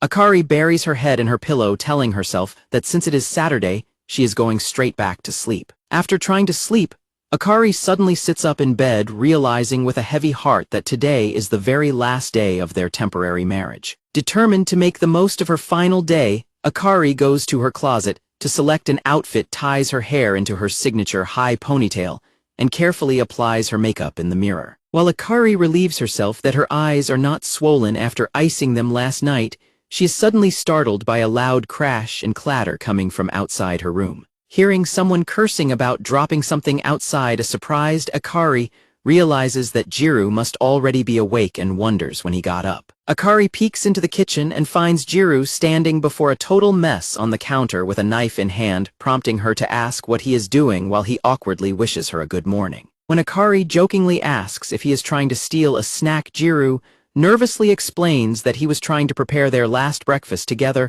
and promises he did not mean to leave a mess, causing Akari to look at him in silence before letting out a soft sigh. Akari bursts into hearty laughter, teasing Jiro for making a mess while trying to act cool on their last day, before offering him a warm, bright smile and thanking him. Jiro's heart beats fast as he realizes that even after half a year of living together, he is still not used to her bright smile, before he blushes and suggests they make breakfast together instead. The two begin working together, with Akari eagerly watching Jiro chop vegetables for the salad and encouraging him by saying he is doing a great job.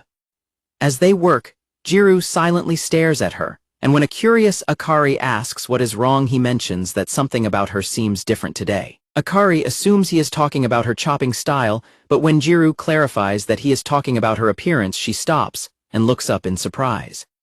Akari happily leans in and teasingly asks him what exactly is different, leaving Jiro to sweat and stammer as he tries to find the words. Jiro scratches his head and stammers under Akari's direct gaze, prompting her to yell that she looks extremely cute today and demand to know if he has even been looking at her. As he cracks an egg onto the pan, Jiro admits that while he cannot point to any specific detail, she does indeed look incredibly cute today, leaving him to wonder why himself.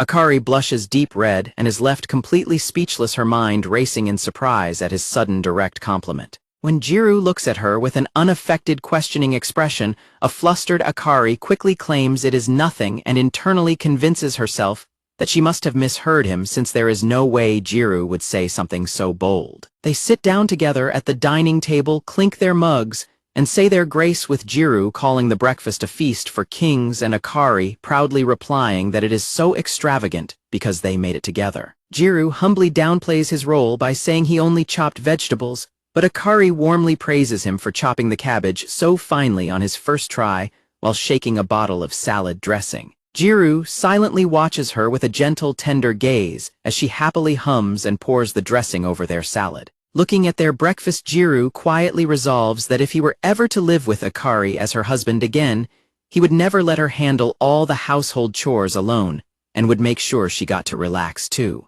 Staring at their matching mugs, Jiro reflects that if they were actually able to stay together, he feels he could do a much better job as a husband. Akari takes a bite of the food and happily thanks him for the delicious breakfast, while Jiro watches her and realizes that the warm emotions swelling inside him are not just simple regrets about not helping her more around the house. Jiro continues his internal reflection over the breakfast table, realizing that those swirling emotions are also composed of loneliness, sadness, and other complex feelings exactly as Akari had previously described. Jiro acknowledges to himself that he now fully understands the weight of these deep emotions.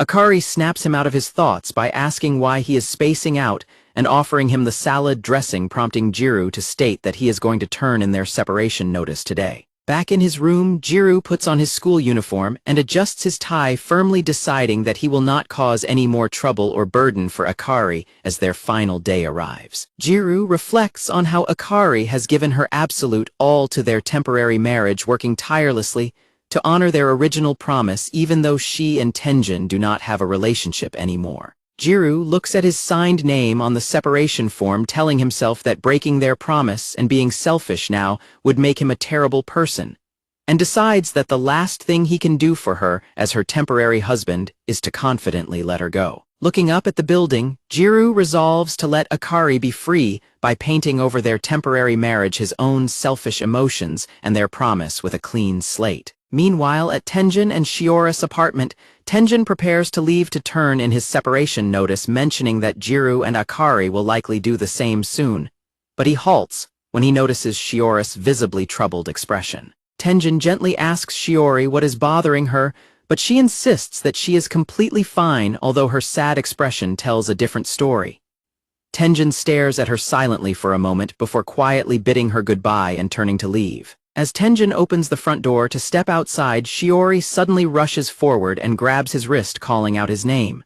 Shiori bows her head, tightly clutching his wrist as she desperately pleads with him to stop. With tears shining in her eyes, Shiori begs Tenjin to let her be the one who goes to turn in the separation notice instead of him. Back at their apartment entrance, Jiro puts on his sneakers to head out while Akari quietly informs him that she will be moving her belongings back home after this, warning him to bring his key because she might already be gone when he returns. Jiro reaches into his pocket and feels his keys jingle, quietly confirming that he has them with him.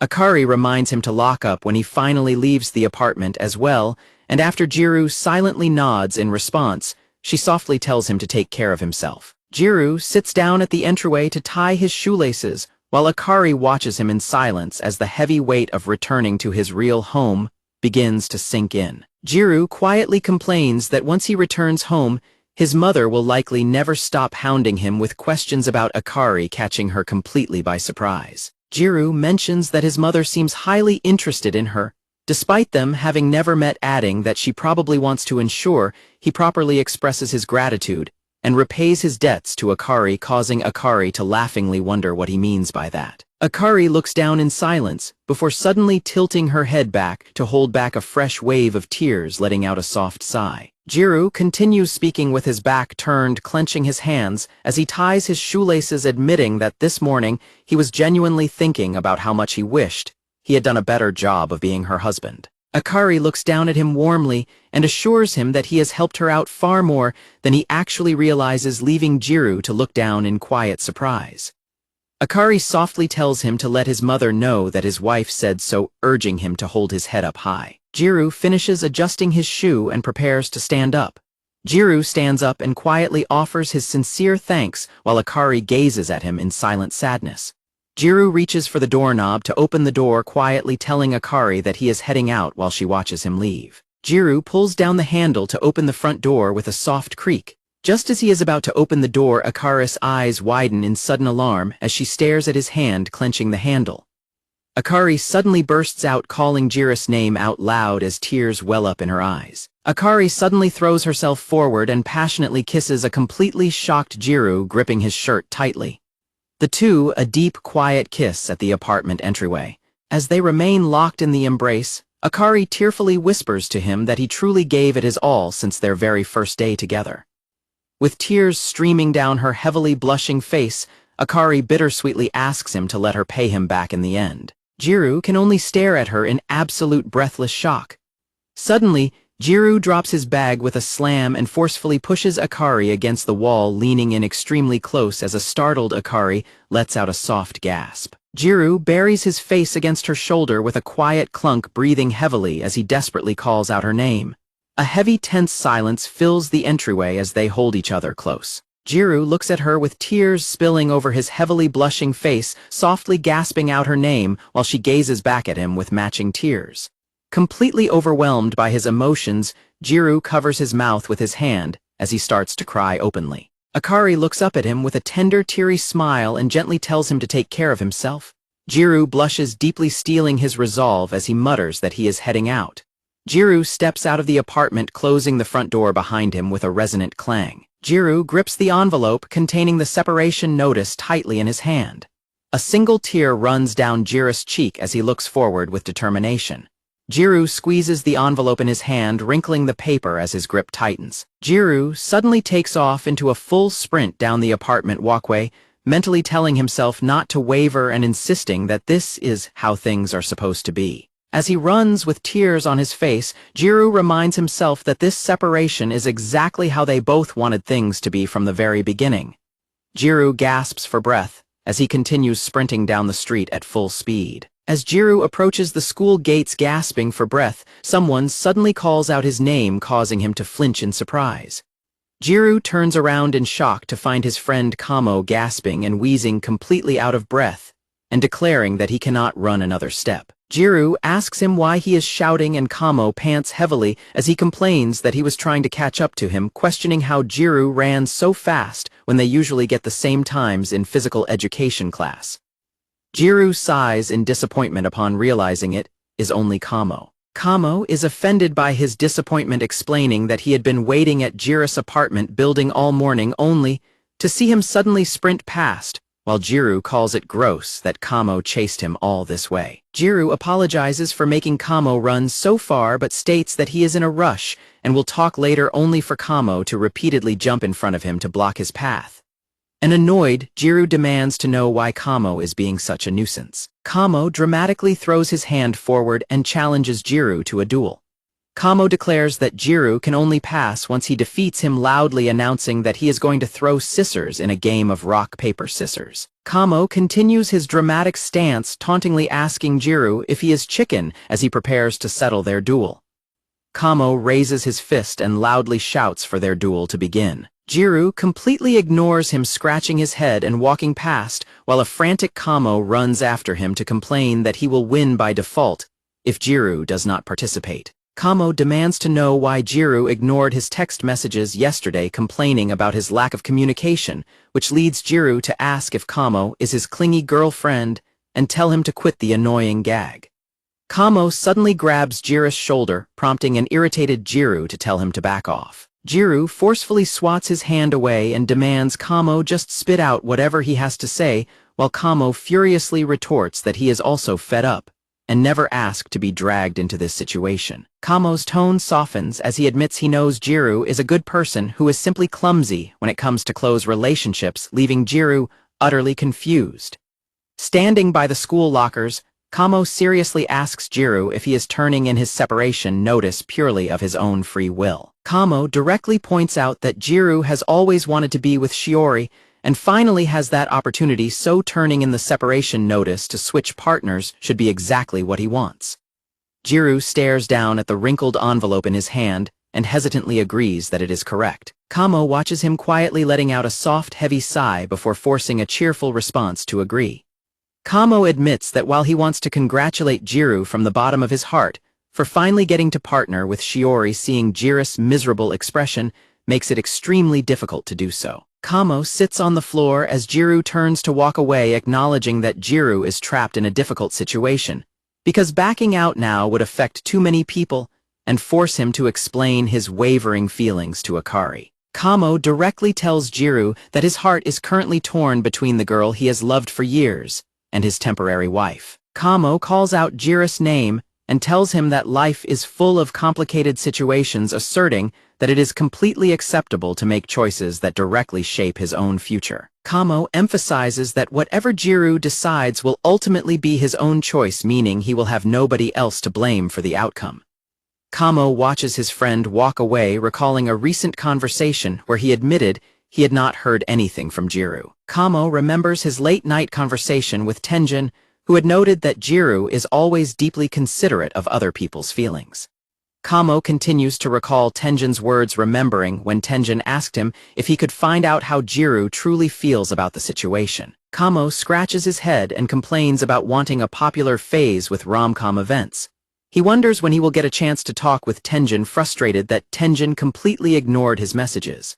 Shiori stands nervously holding her document, watching as Tenjin walks away. The scene shifts to the exterior of the teacher's office. Standing before the submission box for the marriage practical, Jiro looks at his form while remembering Kamo pointing out that his feelings are currently wavering. Jiro reflects that Shiori used to be his whole world when it came to girls, but over the last 6 months he has spent more time with Akari than anyone else. He admits to himself that he just does not know anymore. Jiro acknowledges that he holds romantic feelings for both of them and realizes he is just running away without making a decision. Jiro hovers the envelope over the slot, thinking that the practical will not allow him to keep running away. Jiro decides that he should just start everything from scratch. Jiro assumes that even if he and Akari continue to greet each other in the future, it will be the full extent of their relationship. Jiro tells himself that their separation is completely normal by societal standards, noting that they will never again say goodnight, eat dinner, relax on the couch, or see each other first thing every day. He reasons that they are just returning to normal in every way, since married life is normally something that only begins when two people are truly bound to each other. Shiori suddenly runs up to him while completely out of breath and calls his name, prompting a surprised Jiro to ask why she is running. Shiori pants heavily and explains that she was planning to turn in her form now, but abruptly stops and stares at him with tears in her eyes, leading a confused Jiro to say her name. Shiori bows deeply and loudly apologizes, admitting that she came to turn in the documents, but left them at home, which takes Jiro completely by surprise. Shiori continues to apologize with tears in her eyes, and Jiro checks the time on his phone, realizing they only have 20 minutes left before the deadline. Jiro calculates that he can run back and retrieve her forms in about 15 minutes, noting that the spare forms at the school require her personal seal anyway. He declares he will run back to get them and instructs her to call Tenjin, catching her off guard. Shiori panics and nervously stammers in response. Shiori asks him to wait, but Jiro turns to leave and assures her he can make it in time, telling her to just wait there and not worry. Shiori runs after him and begs him to listen, pleading with him not to leave before she suddenly trips. Jiro quickly catches Shiori in his arms, calling out her name as her bag falls and spills its contents across the floor. Jiro sighs in relief and thanks God that he caught her before she could hit the ground. Shiori nervously looks up at him while tightly clutching his shirt. Jiro apologizes for her dropped items and reaches down to pick up her bag while a flustered Shiori quietly thanks him.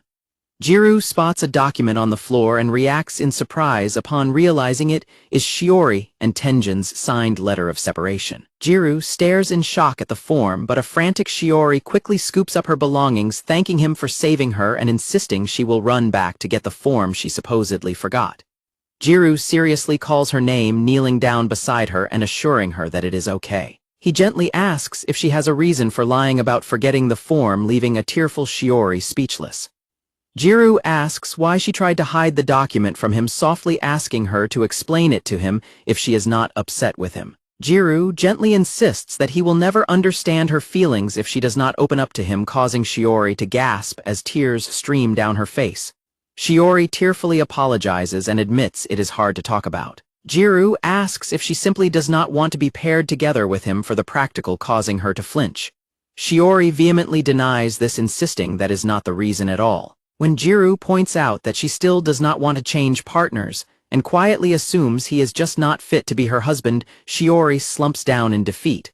Shiori suddenly throws her arms around Jiro in a tight hug and passionately declares that she loves him. Jiro stares wide-eyed in absolute shock as Shiori tearfully calls his name. With tears freely flowing down her face, Shiori loudly repeats her confession, crying out that she loves him. In a childhood flashback, a young Shiori drops her baton during a school relay race, freezing up in embarrassment as the boys in her class mock her for being uncoordinated and suggest she shouldn't participate. The other children tease them by suggesting that they have a young Jiro teach her, since he is fast pointing out that they get along well and laughing as they wonder if the two have a crush on each other. A 5th-grade Jiro visits Shiori's house and greets her younger brother Kenta. When Jiro asks where Shiori is, Kenta explains that she is resting and being looked after by their grandmother, leaving Jiro surprised that she is absent again. At school, in their 5th-grade classroom, the teacher takes morning attendance and announces to the class that Shiori is absent for the day because she is not feeling well. In class, a group of boys discuss Shiori's sudden absence, noting she had perfect attendance until now, while another classmate jokingly asks Jiro if it is his fault she is not coming to school, which he quickly denies. Meanwhile, a reminder is given about the upcoming Hot Sports Festival rehearsal on Saturday. Jiro is taken aback when his classmates continue to tease him, recalling how Shiori was crying after physical education class because she dropped the baton during the relay, and accusing Jiro of being the worst for making her cry. Jiro listens in quiet worry as the blonde boy defends himself by saying he only laughed at her rather than bullied her, though the other classmates agree that nobody likes being laughed at like that. The blonde classmate sighs and complains to the others that Shiori is clumsy and slow, grumbling that her messing up will only make him look bad as the relay's anchor runner. Jiro questions the boy, asking if he really told Shiori she should just quit because she would keep the class from winning, but the boy defensively responds that everyone wants to win and points out that since they were picked by lottery, it should not matter if she drops out. The blonde classmate continues to laughingly insist that winning is impossible with Shiori because she cannot even manage to pass him the baton, prompting Jiro to stare back in silent frustration before telling him to listen. Back in the childhood memory, a young Jiro visits Shiori's home, repeatedly ringing her doorbell and calling out to see if she is home. Shiori's grandmother opens the door to greet Jiro, politely apologizing and explaining that Shiori is currently resting in her room. Jiro asks if she is sick or if she simply does not want to talk to him, and her grandmother gently explains that Shiori is just not in the mood to play today. Suddenly, Shiori's younger brother Kenta runs down the hallway to show his grandmother a drawing of a lion he made, and he excitedly invites Jiro to draw with him upon noticing his arrival. Seeing the drawing gives young Jiro a sudden idea, causing him to excitedly exclaim that he has figured out what to do, which leaves Kenta and his grandmother looking at him in confusion. Jiro calls out Kenta's name and asks if he can borrow the drawing. Meanwhile, a sad Shiori lies sniffling in her bed until Kenta knocks on her door, loudly announcing a delivery of a letter from Jiro. Hearing this, Shiori sits up in her bed with a surprised expression. Kenta lets her know that he is sliding the paper under her door. Shiori looks at the paper, her eyes shining with tears. The letter is an invitation from Jiro to practice passing the baton at the park for their relay training, featuring a giraffe drawing from Kenta, who asks if she likes it. Shiori eagerly runs down the stairs and heads outside, prompting her surprised grandmother to ask if she is already feeling better. Shiori calls back to her grandmother with a bright smile, promising that she will be back by 5 o'clock. Shiori asks her grandmother to let her mother know, leaving her grandmother smiling warmly as she watches her run off. Shiori arrives at the playground and looks around nervously until she suddenly hears Jiro calling out her name. Jiro holds up a homemade baton crafted from a plastic bottle wrapped in tape. Jiro waves happily and calls her over, holding the homemade baton high, which leaves a blushing Shiori pleasantly surprised. They begin practicing together, with Jiro drawing a line in the dirt using a branch before they take turns running and practicing their baton pass.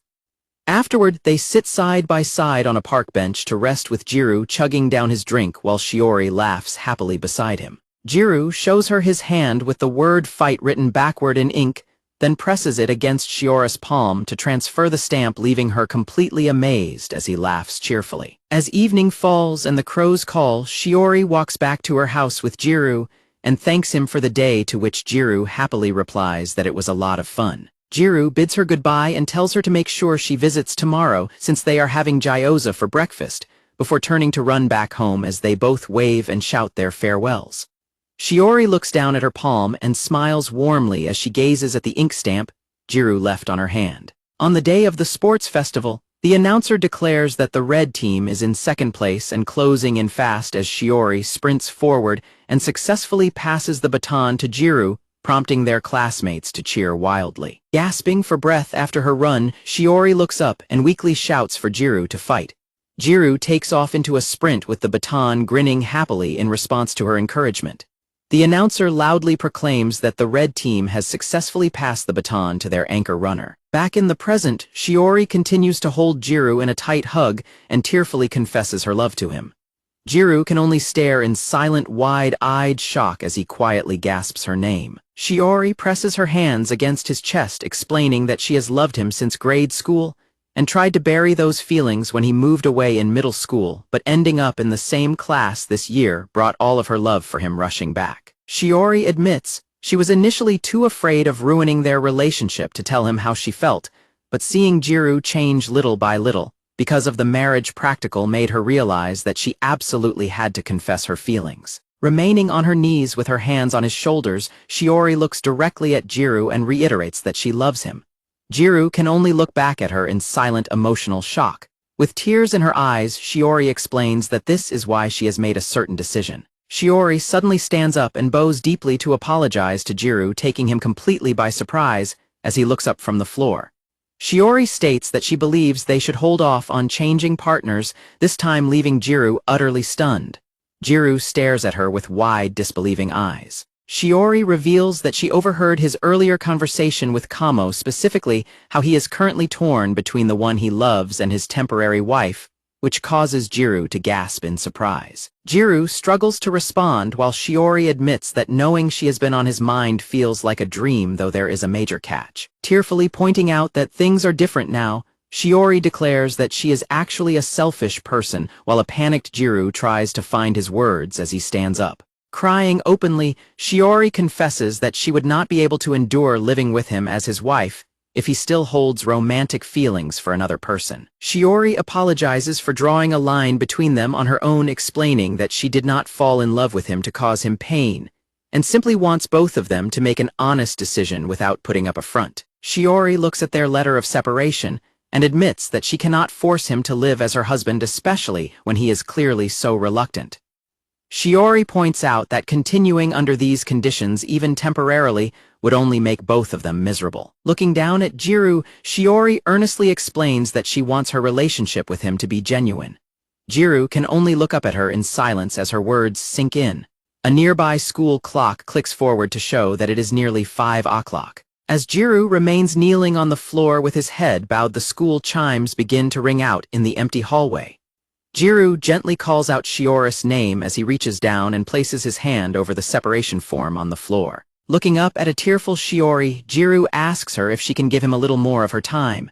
Jiro firmly asserts that he also wants to properly put his feelings into words. They sit together on a park bench in silence, reminiscent of when they used to run around and play together in the playground as children. When a flustered Shiori repeatedly apologizes for her sudden outburst and worries that she has bothered him, Jiro quickly reassures her and expresses how truly grateful he is that she told him the truth. Jiro apologizes for being completely unaware of her love for him, explaining that while so much has happened between them, he was always too uncertain and lacked the confidence or any proof of her feelings. Blushing deeply, Jiro admits that if he is being completely honest, her confession has made him incredibly happy.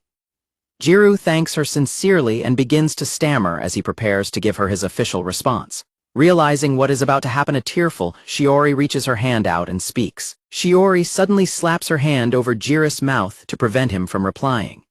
Shiori begs him not to say anything, pleading with him to hold off on his response to both her confession and the partner's swap, because she still has some fight left in her, recalling their childhood together. With tears streaming down her face, Shiori desperately asks Jiro if she still has a chance, since she was the only one in his eyes, until recently, leaving a shocked Jiro to cover his mouth in silence. Shiori begs him that if there is still a chance he will choose her, he should only give his answer once he is absolutely sure he wants to be married to her. Shiori suddenly hides her face in embarrassment, panicking about potentially getting rejected, before noting that even if Jiro accepted right now, his feelings are too mixed up, and he still hasn't heard everything she wants to say. Shiori asks Jiro to hold off on his final answer until she is the only person he looks at.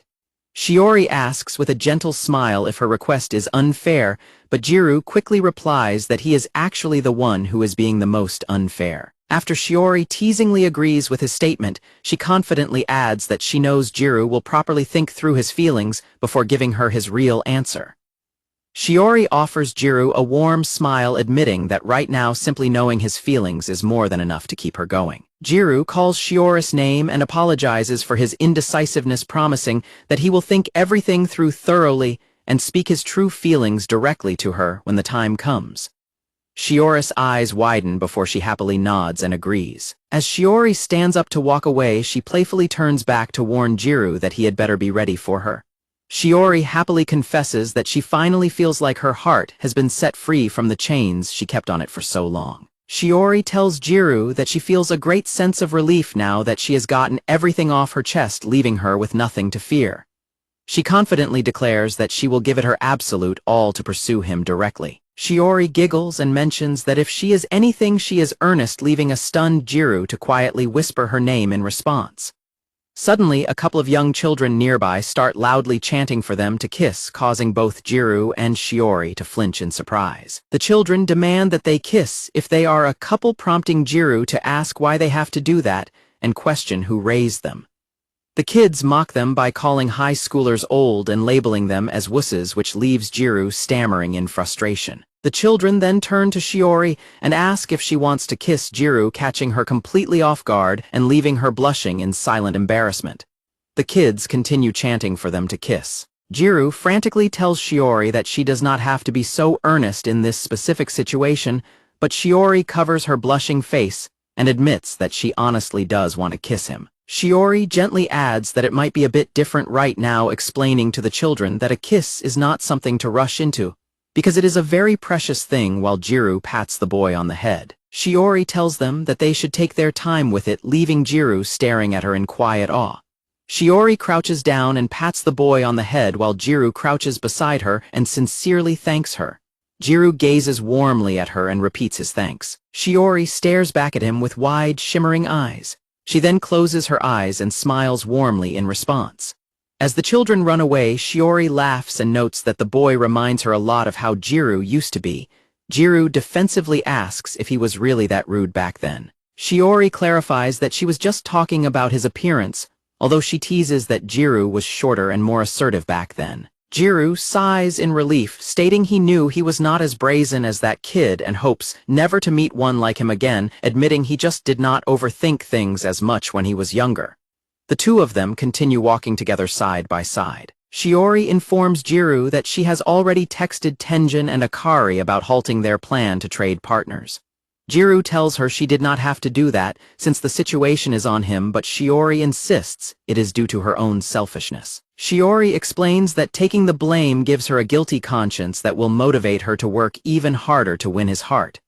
As Jiro's heart skips a beat, Shiori laughs and claims she is just talking to herself. Shiori suddenly announces that she has some errands to run on her way home and bids him farewell, promising to see him at school, while Jiro waves back and calls out her name. Recalling how he used to encourage her when they were children, Jiro loudly calls out her name and tells her to fight. In a childhood flashback, a young Shiori nervously worries about dropping the relay baton again, but Jiro reassures her that it will be completely fine. Young Jiro hands her the baton, telling her that he knows she can do it and urging her to just believe in him and run. Back in the present, Jiro mirrors their childhood baton pass by reaching his hand out toward her and promising that he will catch whatever she passes to him. Shiori watches him walk away and quietly promises to give it her absolute all to reach him. Jiro looks back with wide eyes, deeply moved by the interaction. Jiro continues walking down the quiet street by himself, carrying a renewed sense of clarity. Jiro stops in his tracks on the quiet street, completely frozen in silence as the weight of the confession sinks in. He squats down on the pavement and buries his face in his hands, questioning if this is actually real before slowly standing back up in a daze. Blushing deeply, Jiro holds his hands over his mouth as he desperately tries to process the reality that Shiori actually wants to be with him, and that he is not just dreaming. He wonders how someone like him, who always had terrible luck with romance, could receive such a confession, but he quickly berates himself for crouching in the middle of the street like a weirdo as a passerby's dog barks at him. As he walks home, Jiro reflects on how he used to run away from his problems to avoid getting hurt or hurting others. But he decides that he cannot keep avoiding things now that he is no longer alone. He pictures Shiori, who bravely confessed her love to him, and Akari, who has spent the last several months laughing and crying right by his side. Jiro resolves that he needs to properly face and reciprocate the feelings of everyone who is honestly trying to connect with him. To snap himself out of his daze, he violently slaps his cheeks and shouts to pump himself up, causing a passing mother and child to look at him in concern and tell him to cut it out. While riding the elevator, Jiro adjusts his tie and tells himself to live up to his commitments, though he immediately begins to panic about how he is supposed to face Akari after their dramatic kiss and farewell. As the elevator doors open with a chime, he nervously wonders if they can simply start over from square one. Jiro walks down the apartment hallway, sweating with anxiety and telling himself to be assertive since this is his own home, before deciding he should probably take a humbler approach and apologize for everything. He nervously presses the doorbell, but only silence greets him from the other side of the door.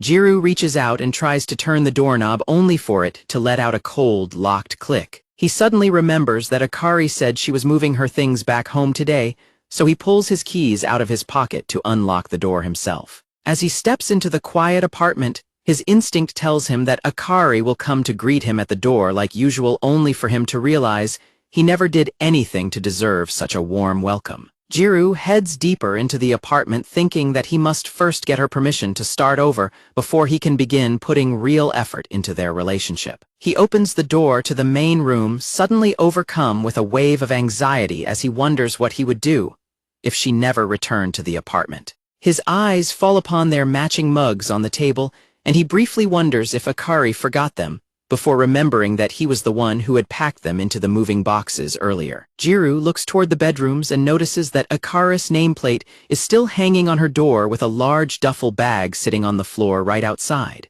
He stares in utter confusion at the floral bag, wondering why her belongings are still sitting there. Jiro slides open the bathroom door and gasps upon seeing their 2 toothbrushes still in the holder alongside Akari's hairbrush and curling iron left on the counter. Jiro falls to his knees and cries tears of overwhelming relief, thanking God that Akari has not actually left the apartment yet. Suddenly, the bathroom door clanks open as Akari happily steps out of the steamy shower completely unclothed, and calling out that it felt super good, which causes Jiro to flinch in total shock. They freeze and lock eyes in complete stunned silence as Akari realizes he is standing right there and lets out a loud gasp. In the chaotic aftermath, items are scattered across the floor as Akari frantically denies whatever Jiro is thinking. Sitting on the couch in her underwear, an embarrassed Akari angrily demands that they forget about the incident and orders him to stop talking while Jiro bows and repeatedly apologizes to her. As they sit together in awkward silence, Jiro offers another quiet apology, but a blushing Akari folds her arms and asks him what she had told him about this before. Jiro quickly clarifies that his apology is actually about them staying together instead of switching partners, catching Akari completely by surprise. Jiro confesses that his own selfishness has caused her nothing but trouble and basically resulted in him using her expressing guilt that they are still staying together as a married couple, which leaves Akari totally baffled. To stop his rambling, Akari suddenly flicks him hard on the forehead, causing him to cry out in pain. Akari gives Jiro a playful noogie and angrily demands to know when she ever said she did not want to be his wife, leaving him completely speechless. Akari looks toward her bedroom door, quietly admitting that she does not particularly hate their arrangement. Jiro looks up in surprise, and Akari quickly adds that the same goes for him. Blushing deeply and looking away, Akari taps him gently and confesses that she does not dislike him or hate him. Akari takes a deep breath and looks directly at Jiro, preparing to explain her true feelings. Akari repeatedly pokes Jiro's nose while blushing happily, declaring that their married life has actually been pretty fun, which leaves him trembling in surprise. Jiro suddenly reaches out and firmly grabs both of her hands to stop her. Jiro loudly and passionately declares that he feels exactly the same way and wants to truly give it his all this time, catching Akari completely off guard. Holding her hands tightly, Jiro promises that he will pull his weight as her husband from now on, to make up for all the ways she has supported him up until this point. Akari looks back at him with wide emotional eyes as Jiro promises that he will be counting on her as his marriage partner once again. Akari gets extremely flustered and squeezes his hands back, repeatedly saying okay before they aggressively shake hands. Akari walks away, huffily telling him to unpack his room and clean the kitchen if he has so much free time, adding that they are going grocery shopping together this evening, to which Jiro happily agrees. Akari's bedroom door with her nameplate slams shut with a loud bang. Jiro smiles warmly to himself in the quiet living room, softly whispering to himself that he is home. Behind her closed door, Akari sits on the floor, hugging her knees and staring at her hands, reflecting on how she thought she would never be able to touch Jiro's hands again. Blushing deeply, Akari holds her hands to her mouth and silently thanks God that Jiro came back home. With tears of relief streaming down her face, Akari whispers a quiet welcome home to Jiro. Jiro lies awake in bed with Akari sleeping peacefully right beside him, blushing and sweating as he wonders if this incredible situation is just another dream. The next morning, rain pours outside the apartment building as a phone alarm rings at 8 o'clock, prompting Jiro to repeatedly tap the screen to turn it off. Jiro lies sleepily under his covers, staring at his phone in confusion and wondering why he set an alarm on a Sunday when he could have slept in. Jiro blushes as he remembers his firm promise to Akari from the day before, realizing that today is the day he officially starts over with her. Jiro slides open his bedroom door and finds Akari in the hallway, who greets him warmly and tells him she is about to do the laundry, asking him to bring her his dirty clothes. Jiro takes the laundry basket from her hands and insists on doing it himself, telling her to take it easy since it is the weekend, which leaves her looking pleasantly surprised as she thanks him. Jiro panics and rushes to help with all the remaining household chores, loudly announcing that he will do the vacuuming, washing the dishes, and cleaning the bathroom before Akari can do them herself. Though he is completely exhausted and panting heavily, Jiro refuses to let her outdo him as a spouse, until Akari gently calls him over and asks him to help her fold the laundry. As they sit together folding laundry, they chat about packing away summer clothes for the season and look forward to wearing winter clothes despite still having fall to get through. Later that night, heavy rain continues to lash against the apartment as a television broadcast updates them on Typhoon 19, predicting it will pass before morning. Jiro peers out of the window curtains at the worsening storm, commenting on how rough it is getting outside and expressing his hope that they do not lose electricity. Akari suggests they go to bed early since she took a bath ahead of time, but Jiro points out that she has not finished her homework and asks why she cannot just do it in the morning. Akari frantically insists that Jiro must teach her right now, despite him pointing out that it is already past midnight, as she desperately claims she simply forgot about it until now. Jiro realizes the real reason she is demanding to study in the living room when he notices her shivering in fear at the lightning outside. Akari quietly sits down and asks Jiro if he was serious when he promised to be a good husband to her. Looking up with tearful eyes, Akari earnestly begs Jiro to stay with her until she falls asleep. Jiro closes his eyes in a fluster, completely overwhelmed as Akari flinches at another flash of lightning. With his own romantic feelings for Akari growing stronger, Jiro realizes there is absolutely no way he can refuse her request. Jiro agrees to stay but firmly asserts that they will strictly focus on studying math. As the clock ticks past midnight, a yawning Jiro notices Akari has made solid progress and asks how much of the assignment she has left.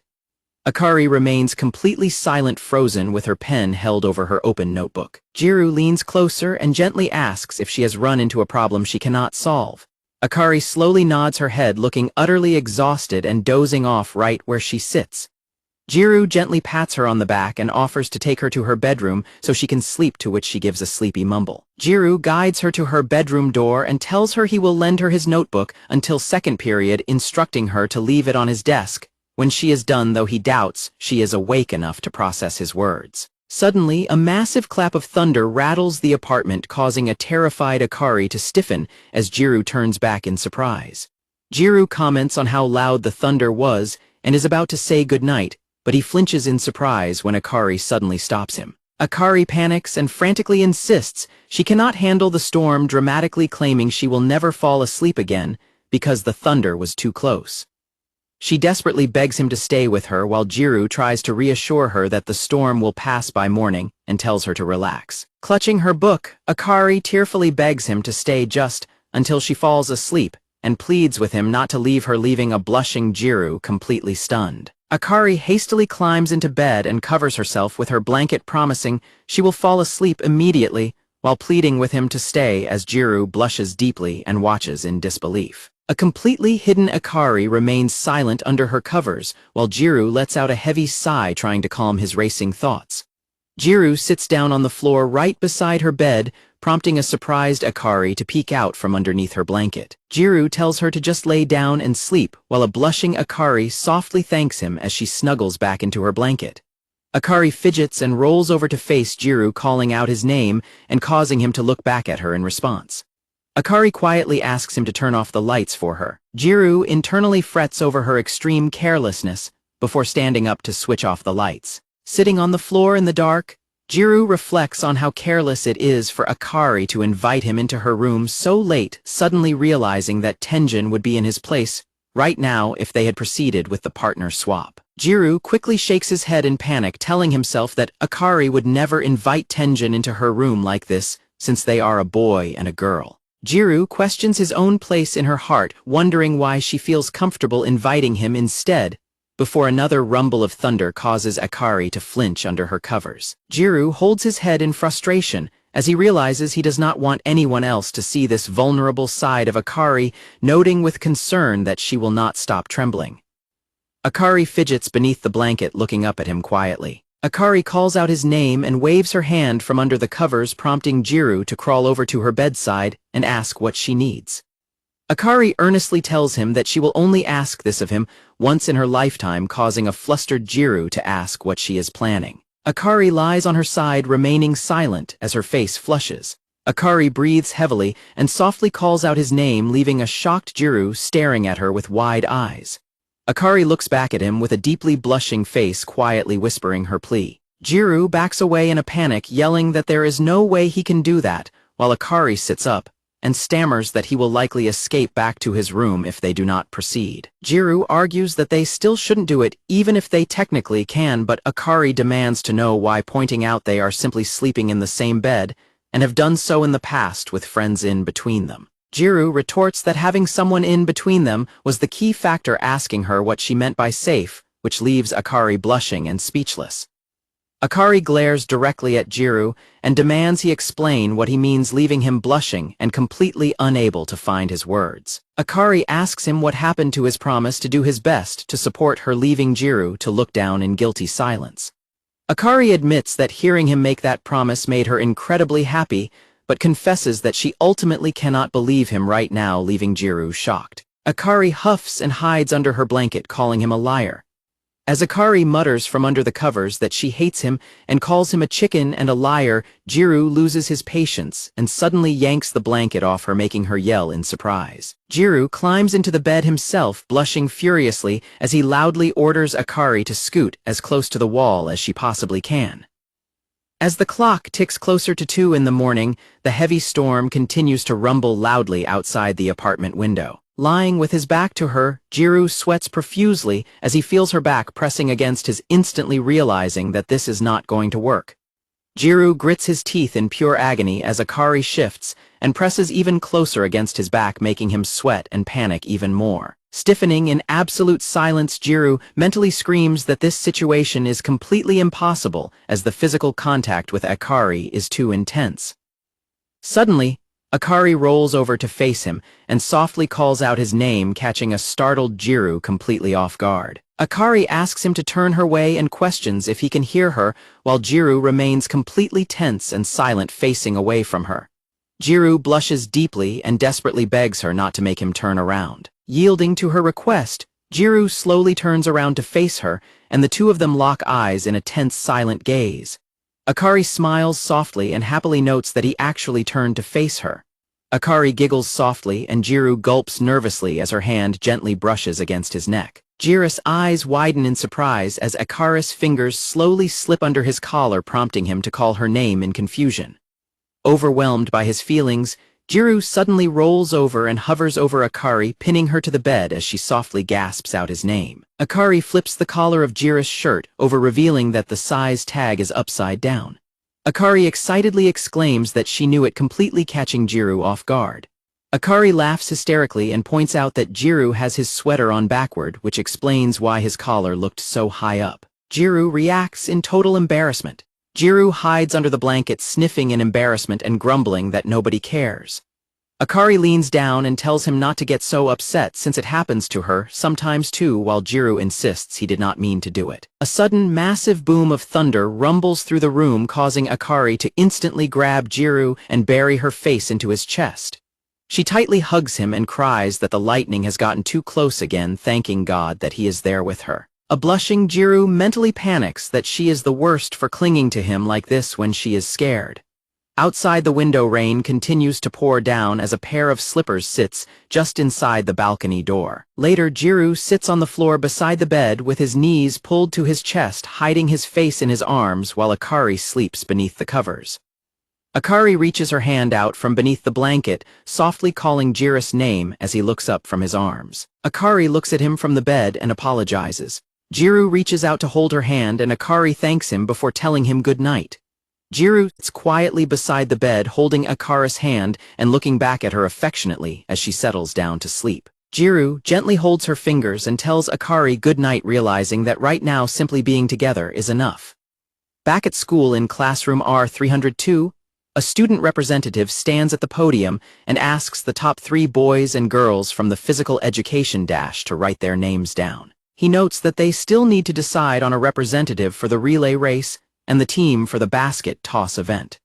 Jiro quietly pumps his fist, celebrating that he managed to slide under the radar and escape participating in a bunch of events. Nearby, his classmates casually discuss how the relay will likely end up filled with track and field and soccer members, adding that Tenjin got caught up in the mess despite being in the going home club. A classmate looks at the chalkboard, which is entirely filled with Tenjin's name under almost every event, and notes that it seems like a little much.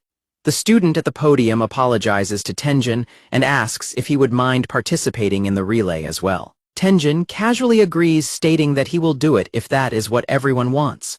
A massive roar of excitement erupts from the classroom as the students shout out in unison. The girls in the class eagerly praise Minami, exclaiming that only he can secure their victory in the relay, and making them feel incredibly proud to be his classmates, which leaves him looking rather overwhelmed. Jiro watches in disgruntled disbelief, wondering if Tenjin somehow returned from another world with cheat powers, while Tenjin warmly accepts the enthusiastic cheers of his classmates. Shiori gazes out the window, noting how wonderful the relay race is, and admiring how Minami and Mei are able to shine so brightly in front of everyone. Turning her eyes back toward Jiro, a blushing Shiori earnestly confesses that she wants to find something of her own that she can dedicate her entire heart and soul to. While walking down the hallway together, Kamo boasts about exerting all of his effort to hide his presence during the event selection, calling the sports festival a dreaded season of show-offs, while Jiro casually sips his juice. In the hallway, Shiori excitedly lets her friends know that she worked up the courage to volunteer for the cheer squad, prompting them to eagerly decide to join her, while Jiro and Kamo watch from a distance. Jiro casually mentions that Akari and her friends are also on the cheer squad, which instantly sends a shocked Kamo into a state of wild excitement, as he demands to know why Jiro did not tell him sooner. Vividly imagining the girls in cute cheerleader outfits, Kamo and Jiro immediately change their minds and passionately resolve to join the cheering squad, since neither of them are participating in any of the athletic events anyway. As they approach room R306, Jiro asks Kamo which group their class has actually been placed in. Inside the classroom, Terufune's eyes sparkle with excitement as he loudly asks Akari if she is also going to be in the cheer squad. Akari happily explains that she has always wanted to try cheerleading because the outfits are adorable, while Terufune enthusiastically declares that he is thrilled they are in the same block, and her friends tease them in the background. Meanwhile, a couple of boys eagerly discuss their roles for the event, with one announcing he will play the drums, while the other boasts that his job is simply to attract the girls. Sachai steps in and bluntly tells the boys that their group is looking pretty plain without Tenjin causing them to grumble in defeat, before she asks Akari if Minami will be joining them. One of the boys smugly claims that he makes up 20% of their group's popularity, while Tenjin makes up 70%, leaving the others to privately complain about his arrogance. The boy gets defensive upon learning he is only considered 5% of the group's popularity, while Akari and her friends head out, leaving the boys to their bickering. Akari and her friends discuss the cheer squad candidates from their class, noting that they are the only ones representing Class 2, before deciding to head over to the dance club to recruit more members. Suddenly, a couple of girls from another class spot them and excitedly call out to ask if Minami is participating in the relay and other events this year. Akari confirms that Minami is indeed taking part in almost every event, which immediately unleashes a wave of intense excitement from the surrounding girls. Hearing the loud, passionate squeals of the girls echoing down the hallway, the boys are left shivering in sheer intimidation. Akari's friends wave goodbye, saying they should do their best at the sports festival, and to tell the cheer squad hello, prompting Akari to happily shout back that they will win and party afterward. Terafune stares in wide-eyed, starry-eyed infatuation as he watches Akari walk away. Terafune suddenly slams his hands onto the desk and enthusiastically volunteers to be the cheer squad leader, catching his classmates completely off guard as they ask when that was decided. As evening falls, the lights of the apartment building begin to turn on against the darkening sky. Inside their D apartment, May Damon flinches in surprise when Terafune suddenly bursts through the front door and loudly announces that he is home, prompting her to offer a quiet welcome back. Terafune excitedly crouches on the floor and shows her his phone, explaining that, as the cheer squad leader, he has to decide on the song selection for the upcoming sports festival. Terafune blushes happily as he talks about the potential of some sports festival magic helping him stand out, but May simply tells him to go wash his hands and change his clothes first. Terafune grabs the doorknob and agrees to do so as he heads toward the bathroom. Terafune suddenly turns back to seriously state that he is taking this competition very seriously, leaving a sweating May looking rather bewildered. May leans on her mop and notes that it was strange that the others did not trade partners, adding that, whenever the topic comes up, Minami simply brushes it off. May watches him with quiet concern as the silence stretches between them. Terafune explains that Minami is his friend first and foremost, and he doesn't want to force him to talk if he doesn't want to, resolving to simply give it his own absolute best, which May quietly supports. May Damon tightly clenches her hand around her mop handle, reflecting on how Akari and Terafune getting together might pave the way for Shiori and Jiro's relationship to go well. Terafune looks back at her and gently advises her to speak up if there is ever something she dislikes, assuring her that he understands what she is going through. May blushes and quickly tells him to stop talking nonsense and hurry up to go wash his hands. May stands quietly in the hallway as Terafune walks away toward the bathroom. May reflects on Shiori's tearful phone call where Sachai had angrily claimed Jiro was stringing her along, while Shiori defended him by saying she was simply taking advantage of Jiro's kindness. May drops to her knees on the floor and covers her face, telling herself that it is not her place to complain, and that she must simply find the strength to support Shiori from behind. May recalls Terafune's earlier enthusiastic words about standing out in the cheer squad and hoping for some sports festival magic. A single tear slips down May's blushing cheek as the morning light breaks over the apartment building outside. Natsumi and Sachai catch up with Akari in the morning, noting they had no luck recruiting more members for the cheer squad, which makes Akari assume that their group will likely stay as is. The girls debate whether they even need more members since their class already has 4, noting that an even number would be better for cheer formations when Shiori suddenly runs up to them and calls out. Gasping for breath, Shiori greets them with a bright morning smile, prompting Natsumi and Sachai to warmly welcome her and ask why she was running. Meekly holding her bag, a nervous Shiori struggles to find her words as she prepares to make her request. Blushing deeply and looking down in embarrassment, Shiori asks if they will allow her to join the cheer squad, catching Akari and her friends completely off guard. Shiori honestly confesses that she has no dance experience and is not very coordinated, but earnestly explains that she wants to change herself before graduation. Squeezing her braids tightly, Shiori promises to put in all of her effort during practice and begs them to let her join, leaving a surprised Akari staring at her. Akari's eyes shine with joy as she suddenly lunges forward and wraps Shiori in a tight, enthusiastic hug to thank her. Akari beams with a wide smile, loudly declaring that Shiori's decision makes her incredibly happy. Shiori's eyes widen in sheer surprise at the unexpectedly warm and affectionate welcome. Sachi and Natsumi eagerly chime in to tell her she is extremely welcome and arrived at the perfect time, assuring her that they do not know much about dancing either and simply want to have fun. With a bright, joyful smile, Shiori happily promises to give it her absolute best. In the changing room, May Damon's phone dings with a series of text messages from Shiori, who excitedly reveals that she joined the cheer squad because of May's recommendation and looks forward to seeing May in the relay. May's heart beats rapidly as she recalls Terrafune's gentle advice to speak up whenever she dislikes something.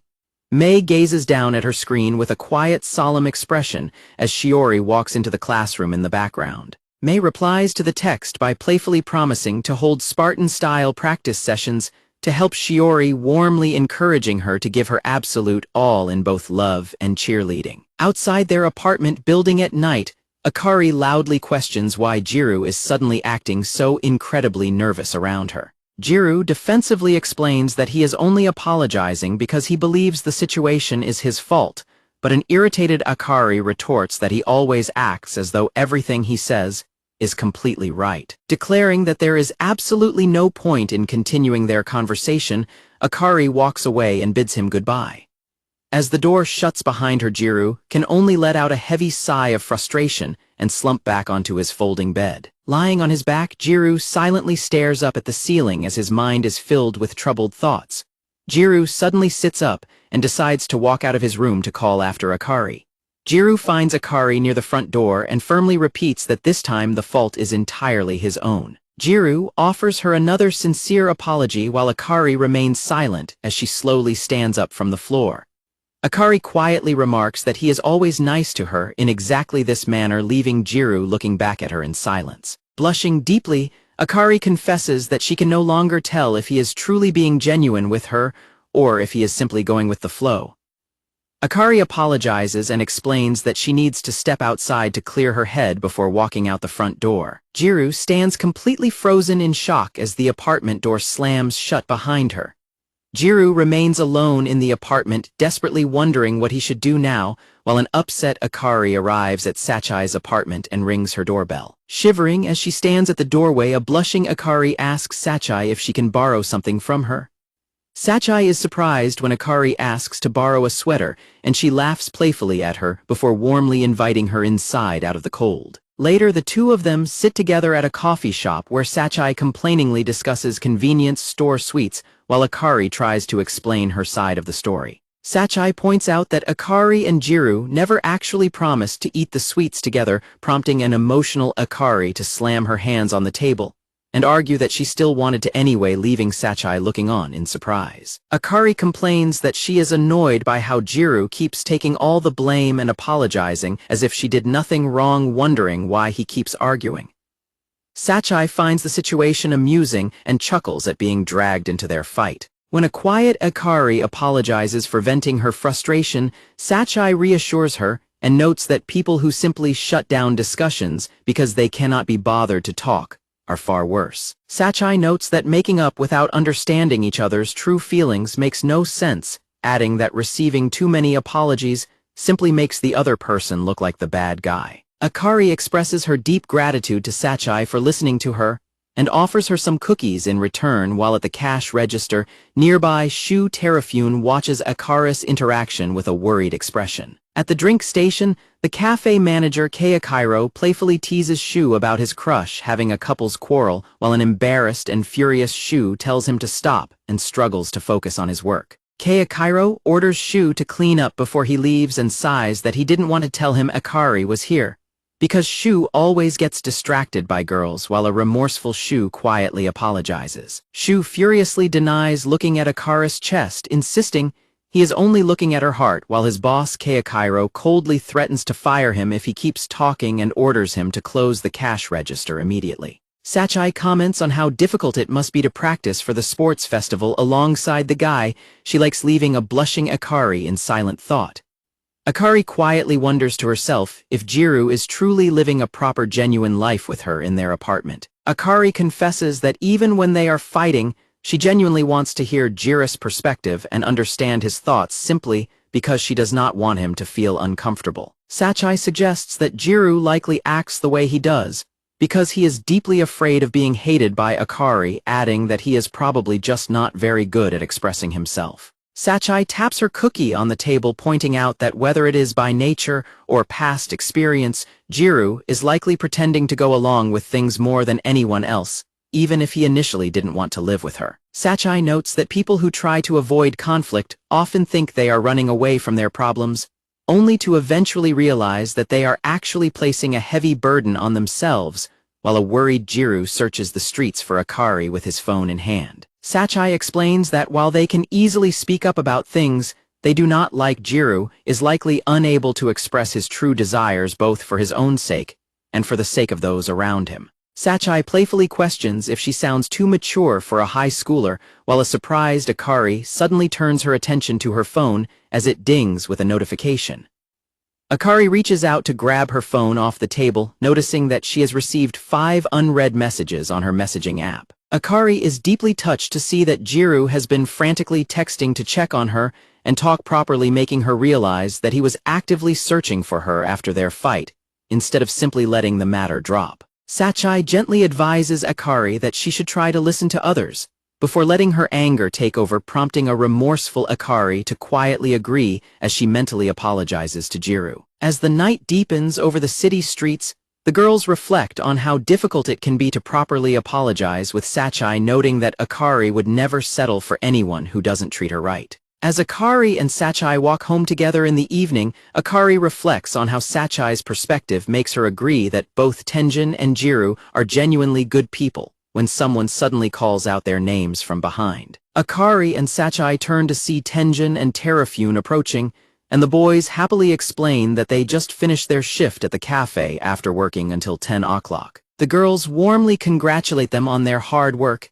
and Akari thanks Terafune for the extra food toppings he gave her earlier, which causes him to boast about how much he loaded onto her plate. Akari brightly thanks the boys for their kindness, while a scolded Terafune covers his face in embarrassment after getting in trouble for giving away too much free service. When Akari reluctantly asks Sachai if she can spend the night at her apartment because she is hesitant to return home, Sachai firmly refuses and insists that Akari should go back to her husband, who has surely reflected on his actions by now. Meanwhile, Terafune and Tenjin casually talk about going to karaoke. Tenjin gently chimes in and advises Akari that she really should return home, prompting a startled Terafune to call out his name in surprise. Tenjin kindly offers to walk Akari back to her apartment, making her admire his gentle nature, even though she quietly frets about having ignored Jiro's text messages the entire evening. Akari looks down at her phone as a new message from Jiro arrives, stating that he will be waiting for her at home, leaving her momentarily stunned as she quietly reads his words.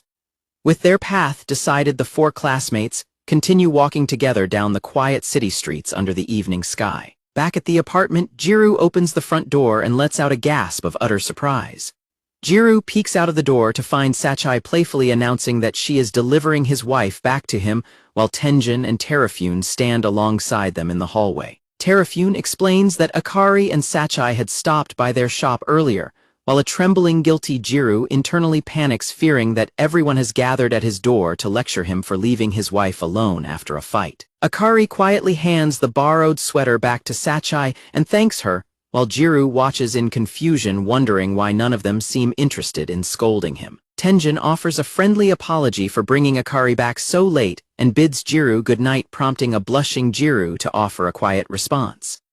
As Sachai and the boys wave goodbye and head down the hallway, Akari cheerfully bids them farewell, while Jiro stands at the door watching them go. Jiro and Akari are left standing alone in the quiet entryway of their apartment, both of them remaining completely silent as the tension lingers between them. Akari softly apologizes for making him worry and thanks him for searching for her, while a blushing Jiro quickly offers his own apology, admitting that he spent his time alone reflecting on everything that happened. Standing out on the balcony together under the stars, Jiro reflects on how they have lived together for over half a year, and thought they could understand each other without words, but realizes there is still so much more he wants to learn about Akari's thoughts. Jiro looks directly at her and earnestly suggests that they should make more time to talk to each other from now on, leaving Akari staring back at him in complete wide-eyed surprise. When Akari asks what exactly they are supposed to talk about, a panicked Jiro frantically stammers that they can discuss everyday things like food or funny events,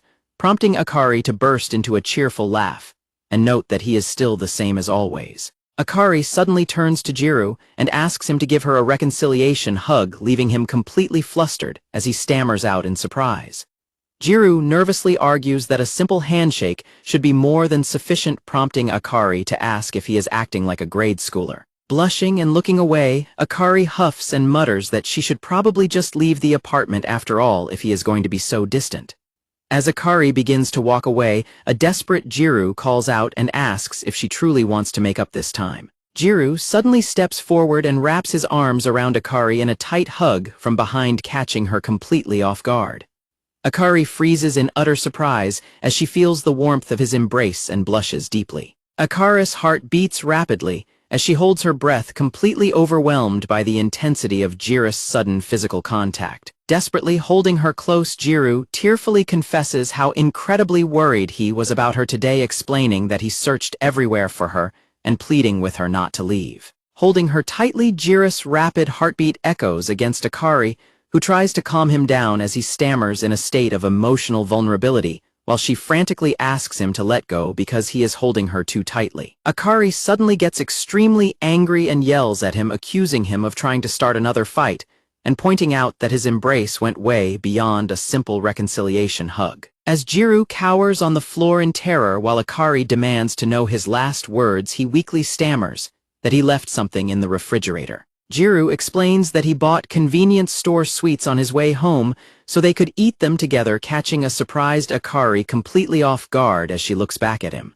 Looking down at him with a blush, Akari asks if the sweets he bought are eclairs. Jiro looks up from the floor with a relieved smile and happily confirms that the eclairs are indeed waiting in the refrigerator. Jiro cheerfully urges her to go to the living room to eat, while a remorseful Akari walks beside him and apologizes for overreacting. Back at school, Kamo corners a surprised Terafune in the bathroom, warning him not to pretend he didn't hear what was just said, and demanding he not make him repeat himself. Kamo firmly declares that he does not approve of Terafune's actions, stating that he dislikes people who simply try to run away from their problems with a smile. Looking directly at a stunned Kamo, Terafune boldly declares war, asserting that he has heard his words and intends to face him head-on today. Outside the apartment building, birds chirp on the balconies under a clear morning sky, while inside, Jiro stands in front of his bathroom mirror, rubbing his head as he begins his morning routine. Jiro recalls Kamo's harsh words from their earlier conversation in the school restroom, remembering how Kamo declared that he does not accept Jiro's attitude and hates spineless cowards like him. Jiro remembers Kamo asking if his distress was about Akari,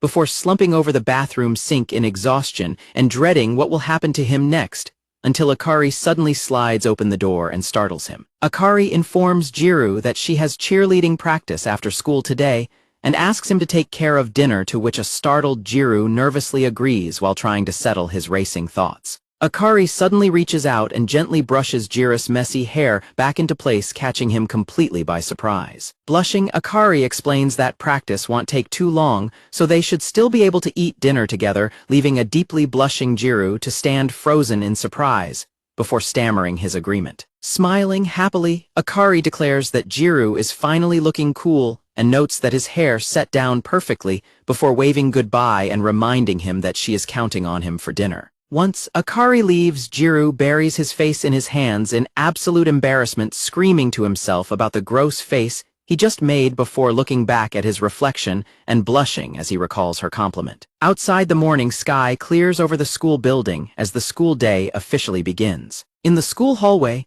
May Damon notices that Shiori Sakurazaka looks downcast and asks if something happened, prompting a nervous Shiori to admit she is anxious about cheer practice starting today, while May playfully rubs her head to reassure her. May promises to make some time on Saturday to help Shiori practice, asking her to simply take a video of the cheer choreography for her to follow. Mei offers a warm, supportive smile and promises that they will practice together, reminding Shiori that since she was the one who recommended cheerleading in the first place, she will help her however she can, which leaves a deeply moved Shiori looking back in silence. Mei happily accepts Shiori's sincere gratitude and assures her that she is very welcome. Later that afternoon, the cheer squad members gather inside the school gym as music begins to play and they prepare for their first practice session. The instructor explains to the gathered students that all they need to do now is decide on their specific cheer, letting them know that she will have the edited music tracks ready by the end of the week. Sachai and Natsumi excitedly discuss using famous Western pop songs for their routine, while a nervous Shiori clutches herself in quiet panic, realizing she has never heard any of those songs before and desperately needs to memorize them. In the middle of stretches, the other girls gasp in awe at Sachai's incredible flexibility, as she easily flattens herself onto the floor, while Sachai casually explains that she was simply born flexible but still stretches every single night. Sachai bends her leg backward as she playfully suggests that guys definitely appreciate flexibility because of how much fun it is, causing her classmates to burst into embarrassed laughter. When the instructor directs everyone to find a partner to stretch with, Shiori begins to sweat with anxiety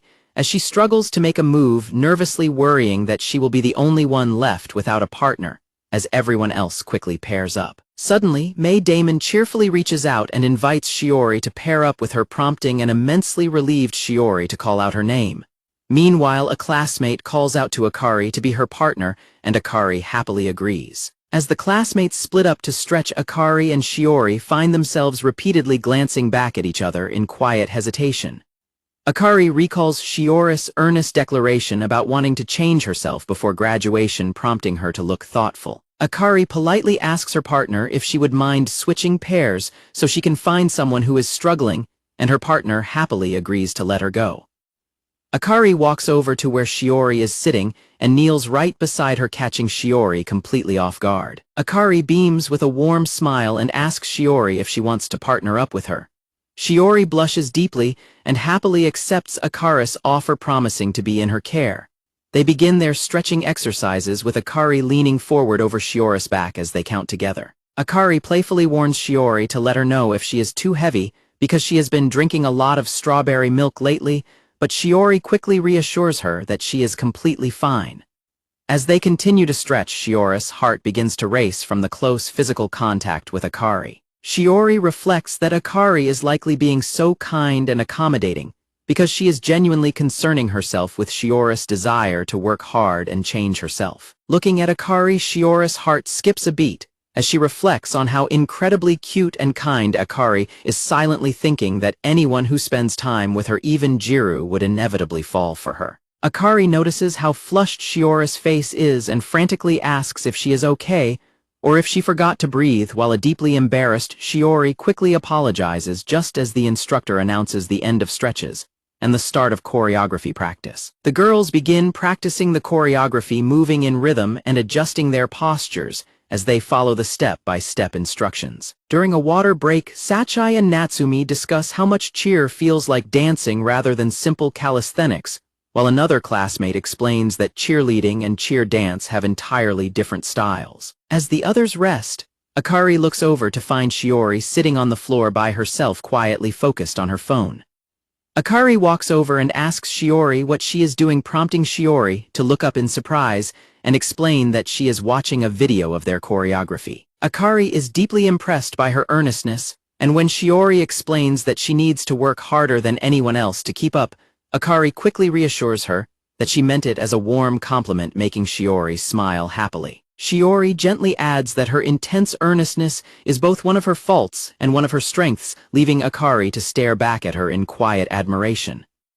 Akari quietly murmurs that she should probably start being as earnest as Shiori is. Shiori looks at her in surprise, prompting Akari to admit that she sometimes finds herself thinking about their situation. Akari recalls Sachai's words from their cafe conversation, where Sachai expressed understanding and criticized people who arbitrarily end discussions, simply because they cannot be bothered. Shiori privately reflects on how she wishes she could be a bright, outgoing girl who can easily get along with everyone, holding Jiro close just like Akari does.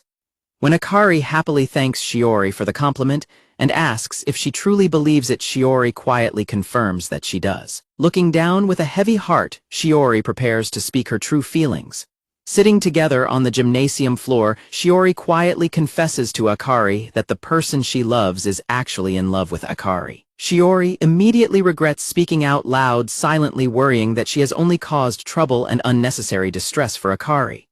Akari is left completely stunned by the confession while Shiori clutches her knees in deep shame, berating herself for having such a terrible personality. Tearfully looking down, Shiori admits that she is terrified because she knows that if Akari ever falls in love with Jiro, she will stand absolutely no chance of winning his heart. Shocked by Shiori's words, Akari leans forward on her hands and knees and asks if she is truly being serious. Leaning in close, deeply blushing, Akari passionately retorts that the person she loves is actually in love with Shiori. Shiori is left completely speechless and bewildered by Akari's sudden declaration, wondering in utter disbelief if someone actually likes her, while Akari firmly asserts that she is not joking at all. Akari reveals that she heard it directly from his mouth and has actually known about it since spring, leaving Shiori completely flustered as she desperately asks who it is. Akari playfully refuses to reveal the identity of the person, while Shiori silently realizes that Akari's reluctance is because she is deeply in love with him.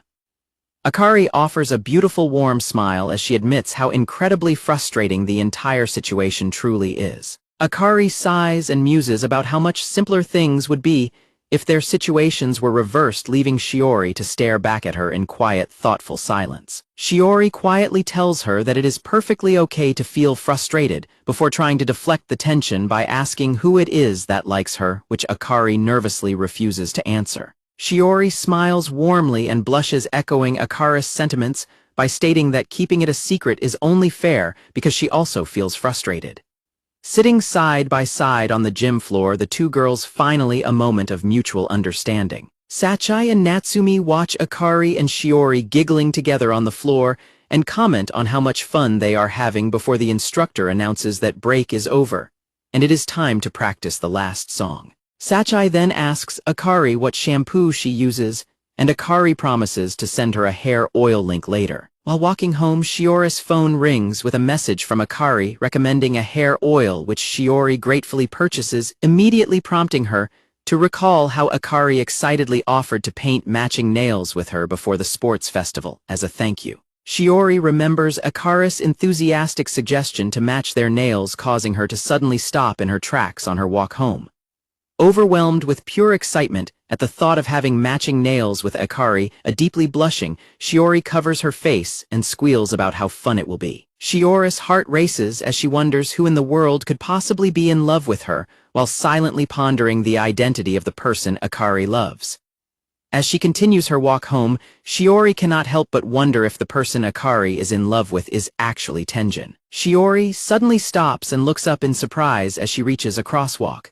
Shiori looks up at the apartment building where she is currently living with Tenjin for their marriage practical. Shiori is struck by a sudden realization, leaving her to stare in silent shock as she wonders about the identity of Akari's crush. As evening falls, Shiori walks up the apartment stairs and opens the front door, greeted warmly by a voice welcoming her home. Tenjin warmly thanks her for keeping him updated on her return time, while a polite Shiori takes off her school bag and lets him know that she is home. Shiori is amazed by the delicious-looking dinner Tenjin prepared, while he modestly explains that he simply followed a recipe and hopes it suits her taste. Tenjin quietly gazes at her with a soft, gentle expression. Shiori looks up in surprise as she suddenly feels a hand gently brushing against her hair. Tenjin leans in close and gently reaches into her hair, leaving a deeply blushing Shiori to freeze in startled silence. A sudden slap sound breaks the silence as someone brushes against a nearby surface. Startled by the sudden intimacy, a completely flushed Shiori gasps and quickly backs away in a panic, leaving Tenjin looking rather surprised.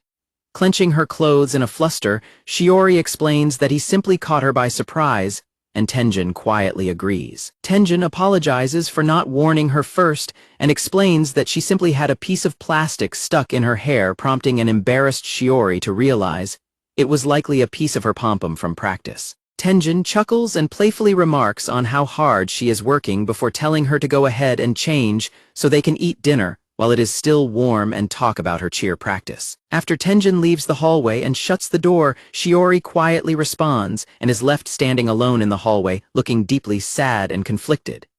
Shiori recalls a memory from the past where a solemn Tenjin stood before Nozomi who was crying and gasping in distress. Shiori remembers young Tenjin standing in Nozomi's room and despite her shock, bravely confessing his love to her. Nozomi reminded him that she was his teacher, and they could not be together, asking where he had learned to say such things, while a tearful Tenjin desperately repeated his love for her. Tenjin furiously demanded to know why Nozomi could accept his older brother, but not him begging to know how he could get her to see him as a man, while a remorseful Nozomi quietly apologized. Tenjin looked on in heartbroken shock, as Nozomi softly revealed that she and his older brother Minato were officially engaged. Later, Tenjin stood outside the room in silent agony, hearing his brother and Nozomi together inside. Tenjin clutched his head in absolute misery, as the memories of that painful event continued to haunt him. Back in the present, Shiori changes out of her school uniform crying and berating herself for behaving so insensitively toward Tenjin when he is already carrying the pain of an unrequited love. She reflects on how nothing has truly changed since their practical began, remembering how Jiro has always been the one supporting and encouraging her. Shiori stands in her room staring at her phone on the bed as the evening passes. She hesitatingly types out a message to Jiro asking if she can call him later. Lying on her bed beside her phone, Shiori quietly whispers Jiro's name in the silent room. She closes her eyes, sorrowfully wishing that people would only fall in love with those they are destined to be with. In his own bathroom, a melancholy Tenjin watches the water swirl down the drain, reflecting on his painful, unrequited feelings. Meanwhile, in Akari and Jiro's apartment, 2 plates of freshly made pasta are set on the table, looking delicious. Jiro blushes as he modestly explains that he practices making this dish whenever she is out, while Akari happily laughs and praises his cooking. Jiro huffs in embarrassment and asks how that counts as a compliment, while Akari gently explains that she finds it incredibly cute how hard he worked to make the meal for her. Akari beams with a radiant smile as she confesses how happy she is to eat his cooking, leaving a completely stunned Jiro blushing furiously as she playfully teases him. Akari cheerfully claps her hands and thanks Jiro for the meal, while a deeply flustered Jiro covers his face and quietly resolves to practice his cooking skills even more. Akari encourages Jiro to dig in as well, and he quietly offers his gratitude for the food before they begin eating. Later that night, Jiro sits on his bed and listens to the heavy thumping and music coming from the other room, silently noting that Akari seems to be giving her absolute all to her cheerleading practice. Feeling rather bored, Jiro slides onto his back with his hands behind his head, staring idly up before noticing something on his phone. Jiro is shocked to discover a missed call from Shiori on his phone from nearly an hour earlier, leaving him completely startled. Jiro anxiously wonders why she called him without sending a message, first worrying that it might be an emergency before he nervously taps his screen to call her back. As Jiro anxiously wonders what to say when she answers, the line suddenly connects, and Shiori answers with a soft greeting, catching him off guard. When Jiro apologizes for calling back and asks why she had phoned him, Shiori softly greets him, leaving Jiro to nervously wonder if he shouldn't have called at all. Shiori hesitates on the other end of the line, quietly admitting that she simply felt a certain way. Jiro listens intently and softly calls out her name to encourage her to continue. Blushing deeply, Shiori quietly confesses that she simply wanted to hear his voice, leaving Jiro completely speechless as the conversation concludes. On a quiet night of the practical, Shiori sits on her bed and repeats that she simply wanted to hear Jiro's voice, while Jiro listens on the other end of the line. From inside the apartment building at night, Shiori asks if Jiro is free to talk for a little while, and he quickly replies that he is more than happy to listen. Jiro notes that she sounds a bit downcast and asks if something happened, but Shiori quickly reassures him that she is fine and was simply practicing cheerleading on her own before wondering what he was doing. When Shiori explains that today was their first day of cheer practice and mentions how incredibly nervous she was, Jiro quietly acknowledges her feelings. As they talk, Jiro silently reflects on Shiori's recent confession, his hand tightening slightly as he listens to her voice. Jiro remains flustered as he tries to steer the conversation toward their busy school schedule and the upcoming sports festival, while Shiori gently calls out his name. Shiori explains that the cheer squads rotate practice locations, and mentions that her squad will be practicing out on the sunny field tomorrow, prompting Jiro to laugh and advise her to be careful not to get heatstroke. Over the phone, Jiro gently points out that Shiori always pushes herself too hard. Shiori blushes warmly and softly thanks him for his concern. Suddenly, the loud thumping and music start up again from the next room, and Jiro realizes that Akari has resumed her cheer practice. Shiori mentions that Akari is likely practicing by herself right now, and Jiro expresses concern that the thumping might be too loud for the neighbors downstairs, while Shiori notes that Akari was incredibly helpful to her during practice earlier. Shiori asks Jiro to pass along her gratitude to Akari, and Jiro happily agrees to do so. Shiori gets up and walks over to the window, parting the curtain to look out into the night as she continues her quiet conversation on the phone. Shiori confesses that she had a difficult time and messed up during her first group practice, explaining that she called him because hearing his voice and remembering his encouragement helps her face forward again. Jiro listens to her words in quiet, emotional silence, while Shiori softly explains that his voice was exactly what she needed to hear. Meanwhile, Akari stretches happily after finishing her practice for the day, calling out that it was refreshing before sliding open the door to peek into Jiro's room. Hearing Jiro gently reassure Shiori on the phone, a deeply embarrassed Akari quickly curls up on the floor, realizing in a panic that she has interrupted a phone call. Akari sits in shocked silence on the floor, listening as Jiro warmly encourages Shiori to be confident and reassures her that he is cheering for her too. Akari reflects on how close Shiori and Jiro must be to talk on the phone late at night, before recalling Shiori's earlier words about the person she loves, leading Akari to conclude that Shiori is definitely in love with Jiro. Jiro smiles warmly as he chuckles on the phone, expressing how glad he is that Shiori is feeling better. Watching Jiro's happy reaction from the doorway, Akari looks away in quiet sadness, telling herself that she has known about his feelings for Shiori all along. Akari desperately reflects on the physical intimacy they have, thinking that if they were truly a real couple, they would have already gone much further. Akari blushes furiously and covers her mouth in sheer panic at the thought of going any further with Jiro, telling herself that she would absolutely die of embarrassment. Jiro finishes his call, parts the curtain, and peeks out into the hallway to find Akari sitting huddled on the floor. Akari suddenly lets out a loud, startled scream and kicks her legs in a panic, causing a terrified Jiro to cover his eyes and frantically apologize, swearing that he didn't see anything. Akari quickly clarifies that he simply startled her and insists she wasn't doing anything inappropriate, while a baffled Jiro points out that her scream made it sound like she was dying. A deeply blushing Akari defensively babbles that it has nothing to do with him, before asking if his phone call is over, prompting a flustered Jiro to apologize and ask if he was speaking too loudly. Akari turns away to tie up her hair, casually mentioning that she could hear him but wasn't interested, while an awkwardly laughing Jiro replies that she is being harsh, before letting her know that he has a message for her. Jiro explains that Shiori called to pass along her sincere thanks for Akari's help during cheer practice. Akari quietly remarks that Shiori is giving it her absolute all, and Jiro adds that Shiori has never been good with big groups, expressing his surprise that she volunteered, and his gratitude that Akari is there to support her. Blushing warmly, Jiro tells Akari that he is counting on her to look after Shiori.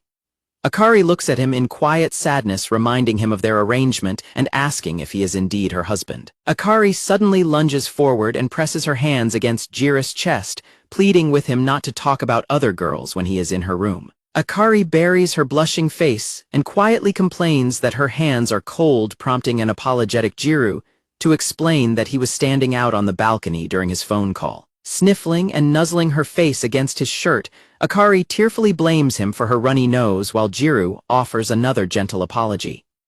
Akari quietly asks him if she is being incredibly selfish, leaving Jiro to look down at her in surprise. When Akari apologizes for always being selfish, Jiro simply wraps his arms around her in a warm, gentle hug, leaving her to quietly ask why he is apologizing. Akari's eyes suddenly widen in pure panic, and she screams as she violently shoves a startled Jiro away from her. Blushing furiously, Akari frantically announces that she is going to take a bath, and rushes out of the room, leaving a bewildered Jiro to quietly wish her well before the sliding door shuts behind her. Hiding her blushing face, Akari berates herself in embarrassment, realizing she completely forgot that she was covered in sweat from her intense practice earlier. Meanwhile, Shiori stands looking out at the cloudy night sky from her apartment. Gazing at the heavy clouds, Shiori reflects on her conversation with Jiro, and remembers that he was also standing out on his balcony. Shiori sadly reflects that even though Jiro lives so close and she can visit him at any time, it still takes every ounce of her courage just to make a simple phone call to him. She fondly remembers a childhood memory of Jiro smiling brightly and encouraging her to trust him and run. Shiori quietly labels him a liar in her thoughts, looking deeply conflicted as she processes her complicated feelings. Early on a Saturday morning, Akari knocks loudly on Jiro's door, prompting him to sleepily open it and ask what she wants so early. Akari cheerfully greets him and tells him to get changed, because they are going out, leaving a shocked Jiro to ask where they are going as she enthusiastically announces that they are going running. Akari explains that she needs to run to build up her stamina for the cheer squad and to go on a diet. Jiro uninterestingly tells her to have fun with that and immediately starts closing the door on her. Akari grabs the door to stop him, urging him to work up a sweat together since he doesn't get enough exercise, and begs him by promising to clean the bathtub on his next turn despite his protests. Jiro ends up dragged into jogging and pants heavily behind Akari, who turns back with a bright smile to suggest they take a break at the convenience store around the corner. They arrive at the convenience store to take their break. Akari hums happily as she unwraps her ice cream bar while a sweating Jiro holds his drink and watches her in surprise. Jiro expresses surprise that she can eat right after running, but Akari dismisses it as easy and explains that eating is better than exercising on an empty stomach when Jiro questions her diet. Akari licks her ice pop, prompting a deeply blushing Jiro to look away slightly and ask if she plans to run every single day. Akari replies that she will run every day if he joins her, leaving a flustered Jiro stammering in response. Jiro looks at her in surprise while Akari quietly gazes back at him with her popsicle in her mouth. When Jiro declares that he is only running today, Akari immediately dashes ahead and calls out that she will see him tomorrow at 7, leaving a shocked Jiro to yell after her as she laughs and runs off. Akari happily calls out for Jiro to head home, leaving a blushing Jiro to look at her in silence. Jiro grumbles to himself in exasperation as they walk back together. While washing his hair under the shower, Jiro lets out a tired sigh and wonders if they are seriously going to go running again tomorrow. Jiro stands thoughtfully under the running shower water, wondering how Akari can find so much joy in running so early in the morning when exercising is such a pain. He unlocks the door while muttering that 7 o'clock is simply too early in the morning. Shiori runs up to Mei and apologizes for being late, thanking her for helping her practice after her own club activities, to which a smiling Mei replies that she wanted to work on her stamina anyway. Mei holds out a tablet and explains that Terrafune lent it to them after she told him about their practice, prompting a grateful Shiori to thank her for the big help. Shiori smiles warmly and tells Mei that she is truly glad she is there to help her. Shiori explains that if she were alone, she never would have been able to join the cheer squad or practice effectively, and she thanks Mei for always letting her rely on her kindness. Mei playfully rests her head on top of Shiori's and tells her to stop it, assuring her that she is only helping because Shiori is giving it her absolute all. Mei jokes that her true objective might actually be wanting to see Shiori in a cute outfit. Shiori thanks her and happily says that she and Akari are going to match colors, and that Akari even offered to paint her nails. Mei expresses her excitement, and Shiori excitedly gushes about how incredibly nice Akari is, explaining that their conversation about hair care led to the suggestion of matching nails. Shiori tells Mei that talking to a girl like Akari is a completely new experience for her, admitting that it feels like her world has grown much larger as a result. Smiling brightly with her eyes closed, Shiori declares that the whole experience is incredibly fun. Mei gazes at Shiori with a soft expression and quietly notes that she is glad to hear that.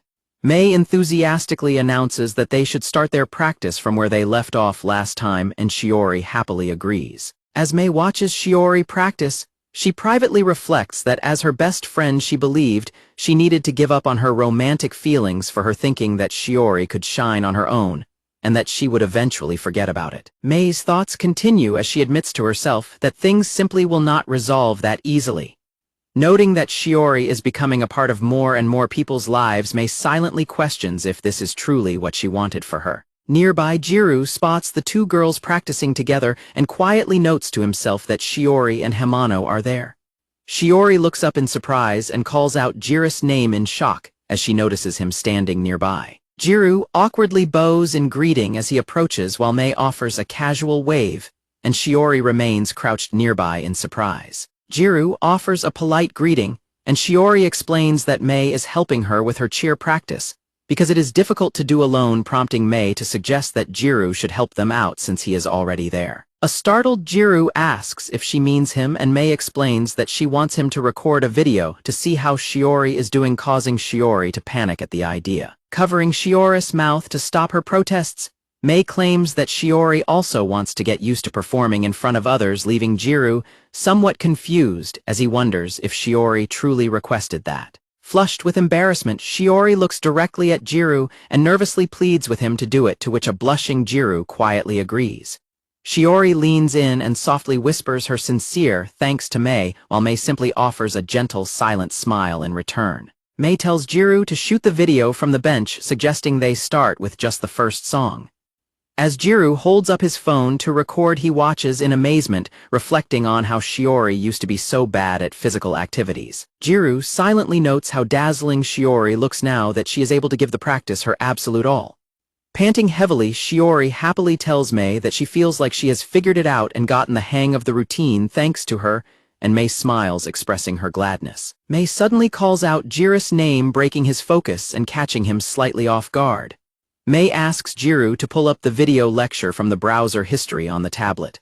Jiro agrees and taps the screen, but suddenly flinches in absolute shock upon seeing a highly inappropriate adult video title in the history. Jiro frantically covers the screen in a panic, while Mei demands he hand it over. When a sweating Jiro nervously asks if the tablet belongs to her, Mei clarifies that it is actually Terrafune's, prompting a shocked reaction from Jiro. As Mei grabs the tablet from Jiro, she warns him not to do weird stuff with it since she is borrowing it, prompting a frantic Jiro to desperately insist that he hasn't done anything, while Shiori watches them with a warm smile. Mei remarks that practicing with Jiro feels kind of nostalgic, leaving him looking slightly confused by her statement. Shiori smiles brightly and asks Jiro if he remembers their baton passing practice in the park back in elementary school. Shiori enthusiastically recalls that Jiro was the anchor for their relay, and was incredibly fast, prompting a deeply embarrassed Jiro to try and quiet her, while Shiori explains to a surprised Mei that Jiro was helping her learn because she was really bad at it. Blushing softly, Shiori quietly confesses that back then Jiro was really cool. Jiro blushes furiously at Shiori's earnest compliment, while Mei looks back at them with a flushed expression. Mei confidently declares that she is even faster than him. When Jiro asks what she is competing for, Mei quietly agrees and wonders why herself.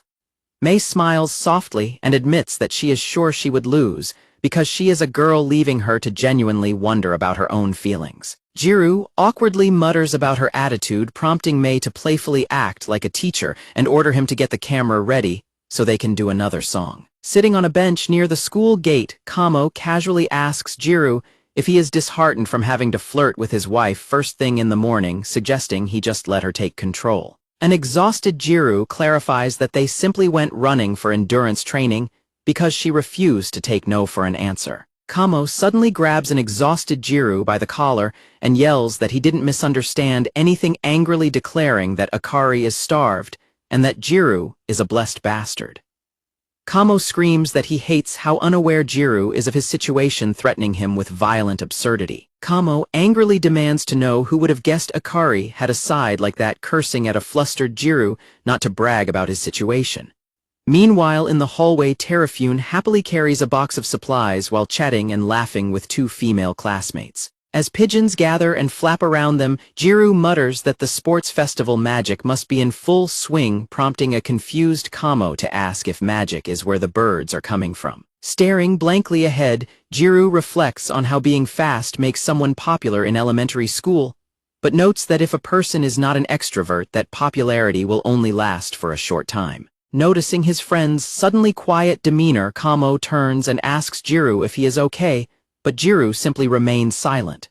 Jiro watches as the girls happily ask Terrafune to carry their things for them, and Terrafune playfully asks if they are being serious. Another girl cheerfully tells Terrafune that her load is heavy too, while Terafune happily assures an apologetic Shiori that he will do anything for her without sweating it.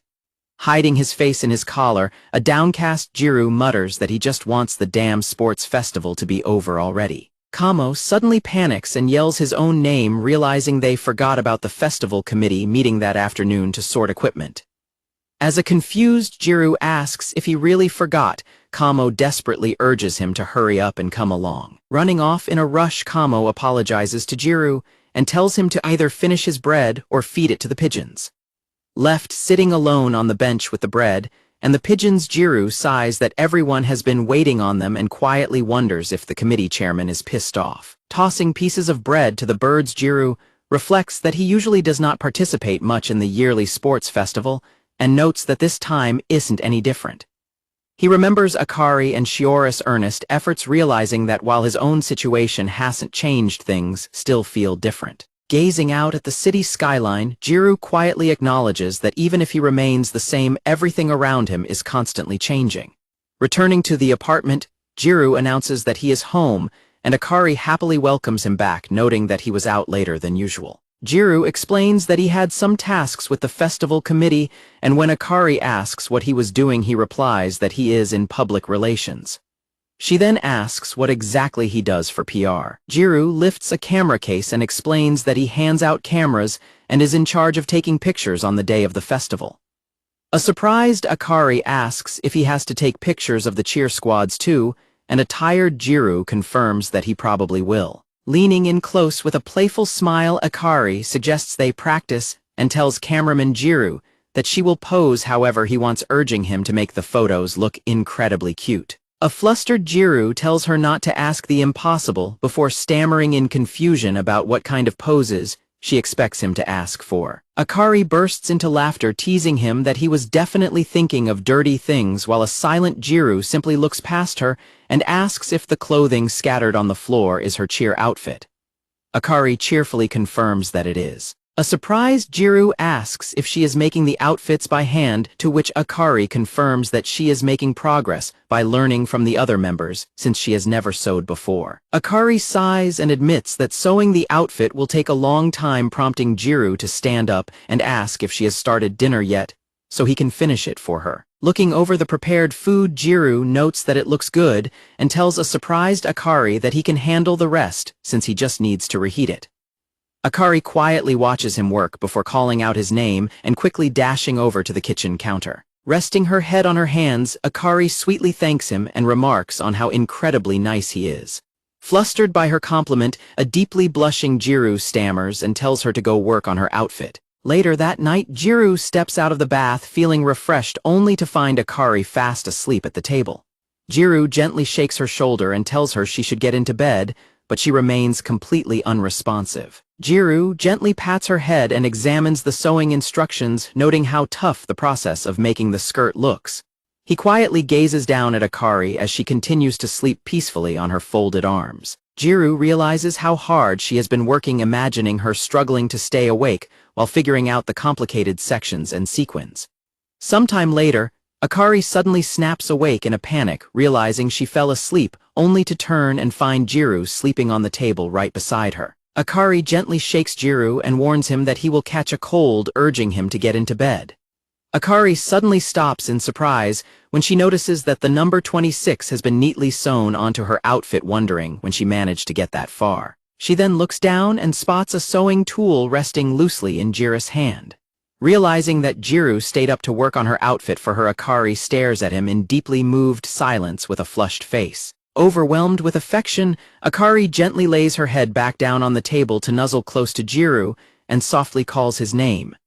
Gazing tenderly at his sleeping face, Akari quietly promises him that she is going to give the festival her absolute all. Akari closes her eyes with a warm smile, resting peacefully beside him as their hands gently overlap near the sewing tool.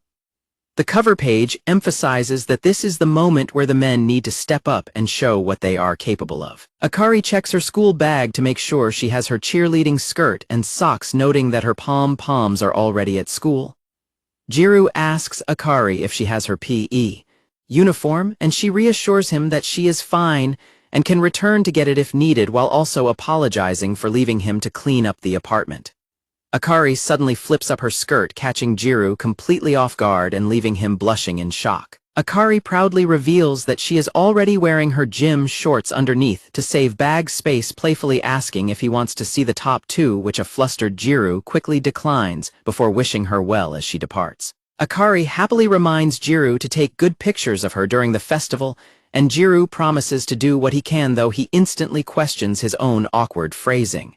Suddenly, the apartment intercom rings loudly, interrupting their conversation. Jiro answers the intercom to see who is visiting so early, only to find Akari's friends frantically telling her to check their group chat immediately. Sachai and Natsumi urgently demand that Akari hurry to school because something terrible has happened. Jiro and Akari are left staring at each other in stunned silence. The scene shifts to the high school as students begin arriving for the sports festival. Akari and her friends slide the classroom door open and find their classmates gathered around in a somber mood. They discover Misaki sitting with her leg heavily bandaged and propped up, tearfully apologizing because she has been injured and will be unable to participate for a month. The girls discuss the situation, angrily asking if anyone has confronted the person responsible for the injury, though others note that the individual did not seem to have bad intentions. Misaki breaks down in tears, calling herself the worst for getting injured on the day of the festival when she wanted to perform with everyone. The others comfort Misaki and tell her to stop blaming herself, realizing they now have no choice but to perform with only 8 members. The group discusses whether they can manage the dances without her, noting that a specific formation in the second song right before the hook will be extremely difficult to pull off. They realize their tower formation might be impossible with fewer people, with some suggesting they just leave a gap in the even-numbered lineup. Some suggest finding a substitute from the dance club, but others point out that a sub would stand out too much and would never be able to memorize all the choreography in time. As Misaki continues to cry and apologize for ruining their plans, the group decides they must focus on finding a way to make the routine work with just the remaining 8 members. Shiori speaks up, hesitantly capturing the attention of everyone in the room. Shiori nervously suggests to the group that they might actually be okay if they take a certain approach to their dilemma. Shiori explains that the core problem is adjusting their routine to maintain balance despite having one less member. Shiori, Akari, and another teammate bow deeply to Mei and beg her for help, leaving a startled Mei frantically waving her hands to try and get them to stop. Shiori apologizes directly to Mei, expressing her guilt and blaming herself for suddenly dumping this difficult task on her. Shiori sadly confesses that she feels hopeless, because she always turns to Mei for help, pointing out that Mei is a much better dancer and already has the choreography memorized anyway. Misaki slowly makes her way over to them on her crutches, tearfully apologizing once more and repeating that the entire situation is her fault. Misaki laments her bad luck in getting injured right before the big day, but Mei looks on with quiet empathy. Mei points out that the cheer competition is scheduled toward the end of the festival, meaning she still has time to practice, despite being busy with her other events like the final relay. Mei smiles brightly and raises her fist in determination, asking the girls to help her with some last-minute practice so she can fill in. Mei explains that as an athlete herself, she understands how deeply frustrating injuries can be and sincerely asks to be allowed to help in any way she can. Mei tells Misaki to gather all of her energy and pour it into her, declaring that they will stand together rather than Mei simply acting as a replacement. Moved to tears of gratitude, Misaki watches as the other girls happily swarm and hug Mei in celebration. Shiori softly thanks Mei, and the girls enthusiastically resolve to give the performance everything they have. The sports festival officially begins, and the crowd goes wild as Tenjin easily dominates his events and crosses the balance beam with ease. Tenjin politely thanks the underclassmen who were cheering for him before a classmate informs him that they are grouping up for the scavenger hunt. Tenjin apologizes and waves goodbye as he heads off, leaving a group of swooning girls blushing furiously in his wake. The girls cheer loudly after him, wishing him good luck in his next event. The excited girls scream out their physical traits in hopes of being chosen by Tenjin if his scavenger hunt card requires him to bring a girl. Jiro snaps photos with his camera, calmly replying to a teasing classmate that he is taking pictures of everyone equally, and that Tenjin simply happens to be in almost every event. Kamo tells Jiro to make sure he captures his valiance at the starting line, but then realizes they are in the same event, so it is impossible, suggesting Jiro ask his wife instead, since she is also on public relations, before lamenting that they will never end up in the yearbook anyway. Jiro silently agrees, reflecting that living life without standing out is better in every way, and that there is nothing he really wants to leave behind. Kamo complains that Jiro's gloominess will rub off on him while Jiro uses a stick to draw in the dirt, noting that they should set up the second line earlier than planned. The cheer squad passes by wishing the boys good luck while Terafune and his friends discuss their run strategies and joke about behaving as if Tenjin isn't even around. When several girls complain that Tenjin is not on the cheer squad because they wanted to see him in uniform, Terafune explains that their busy ace never rests neither in practice nor in work. As his friends laugh and talk about work breaks, Jiro walks away grumbling that he does not want to be grouped with them, prompting a teammate to suggest Tenjin should just stand around in the uniform. Another teammate agrees, stating that just seeing Tenjin's face and uniform would satisfy everyone, and asks Terafune if he could ask Tenjin since he is the type to do anything requested of him. As some girls excitedly plan to post Tenjin in uniform on their social media stories, Terafune quickly steps in to tell them to hold on a second. Terafune firmly refuses to let them ask, declaring that they cannot do anything like that without the squad leader's permission. He walks away grumbling that they do not need Tenjin there, while his teammates laugh and point out that if Tenjin were there, they would not stand out at all. Terafune jokingly tells some nearby girls to take pictures of him instead, asking if he is pretty good looking, which prompts loud laughter from them as they tease him while his male friends comment on how cool he is. A friend smiles and notes that Terafune only acts like this when Akari is not looking at him, while Akari stands nearby in her cheer uniform, revealing the name Akari and the number 26 on her back. Sachai and Natsumi tease Akari about having her husband's student number on her back and urge her to do her best to show off to Jiro, asking if she is nervous. Natsumi shows off that she has her partner's number on her back too, while Sachai smiles in the background. Natsumi and Sachai cheerily remind everyone that this is their last sports festival and that they should make great memories together, and Akari happily agrees with a bright smile. The cheer squads gather and head out onto the field as the performance is announced over the speakers. Mei asks Shiori if she is nervous, and Shiori blushes as she admits that while she is nervous, she is also excited and already feels a bit sad that it will eventually be over. Mei warmly tells Shiori that she can always count on her right before a boys' cheer squad member calls for everyone to circle up. The boys and girls cheer squads for the blue team all circle up and put their arms around each other's shoulders to prepare. The male leaders enthusiastically pump up the squad, telling everyone to keep their heads up, give it their absolute all, and not to worry about messing up. The girls laugh at the leaders' words and enthusiastically agree that their #1 priority is simply to have fun. They encourage each other to listen to the music, stay in sync with the teammates beside them, and let all their feelings come together. Standing in the crowd with his camera, Jiro listens to the spectators murmuring about how well the teams did, and noting that the squad managed to secure a 9th member for their performance. Another public relations committee member approaches Jiro and asks if he would mind swapping places with him for the cheer event. The classmate explains that his own assigned event is extremely boring and that he wants to swap, because covering the cheer event would be much more fun, reminding Jiro that he previously mentioned not caring about his assignment. Jiro remains silent as the crowd around them erupts into cheers for the red team. The pom-poms are raised and the performance officially begins. Jiro gazes at the field in silent shock as he spots Akari performing with his student number 26 proudly displayed on her back. Clenching his camera, Jiro stares intently at the performance in front of him. Jiro remains frozen in place as the lively music and cheers echo all around him. When the classmate nudges Jiro to move so they can swap, Jiro apologizes and firmly states that he wants to remain the cameraman for this specific event. Holding up his camera with absolute determination, Jiro resolves to capture every single moment of the next 10 minutes. Jiro reflects that he has never cared about whether his team wins or loses and has always found the sports festival boring, but everything feels completely different now.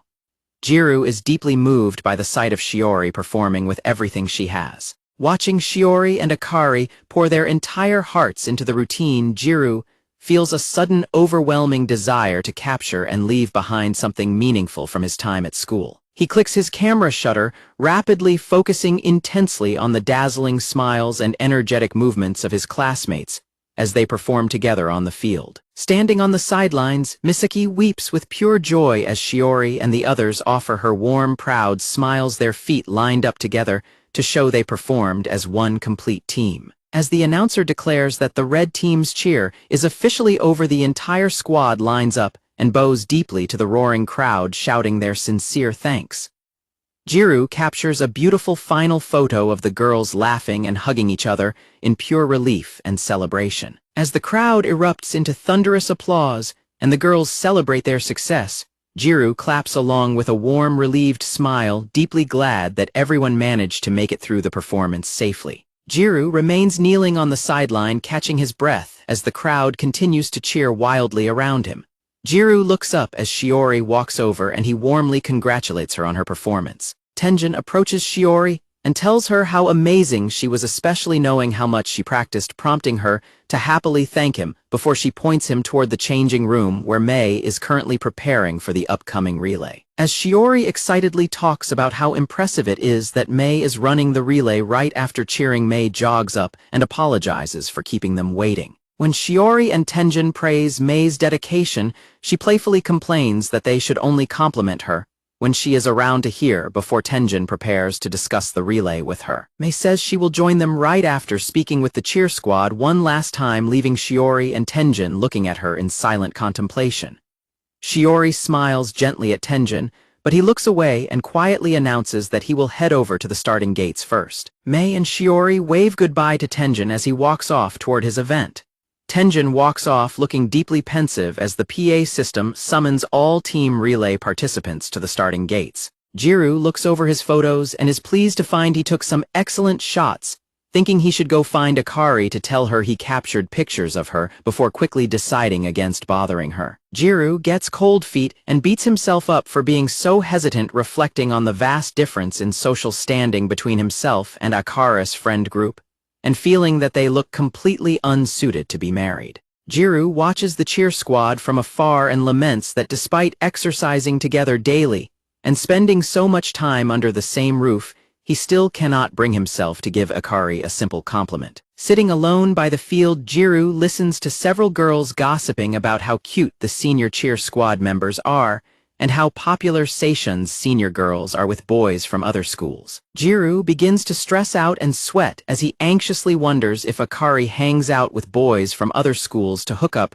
realizing that living together has made him incredibly conscious of her relationships. Jiro flinches when the girls' conversation shifts to discussing how incredibly cute Tenjin's partner is, calling her the pure and gentle type. Jiro whips his head around in surprise when he hears the girls gossiping about a major rumor involving Tenjin and a certain Gyaru-looking girl from the Red Cheer Squad. The girls whisper about photos of them at the beach together, concluding that even though the Gyaru-senpai was aiming for Tenjin, she stood absolutely no chance, since even someone as cute as her could not win his heart. Jiro listens in silent hurt as the gossiping girls laugh and call him sketchy, expressing pity for Akari and wondering why she does not simply trade him for a better partner. Akari looks around the crowd in search of Jiro, prompting Sachai and Natsumi to playfully tease her about wanting to be alone with her husband, leaving her completely flustered and blushing. Her friends wave goodbye and tell her to bring Jiro back so they can take photos of the two of them together, and Akari runs off with a quick word of thanks. Natsumi happily hugs Sachai while gushing about how cute and incredibly easy to read Akari is. Jiro stands quietly by a vending machine, calling himself a good-for-nothing when Akari suddenly runs up to him, calling his name as she pants heavily from running. A startled Jiro turns to find a heavily blushing Akari, who excitedly declares that she has been searching everywhere for him, because it is officially time to take photos together. Blushing deeply, Akari holds out her phone and nervously points out that she went to all the trouble of getting completely dressed up in her outfit. Jiro quietly agrees to take the photos and she hands over her phone. Jiro crouches to take her photo and tells her to pose however she wants, but she stands stiffly in silence, before suddenly dashing forward in a panic, crying out that this is not what she wanted. Akari grabs her phone back and leans close against his shoulder, ordering him to look up and to the right at the camera as she prepares to take a selfie of them together. The camera snaps a photo of a radiantly smiling Akari holding up a peace sign beside a completely startled and blushing Jiro. Akari laughs hysterically at his expression, teasing him that he looks like he was sneak attacked, while an embarrassed Jiro angrily demands she delete the photo, grumbling that he only managed to hold up a peace sign because he did not know what she was doing. Jiro quietly asks why she would even want him in the photo, and a blushing Akari squeezes her phone tight against her chest, softly admitting that taking a photo together was the entire reason she came to find him. Akari looks at him with a beautiful, tender smile and softly thanks him, confessing that she is truly happy, which leaves Jiro's heart pounding furiously. Akari suddenly grabs his wrist and pulls him up, telling him they need to return to the field where Sachai has offered to take photos of them, insisting he must join because he helped make her outfit. Jiro hesitates in a panic, the harsh insults of the gossiping girls ringing painfully in his mind, as he realizes how embarrassing it will be for her to take photos with someone like him in public. The cruel remarks continue to echo in his thoughts, urging Akari to replace him with someone else, causing Jiro to suddenly stop in his tracks. Akari looks back at him in confusion,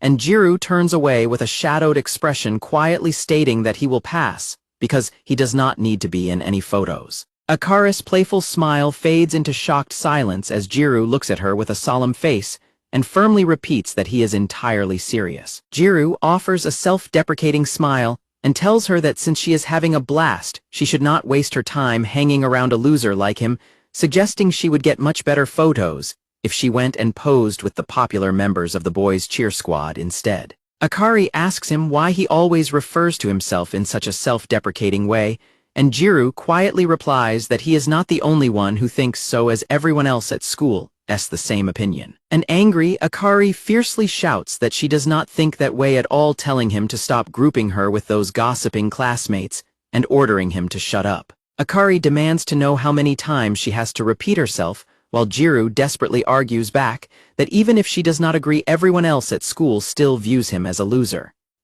Akari asks him why he cannot understand her feelings, falling into a silent, frustrated pause. Jiro lets out a soft gasp as he looks closely at Akari's face.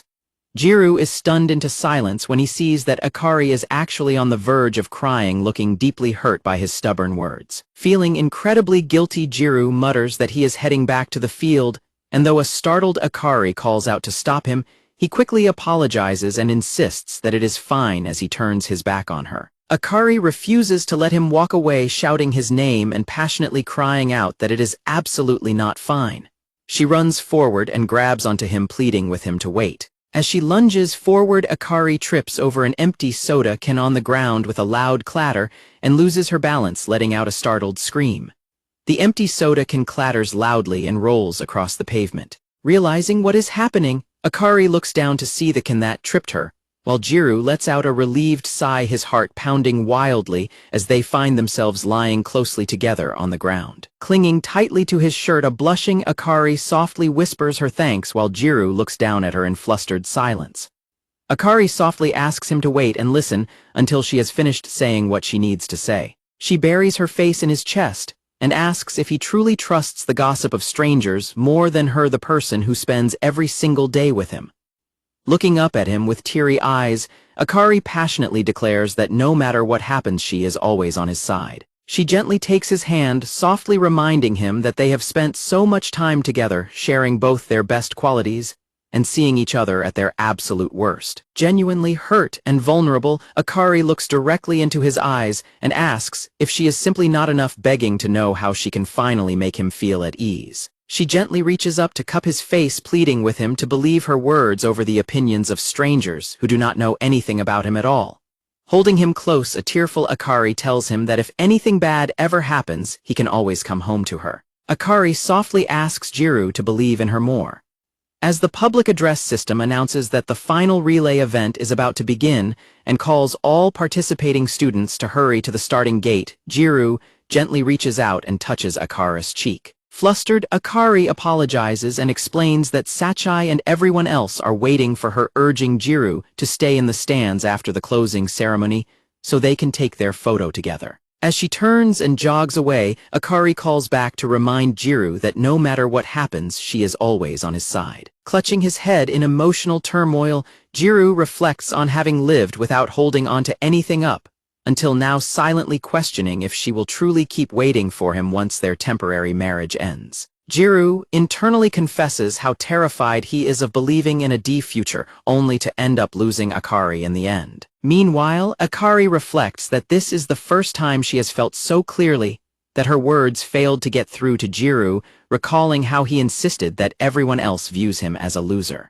Wiping away her tears as she pauses on the track, Akari realizes how painful it feels for their feelings to drift apart, understanding for the first time how much it hurts not to be trusted by the person she loves. As the announcement repeats over the speakers urging participating students to hurry to the track for the relay, Tenjin and the others notice that Mei has arrived.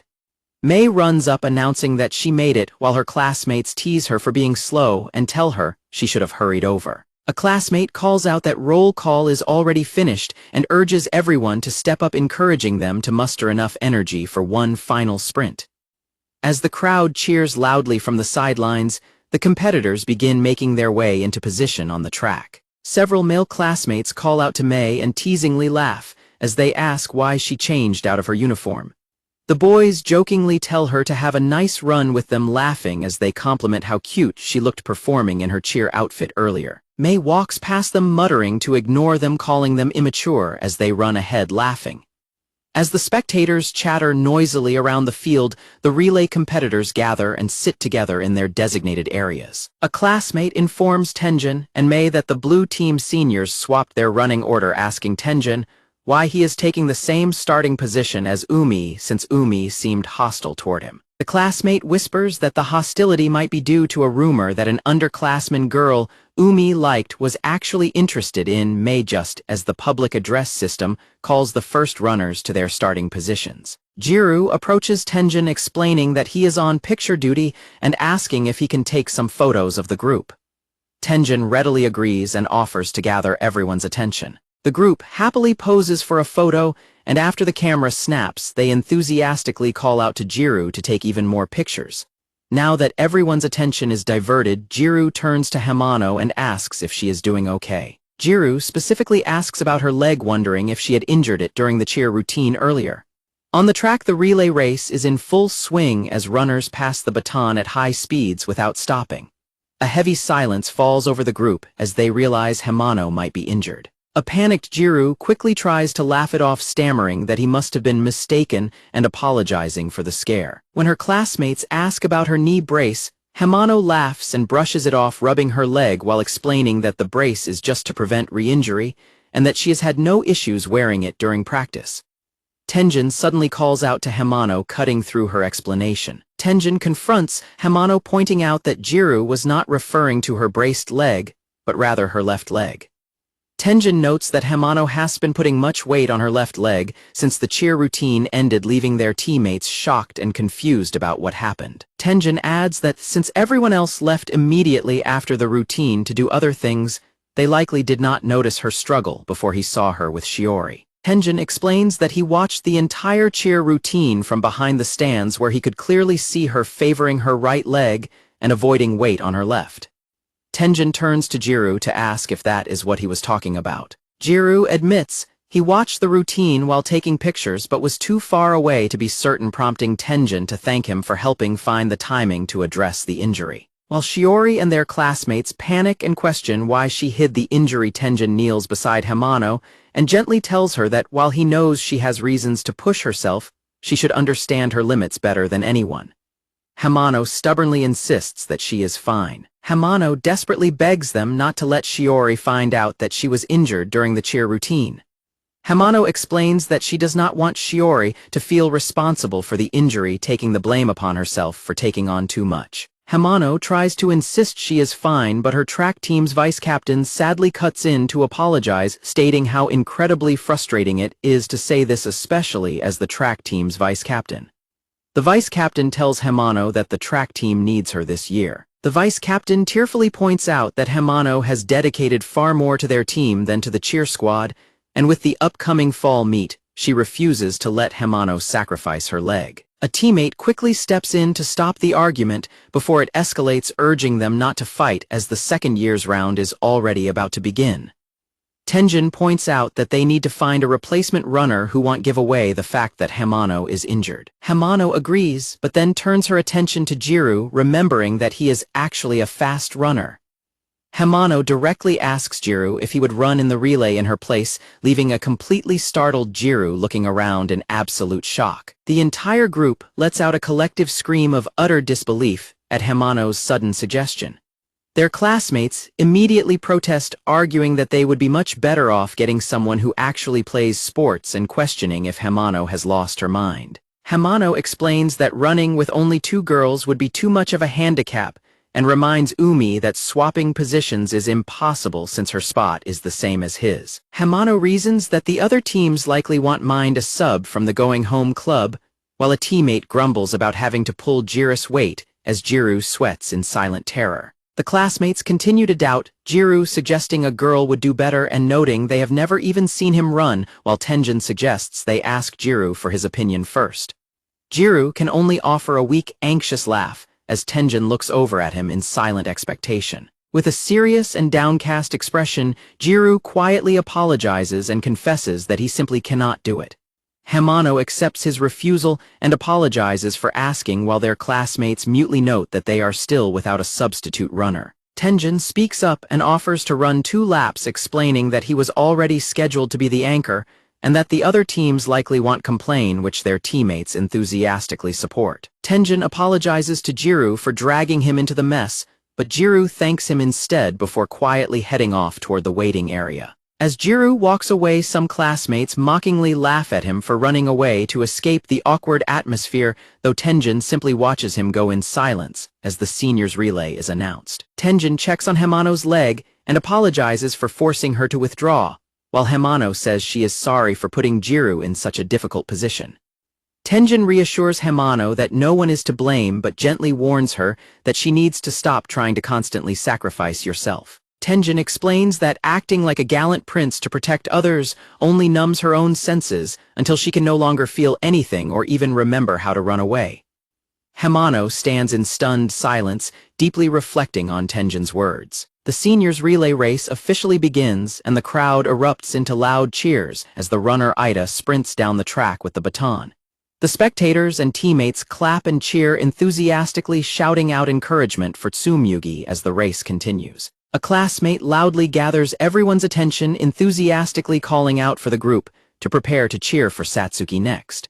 The crowd cheers enthusiastically for Satsuki as she runs down the track with the baton, while Jiro quickly snaps photos of her performance. As Yuuma dashes down the track to loud cheers, a heavily panting Tenjin stands on the side trying to catch his breath. Umi looks around, wondering where Hamano could be, only for Tenjin to stretch his arm and announce that he will be running the final 2 laps instead, leaving Umi completely shocked and demanding to know why. Tenjin playfully bumps a frustrated Umi, who angrily tells him not to make last-minute changes and complains about having to face him, while Hamano silently watches them. Jiro quietly approaches Tenjin and thanks him for his help earlier, wishing him good luck as the anchor and promising to take great photos of him.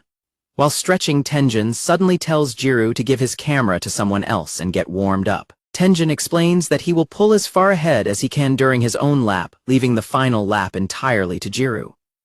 Jiro reacts with utter shock, prompting Tenjin to laugh and admit he was just kidding before thanking Jiro for the encouragement and promising to give the race his absolute all. Tenjin pants heavily as he mentally prepares himself for the race. Tenjin resolves to give the upcoming race everything he has. With his heart pounding, Jiro reflects on Tenjin's unexpected joke and notices up close how heavily drenched in sweat he is, realizing that even someone as perfect as Tenjin is still human. Jiro raises his camera to his eye, focusing on Yuuma as the crowd continues to cheer. The crowd goes wild, chanting Tenjin's name, prompting Umi to grumbly tell him to stop sparkling, while Tenjin waves back as Jiro observes them from behind.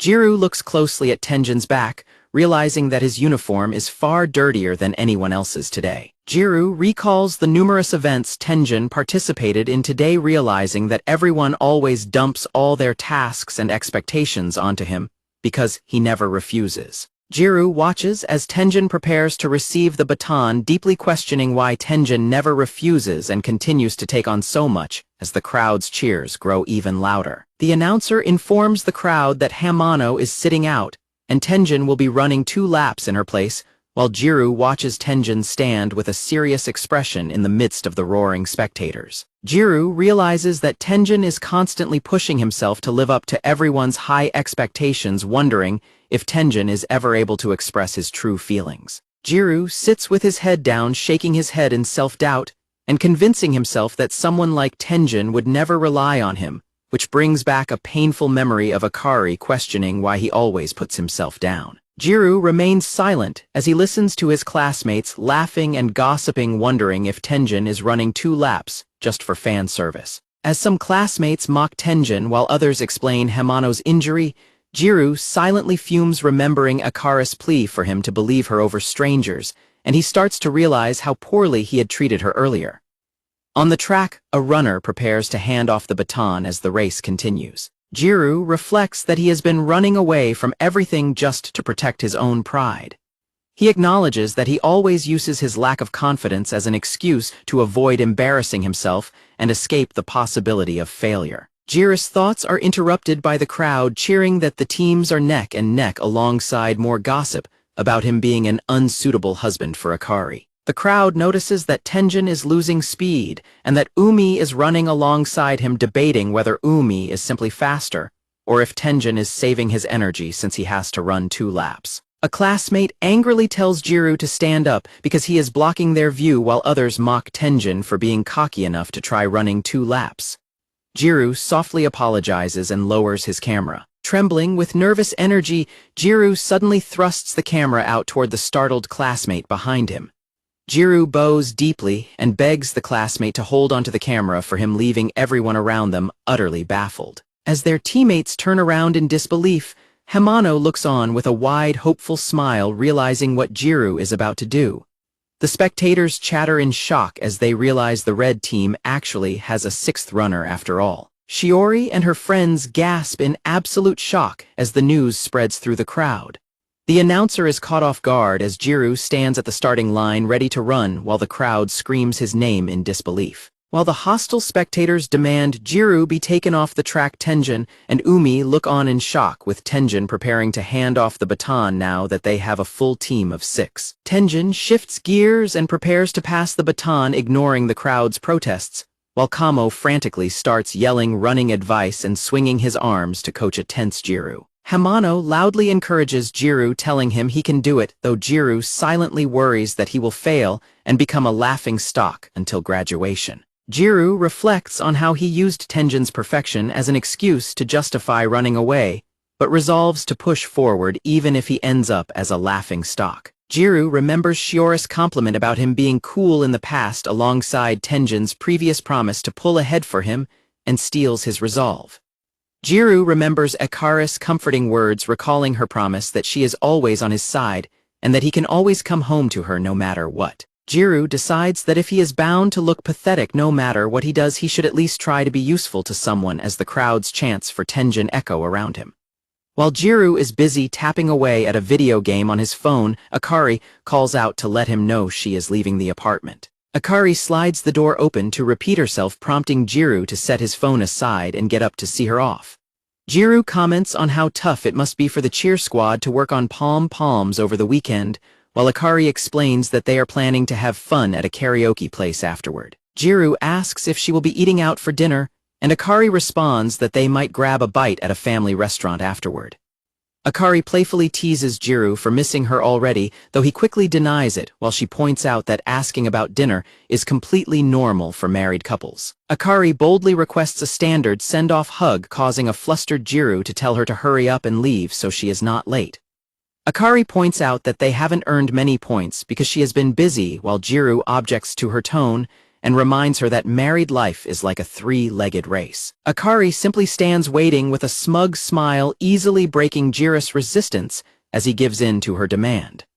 Akari happily throws her arms around Jiro and hugs him tightly, laughing joyfully. Squeezing her close, Jiro softly asks Akari to text him when she is on her way back, and tells her he will wait for her if she doesn't eat out, leaving Akari blushing and murmuring that his response is unfair. Akari pampers him, telling him to be a good boy and take care of the house, while while she is gone, prompting an annoyed Jiro to ask if she thinks he is a dog. Akari calls out her goodbye and slams the front door, leaving Jiro kneeling in the quiet hallway as her lingering scent leaves him feeling lonely.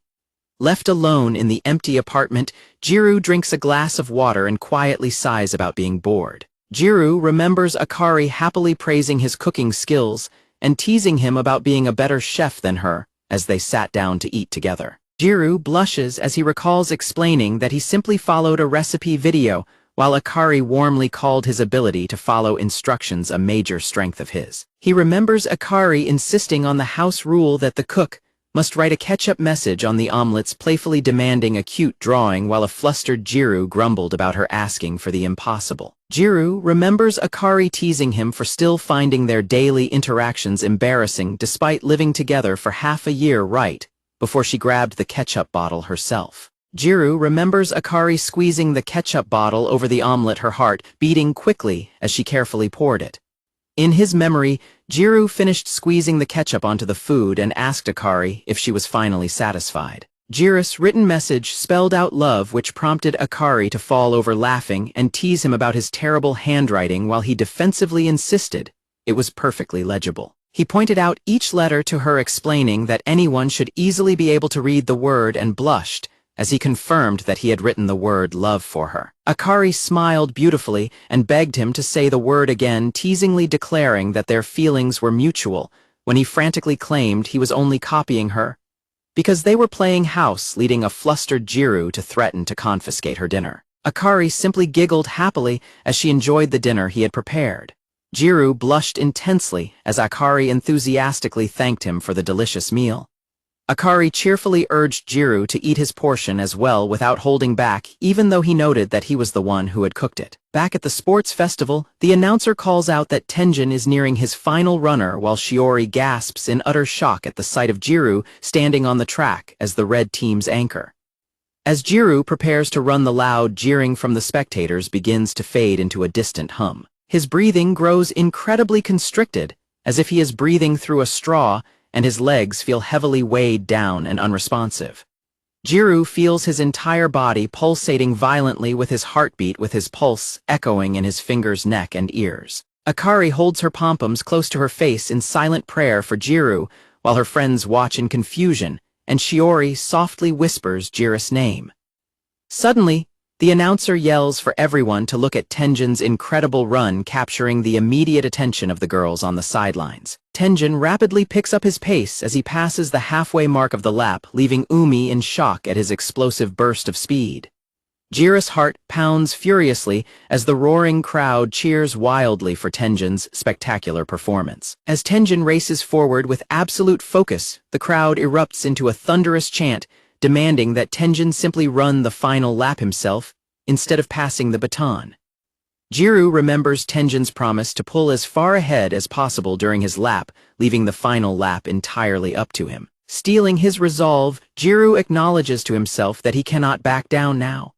On the sidelines, Kamo suddenly drops to his knees in physical distress, leaving Shiori and their classmates in a panic as another teammate clutches his stomach and groans in discomfort. Kamo confesses that imagining himself in Jiro's position makes his stomach twist in anxiety, but Shiori confidently insists that Jiro is fast and will be okay.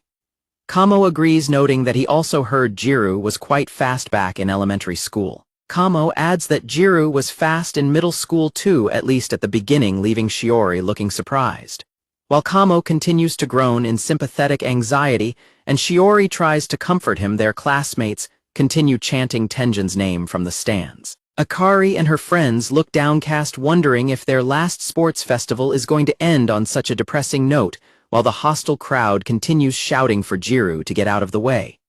The spectators comment in confusion as the baton is officially about to reach the anchor zone. As Tenjin sprints closer with the baton, the crowd continues shouting at him to be their hero and not to wimp out by passing it to Jiro. On the sidelines, Sachai angrily tells the crowd to knock it off because they are going too far, while Natsumi sadly notes that the spectators no longer care about the relay and are just enjoying bullying Jiro. The crowd's chanting grows even louder as Hamano, holding Jiro's camera, stands with Kamo and watches the scene unfold in tense silence.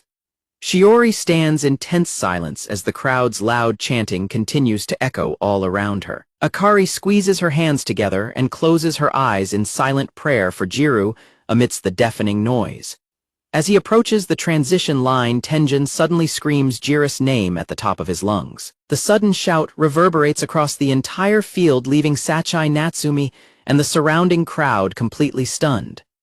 Tenjin commands the cheer squad to perform their next cheer for Jiro, catching Umi completely off guard. The spectators are thrown into utter confusion, looking around and murmuring in bewilderment as the cheer squad prepares to chant Jiro's name. Kamo grins despite his nerves and calls Tenjin and his friends idiots for causing trouble, while Hamano and the other girls instantly get pumped up and enthusiastically join in on the cheer. The chant spreads rapidly through the stands as the entire cheer squad and the spectators unite, shouting Jiro's name with absolute enthusiasm. Sprinting with the last of his energy, Tenjin looks forward as he calls out Jiro's name to pass the baton. Hearing his name called, Jiro turns back in surprised anticipation. Akari and her cheer squad classmates yell loudly, clapping and urging Jiro to run like hell, show off his cool side and not look back. With Tenjin yelling his name and Kamo watching tensely, Shiori looks up with deep emotion and screams Jiro's name. As Jiro takes off running, Tenjin keeps their team in first place by closing in to hand over the baton. Jiro internally thanks Tenjin for everything he has done as they draw level with each other. Tenjin firmly hands the baton over to Jiro, assuring him that he will be okay. Akari screams Jiro's name at the top of her lungs, letting him know that she is completely on his side. Feeling the support, Jiro's eyes narrow with fierce determination. With the baton successfully passed, Jiro explosively sprints forward on the final lap. Jiro kicks off the track with intense power, pushing his speed to the limit. The announcers and spectators are left completely speechless and stunned by Jiro's sudden burst of speed. Tenjin smiles warmly as he pants to catch his breath, watching in satisfaction as Jiro runs like a natural. Jiro speeds down the track, leaving everyone behind. Jiro internally acknowledges that he is truly capable of running. He feels the wind against his face and the solid ground under his feet, fully in tune with his body's movements. As Jiro pushes harder, he remembers Akari teasing him about not exercising enough. Jiro recalls the rigorous workouts Akari forced him to do over the past month, where she pushed him to build endurance and warmly praised him for running alongside her every single day.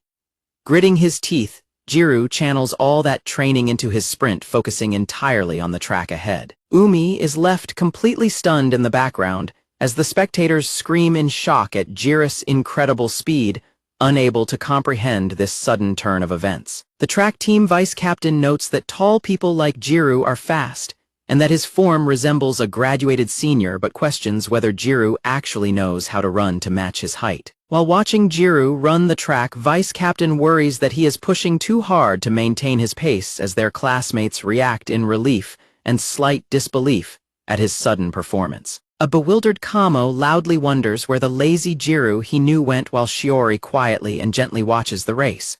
Shiori softly whispers that it is indeed still Jiro running out there on the track. Shiori recalls their elementary school days when a young classmate skeptically asked Jiro if he was actually okay with being the anchor. In her memory, a young Jiro confidently smiled and told the classmate that he would handle the anchoring, asking him to start the race well. She remembers the same classmate sternly warning her not to drag the team down. Jiro had gently patted her shoulder and promised her that as long as she didn't give up and passed him the baton, he would secure first place for their team. Back in the present, Jiro counts the backs of the runners as he passes them one by one. As he races forward, the running track and the white finish line sprawl out clearer and clearer before his eyes. Jiro realizes that he is once again witnessing the open track ahead with nobody in his way, standing as the only person who can see this view in this exact moment. A classmate asks Tenjin if he knew Jiro was so fast, admitting they are amazed since Jiro looked like a complete mess earlier. When a shocked classmate asks Tenjin why he had the confidence to hand Jiro the baton, Tenjin replies that he trusted Hamano's words and had also heard about Jiro's running ability from his wife. The classmates are stunned by Tenjin's casual mention of Akari, just as the announcer shouts that the blue team is quickly closing the gap with first place. Jiro suddenly begins to slow down, panting and wheezing heavily as his stamina starts to deplete. The The spectators yell that they knew he was pushing too hard at the start, as the other runners begin catching up to make the race neck and neck. As the crowd aggressively shouts for the anchor to pick up his feet, Kamo trembles in distress and silently begs everyone to stop expecting stamina from an otaku. Natsumi fiercely barks back at the jeering crowd in defense of Jiro, while Sachai desperately tries to hold her back. Akari and Shiori watch in deep distress, both screaming Jiro's name to cheer him on. Feeling completely exhausted, Jiro reminds himself that this is simply a school sports festival. Akari angrily shouts at the crowd to cut Jiro some slack, defending him as an introverted member of the Going Home Club who is simply trying his best to run as the anchor in a relay race. Jiro reflects on getting cocky because Tenjin and Himano relied on him, agonizing over the embarrassment of failing and picturing Akari crying in his arms at home if he loses the race. Jiro pushes his feet hard against the running track while telling himself that he has already put in enough effort and should not have to run anymore. As the rival runner from the blue team pushes past him, Jiro continues sprinting while mentally insisting that he has already given the race more than enough effort. While Akari covers her mouth, watching in anxious silence, panting, Jiro desperately questions why he is still pushing himself to keep running. Running side by side with his rival, Jiro wonders why on earth he wants to win this race so badly. As the spectators cheer that the red and blue runners are fighting fiercely for the lead, Akari screams out Jiro's name at the top of her lungs to encourage him. Driven by Akari's loud cheering, Jiro throws his entire body forward across the finish line. The runners make a final desperate lunge through the air toward the finish tape. Jiro and the rival runner cross the finish line almost simultaneously at full speed. Jiro loses his balance and tumbles onto the ground as the announcer builds up anticipation for the official winner. The announcer loudly declares that the red team has won the race, leaving an exhausted Jiro sitting stunned on the ground. The entire stadium erupts into thunderous cheers and celebration over the thrilling finish. Overcome with relief and emotion, Akari slumps over and bursts into tears while her friend checks to see if she is okay. Akari looks up toward the track with tears streaming down her face. Akari laughs out loud through her tears, happily embracing her friend in celebration. While Tenjin emotionally calls Jiro a hero, Kamo, and the cheerleaders jump up and down celebrating their victory. Tenjin walks over to where Jiro is resting on the ground and praises his hard work, thanking him for running an incredible race. Tenjin admits that he had hesitated about letting Jiro run the anchor lap, quickly clarifying to a startled Jiro that it was not because he lacked trust in him. Tenjin explains that he worried he had burdened Jiro with too much pressure, and Jiro quietly acknowledges that he did feel that weight at first. Jiro admits that he was completely dead set on not letting anyone pass him, explaining that by the end of the race, he was not even thinking about who he was doing it for. Jiro reflects that he has a hard time believing in himself and is just the way he is, but adds that he is glad he at least tried to pull himself out instead of pushing further into his own darkness. Jiro acknowledges that it might sound like a bit much for just a relay race, but explains that it was truly that serious for him as he thanks Tenjin for helping pull him out. Bowing deeply to Tenjin, Jiro expresses that it genuinely made him happy to be relied on. Tenjin listens quietly with a softened expression as he takes in Jiro's honest words. Kamo and Tenjin excitedly grab onto Jiro, cheering that they won the relay and announcing that they are having barbecue to celebrate regardless of the final overall sports festival results. Tenjin smiles and suggests going out for sushi instead of a grill house, pointing out that sushi places also serve a lot of great desserts. The group happily gathers around Jiro to celebrate their victory together.